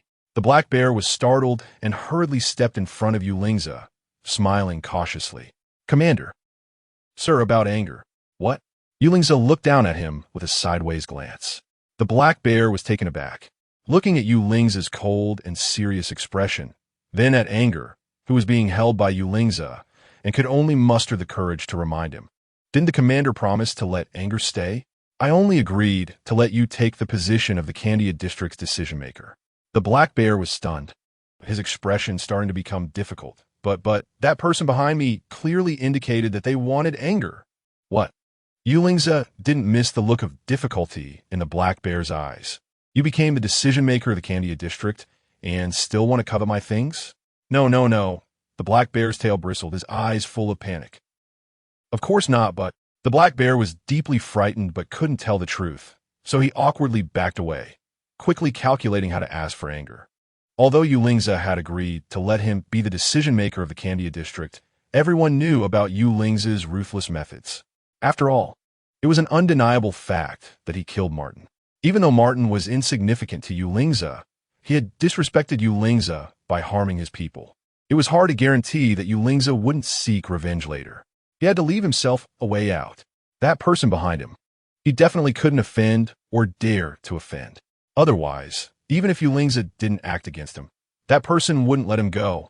Just as the black bear was hesitating about how to organize his words, he suddenly felt a rustling sound behind him. Instinctively glancing back, he discovered a figure larger than himself charging at him. "Xiongda, you, how?" The black bear stared wide-eyed in shock. Hadn't he just killed him? Chapter 107. He lost her. "I will kill you."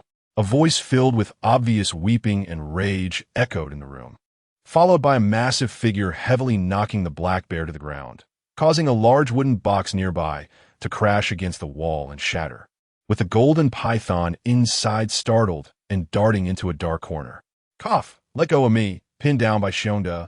The black bear felt his neck being choked, struggling for breath. "You bastard. You dare to attack me? You actually shot me. You actually shot me." Xiongda's eyes were bloodshot, blood still flowing from his chest, his face filled with hatred as he repeatedly punched the black bear, who was pinned beneath him. He had been picked up by the black bear from the refugee camp, so he genuinely cared for the black bear. As long as the black bear gave him tasks, no matter how dirty, tiring, or dangerous they were, he never complained. He knew he wasn't very bright, and compared to his companions, he was always the least noticeable one, never receiving any rewards, and even when he did, it was always the trash that everyone else discarded. Although he felt disappointed, he never blamed the black bear. Even if the black bear forgot that he was afraid of snakes, he only felt a little disappointed. But just now, when the black bear shot him without hesitation, he saw the indifferent and cold-blooded expression in the black bear's eyes. When the intense pain shot through his chest, he thought he was done for, but as the pain gradually dulled, he realized that although he was seriously injured, it wasn't a fatal wound. He then remembered that his heart was on the right side.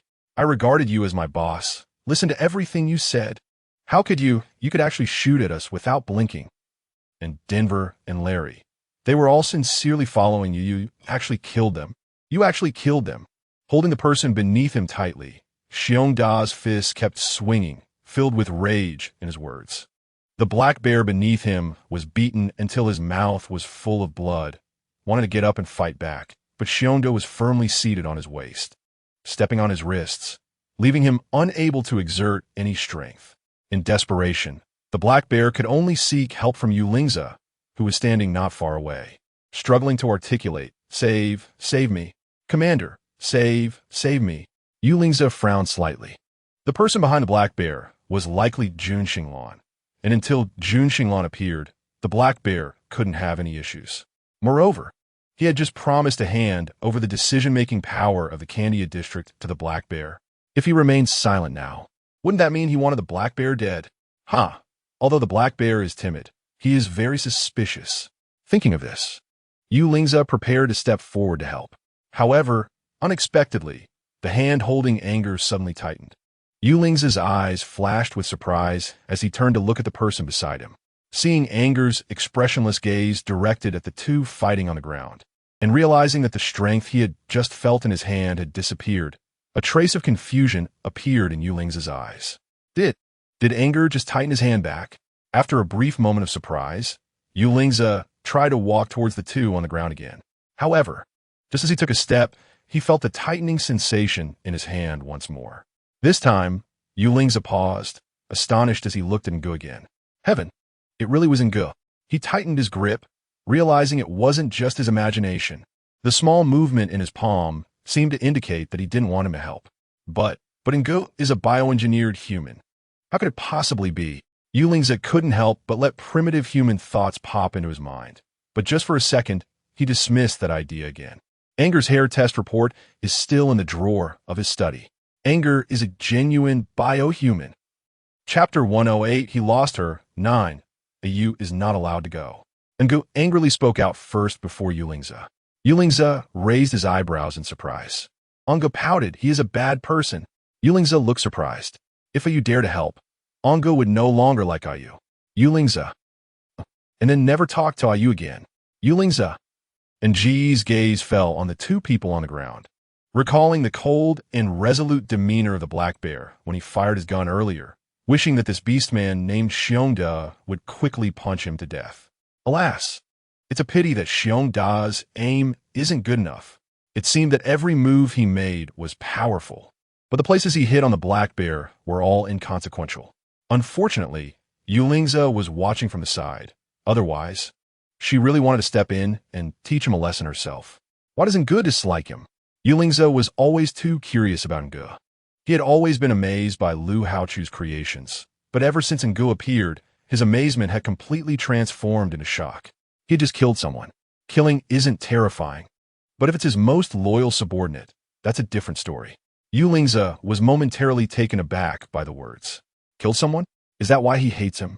Yulingze inexplicably recalled his own dark side, and his gaze changed slightly. Commander, my lord, hurry, hurry. The black bear's face turned red, feeling suffocated from his neck, his entire face flushed. Save, save. Yulingze glanced away, his eyes pondering for a moment, then let go of Nji's hand and strode towards the two people on the ground. Ngu rolled her eyes at the sight and couldn't help but feel a sense of disgust towards Yulingze. The thing she hated the most in her life was betrayal, and she never expected to witness such a scene today.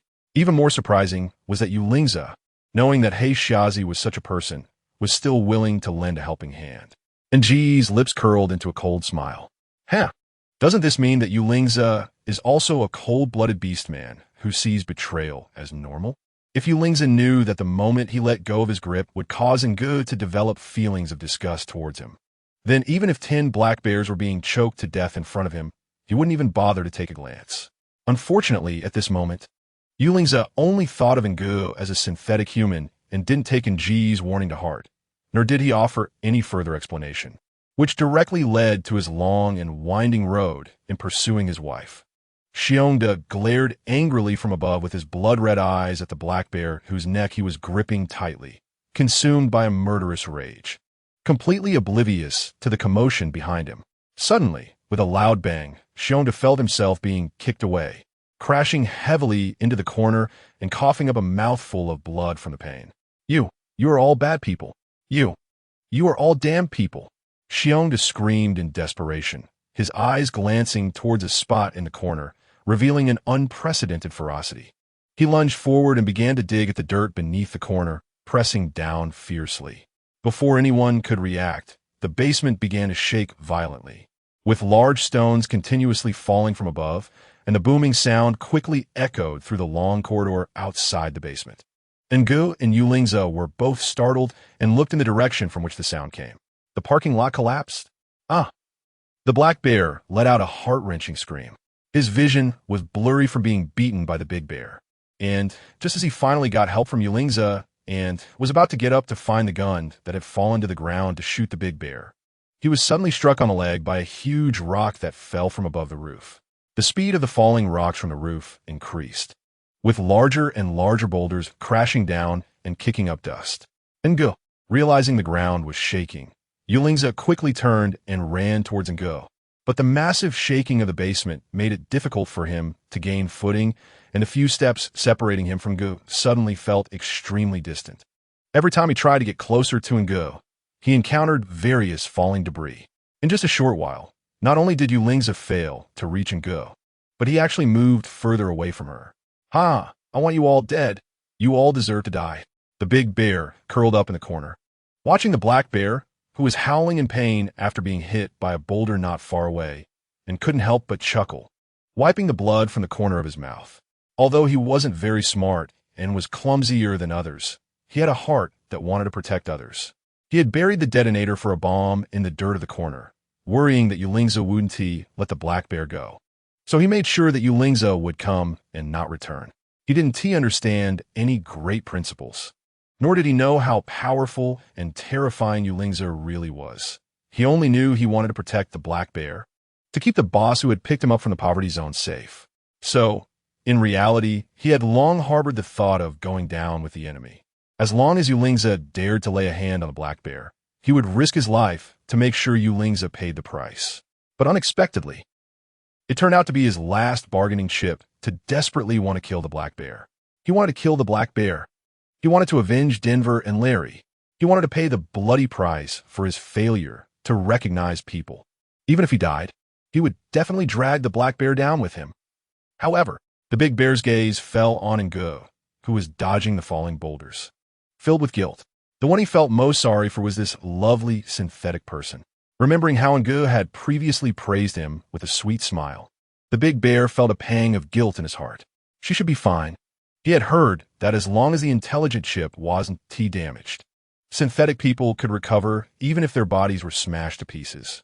With this thought, the big bear's gaze returned to the black bear, only to find that at some point, a large rock had struck the black bear's head, blood and brain matter spilling everywhere. Seeing this, the big bear's red eyes shed large tears, and he closed them without any lingering attachments. On the other side, N'Gu was dodging the falling boulders and collapsing beams while desperately searching for an escape route. Everything happened too suddenly, with a loud crash. The only dim light in the basement went out completely, and without Yulingza by her side, she was completely isolated in the darkness. If it weren't for her innate sharp sixth sense and keen hearing, she would have probably been crushed to pieces by now. But even so, she was still forced to back away by the falling debris, and when she finally managed to catch her breath and alleviate the crisis, she realized that behind her was already a wall. Cow! And Ji's heart sank. Although she had avoided the falling boulder, she was completely cornered. Not to mention whether she would encounter more falling debris later. Just staying in this dusty corner, she would eventually suffocate to death.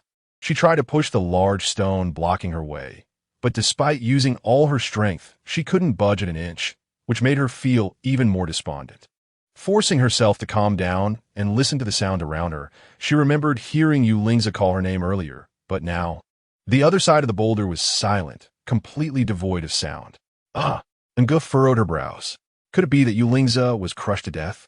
After a moment of silence, N'Ji's ears suddenly perked up, and a look of surprise appeared on her face. Was that the sound of breathing? In the darkness, N'Gu slowly turned her head in the direction of the faint, labored breathing. After a considerable effort, she squinted and vaguely saw a massive figure lying against the wall on the other side, looking at the large shape hidden in the dark. N'Ji's eyes brightened as she began to recall where everyone had been standing before the basement collapsed. Was it Xiongda? Chapter 110. He lost her 11. N'Gu hurriedly turned sideways and stepped forward to feel his way, although he couldn't see what Xiongda looked like at the moment. From the sound of his breathing, it seemed he wouldn't be gasping for breath anytime soon. Remembering how Xiongda had previously lifted the huge box by himself, N'Gu suddenly had a plan in mind. Xiongda, is it you? Are you okay? The soft and sticky voice rose in the quiet pile of rocks. Gentle and clear.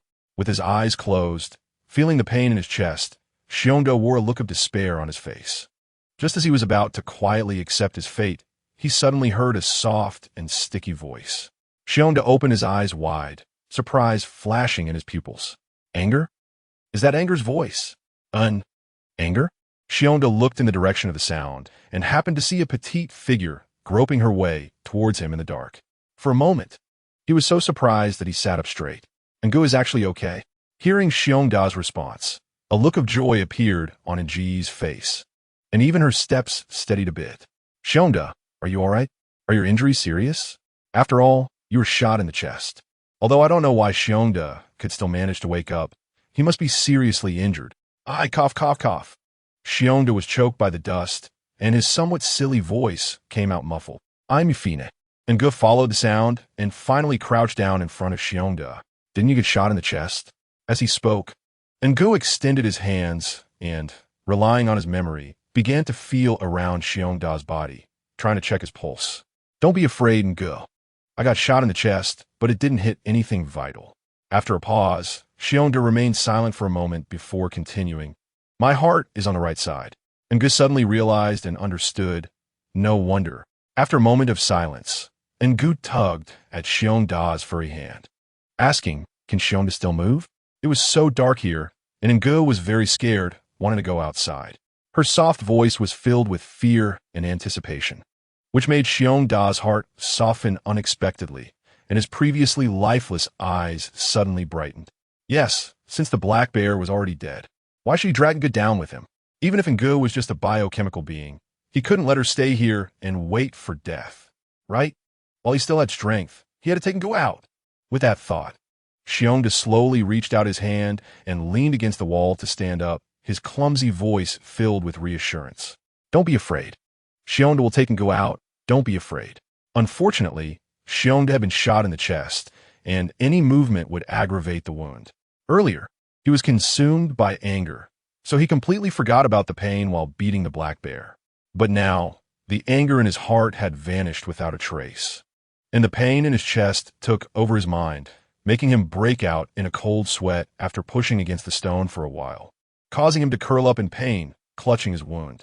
After Ngu had fully adapted to the darkness of the environment, she could vaguely sense that the large stone blocking them had moved outward significantly, but still hadn't created an opening. Ngu couldn't help but feel anxious. She had started to notice that the air in this small space was becoming increasingly murky, and it seemed that their time was running out. Is there any more dynamite? Ngu stopped Xiong, who was trying to push the large stone aside, as she caught the increasingly strong smell of blood, her brows knitting together. Xiong was panting heavily, holding back the intense pain in his chest, and turned to look at where he had buried the fuse, shaking his head. The bombs were all buried at the exit. His intention was to completely trap Yulingza in this basement, which is why he had buried all the explosives at the exit, leaving only the fuse mechanism buried in the corner of the room. Anger dimmed in her eyes, and after a moment of silence, she still did not give up. Is there any other way out here? Chapter 111. He lost her. 12. Behind them was a wall with dead ends on both sides, and in front were various large stones blocking the way. When she had just followed the sound of Xiongda to feel her way over, she had already explored the wall and found no sign of a secret door. Sure enough, Xiongda shook his head. No. Ngu felt a heaviness in his heart upon hearing this. Suddenly, wait a minute, Xiongda's eyes suddenly brightened. I remember this wall is hollow. Yes, this underground parking lot is divided into ordinary and VIP areas, and there is a special area for the VIP zone. He remembers that the wall behind this one is the partition wall between the two zones. Hollow. Ngu instinctively began to tap around the wall with his hand, and his eyes suddenly lit up.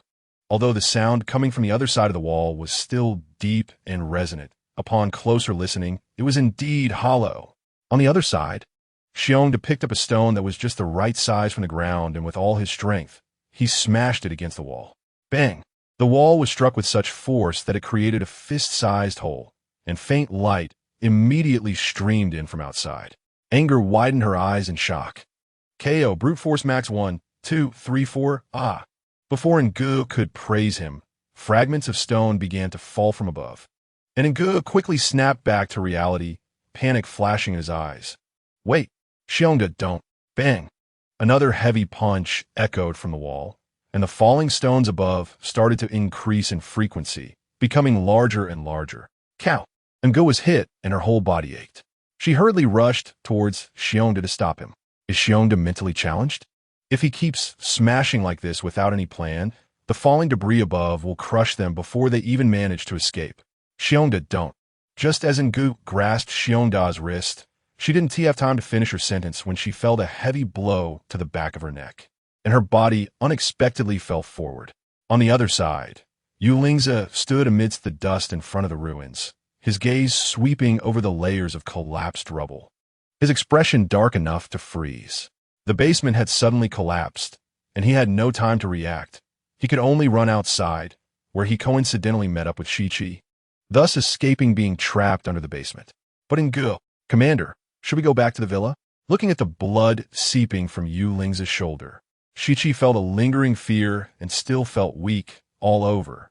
He and his companions had been observing every movement in the parking lot from the shadows, preparing for any emergencies. After all, the commander was attending the meeting alone, and it was obvious that the Black Bear had someone backing him, making it hard to guarantee the commander's safety. So he had already placed a tracking chip on the commander to listen in on the movements in the basement at any time. From the moment the parking lot entrance started to shake, he had a bad feeling and never expected the Black Bear would resort to a desperate move. Thus, he could only drive the energy motorcycle quickly into the depths of the parking lot and finally encounter the commander rushing out just before the parking lot corridor completely collapsed, safely bringing the commander out. But even so, the commander was still hit by a number of stones, covered in wounds of varying depths. What about Ngu? Yuling's eyes darkened. Shichi hurriedly replied, Don't worry, Commander. The brothers will definitely bring Ngu back. As long as Ngu's courtship is intact, everything will return to normal. Isn't there also Master Lu, the expert in bioengineering, around? Restoring a bioengineered person is a piece of cake. Yulingza remained silent upon hearing this. Ange is a bioengineered human. As long as the courtship is intact, he knows very well that any damage to his exterior can be repaired. It is precisely because he understands his principle so clearly that, after calling out for Ange with no response, he rationally chose to escape from the basement first. However, for some reason, he always feels a deep sense of restlessness in his heart. Anger is just a biochemical person, isn't it? Why is he feeling so uncomfortable? And why does he have an inexplicable feeling of restlessness? Chapter 112. He lost her, 13, in the slums. When Xiongda returned to this familiar place again, his heart was filled with indescribable complexity. He had a hard time escaping from the collapsed basement, only to find that he couldn't wake Anger in his arms. After confirming several times that Anger's limbs were intact, he suddenly remembered that biochemical people seemed to need recharging. Anger had suddenly fallen asleep, perhaps because she had run out of power, which could explain her condition. With this thought, he finally felt relieved. However, he had killed Black Bear and didn't dare to return to the underground hideout. So after thinking it over, he had to return to the slums again. He remembered there was a third-rate, incompetent doctor in a temporary shelter at the end of the alley who had helped him before. Perhaps that person would remember their old friendship and help him treat his wounds while also recharging Anger. But after the encounter with Black Bear, Xiongda looked down at the quietly sleeping Anger in his arms, thought for a long while, crouched down, grabbed a handful of mud from the ground, and gently smeared it on Anger's face. After everything was properly handled, Xiongda continued toward the end of the alley, his steps unsteady and filled with fatigue. Night fell. At the shelter at the end of the alley, Xiongda caught a strong smell of alcohol wafting from the shelter, and he couldn't help but wrinkle his nose, looking down at the wound on his chest, and then at Anger, who was covered in mud in his arms. He stood at the door for a long time, carefully checking again, and after confirming that he couldn't see Anger's face clearly, he finally pushed open the door to the shelter. As the door opened, the wind chimes in the room rattled, startling the drunken beast inside. "Xiongda?" Fei Lu exclaimed in surprise, wiping the alcohol stains from the corner of his mouth. Quickly getting up from the table where he had propped his feet up. "What are you doing here?" Xiongda stepped into the room, placed Anger on a shabby sofa nearby, and then pointed to the wound on his chest, gasping for breath. "I've been shot and need you to help me get the bullet out." "Shot?" Fei Lu put down the bottle of alcohol he was holding and hurried forward to check. When he saw the wound on Xiongda's chest, he was almost speechless with shock. "You were shot in that area and still haven't died? That's near the heart." Xiongda, injured in the chest, was somehow able to make it here to find him. It was simply unbelievable.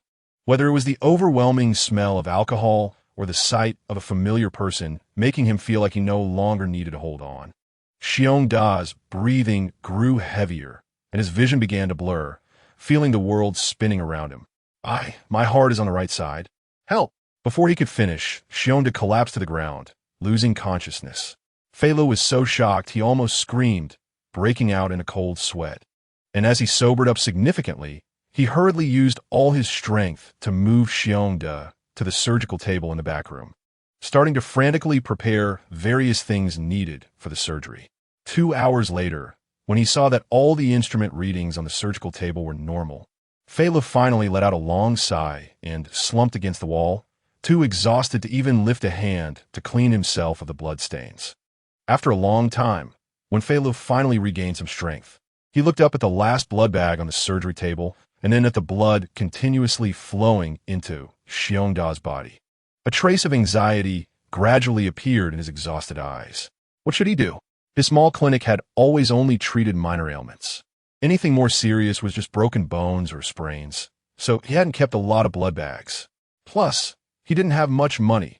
Blood bags were precious, and keeping more wouldn't help him. Although Xiongda's gunshot wound wasn't life-threatening, he had lost too much blood, and if he didn't have blood bags to continue the transfusion, it would still lead to Xiongda's death. Chapter 113. He lost her, 14. What to do? What to do? When he first moved to the slums, many beasts bullied and humiliated him because he was new. He only had some medical skills and couldn't compete with those beasts who relied on brute force. If it weren't for Xiongda stepping up to protect him back then, Fei Lu would have been beaten to death. At that time, he swore he would repay Xiongda's kindness. Unfortunately, Xiongda moved out of the slums not long after, and he never had the chance to repay him. Now that Xiongda was injured like this, in a critical situation, if he didn't help, how could he live with himself? But Fei Li's gaze wandered around his shabby little room, looking troubled. The price of blood bags was not low to heal Xiongda. He would need at least 7 or 8 bags, which would cost at least 10,000 bitcoins. How could he possibly have that much money? Wait. Fei Lu suddenly remembered the person lying on the sofa, his eyes lighting up with excitement. Wasn't that the biochemical person Xiongda brought? He had been so focused on Xiongda that he had overlooked the biochemical person who came in with him. Fei Lu felt ecstatic. How could he have been so stupid? The person on the sofa was a biochemical person. He had nothing valuable to sell in this shabby place. But he had a biochemical person. With this thought, Fei Lu quickly walked toward the sofa, but before he got close, he was startled back by the mud covering the person on the sofa. He wondered how Xiongda got so muddy. He thought he must have fallen into a mud pit, but it turned out it was this biochemical person. TSK, TSK, TSK. He didn't know where Xiongda had dug this biochemical person out from, but it was so dirty. However, considering that all limbs were intact, the internal chip should not be damaged, and it could still be sold for some money. He remembered that the pawn shop at the alley's entrance seemed to specialize in buying damaged biochemical people. They would remove the outer shell of the biochemical person and sell the intelligent chip separately, determining the final price based on the quality of the chip, and then sell it to those less affluent middle-class families for continued use. This might be an underground transaction, but as far as he knew, one could make a good profit from it. After all, biochemical people discarded by wealthy families often had unexpectedly good internal intelligence functions, allowing those who wanted to buy high-quality goods at a lower price to save a lot of money. With this in mind, Fei Lu glanced at the blood bag on the surgical table, which was slowly decreasing, then looked at the unconscious Xiongda on the table, and without thinking, he hoisted the person from the sofa onto his shoulder and hurried out of the room. Night, the villa. Yulingza looked at the various documents waiting to be processed on his computer, feeling somewhat distracted. Several hours had passed, and there was still no news of anger from 17, which made him quite uneasy. Suddenly, the phone in the living room rang, and Yulingza's eyes brightened. Without waiting for it to ring a second time, he hurriedly answered, 17, is there news? 17? What's 17? I'm Elu I just wanted to ask if anger has eaten. Has she had anything to drink? And Gubaobei is different from other bioengineered humans.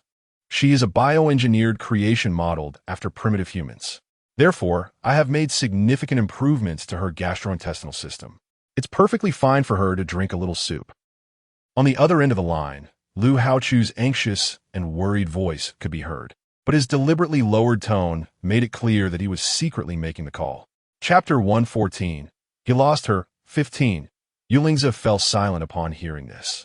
The voice on the other end continued. Mein Gubaobei has human-like habits.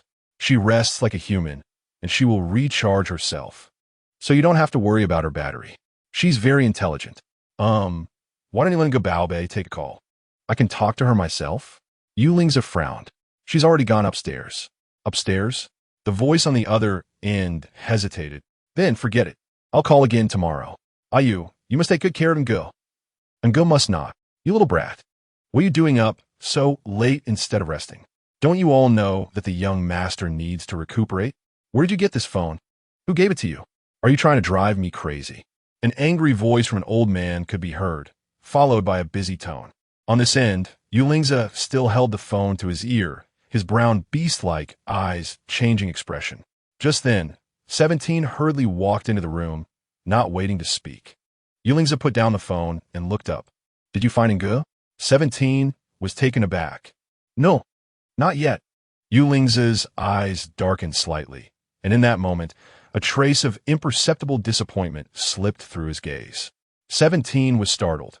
He had intended to report on other matters, but suddenly changed his words. Commander, don't worry. Ngo is trapped in the underground parking lot. The entire passage has collapsed on top of her, so it will take some time to find her. However, the brothers are already working overnight to dig her out, and we will definitely have news by tomorrow morning at the latest. 17 felt like waves crashing against the shore in his heart. Could it be that the commander really has feelings for Ngu? According to 16, the commander had requested Ngu in front of old Lu. And although everyone said the commander did it to protect young Master Lu's beloved, he couldn't believe it.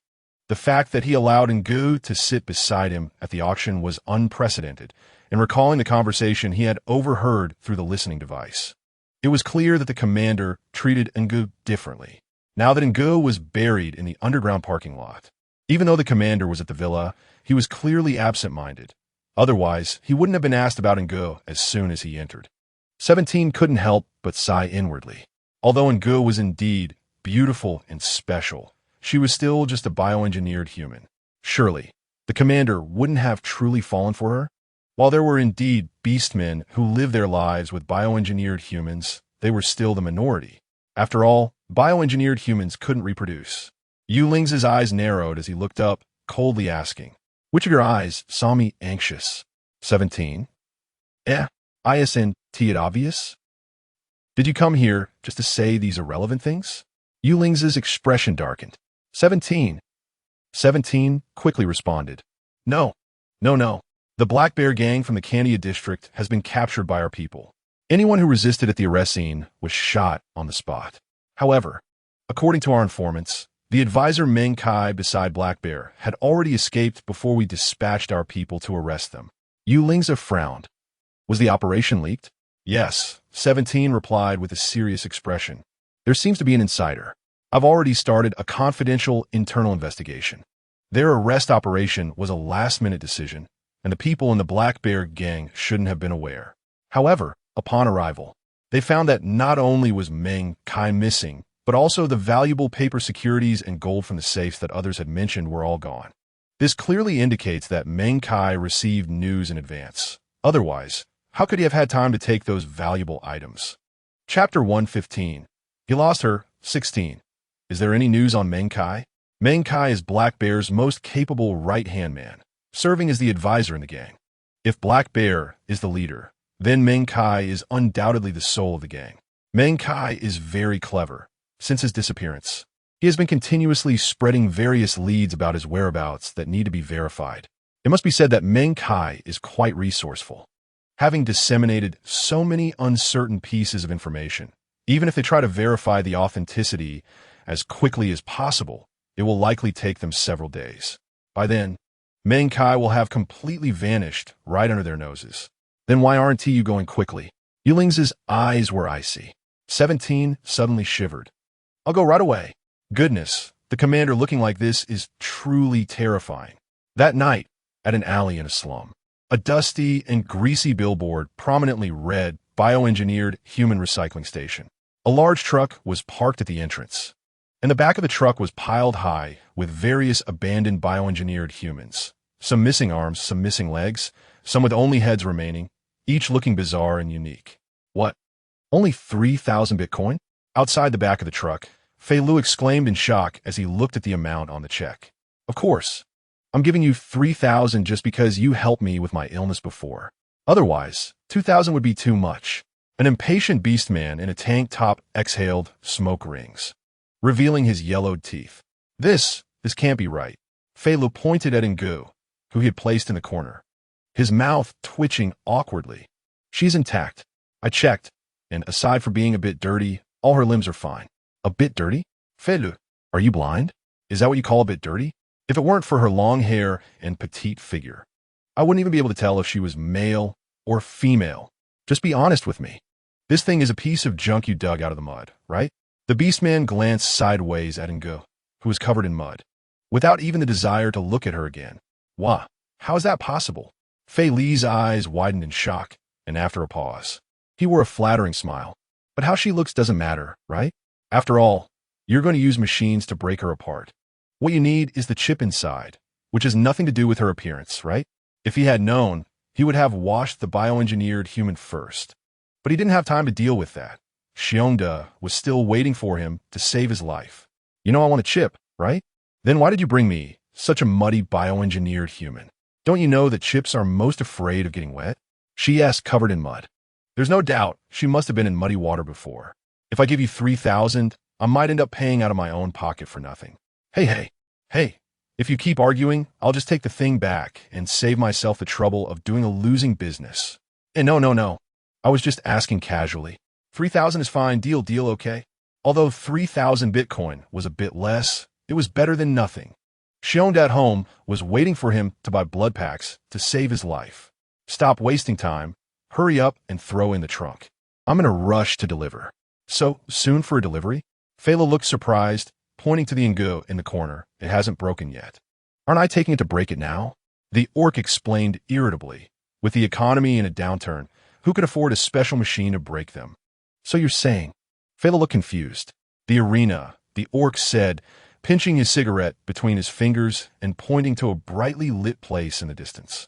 There's plenty of stuff in there that can help me break it for free, and I can earn some money on the side. Fela nodded, somewhat understanding, and quickly moved the Ngu from the corner onto the truck's trunk. End of update. Mua, Chapter 116. Underlying Perils 1, Underground Base. Guangji rushed in from outside, panting. Boss Xinglan, something's happened. Xinglan, who was repairing a precision instrument beside the experiment table, trembled, and a bead held by tweezers slipped from his fingers. Qi Guang, who had been watching silently, couldn't help but raise his eyebrows. Xinglan's lips twitched, and he narrowed his eyes at the culprit approaching him. Seeing this, Qi Guang's gaze became thoughtful, and he smirked, oblivious to the trouble he had caused. Guangji still had an anxious look. The black bear is in trouble. Huh? The black bear is in trouble? Both Xinglan and Qi Guang's expressions darkened simultaneously. Did Yulingza make a move? Qi Guang asked first. No, Guangji shook his head. I heard there was a sudden explosion, and the black bear was trapped in the basement. It was supposed to be when the black bear was meeting Yulingza. Qi Guang's eyes lit up. What about Yulingza? Is he trapped down there too? No, but I heard he seems to have been seriously injured and was escorted back by his subordinates. Qi Guang frowned. I indeed instructed the black bear's subordinates to plant bombs in the basement corridor, telling them to be cautious of Yulingza's sudden move. I thought if the black bear died, we could use their hands to eliminate Yulingza. Now that the basement suddenly exploded, could it be that Yulingza really attacked the black bear, and the black bear's subordinates wanted to take them both down? Guangji nodded in agreement. It must be. No way. Xinglan shook his head. Yulingza is not that reckless. He can go to the black bear's territory for a meeting, so he naturally knows the dangers. He wouldn't be foolish enough to attack the black bear. Guangji was taken aback, nodding in realization. What the boss said makes sense. Qi Guang glanced at Guangji, then turned back to Xinglan. If it weren't for Yulingza, how could the black bear have reached the point of mutual destruction? He has always been timid. Now that he has joined us, he is surrounded by countless gold mines. He values his life more than ever. So how could he have actively blown up the basement? Guangji blinked. Yeah, he's not stupid. Could there be a traitor? Are there any suspicious people among the black bear's companions who went to the meeting? This was the only possibility Xinglan could think of. After all, with Martin dead, the position of the Candia district's leader was vacant, and many would want to take advantage of the situation. Yes. There must be a traitor. Guangji eagerly agreed. Qi Guang. What to do? I really want to pull out this wall sitter. What about Ngu? Xinglan frowned.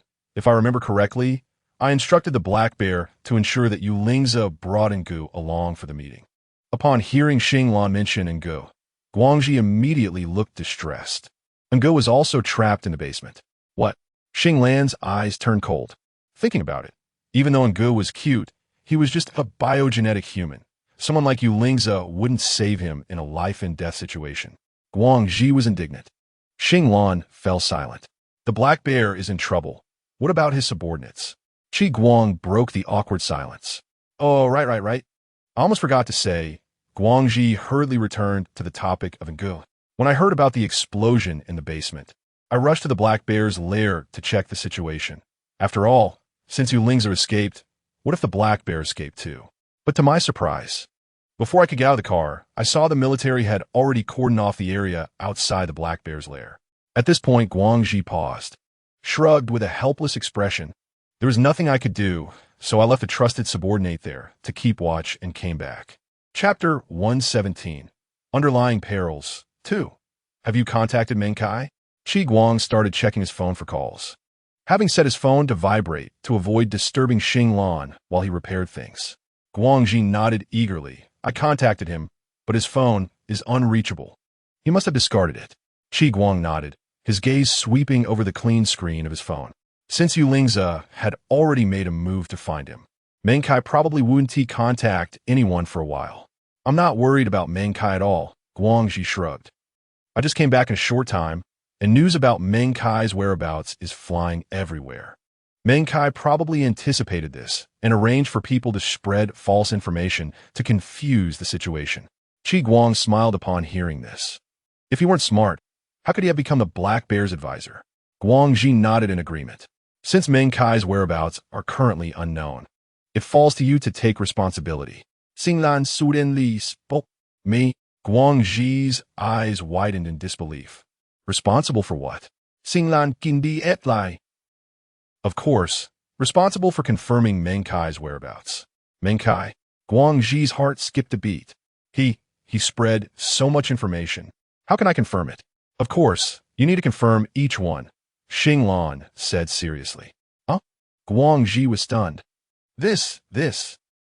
In a short time he had just returned, he had already heard a lot of unreliable news about Menkai's whereabouts.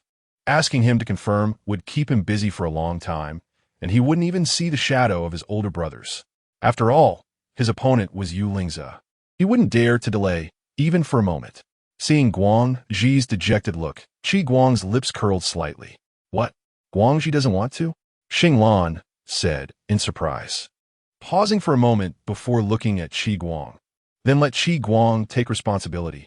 After all, this matter concerns Menkai's safety and is crucial to our future plans. Although it may be a bit tiring. No. Em willing. Before Xing Lan could finish, Guangji quickly responded. It was rare for boss Xing Lan to entrust such an important task to him, and he was the first to think of him. How could he back down at the last minute? After a pause, Guangji wanted to show his positive attitude, hurriedly adding, Boss Xing Lan, you can rest assured, even if I don't sleep or eat, I will definitely find out Menkai's whereabouts. I'll go right now. After speaking, Guangji raised his head and gulped down the tea on the table, heavily placing the empty cup back down before turning and striding out with quick steps. Seeing Guangji's confident and spirited expression, Qi Guang couldn't help but smile faintly and shake his head helplessly. This kid, even after being fooled, is still so happy. What does Menkai's whereabouts have to do with them? Ultimately, it was because this kid had made a loud noise when he first entered the room, startling the steel balls from Boss Xinglan's repair equipment to fall to the ground, which was why Boss Xinglan assigned him such a tough task. Although it was a bit tiring, it was not dangerous, and it was also a good opportunity to train this kid's physical abilities. Guangji, why is he always so oblivious? Not only is he oblivious, but he also has a terrible memory. Boss Xinglan didn't know how many times he had reminded Guangji to pay attention to the subtleties of others' words and actions. Otherwise, he wouldn't have suffered so much under old Master Jun in the past. But this kid seems to forget the pain once the scars heal. When will this kid grow up? Watching Guangji almost sprint away, Xinglan's lips curled up slightly. After a moment, Xinglan's gaze became thoughtful as he turned to look at Qi Guang.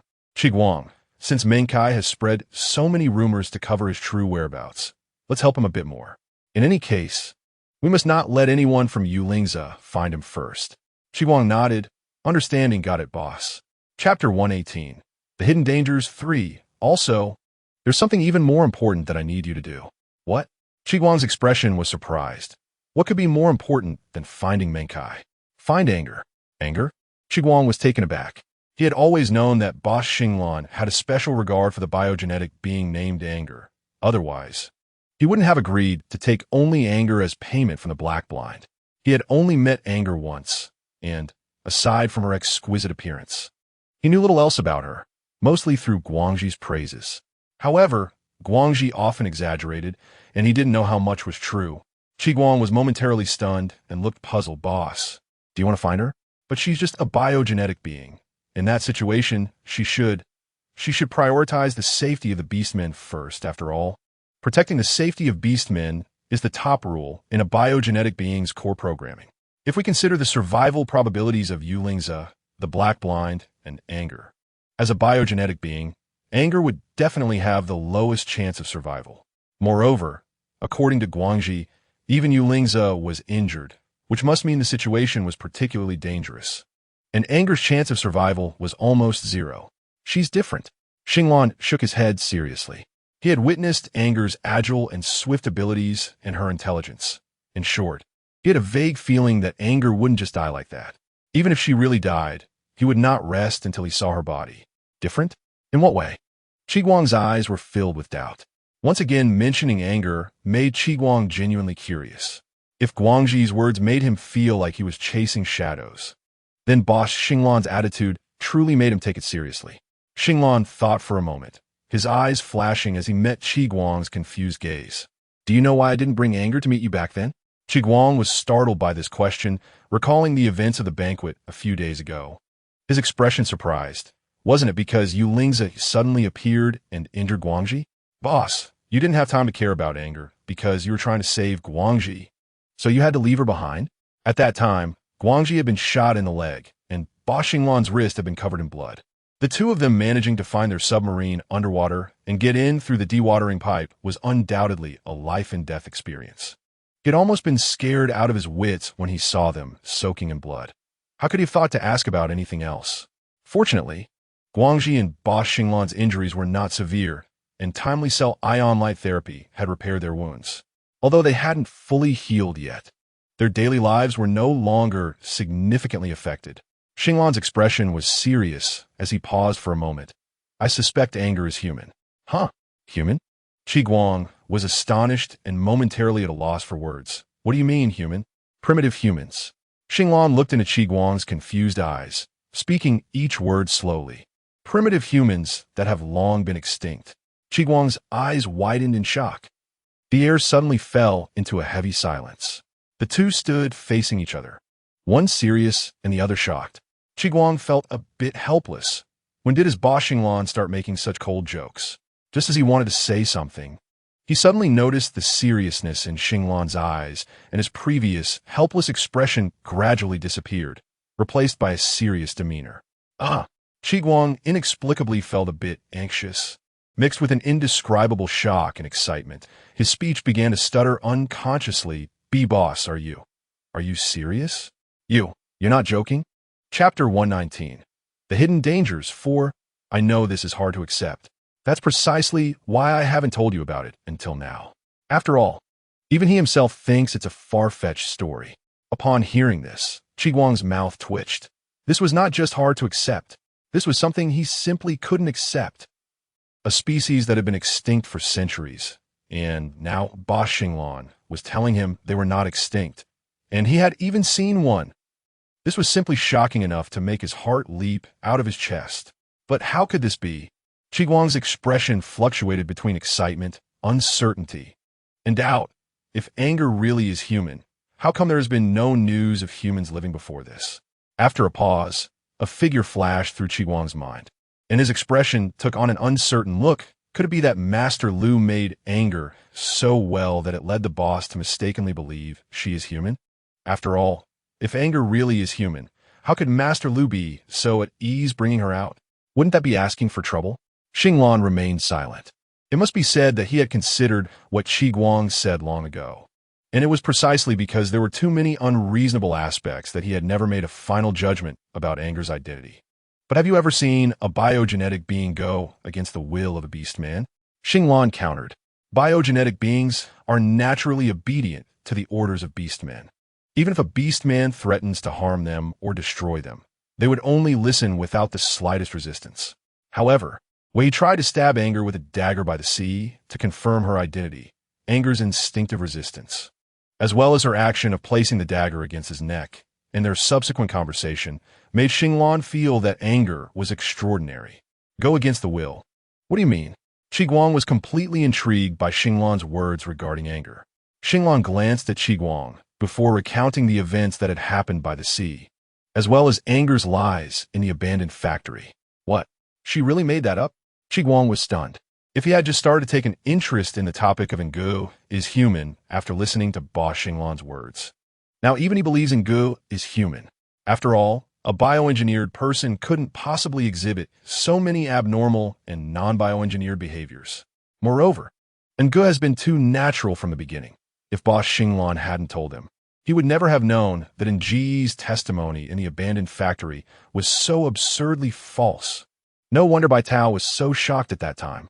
Thinking back, if it were him, having never said anything, yet being falsely accused like that, with the nonsensical claims being so convincing, he probably would have been furious enough to kill someone. At the seaside, she had murderous intent towards me. Do you think a real bioengineered person would act against the beastman? Fortunately, he managed to stop himself in time, otherwise, that cold light at his neck would have truly cost him his life. But Guang felt his mind was a mess. Even though he was known for his calm demeanor, he was now as agitated as a child. But how could this be possible? No. I mean, if Ngu really is human, how could Yulingza take her to meet the Black Bear's appointment? This is too contradictory. That is primitive humanity. If Ngu really is primitive humanity, why would Yulingza bother to go to the Black Bear to exchange Ngu for his goods? Although juvenile golden pythons are extremely rare, they are not on the same level as primitive humanity. If Yulingza doesn't know Nji's identity, Xinglan raised his eyes and looked on quietly. Guang's pupils shrank sharply. Chapter 120. The Heart-Pounding Beast Arena. 1. Gently rubbing her aching neck. Ngu frowned and slowly propped herself up from the ground, her thoughts gradually waking from the haze. Looking at the strange surroundings, a hint of confusion passed through Nji's eyes. As her focus returned, her gaze slowly swept over the environment, and, after a moment of silence, she couldn't help but curse softly. What the hell? Has she been thrown into a garbage dump? Why are there bizarre, bioengineered people all around? Some are missing arms and legs, and some look like a trash can. The air is filled with the unpleasant smell of sour and fermented odors, making it hard for her to accept. Just as she was about to pinch her nose and quickly stand up, Ngu looked down and realized that her hands were covered in dried mud, with black dirt even in the crevices of her nails. Anger instantly. What the hell? Ngu felt as if he had been struck by lightning, unable to regain his senses for a long time. His gaze slowly moved stiffly towards his arm, then gradually looked at his chest, thighs, knees, and feet. Nji's mind was suddenly filled with thousands of chaotic alpacas running around. Had she fallen into a mud pit and then been fished out? Otherwise, why would she be this dirty? If she were to take a bath, it would probably take several large tubs of muddy water to clean up, right? Remembering the bear that had been next to her before she fainted, Nji's mouth twitched. Great! It seemed that after she got knocked out by the debris from the roof, that stupid bear thought she was dead and just threw her in a trash heap, right? Haha. Calm. Sighs deeply, very good. Smirks, especially good. Sighs again. She would remember this debt. It would be fine if she didn't encounter that stupid bear again. But if she did, she would definitely make that stupid bear live an incredibly stupid life from then on, forcing herself to ignore her currently messy state. Ngu carefully avoided the various debris and the limbs of the biochemicals around her, staying alert as she began to walk through the garbage pile. After observing for quite a while, Ngu realized she seemed to be in a strange room. The room was huge, spacious enough to be half the size of a football field, with metal walls and no doors or windows, except for a large round hole at the top of the room. Ngu looked up at the nearly 3 or 4 meter high exit. A strange expression appeared on her face, which was already covered in dirt. This room is so strange. Being in it, she felt as if she had fallen into a round kettle. After a moment of silence, just as Ngu was hesitating about how to get out, a sudden tremor came from beneath her feet. Ngu frowned and suddenly focused her gaze on the spot beneath her feet, seriously sensing the unusual feeling coming from below. She was stunned for a while, and her pupils suddenly constricted. What's going on?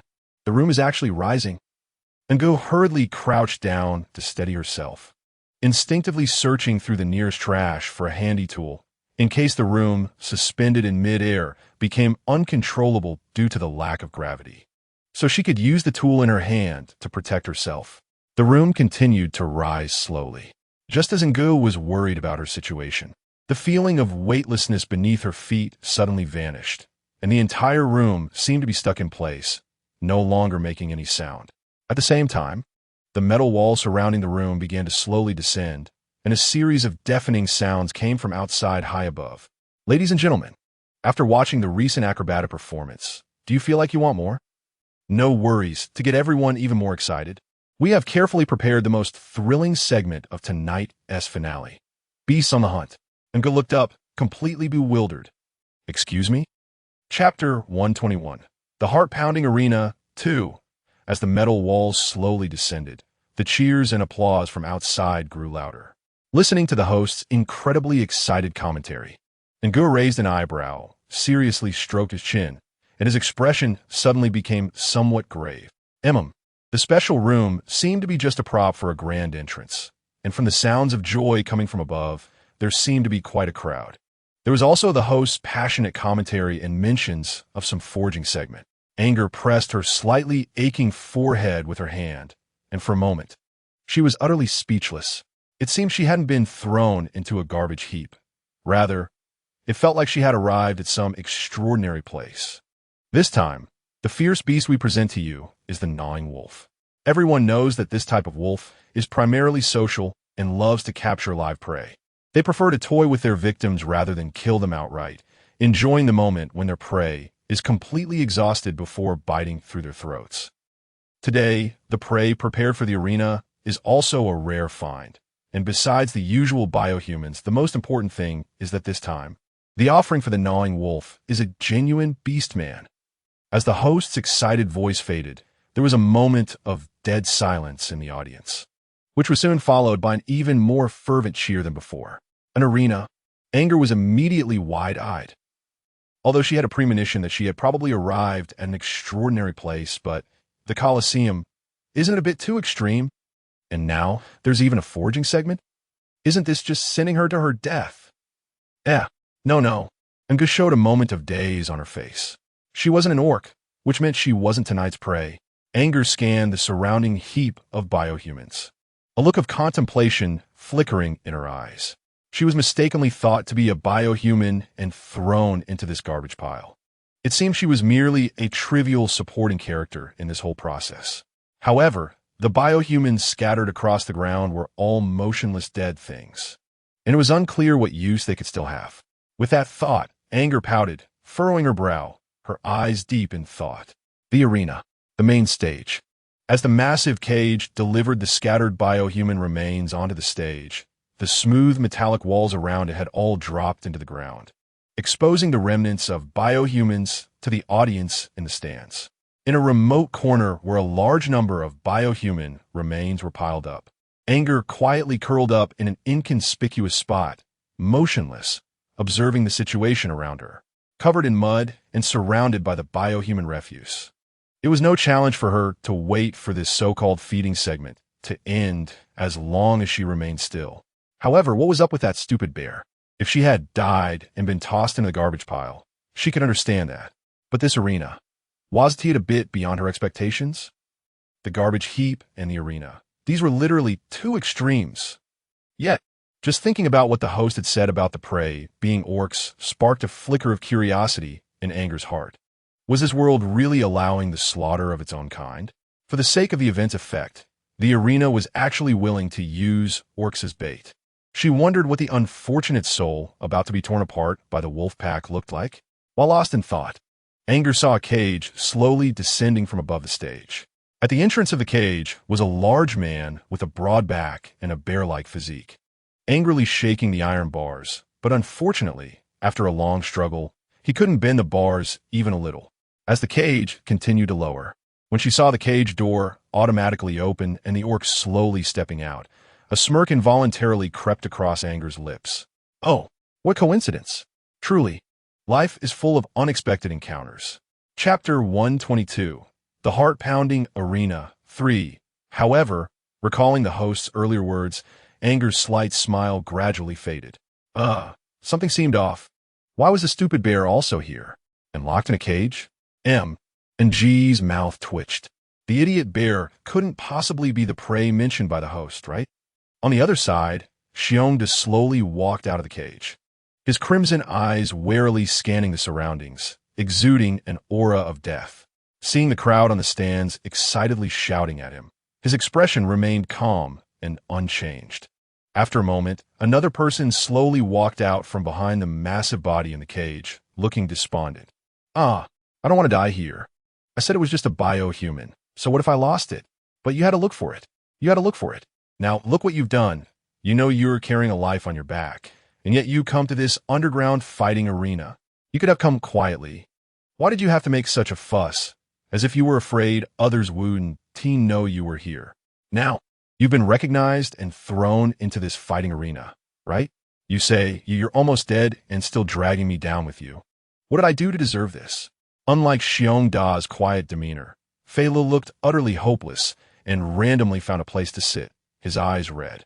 After selling Ngu to Big Yellow Tooth, he hurriedly took the money to buy blood packs in the underground black market. Works are usually robust, and unless the vital spots are harmed, injuries are minor.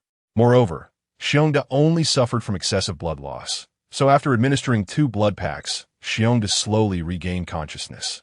However, shortly after waking up, he realized Ngu was missing from the sofa, causing him to jump off the operating table in shock. Not even caring about the 4 needle on his wrist, the flesh tearing made him feel an inexplicable pain. When Xiongda learned that Fei Lu had sold Ngu to Big Yellow Tooth to buy blood packs to save him, he immediately took him and rushed out the door, almost sprinting to Big Yellow Tooth to ask for the location of the fighting arena, and then rushed to this underground fighting arena to find Ngu. Seeing how anxious Xiongda was about that biohuman, he thought that worst case, he could just go back and sell his possessions to pay Big Yellow Tooth. But he never expected that Xiongda was actually carrying a life on his back. To make matters worse, that life belonged to a gang leader, and coincidentally, this underground fighting arena was the domain of that gang leader. Damn it, even buying a lottery ticket wouldn't be this lucky. The problem was that Xiongda was also a dimwit. When questioned, he didn't even think twice and admitted to killing the person. OMG, God knows how badly he wanted to kill this bear at that moment. This idiot couldn't just come up with an excuse to save himself. This bear was definitely the most clueless fool he had ever seen. The outcome was predictable. Faced with the knives and guns in the hands of those burly men, he and Xiongda had no choice but to retreat step by step until they were forced into a room. Just as he was puzzled why those men, armed with guns, didn't just kill them directly, the doors suddenly closed, and they realized they hadn't entered a room at all, but rather a specialized cage. Then, they ended up here. The cage descended slowly, and they listened attentively to the host's passionate words. Woo! Fei Lu couldn't help but keep wiping his tears. What kind of karma had he accumulated to end up in such a situation? Just thinking about being bitten to death by a rodent wolf made him feel a chill. Ooh, that kind of death was too brutal. He didn't want to die. He didn't want to die. Chapter 123, A Heart-Pounding Arena. 4. Unlike Fei Li's frustration, Xiongda had been seriously searching for something among the remains on the ground since he came out of the cage. This was all his fault. If it weren't for wanting to kill the black bear, and Ngu and T had been trapped with him in the underground parking lot. If they hadn't been trapped in the underground parking lot, Ngu wouldn't have fallen into a dormant state due to depleted power. Then, he would have had to take Ngu to recharge, and to avoid complications, he smeared Ngu with mud, only to be sold as scrap by Fei Lu to Big Yellow Tooth, and then end up as garbage in this underground fighting arena. Every time he thought of Ngu's sweet smile praising him, Xiongda felt an overwhelming sense of guilt. Ngu is the most beautiful and adorable bioman he has ever seen. He has always dreamed that if one day he could own a bioman, he would treat it well. But now, he has actually lost the adorable Ngu. And in this underground beast fighting arena, this makes him want to beat himself up. Ignoring the mournful cries of Fei Lu behind him, Xiongda quickly searches the ground for the familiar figure, hoping to find Ngu before the host orders the release of the rodent wolf. However, there are too many remains of biomans on the ground. After searching for a short while, Xiongda hears the voice from the sky again, stirring up the crowd. The rodent wolf is coming out. Upon hearing this, Xiongda's expression changes instantly. and he hurriedly turns to Fei Lu, shoving the iron rod he just picked up from the ground into Fei Li's hands. Fei Lu is startled and quickly retracts his hand, his face pale. What are you doing? The rodent wolf likes to launch surprise group attacks. We must cooperate. Xiong.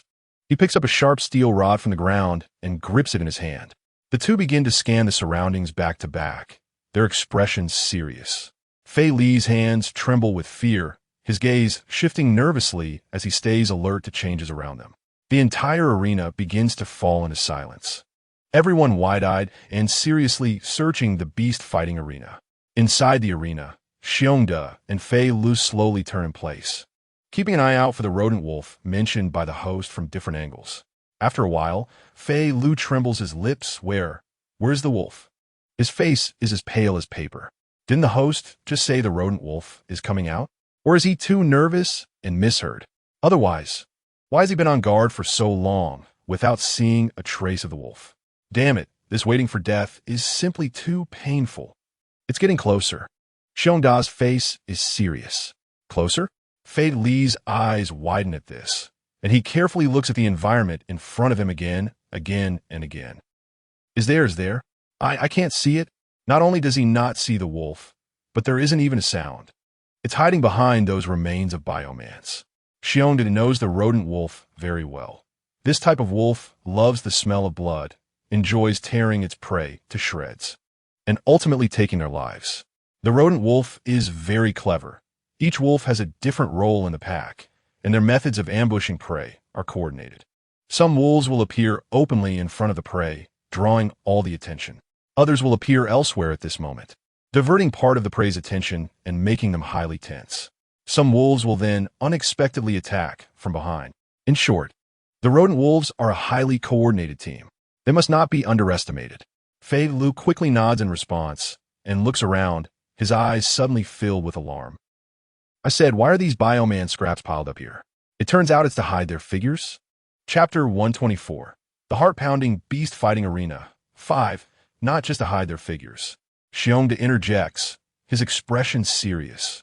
These things piled here are an obstacle for both us and the rodent wolf. While we can use them to avoid the rodent wolf's ambush, the numerous obstacles underfoot also give the rodent wolf an opportunity to hunt. Once we get injured and bleed from those sharp objects, it will only further excite the rodent wolf's frenzy for blood, leading to a more tragic outcome for us. Xiongda tries to briefly convey what he knows to Fei Lu. He had once worked as security at an underground beast-fighting arena controlled by the black bear, so he naturally understands the tricks involved. He just didn't expect this underground beast-fighting arena outside the Candia district would actually be under the black bear's control. This is an underground beast-fighting arena. Everyone who comes to spectate enters through various illegal channels. Here, there is no law, no humanity, only slaughter and bloodshed, along with waves of cheers and applause from the stands. Here, even if one dies and is turned into meat paste, no one will care, except for winning the game rules. Xiongda glances at the trembling Fei Lu behind him, feeling uneasy, and continues in a low voice. But don't worry. This is the Black Bear's arena. I am very clear about their game rules. As long as we kill all the rodent wolves, we will pass this level. They will never go back on their word in front of the audience. As long as we can get out of here, I will definitely ensure they let you go. Each person is responsible for their own actions. I, Xiongda, will never drag you down. Fei, Lilistance in silence. Glancing sideways at Xiongda with a look of reluctance in his eyes. He seems to want to say something, but ultimately remains silent. The audience stands are quiet, as if everyone is searching for the rodent wolf's figure. Suddenly, a childish voice from the stands rings out. Look, the wolf is over there. Everyone turns to the sound, seeing a child of about 7 or 8 standing on a seat in the stands, pointing excitedly with a small hand covered in animal fur toward one side of the beast-fighting arena. Following the child's finger, they finally notice a rodent wolf with silvery fur crouching behind the remains of a bioman, slowly moving its limbs toward the 2 beastmen in the arena. Look, there's another one. Another beastman exclaims, his eyes full of excitement. Everyone looks again and discovers that in the opposite corner from the first wolf, there is indeed another wolf hiding behind the remains of a bioman, its crimson eyes eerily fixed on the 2 men back to back, drooling from its long wolf mouth. Hearing the continuous exclamations from the stands, Xiongda's expression grows serious, his thick brows knitting together as he remains alert for a potential wolf ambush in front of him. Behind him, Fei Lu is sweating profusely, gripping the iron rod tightly, trembling, constantly looking left and right, his throat moving nervously. He is just a sheep beast. He is naturally timid. Even if he drinks, he just gets a bit louder. Now suddenly thrown into a pack of wolves. Just thinking about the gruesome fate he might face and the excruciating pain he would endure makes him want to leave immediately. Remember, no matter what happens, we must not get separated. Sensing the tremors behind him, Xiongda can't help but remind him quietly. They don't know our strength yet, so they don't dare to act recklessly. They can only bluff to test us. Chapter 125, The Heart-Pounding Beast Fighting Arena 6. But I'm really scared. Fei Li's trembling voice starts to stutter, cold sweat continuously dripping from his forehead down his brows, yet he dares not use his hands to wipe it. Afraid that the moment he shifts his gaze, the wolf will ambush him.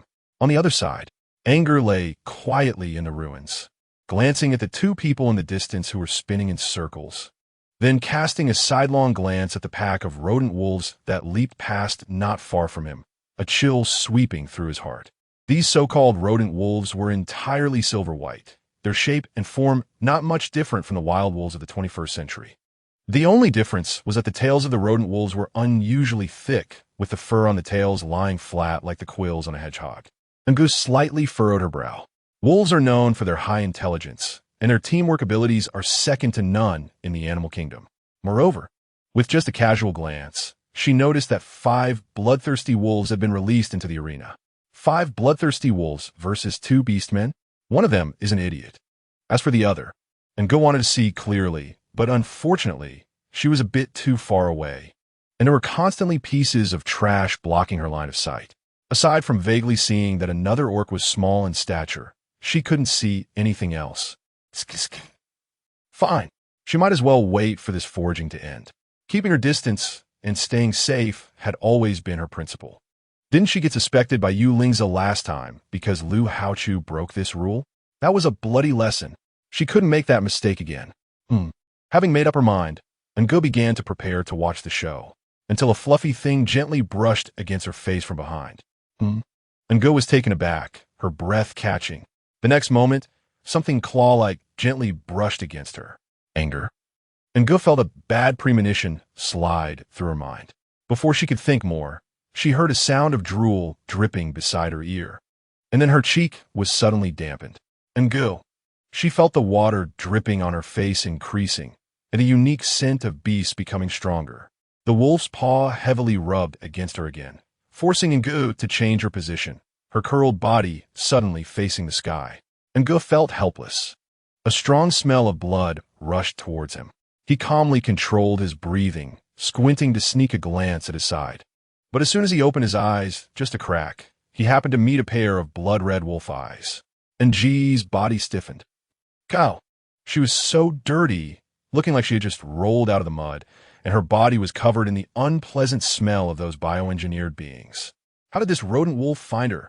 Seeing the strange-smelling mud block finally turned over by herself, the rodent wolf sniffed around, trying to find out where the alluring scent was coming from. It was a smell that was originally very fragrant, but seemed to be covered by something else. If it hadn't happened to pass by this mud block, it wouldn't have suddenly noticed. The rodent wolf tilted its head, looking puzzled at the mud block in front of it, anxiously turning left and right. Its keen sense of smell told it that there was something very tasty wrapped inside the mud block, but its instincts warned it that mud blocks were not edible. For a moment, the rodent wolf anxiously circled the mud block, drooling around it. Chapter 126, Heart-Pounding Beast Arena 7. Finally, the rodent wolf lost its patience, baring its fangs and preparing to bite the mud block hard. In that instant, Angus, who was lying on the ground, suddenly opened her eyes, a murderous intent evident in her black pupils. The rodent wolf was startled and quickly retreated, its bristling fur standing on end like a hedgehog's spines, suddenly knocking over the trash behind it. A commotion suddenly broke out in the arena, and everyone in the stands turned to look in the direction of the sound. Even Fei Lu and Xiongda, who were in the arena, were startled by the sudden noise. Fei Lu, covered in cold sweat, hurriedly looked back, trembling like a sieve, completely unaware that his instinctive action had created a gap in the formation he had with Xiongda. Sure enough, noticing that there was no one behind him, Xiongda was startled. "What are you doing?" "What?" Fei Lu was slow to react, and by the time he realized his mistake, his pale face showed even more despair. Before he could respond, he saw a silver wolf bearing its fangs pouncing towards him from behind. Fei Lu was frozen in shock. Standing dumbly in place, his breath caught in his throat. Bang! Xiongda swung the steel rod in his hand heavily at the rodent wolf, hitting it squarely in the waist. The rodent wolf was instantly knocked to the ground, rolling in pain and howling. Xiongda didn't have time to pull back when he felt a heavy force pressing down on him from behind, losing his balance and falling heavily to the ground. Before he could quickly get up, he felt a warm, foul breath at the back of his head, realizing something was wrong. A bone-deep pain shot through his shoulder. Fei Lu was so scared his legs went weak. Xiongda hurriedly flipped over to sit up, struggling to shake off the rodent wolf on his back. But just as he was about to break free, he saw another wolf appear from behind, aiming directly for his neck. Xiongda was startled and quickly rolled on the ground, narrowly escaping a deadly blow. The sudden movement caused the rodent wolf on his back to be violently thrown off, but just as Xiongda was about to feel relieved, the rolling motion caused a sharp nail on the ground to dig deep into his knee. Hiss! Xiongda groaned in pain, his whole bare body trembling. The rodent wolves seemed in no hurry to attack, 3 wolves continuously moving around, occasionally glancing at Fei Lu, who was slumped in the trash, and then at the bloodied Xiongda, saliva dripping onto the ground, as if they had no intention of ending this interesting slaughter too soon.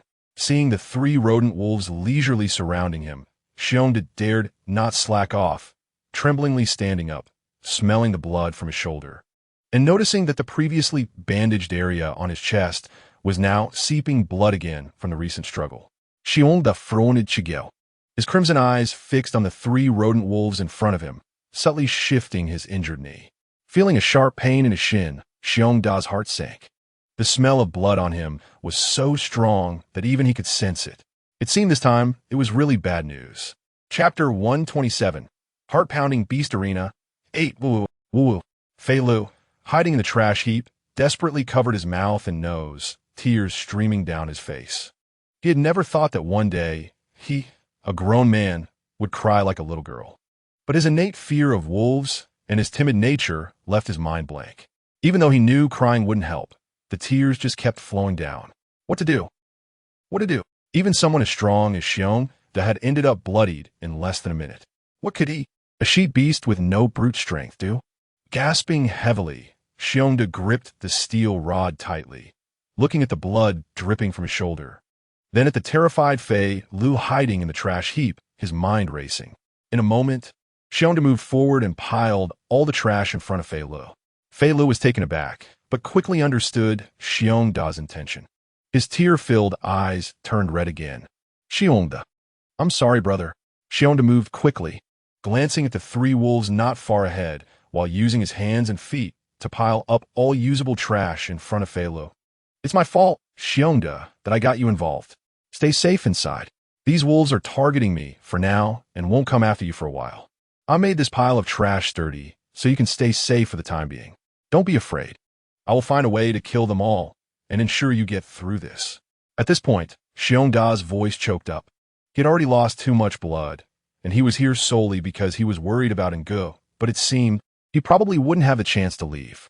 But he couldn't drag Fei Lu down, so he had to find a way to kill all the rodent wolves, even if it cost him his life. I understand. Fei Li's eyes were as red as a rabbit's. I am not blaming you. I am just too scared. What I said before was just venting. You saved my life. If it weren't for you, I would have been beaten to death by those people in the slums. I'll wait for you to come back. You will come back. You will definitely come back. Hearing this, Xiongda's eyes reddened too. He exchanged a glance with Fei Lu, then glanced at the 3 wolves in front of him, turning and rushing towards the pile of bio trash. Now he was bleeding profusely, and he could tell that the 3 wolves were not attacking him.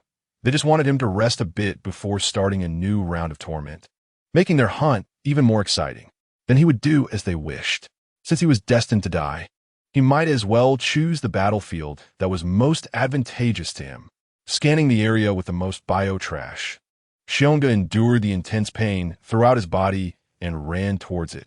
Ngu coldly watched the rodent wolf retreating in fear, her eyes filled with a piercing chill, her body unmoving. The rodent wolf, startled, crouched low to the ground, its gaze fixated on the pair of black eyes of the mud figure before it. The glimmering wolf fangs suddenly revealed, instinctively baring its teeth and letting out a low growl, its fierce demeanor evident. The mud block was too peculiar. Just a moment ago, it remained still, allowing the wolf's claws to brush against it, and in the next instant, it suddenly opened its eyes as if it were a living creature, truly bewildering the wolf's intelligence. Chapter 128, Heart-Pounding Beast Arena. 9. What kind of monster is this mud block? A pair of red wolf eyes warily observe the motionless mud figure in front of it. Other than crouching low to the ground and occasionally growling, the rodent wolf dared not make any other movements for the moment. Seeing the rodent wolf remain still, Ngun naturally did not dare to move either. She was just a discarded biomechanical being in a garbage heap. If she suddenly got up, wouldn't that be like rising from the dead? But now that this wolf had its sights set on her, continuing to feign death seemed impractical.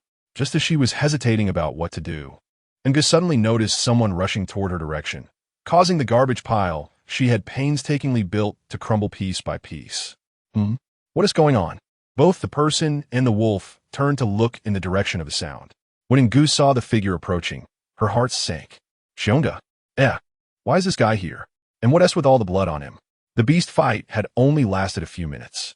Did this idiot bear need to make himself look this miserable? Seeing someone suddenly sprinting toward her, the rodent wolf immediately stood up, its crimson eyes intensely fixed on the prey that had come willingly. The sharp wolf fangs were once again revealed. This is its mud block. Was this bloodied beastman coming to snatch its food? For the first time, the rodent wolf showed no amusement at the sight of its prey. A rare killing intent burst forth from its red wolf eyes, and in an instant, the bristles on its tail all stood upright. The entire wolf entering a state of alertness, ready to pounce at any moment. Ngu realized the situation and silently cursed herself. If it were just her and this rodent wolf here, the next possible outcomes would be a 50-50 chance. Either they would continue to stalemate or the rodent wolf would test her again. In either case, she would have ample time to think about her next plan. But the sudden appearance of the big bear completely annihilated that favorable condition for her. She now had to make a decision in the blink of an eye that she didn't have time to think through. Damn, she and this stupid bear were definitely born to clash. They were so far apart, and this arena was so big. Why did this idiot run in her direction? It would have been one thing if it just ran over, but the key point was that from her flat position, it was clear that the stupid bear had not noticed the rodent wolf beside her. Watching the bear's sprinting speed and its majestic figure, along with the direction it was charging towards her, and G's mouth twitched. If she continued lying there, and this damn bear accidentally stepped on her, her life would be over right here. Rather than worrying about the rodent wolf threatening her safety, she was more concerned that this idiot bear would directly take her life. Anger surged within Ngu as she cursed all of Bear Big's ancestors in her heart. As she saw Bear Big getting closer and the commotion growing louder, the biochemical junk she had deliberately piled around herself began to fall bit by bit, scattering around her, some steel rods, some long nails, some metal scraps. In an instant, Ng's nerves tightened. Oh my God, this idiot bear is up to no good. Isn't this directly forcing her to get up? Chapter 129, Heart-Pounding Arena 10 in the stands. The crowd was filled with cheers and shouts.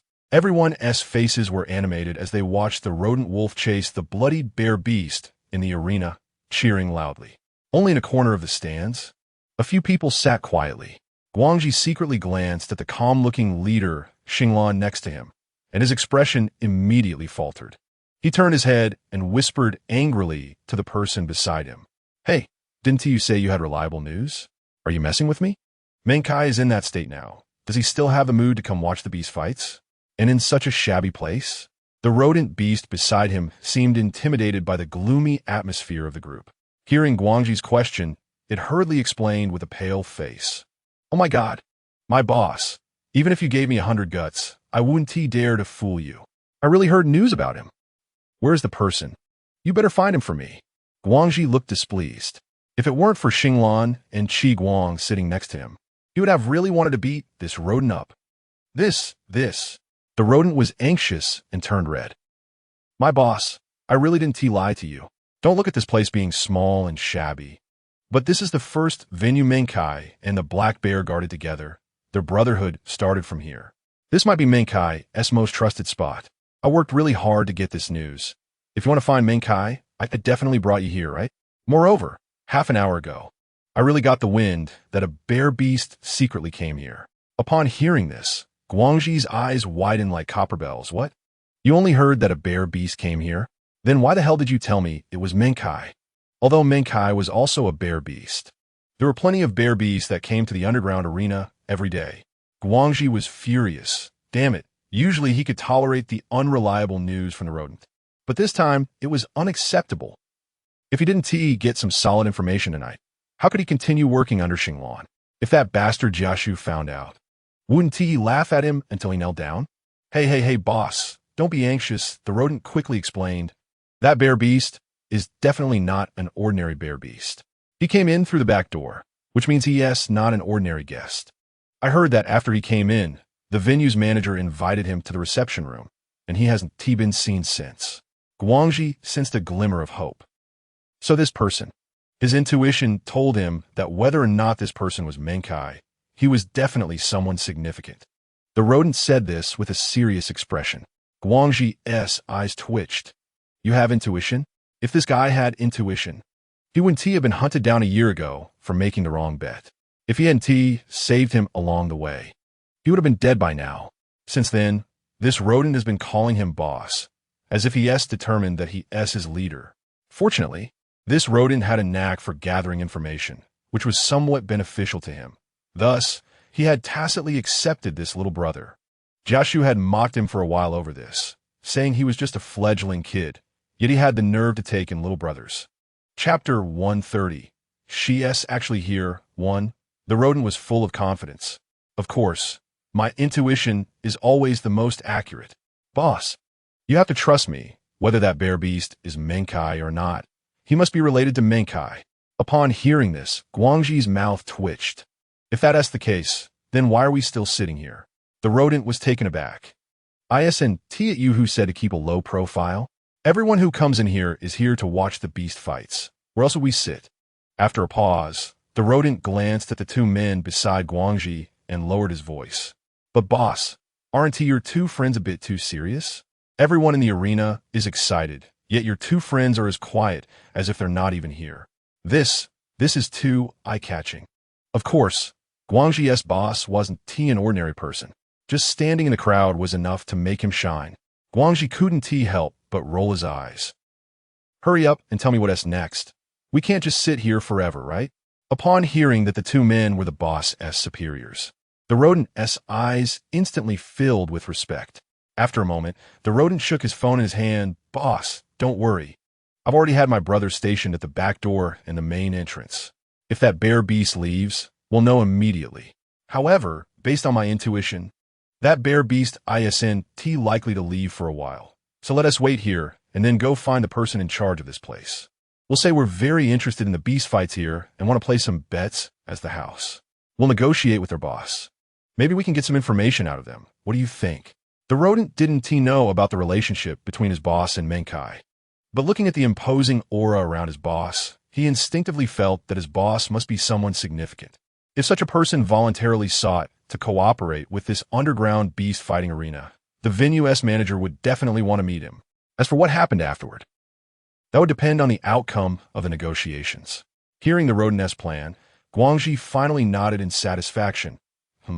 I suppose you're somewhat useful. In fact, Guangji had already considered this idea when he learned from the rodent that this venue was run by the Black Bear and Menkai. They were in a cooperative relationship. So as long as Xinglan revealed something later, the venue's manager would naturally know they were friends, not foes. After a moment of silence, Guangji felt confident and couldn't wait to tell the people beside him. Xinglan, Did you just hear that? How about we go find the person in charge here now? Unfortunately, until Guangxi finished speaking, the person beside him still looked as if they hadn't heard anything. Guangxi was taken aback, thinking he had spoken too quietly. He leaned closer to the person beside him. Xinglan, how about we go find the person in charge here now? After all, this is the Black Bear's arena. Our identity is quite convenient. Guangxi's words abruptly stopped because he finally realized that the reason the person beside him wasn't paying attention was not that his voice was too quiet, but because their attention was entirely focused on the beast fighting arena, especially their gaze fixed intently in that direction, looking solemn.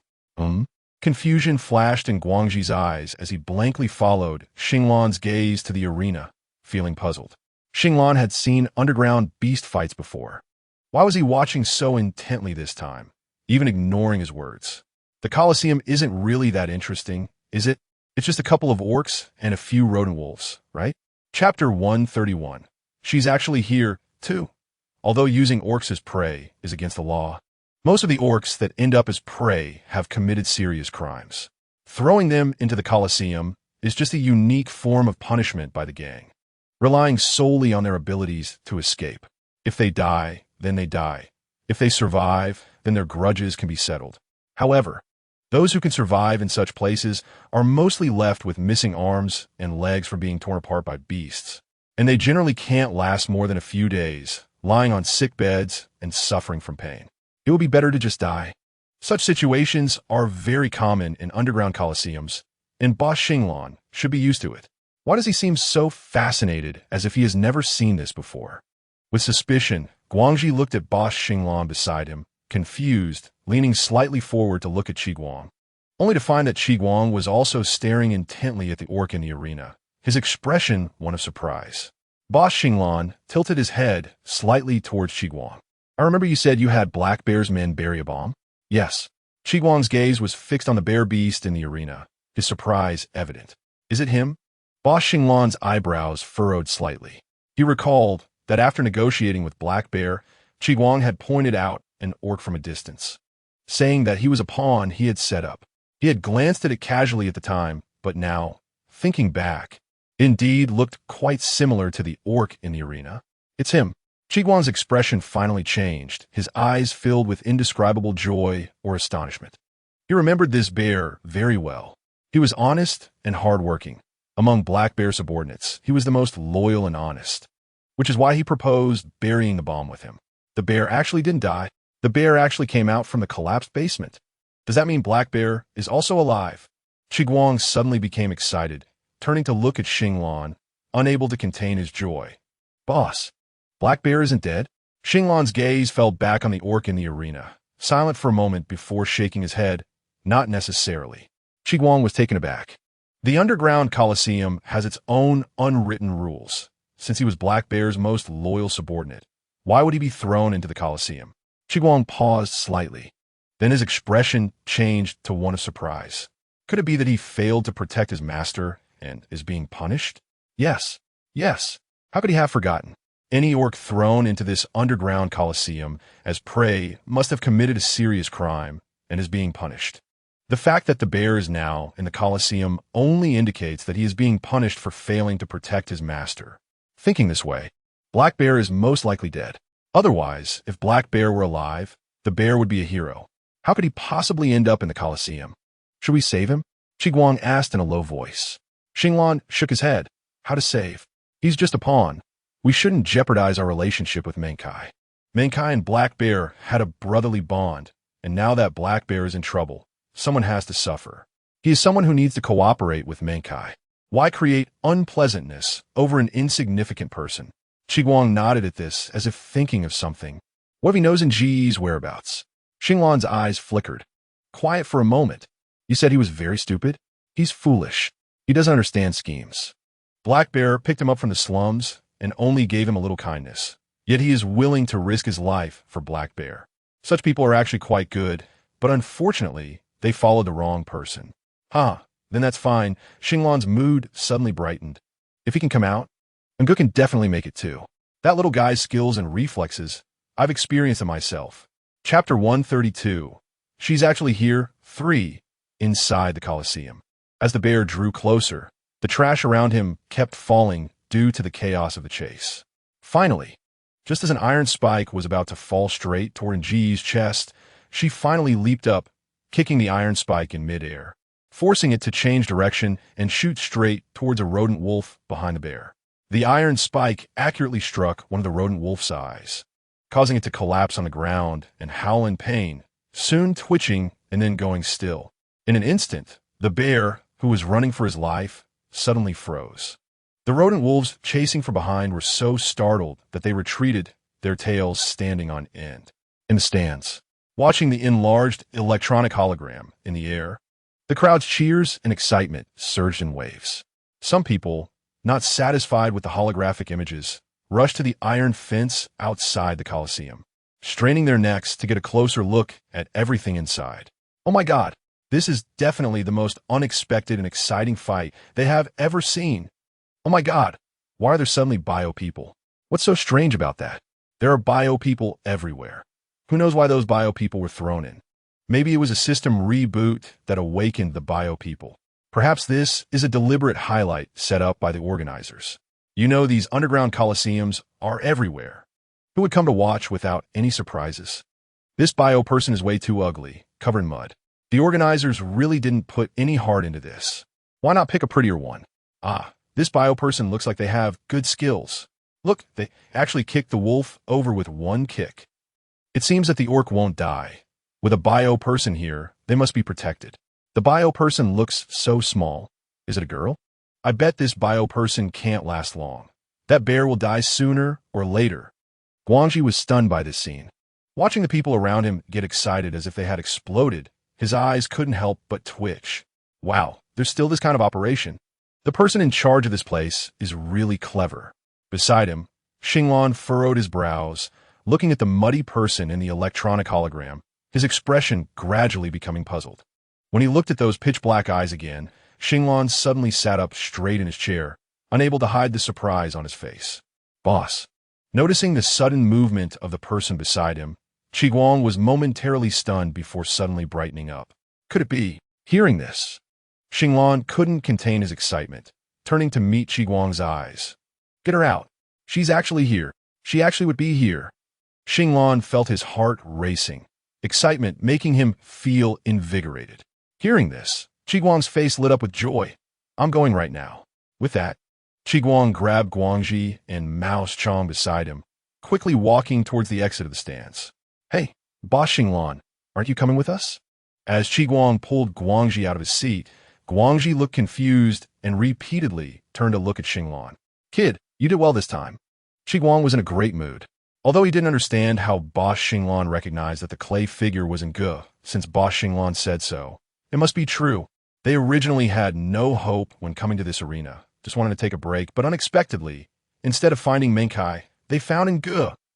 You have to know that compared to Ge, Menkai is nothing. Hearing Qiguang suddenly praise him, Guangxi snapped back to reality, grinning with excitement. Really? Really? I told you I'm still very useful. It's all your fault for underestimating me usually. Hurry up, Mouse Chong. Lead the way. Chapter 133. She's actually here for inside the arena. Looking at the suddenly appearing clay figure, Xiongde was stunned, and a look of ecstasy appeared on his face.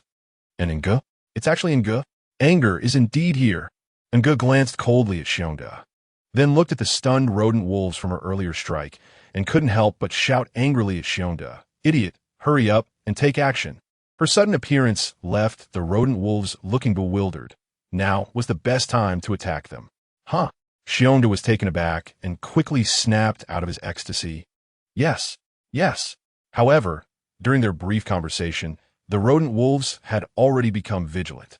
They turned to look at their motionless companion lying in a pool of blood, their eyes glinting with cold light as they slowly backed away, using the trash-laden terrain to conceal their figures. Ge couldn't help but roll her eyes at the sight. This brainless bear was indeed the legendary pig teammate. Now, all the rodent wolves had hidden away, leaving them with no way to counterattack. Ge looked around in silence, alert for any potential rodent wolves that might suddenly spring out from various places, until he saw the rodent wolf that had been guarding him and treating him as food. tilting its head, its eyes shining as it stared at him intently, its mouth open as it panted, and its tail unconsciously swaying slightly from side to side. Ngo looked confused. Ngo, be careful. Unlike in Ge's confusion, Shionda immediately spotted a rodent wolf behind Ngo and swiftly swung the steel rod in his hand, striking at the rodent wolf with urgency and precision. Ng's mouth twitched, standing in place without stopping. Instead, the rodent wolf saw Bear, swinging a stick towards it, and hurriedly jumped to a high point on the garbage pile, baring its teeth at Bear from above, growling low while glancing at Ngo. Its wolf ears drooping and whimpering, its tail swaying left and right, looking entirely like someone is bullying me. And you, mud block, are actually indifferent. For a moment, the rodent wolf seamlessly switched between the states of roaring and whimpering. Ngo. Seeing this, Shionda wanted to continue attacking with the steel rod. However, just as he swung the rod, he heard a rush of wind behind him. With no time to turn around, Shionda's pupils constricted. This was bad. He was only on guard against the rodent wolf high up in the garbage pile, leaving his back wide open. The rush of wind struck his ears, and before he could react, he felt Ng's hands already on his shoulders. With a loud bang, the sound of wind behind him abruptly ceased, followed by a wolf's anguished howl. Shionda quickly turned to look behind him and saw a rodent wolf crashing into the garbage pile. A sharp piece of steel embedded in its abdomen, blood gushing out as the wolf cried out in pain. Shionda was shocked and glanced at the person beside him, swallowing hard. And then Ngo, didn't you run out of power? How? How do you still have the strength to kick the wolf away? Although he had never owned a bioengineered person, he knew that the more precious a bioengineered person was, the less they should engage in physical labor, as it could easily injure their delicate skin. A beautiful and exquisite bioengineered person like Ngo shouldn't have such brutal behavior. Out of power. Anger tilted her head to look at Bear, realizing that this guy thought she was out of power. Why am I here? Anger cast a sidelong glance, her expression dark. Chapter 134. She's actually here. 5. Bear immediately sensed something was wrong and hurried to explain. Anger. This was just an accident. Really, I lost too much blood and fainted. Fela sold you to Big Tooth to buy blood packs to save me, and then brought you here. I woke up and rushed here to find you, but I didn't expect this to be the territory of the black bear, and I was dropped here and became prey.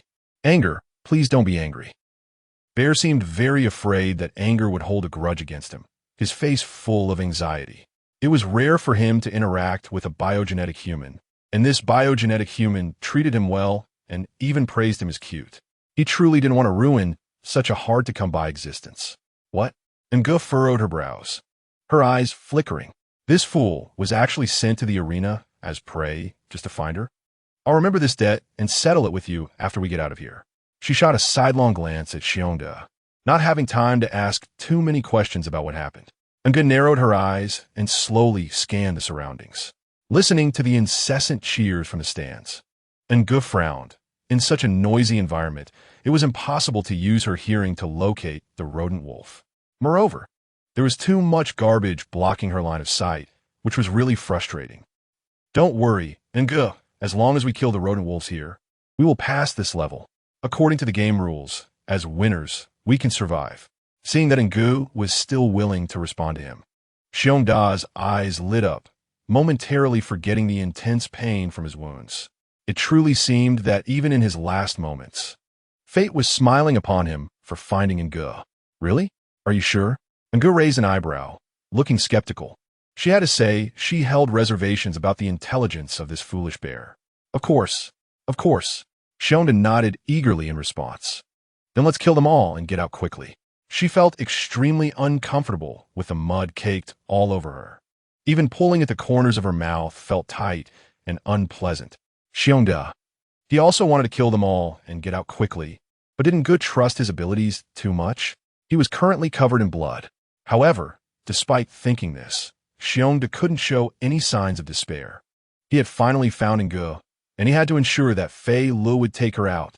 Whimpering, the rodent wolf atop the garbage pile let out a whine, its crimson eyes looking extremely aggrieved, ears drooping adorably, and its tail swaying gently from side to side.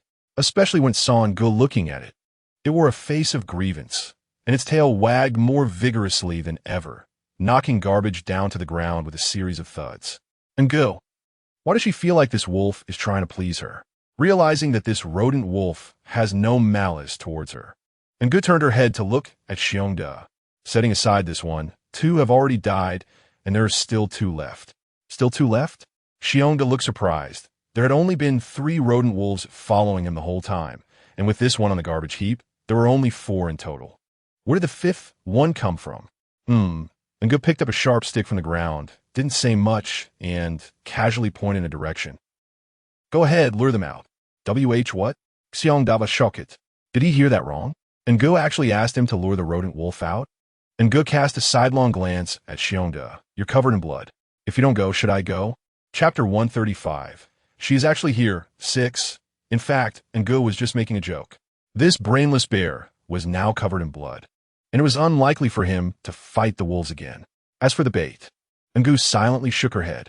This foolish bear was going to be the bait unharmed, and she found it unreliable, especially in its current limping state. It was practically delivering itself right to the wolves' mouths like bear paws or bear stew. However, she was just casually saying that. Normal people would probably ignore it. After all, life was the most important thing, and no one owed anyone anything. Why should others have to listen to her? So, the next steps would still depend on her. Just as she was about to move forward and use herself as bait, unexpectedly, Bear suddenly turned around and leaned closer to Ngu. Which direction should I go? Anger paused for a moment, suddenly raising his eyes to look. Can I go in any direction? Bear asked seriously. Anger was shocked, staring wide-eyed at the silly eyes of Bear, unable to believe that the person in front of him was actually serious. You. Anger's lips twitched slightly, instinctively wanting to explain, but when meeting Bear's sincere and naive gaze, he suddenly realized that he was arguing with an idiot. What a waste of time. Is this the time to argue? After a pause, Anger stiffly raised his hand and pointed randomly in one direction. Get lost. Bear was taken aback. Get lost? His gaze fell on the ground, covered in garbage, and Bear froze for a moment. I can't get lost, this ground is all. It's all debris, my calf and shin bones still hurt badly. Right now, get lost. Someone suddenly kicked out in a fit of hysteria. In the stands. Ah, that cyborg actually kicked the beastman? Ha ha ha, so cute. This cyborg is a bit ugly, but looks very unique. I've never seen a cyborg dare to kick a beastman before. It must be a chip malfunction, not aware of the current situation, otherwise how could they dare to kick a beastman? Definitely. Otherwise how could they end up thrown here? Amidst the passionate crowd, Xinglan remained seated, his eyes fixed intently on the clay figure in the electronic hologram. A smile involuntarily creeping up his lips. Looks like the little guy has quite a temper. It's just a pity that this venue is too rudimentary. The electronic hologram only transmits images, not sound. Otherwise, he would be really curious about what the little guy said to that bear beast that made it so obedient. But what is going on with the mud all over the little guy? Did he fall into a mud pit? It seems he needs to have the servants prepare a bath first. In the beast arena, Bear limped through the garbage pile, dragging his injured foot, tightly gripping the steel rod in his hand while constantly looking around. Although he didn't know what Anger was planning, the priority now was to quickly kill all the remaining rodent wolves. And Fei Lu. The Fei Lu he hid in the garbage pile. Thinking of what Anger said about another wolf that had never shown up, he became anxious about Fei Li's safety. With this in mind, Bear quickened his pace, luring the rodent wolves out while hastily heading towards Fei Lu's hiding spot. Anger, who was not far behind, walked slowly, remaining vigilant of the inexplicable rodent wolf on the garbage pile while sensing the unusualness around him. Gradually, the distance between the two became larger. Suddenly, a silver wolf tail flashed past in a pile of garbage behind him. Chapter 136. She is actually here. 7. Anger flashed in G's eyes as she looked sharply to the side, a killing intent spilling from the corners of her eyes. Are they trying to avoid her? It's a pity she really doesn't have time to entertain them. The mud all over her body is just too uncomfortable, making her itch all over. She doesn't even need to look to know that her skin must be allergic. Moreover, after killing the rodent wolves here, who knows how much more time it will take to get out. She can't afford to waste any more time on these trivial matters. Anger surged as Ngu fiercely kicked the trash pile in front of him. The domino effect caused the nearby trash to scatter, and in the blink of an eye, a rodent wolf hidden in the refuse was forced to appear before Ngu, baring its teeth and glaring menacingly at him. The man and the wolf locked eyes, their gazes meeting. The inky black of Ngu's eyes reflected the blood red of the wolf's gaze, a cold, killing intent clashing with a bloodthirsty desire. At the same time, behind Ngu, a massive rodent wolf quietly emerged, slowly closing in on him with narrowed eyes, moving silently. Meanwhile, the clay figure facing the rodent wolf seemed completely unaware of the danger. At that moment, the electronic hologram in the arena magnified the scene, causing an uproar among the audience. God, the fifth wolf has appeared. They didn't follow the bear beast, but instead followed this bioengineered human. It's simply unbelievable. Yes, the bear beast is covered in blood, and the rodent wolves are ignoring it. Didn't they say these rodent wolves love the scent of blood? This is unscientific. I swear, this is definitely the most exciting beast fight I've seen in a long time. This venue is amazing. I will definitely come back next time. The shouts from the stands grew louder and more chaotic. The man in the seats, who had been smiling faintly, finally suppressed his smile, his eyes darkening. The massive rodent wolf moved closer to the clay figure, its killing intent growing hotter. This prey was far more suitable than the bear beast. The scent wafting from the clay was far more enticing than the blood of the bear beast. Compared to the blood on the bear beast, it wanted to bite through the throat of this clay figure. Its sense of smell told it that the blood within this clay body was incredibly sweet. Undoubtedly the best food in the world. Drool uncontrollably dripped to the ground as the rodent wolf could no longer hold back and silently pounced towards the unsuspecting clay figure. In midair, as it drew closer to its prey, a glimmer of triumph appeared in the blood-red eyes of the rodent wolf, which was in a state of extreme excitement. But just for a moment, the rodent wolf suddenly showed panic in midair. In its blood-red eyes, the clay figure that had been facing away from it unexpectedly turned around. Glancing at it without warning, the corners of its mouth curling up slightly, a cold light shining in its black pupils. With the sharp end of a pointed stick aimed directly at it, the rodent wolf's blood-red pupils suddenly constricted. This was bad. It had been tricked. Fool! Ngu muttered under his breath, then turned and sprinted towards the direction of the attacking rodent wolf, thrusting the pointed stick sharply towards the wolf's body. The force of the wind making hearts tremble.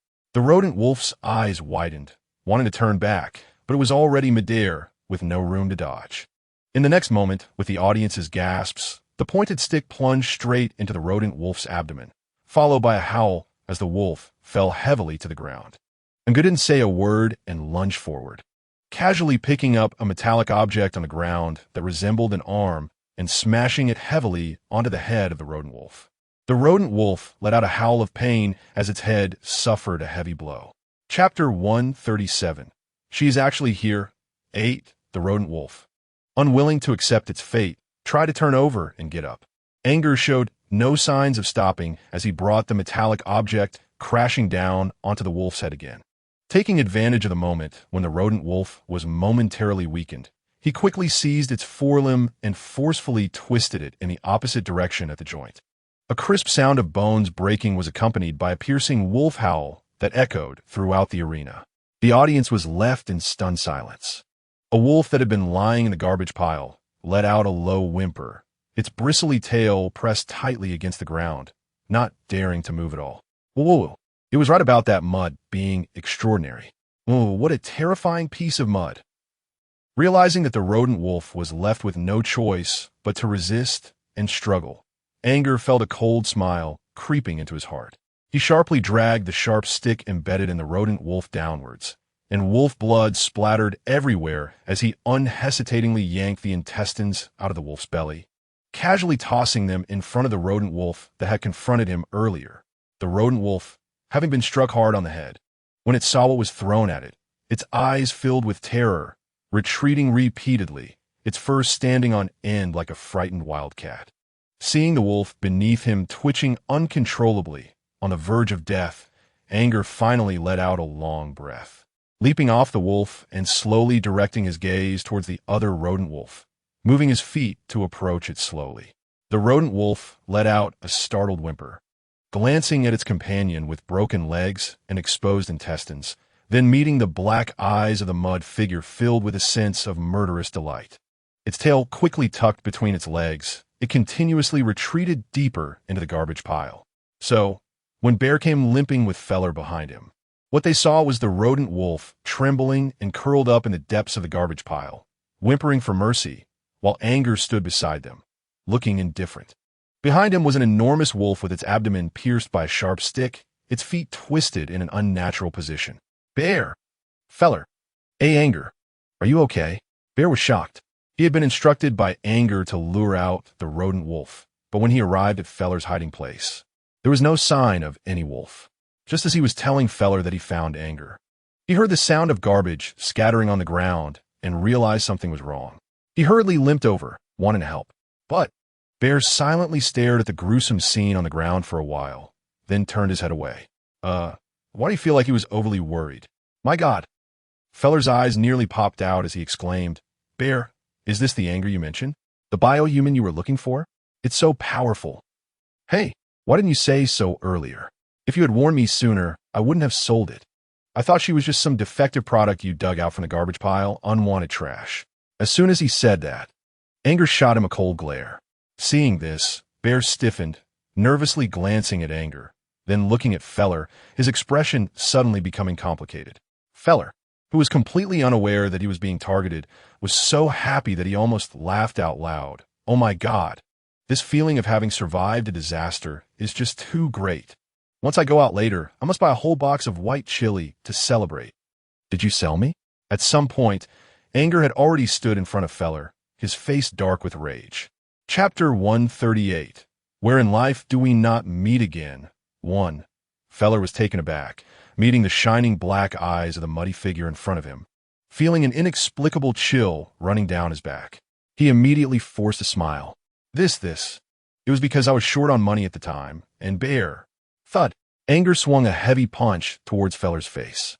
Feller was caught off guard and instinctively stumbled backward, nearly falling onto the ground and injuring himself on the shards below. Suddenly, a strong force pulled him back just in time. Before he could regain his senses, Feller felt another punch land on his face, followed by a warm trickle of blood from his nose. You, how dare you hit me? Feller said, his eyes nearly closing from the pain, and he felt as if many little stars were swirling above his head. You actually hit an orc? Although someone like him couldn't afford a cyborg, he knew that cyborgs shouldn't lay a hand on orcs. It was one thing for Anger to be ruthless towards the rodent wolves, but how could he also attack him? I'm a defective product. You should know that the best, Anger replied coldly. Feller, Bear. Seeing that the two were no longer speaking, Anger pointed to the two rodent wolves in the garbage pile, one tall and one short. We must kill them all to get out, right? Nga frowned slightly. The two wolves posed no threat to them at all right now. If it weren't for the necessity of eliminating them, she would genuinely prefer to let them go. As soon as Nga finished speaking, the two rodent wolves in the garbage heap began to whimper, one after the other. The one at the top of the heap quickly jumped down and crawled towards Ong Ji's feet like a turtle, its spiky tail stiffly swaying back and forth, looking quite adorable, as if it understood Ong Ji's words. And go. Fei Lu was stunned by the scene before him. Was he hallucinating from Ong Ji's attack? Why do you feel like the rodent wolf was begging for mercy? And the begging action was quite cute? Xionda was also taken aback, looking around and shaking his head. I don't know. I've never encountered this situation before, because usually the prey is the one that is dead. Fei Lu dead. This wolf clearly has already given up, if we can avoid killing it. Let's not kill it. Fei Li's fear of the wolf stemmed from the genes of the sheep beast within him. For him, the best outcome was that the wolf was no longer actively attacking them. He was instead afraid that if they didn't take the opportunity, it would anger the two wolves, and then neither side would gain any advantage. So what should we do now? Nga furrowed his brow. Just wait like this? The winner has been decided. The host should be coming soon. Xionda recalled the past beast fighting process, preparing to explain it one by one, when he noticed the ground beneath his feet starting to tremble. Fei Lu jumped up in shock. What is going on? Why is the ground moving? Xiongda looked down, stunned for a moment, then suddenly showed a joyful expression. They're sending us out. Out? Fei Lu immediately became excited upon hearing this. Are you sure? Really going out? Ha ha ha. My little life is finally saved. I'm so happy. I'm so happy. Just thinking about being able to go out and drink his favorite white chili made Fei Lu want to jump in circles right where he was. But just for a moment, Xiongda suddenly thought of something, and the happy expression on his face instantly froze. Oh no. Fei Lu looked at him in shock. What's wrong? Do not scare me. This isn't sending us out? Anger flickered in Ji's eyes as he quietly looked at Xiongda without speaking. Is that Ngo? Xiongda's face pallid, and shockwaves surged in his eyes as he looked at Ngo. Chapter 139. Where in life do we not meet? To Ngo. Fei Lu glanced at Ngo upon hearing this. What's wrong with Ngo? Since he is fine, he should naturally go out with us. What's the matter? Although this biohuman had just beaten him, Fei Lu naturally wouldn't take those 2 punches to the face to heart, especially since he had indeed made a mistake by selling him out first. Otherwise, there wouldn't have been so much trouble. Xiongda's eyes flickered, his expression panicked. After the beast fight ends, the biohumans piled up here will be completely destroyed by the light wave separator. Ngo looked carefully, her brows furrowing. Destroy? Fei Lu looked confused. What does that mean? The trash here was already meant to be destroyed long ago. No. Fei Lu hurriedly explained. The bioengineered humans sent here are all intended to have their core chips extracted for reuse. The arena has specialized light wave separators that will completely dissolve the bioengineered humans using high-frequency light waves targeted at them, and then extract the chips inside. What? Fei Li's heart sank in fear. You mean we'll also be dissolved? That light wave only works on bioengineered humans. Xiongda was extremely anxious. What should we do? What should we do? Ngo, what are you going to do? Ngo blinked, and the worry that had just risen in her heart instantly dissipated. She wasn't a cyborg. What was there to be afraid of? However, according to Xiongda's statement, wouldn't her identity as a human be exposed? Ngo frowned, his expression serious. In the control room of the arena, Qi Guang looked down at the arena below the glass, turned around, and whispered a few words to another orc in the room. The orc showed a look of surprise, and after thinking for a moment, he ordered someone to press the terminate button on the control panel. Shortly after, a man wearing a casual t-shirt and a baseball cap quickly entered the room. The moment he took off his hat, the man's rogue aura suddenly changed, causing the orcs in the room to instinctively sense a hint of danger and step back. Boss, the person has been taken away from the stands and is now under the glass. Qi Guang pointed to the heavy glass window on the control panel. Xinglan looked over and saw 3 small figures standing in one part of the arena, occasionally glancing around. Xinglan's gaze fell on one of them, and her eyes softened. I want to go down. The orc was startled, thinking that the group in front of him wanted to rescue Xiongda, and he tried to refuse. No, that bear beast killed our boss. According to family rules, we must. Xinglan shot a cold glance, which was like a ferocious beast crawling out of the hell of Shura, exuding a chilling aura. The orc was suddenly startled, his body hair standing on end. Heaven! This person's gaze is terrifying. It was just a simple glance, without a word spoken, but he felt a chill rising from his feet straight to his head, as if prey was being stalked by a ferocious beast. The leading orc, also shocked, hurriedly came out to ease the tension. This glass below is the arena, full of the remains of bioengineered humans. Does Lord Xinglan want us to accompany you? After saying that, the leading orc shot a fierce glare at his subordinate, and turned his head to show a flattering expression. Damn it, whatever this lord wants to do. Even if the boss were alive, he would still be flattering. Why is this blind subordinate causing trouble? Chapter 140. Where in life do we not meet again? 3. The boss was suddenly killed by Xiongda, and the advisor Mengkai was also missing. After the news spread, they had lost a lot of their territory in the Candia district, with only this arena in the slums remaining untouched. The leading orc knew very well that this was because many people were still unaware that this was also the territory of the Black Bear. Once they found out, it was likely they would not escape disaster. He was worried when suddenly this lord arrived. This made him ecstatic. Now, they could only flatter this lord in front of them, hoping to save their remaining territory. After all, This lord's reputation in the underworld was incredibly loud, and no one dared to provoke him. Seemingly satisfied with the leading orc's response, Xinglan retracted the coldness in her eyes and casually glanced away. No need. All right, all right. Upon hearing the lord's acknowledgement, the leading orc felt relieved and quickly signaled to his subordinates. Hurry. The lord wants to go to the arena. Quickly prepare the elevator. In the arena, having not seen the wave separator mentioned by Xiongda for a while, Fei Lu finally retracted his neck, which had been craned uncomfortably, and looked skeptical. Xiongda, did you make a mistake? I feel like there is no movement at all now. They would have forgotten we're still inside, right? Xiongda also looked confused. It shouldn't be. After the fight ends and leaving the stands, there should generally be a cleaning program alert within a minute. A minute? Fei Lu suddenly looked disdainful.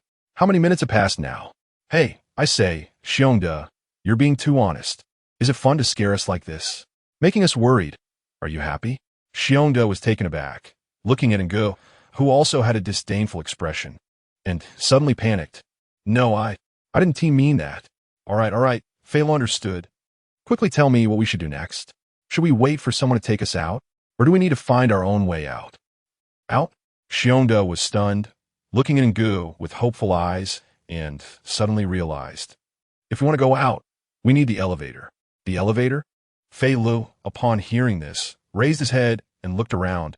What nonsense are you talking about? Where's there an elevator here? Before he could finish, a steady mechanical sound approached their ears, and all three brightened up, looking towards the source of the sound.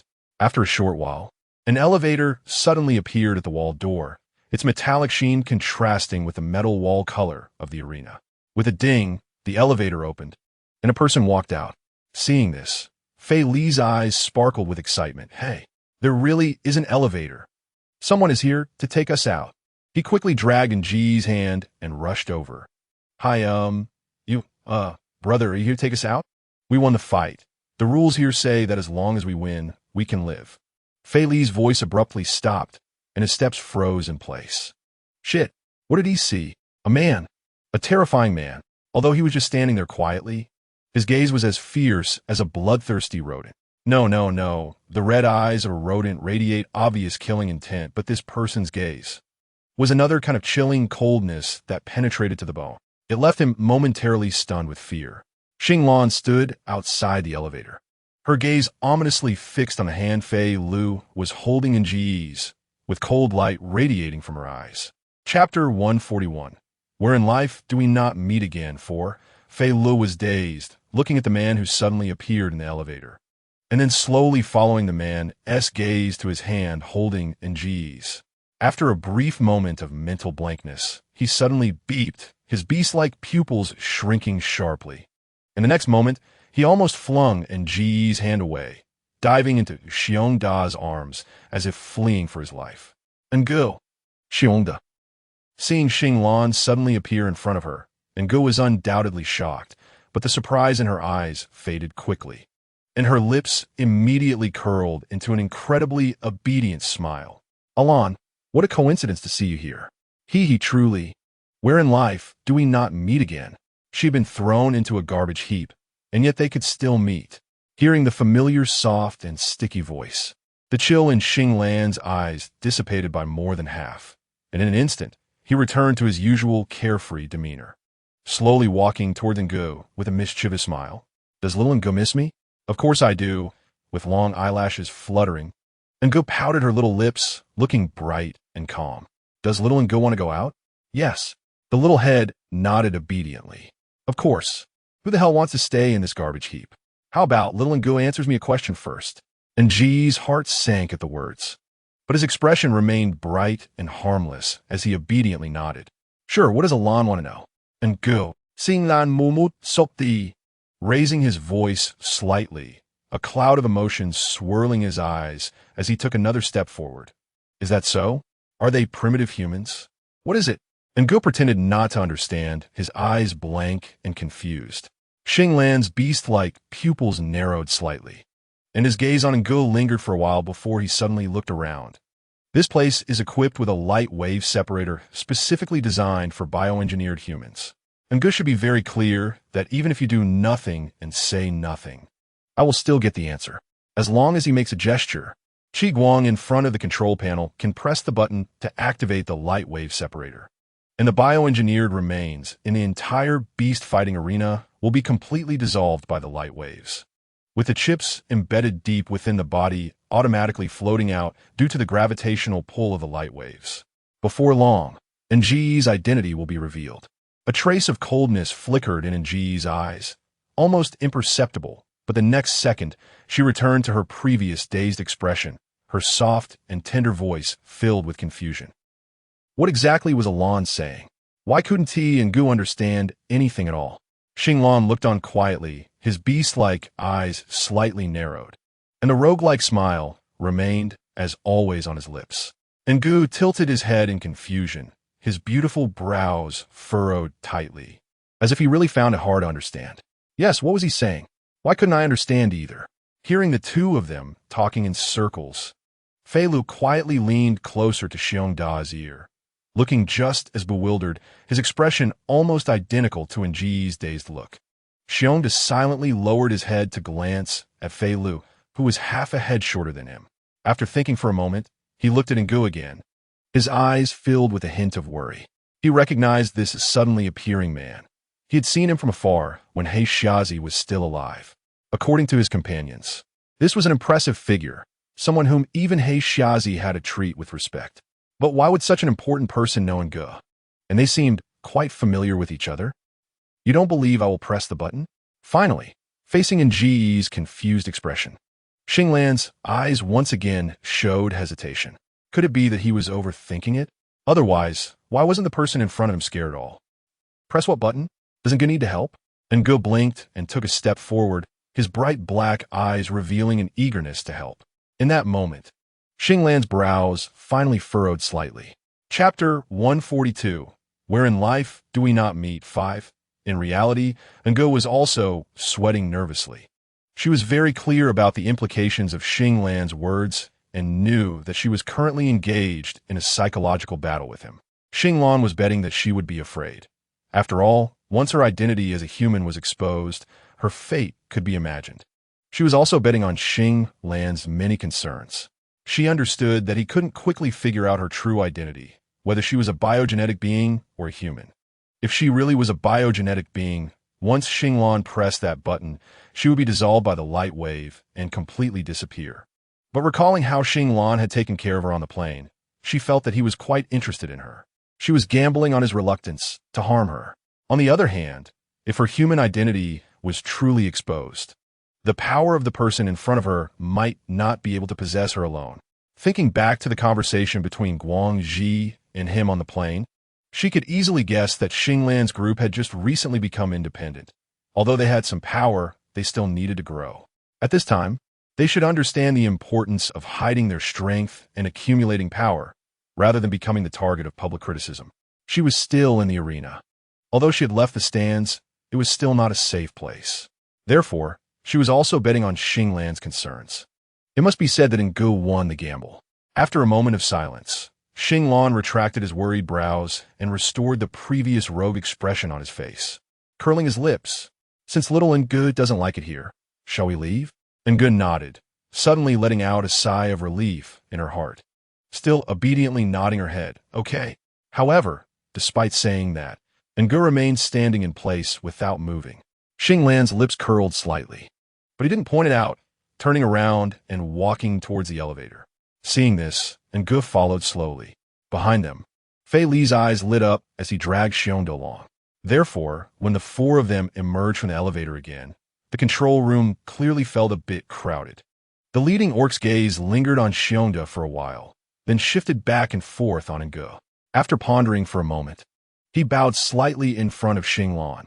Lord Xinglan, shall we prepare a car to escort you back?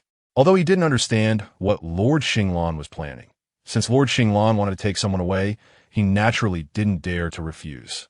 No need, Xinglan replied lightly, glancing back at Ngu, who was keeping his distance, before stepping out of the room first. Ungi, Xiongda, and Fei Lu followed silently behind and left together. The leading orc, seeing this, quickly looked at Qi Guang with an anxious expression. Lord Qi Guang, what about this place? Qi Guang glanced over.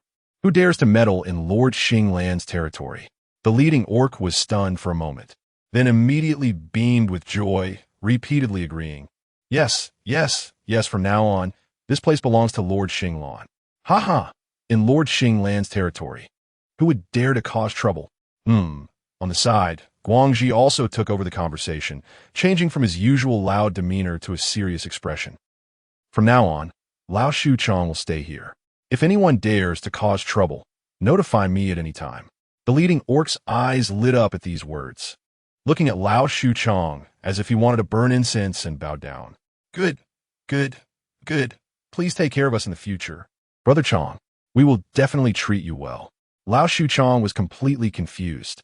The surprise came too quickly, and the pie fell from the sky. Beside him, Lao Shuchong was shocked, his heart surging with emotions. Did he just get promoted without realizing it? Chapter 143.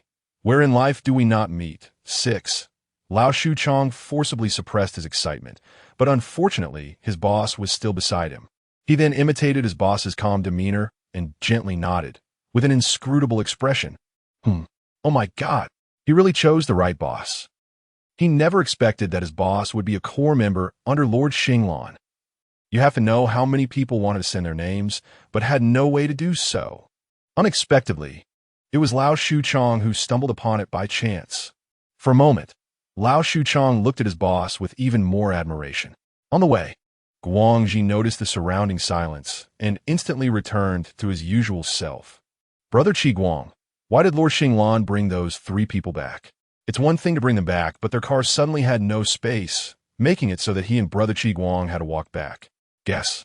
Qi Guang shot a sideways glance. Guangxi paused, a look of unwillingness on his face. Of course, I know. It's because of that bear beast. He killed the black bear. At this point, Guangxi's confusion began to rise. But why did the boss want to bring him back? Yulings spread the news of the black bear's death everywhere. Now, who on the street doesn't know that Xiongda killed the black bear? Bringing him back is just asking for trouble, right? Huh. Qi Guang chuckled upon hearing this. What are you laughing at? Guangxi looked displeased. Do you understand something? Qi Guang's gaze swept over the distant streetlights, a faint look of relief on his face. If even you think so, then I can rest assured. Hey, what do you mean by that? Guangxi immediately looked like a cat with its fur bristled. What do you mean by saying you can rest assured because I think so? You explain it to me clearly. Hey, don't go. Explain it to me. In the Queen's District, when Ngu and the others appeared in Xinglan's underground base, Fei Lu was so shocked by the scenes before him that he couldn't speak, and Xiongda also widened his round eyes, even forgetting the pain in his leg. In the vast underground base, all kinds of daily necessities were available. The rooms divided by frosted glass vaguely resembled a weapons room and a fighting room, especially with a huge table in the room, displaying various precision instruments whose names he couldn't recall. The walls were lined with all kinds of daggers, handguns, and heavy weapons. And Ji's eyes brightened. Do you like it, Xiaonge? Xinglan turned around and asked softly. Nge nodded, liking it. Xinglan lifted the corners of her mouth slightly, nodding as a form of acceptance for the praise. But the next moment, when she raised her eyes again, a chill flickered in her gaze. Her hand quickly drew a dagger from the inner side of her waist, heading straight for Nji's arm. Nji's eyes flashed with coldness, and with an extremely keen reaction, he swiftly dodged a disaster. Xinglan chased forward, maintaining his attack's intensity, the bright silver light in his hand unwavering. Nge continuously retreated, her soft body skillfully dodging the oncoming attacks. In the instant she saw Xinglan's movement technique, she suddenly pulled a sharp dagger from the wall and, without warning, launched a counterattack aimed at Xinglan's neck. Xinglan was momentarily startled, but then his eyes lit up with excitement. His movement and attack methods were already quite unexpected. They seemed defensive but were actually offensive, appearing to be real attacks while hiding ambushes. Even Qi Guang, who came from a martial arts family, was willing to concede defeat. However, Nji's fighting technique was even more impressive. Not only did she skillfully evade each of his ambushes, but after a brief retreat, she even countered all his moves using his own techniques. Xinglan couldn't suppress his joy. It was interesting, So interesting, simply too interesting.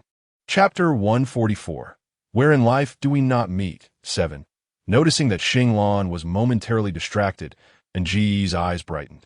With a roll, she leaped towards the wall behind her and accurately retrieved a handgun from the high shelf. As she turned, she pulled the trigger, and when she landed back on the ground, the gun was pointed directly at Xinglan's head, her finger pressing on the trigger, the situation extremely tense. Thus, when Qi Guang and Guang Ji returned to the underground base, they were greeted by this bizarre scene. A muddy bioengineered person was standing a few steps away, holding a handgun aimed precisely at their boss, who was wearing an ecstatic expression, openly smiling, his eyes shining with a frightening intensity. Guangji was startled and almost shouted simultaneously with the anxious Xiongda. Boss! Ngo! Huh? Anger? Guangji's body, which was about to rush forward, suddenly froze, and he turned to look at Xiongda with urgency. Anger? Where is anger? Ignoring Guangji's question, Xiongda limped forward with a worried expression, taking a step closer. Anger, that's a gun. Dangerous. Quickly, put it down. Following the direction of Xiongda's words, Guangji's gaze landed on the mud figure, and he became completely disoriented. Hey, anger? Your anger? What the hell? This mud figure is actually the anger he has been thinking about. This is totally not scientific. How did the clean and fragrant anger become this dirty? Guangji suddenly understood the true meaning behind the nonsensical words Qi Guang had said to him on the way back. Even he thought that Xinglan took the 3 people away because of concern for Xiongda, and probably everyone else would think the same. As long as there was the controversial presence of Xiongda, almost no one would pay attention to anger, who was taken away at the same time. Guangji was instantly filled with excitement. Anger, is it really you? Guangji felt frustrated. He had noticed anger's presence, but the mud on anger was too eye-catching, and from the viewing stand, it was hard to see clearly. Moreover, at that time, he was worried that the false information from the mouse would get him scolded by Xinglan, so he had no mood to watch the beast fights. Nga glanced over and said, Aji, long time no see. Hearing the soft and familiar tone, Guangji felt energized, his eyes brightening up. Ah, it really is you, And good baby, how did you end up in the arena? And you're covered in mud. Did you fall into a mud pit? Guangji completely forgot his initial purpose, standing beside Ngo with an excited expression, almost staring a flower onto her face. Ngo pouted and glanced at Xinglan, who was a few steps away with a smiling face.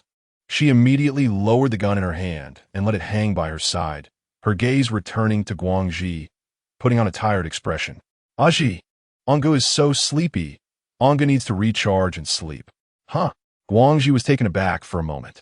Recharge and sleep? He stared blankly at Ngo, who was covered in mud, his brows furrowing into a knot. How about I take Ngo to wash up first? Fortunately, this underground base had an infrared cleaning machine, but with all the mud on Ngo, it would probably be out of service after that. Ngo wants to recharge and sleep. Ngo pouted, looking very dissatisfied. Recharge and sleep. Guangji's mouth twitched. How could someone covered in mud sleep? He had never raised a biohuman, and for a moment he was at a loss. Recharging is fine, but how do you sleep? And where do you sleep? Sleep in Alan's room. The soft and sticky voice was so assertive that it reached an extreme, and while speaking, Ngo shot a fierce glare at Xinglan. Seeing this, Xinglan couldn't help but laugh, the curve of his lips becoming more pronounced. What?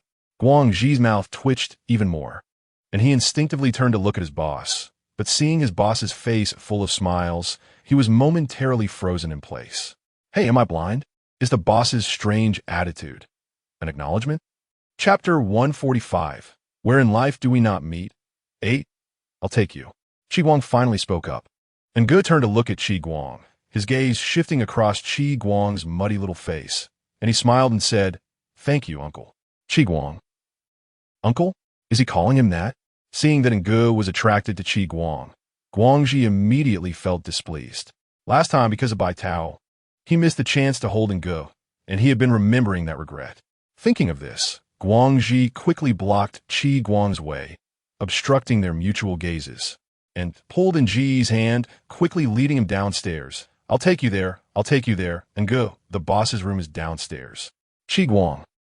Qi Guang raised an eyebrow. This kid Guang, Ji, seems to be growing more crooked, not only becoming more forgetful, but now also starting to disrespect his elders. It really makes it hard for him as an elder. If he doesn't teach him a lesson, it would be unfair to himself. Downstairs, after confirming that the room was Xinglan's bedroom, and Gus said, "I'm very tired, don't disturb me," snatched the charging device from Guang Ji's hand, and unceremoniously kicked Guang Ji out of the door.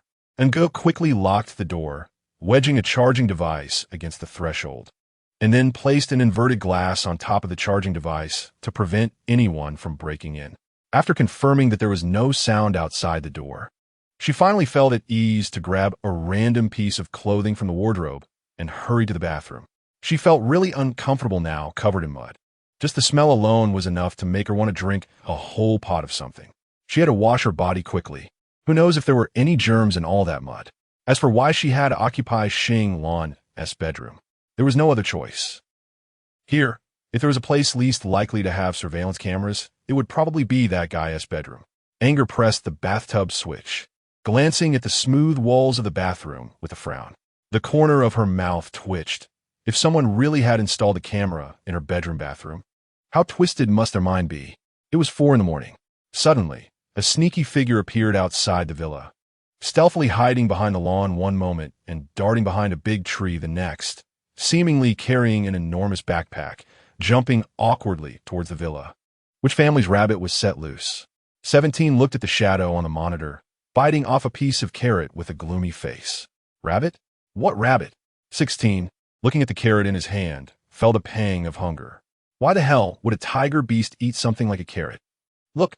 17 pointed at the shadow on the screen with a half-eaten carrot, hopping like that. What else could it be if not a rabbit?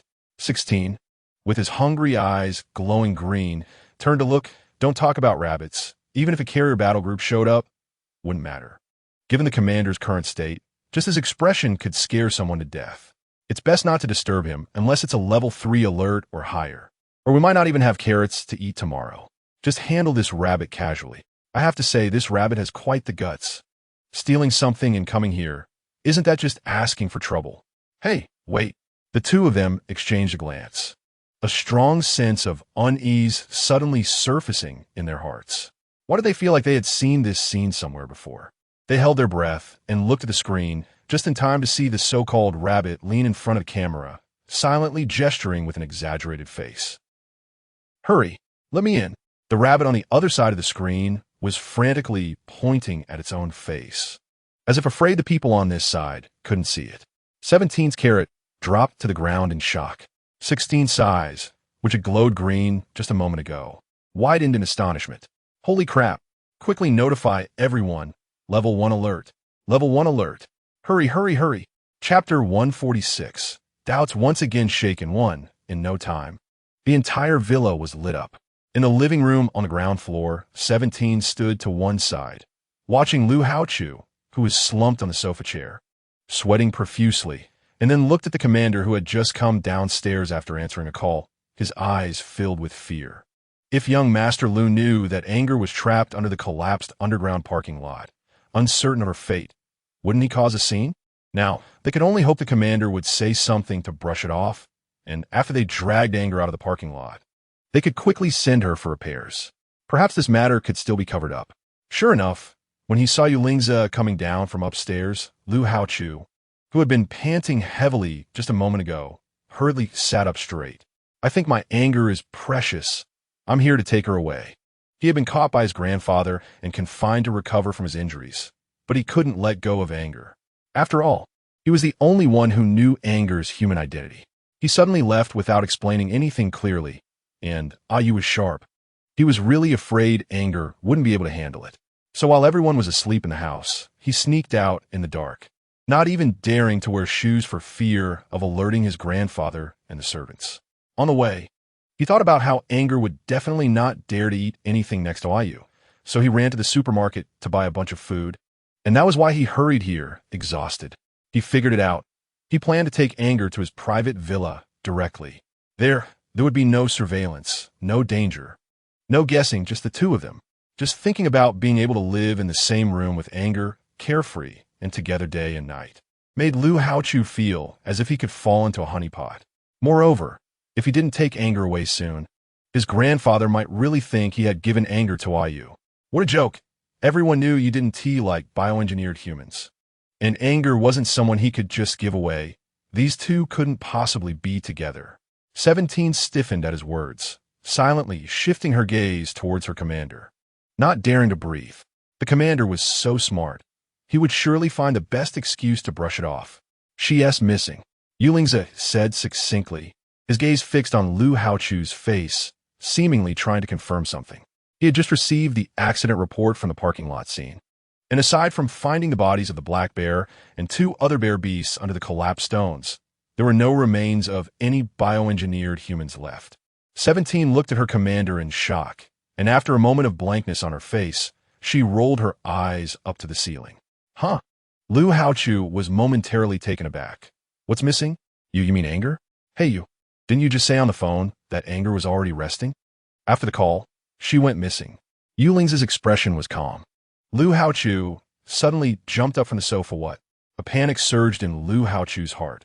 Oh no, anger must have thought he didn't want her anymore, which was why she left. Then where did she go? Any news? Lu Haochu didn't suspect anything in his mind. Yu didn't like bioengineered humans at all, and even if anger stayed by his side, he presumed she would be ignored. Moreover, given Yu's heavy official duties every day, it was perfectly normal to leave a bioengineered human to fend for themselves. Anger must have taken this opportunity to sneak out. In the slums, Yuling's expression was very grim. Anger suddenly disappeared in the collapsed underground parking lot, which made him suddenly remember that before going to the underground parking lot, he had placed a locator in Anger's clothing pocket. Now, the locator's location was in an underground fighting arena in the slums. He had already sent someone to look for her and was preparing to leave when he unexpectedly ran into Lu Haochu, who had sneaked out. Chapter 147. Doubts that waver again to what? The slums? The one that is almost entirely filled with mixed-blood beastmen? Lu Haochu's eyes widened, and he was sweating profusely. Did you send someone to find her? It's very dangerous for her to be out there alone. Just thinking about Anger's exquisite face and those low-bloodline beastmen in the slums who had almost zero self-control made Lu Haochu break out in a cold sweat. Then why are you still standing here? Hurry up and let Shichi and the others go find her. As soon as he finished speaking, there was silence in the hall. Yulingzi looked at Lu Haochu thoughtfully, his brow slightly furrowed. Even Shichi beside him looked at Lu Haochu with a puzzled expression. Lu Haochu felt a chill on his back from their stares. What are you looking at me for? Go find Anger, dear. Yulingzi narrowed his eyes slightly and paused. You are her creator. Shouldn't you know best where she is right now? Lu Haochu was taken aback, feeling his heart skip a beat. What do you mean? You made Anger so exquisitely. You wouldn't tell me you didn't install a locator on her, right? A hint of suspicion flickered in Yuling's eyes. Although he had no interest in adopting a biohuman, he knew that any high-quality biohuman would have a built-in GPS from their owner for easy location tracking. This reasoning was something Lu Haochu had told him himself. Lu Haochu was stunned by the question, but it was just a moment of shock, and he quickly regained his composure. I just didn't have the time yet. Anger is different from other biohumans. She has a strong sense of self-preservation. Her intelligent core is large and complex, and installing a positioning system would only cause chaos in the core code. So I'm still researching. What he implied was that he hadn't built any positioning system into Anger. Lu Haochu felt confused since he met Anger. He had told more lies in the past 2 days than in his entire life. The key point was that he didn't even know what nonsense he was spouting, yet he spoke with such confidence. Who did he learn this knack for lying from? You disobedient kid. Are you trying to drive this old man to death?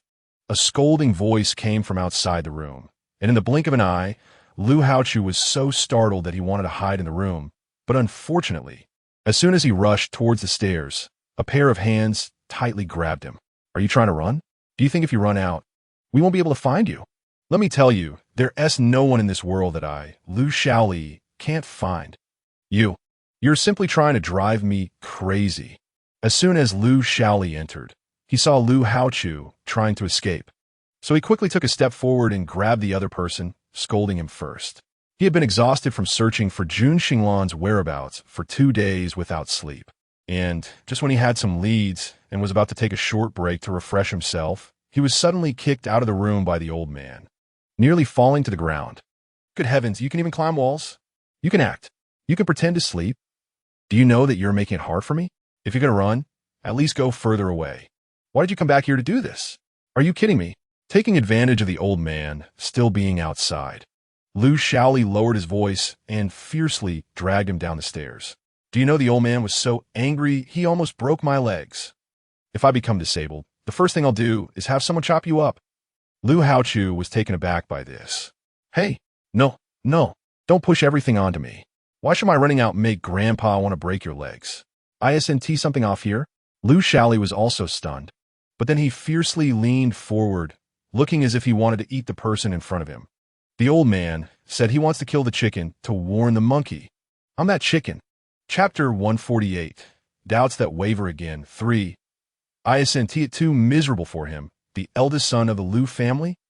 Clearly, he looks glorious in front of others.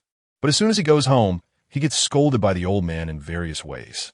If Lu Haochu, this little ancestor, were more peaceful, he would still have some status at home. But if this little ancestor gets rowdy, damn it, his life becomes truly miserable. It turned out that the old man was worried that Lu Haochu's wound would become inflamed due to his sleeping position. So he went to check on him in the middle of the night. As a result, good heavens, the person wasn't in the room. They searched the entire Lu manor and couldn't find him at all. The old man immediately became furious. And the first one to take the blame was the unfortunate Lu Shaoli. That scolding was so intense that Lu Shaoli almost wanted to cut off his own ears. Where's that kid? Where's Achu? The old man rushed in angrily, wearing pajamas that he had time to change out of, his face red with anger. Here. Lu Shaoli quickly pulled Lu Haochu in front of the old man, looking very accommodating. Grandpa, that brat is here. Lu Haochu, who was being dragged by the collar and almost lifted in front of the old man. Why, you brat? It's the middle of the night, and you have an injury on your shoulder, yet you run around outside without even wearing shoes. Are you trying to drive Grandpa crazy? Seeing that Achu's feet were covered in mud and that he wasn't wearing shoes, the old man immediately became furious, his voice even changing pitch. He couldn't stand to see his youngest grandson suffer even the slightest grievance. His son and daughter-in-law died early, and Achu lost his parents shortly after being born, which made him feel very pained. This kid was his precious treasure. If something happened to him, how would he face his son and daughter-in-law after he passed away? Grandpa! Lu Haochu looked guilty. I'm fine, it's just a small injury. What small injury? The old man widened his eyes, serious. Usually, when you catch a cold, you feel terrible, and this time you have a gunshot wound to your shoulder. You need to take care of yourself. Do you understand? Grandpa, I'm really fine. Lu Haochu's voice grew more and more guilty. He should have known that Grandpa was so worried about him. When he had a cold in the past, he shouldn't have pretended it was so serious. Now, he was just lifting a rock to smash his own foot. Forget it, as long as you're found, that's good. Cool me. Let's go home with Grandpa. Hey, quickly bring the young master us shoes. Hurry up. As soon as he heard that he was going back home, Lu Haochu's expression changed. No, I'm not going back. I can't go back until I find anger, dear. Hearing this, the old man's body stiffened, his sharp eyes glinting coldly as he glared at Lu Haochu. Lu Haochu was suddenly startled, the hairs on his tail standing on end. Grandpa, don't be angry. Anger is missing. She's disappeared, and I must find her. I can't leave her alone. You. Old Master Lu felt a surge of anger. This kid ran out in the middle of the night, and it was indeed for that biohuman. Grandpa, Ngu is really important to me. I can't live without her. Please help me. Okay? You said Ngu is currently in the slums. You need to send someone to find her quickly. I'm afraid something will happen to her if it's too late. Lu Haochu was so anxious that tears were almost welling up in his eyes. Just thinking about Ngu being in that filthy place in the slums made him restless. He knew all too well what those beastmen might have in mind for Ngu. Anger is now in a difficult situation. Chapter 149. The Wavering Doubt for So you ran out of the house in the middle of the night for a biogenetic person? Aren't you worried that this old bone of mine might get into trouble? Old Master Lu said angrily, turning to command the person behind him. Hurry and bring the young master's shoes. Let him put them on and go home. Yes, master. An orc hurriedly brought over the heavy backpack from the sofa. Lu Haochu was shocked and hurriedly stepped back, but unfortunately, he was blocked by Lu Shaoli behind him, feeling trapped. Grandpa, I'm not going back. I want to find Anger. I beg you. Anger must not have any accidents. Shaoli, hurry and put his shoes on him, otherwise I'll break your legs. Old Master Lu shouted angrily. What? Again? His legs again? Damn. Even if he were a centipede, he couldn't withstand the old man's daily threats to break his legs. Who did he offend? Lu Shaoli widened his eyes in shock, his mind filled with the words break legs, and he dared not delay any longer. He grabbed Lu Haochu by the back of his collar with one hand and signaled the orc to take out the shoes and socks from the bag with the other. The orc did not dare to be slow, quickly unzipping the bag, but to his surprise, colorful snack bags began to uncontrollably spill out. The orc was stunned, his face as colorful as the scattered snack bags. Hey, the young master's bag is actually filled with snacks instead of clothes and shoes? Lu Shaoli's eyes twitched. Was this kid planning to go on a picnic at this late hour? Otherwise, why would the whole backpack be filled with snacks? Old Master Lu's eyes widened in disbelief as he scanned the snacks on the ground, and his gaze suddenly fixated on one box of snacks. Peanut brittle. Old Master Lu turned his head, barely able to contain his anger. Why did you buy peanut brittle? Don't you know you can't eat anything related to peanuts? Are you not aware that you're allergic to them? Lu Haochu was already frightened. Although his grandfather looked scary when angry, he appeared even more terrifying than usual at that moment. For a moment, Lu Haochu felt so scared that he stumbled over his words.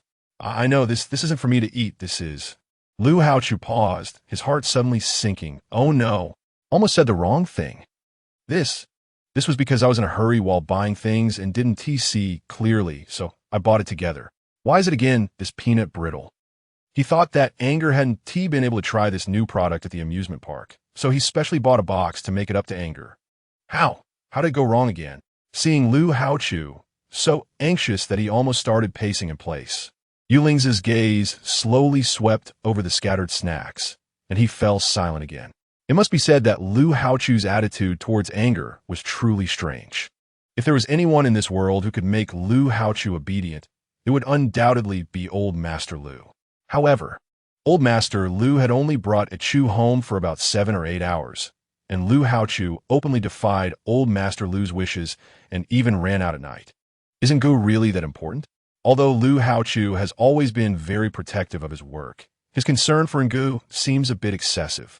Not only did he secretly call multiple times to inquire about Nji's situation, but he also climbed over the wall in the middle of the night, afraid to even wear shoes. As he walked, his once clean feet were now covered in mud, with faint signs of small cuts, as if he had been scratched by the stones on the ground. Even after all this, he still went to the store to buy snacks that he normally doesn't like or even candy. Who is he buying them for? The answer is obvious. Suddenly, Yulingza recalled seeing a stack of dinner plates in Lu Haochu's room earlier that day. Ngu had said that Lu Haochu was testing her digestive system and had only drunk some soup. At that time, he had just finished reading the report on Nji's hair and didn't suspect anything. But now, the part of his heart that had originally found an answer suddenly began to shatter again. Ngu, there's definitely a problem. Chapter 150, Doubts that Waver Again. 5. The doubts in Yuling's heart surged again, and for a moment, he couldn't hold back his desire to go out and search for someone. Grandpa Lu, I have something to take care of outside. You all feel free. After saying that, Yulingza strode towards the door. Are you going to find Ngu? Taking advantage of Lu Shaoli's momentary distraction with the snacks all over the floor, Lu Haochu hurriedly dashed towards Yulingza, grabbing his arm tightly. Take me with you. I want to go too. You little brat. Grandpa Lu is about to explode. Grandpa, I have to find Ngu. Can you help me look for Ngu? Please? I promise, once I find Ngu, I will obediently go back with you. I will definitely take care of my injuries. I swear. At that moment, Lu Haochu was clinging to Yulingza like a koala, afraid that with a single command from Grandpa, Yulingza would leave him behind. Yulingza, Grandpa Lu's face turned red with anger. His most cherished grandson had never defied him like this before. Now, is this a rebellion? All for a biogenetic human? Grandpa, I can see that a chew like this won't listen to anything for a while. How about, let me go with him? Once we find a person, I'll bring him back. Lu Shaoli's voice rose softly behind Grandpa Lu, causing the angry old man to regain some clarity. Grandpa Lu's gaze lingered on Lu Haochu for a moment before he pondered for a while. It's not impossible for Grandpa to agree. Really? Lu Haochu's face lit up with joy. You will attend the birthday party of Miss Su the day after tomorrow. Lu Haochu was taken aback. Su family? Which Su family? Are you talking about Su Cha? It seemed like he only knew this one family with the surname Su since he was young. It's Cha-Cha, Grandpa Lu nodded. You two grew up together. Their family just finished a project abroad and moved back, just in time for Cha-Cha's 20th birthday. Shouldn't you go see her? What's so good about her? Lu Haochu looked disgusted. Dumb as a pig. How can she compare to my girl, who can do everything? Hearing this, Grandpa Lu's eyes darkened. Shaoli, take him back. As soon as Lu Shaoli heard his name, he quickly stood up straight, wanting to respond, but unexpectedly, Lu Haochu immediately changed his attitude. I'll go. It's just a birthday party the day after tomorrow. I'll definitely go. Grandpa Lu shot him a sideways glance. Really? Really? I will definitely go. I swear. Lu Haochu looked earnest, then suddenly panicked. Grandpa bowed and go. It's just a biogenetic human. What are you so anxious about?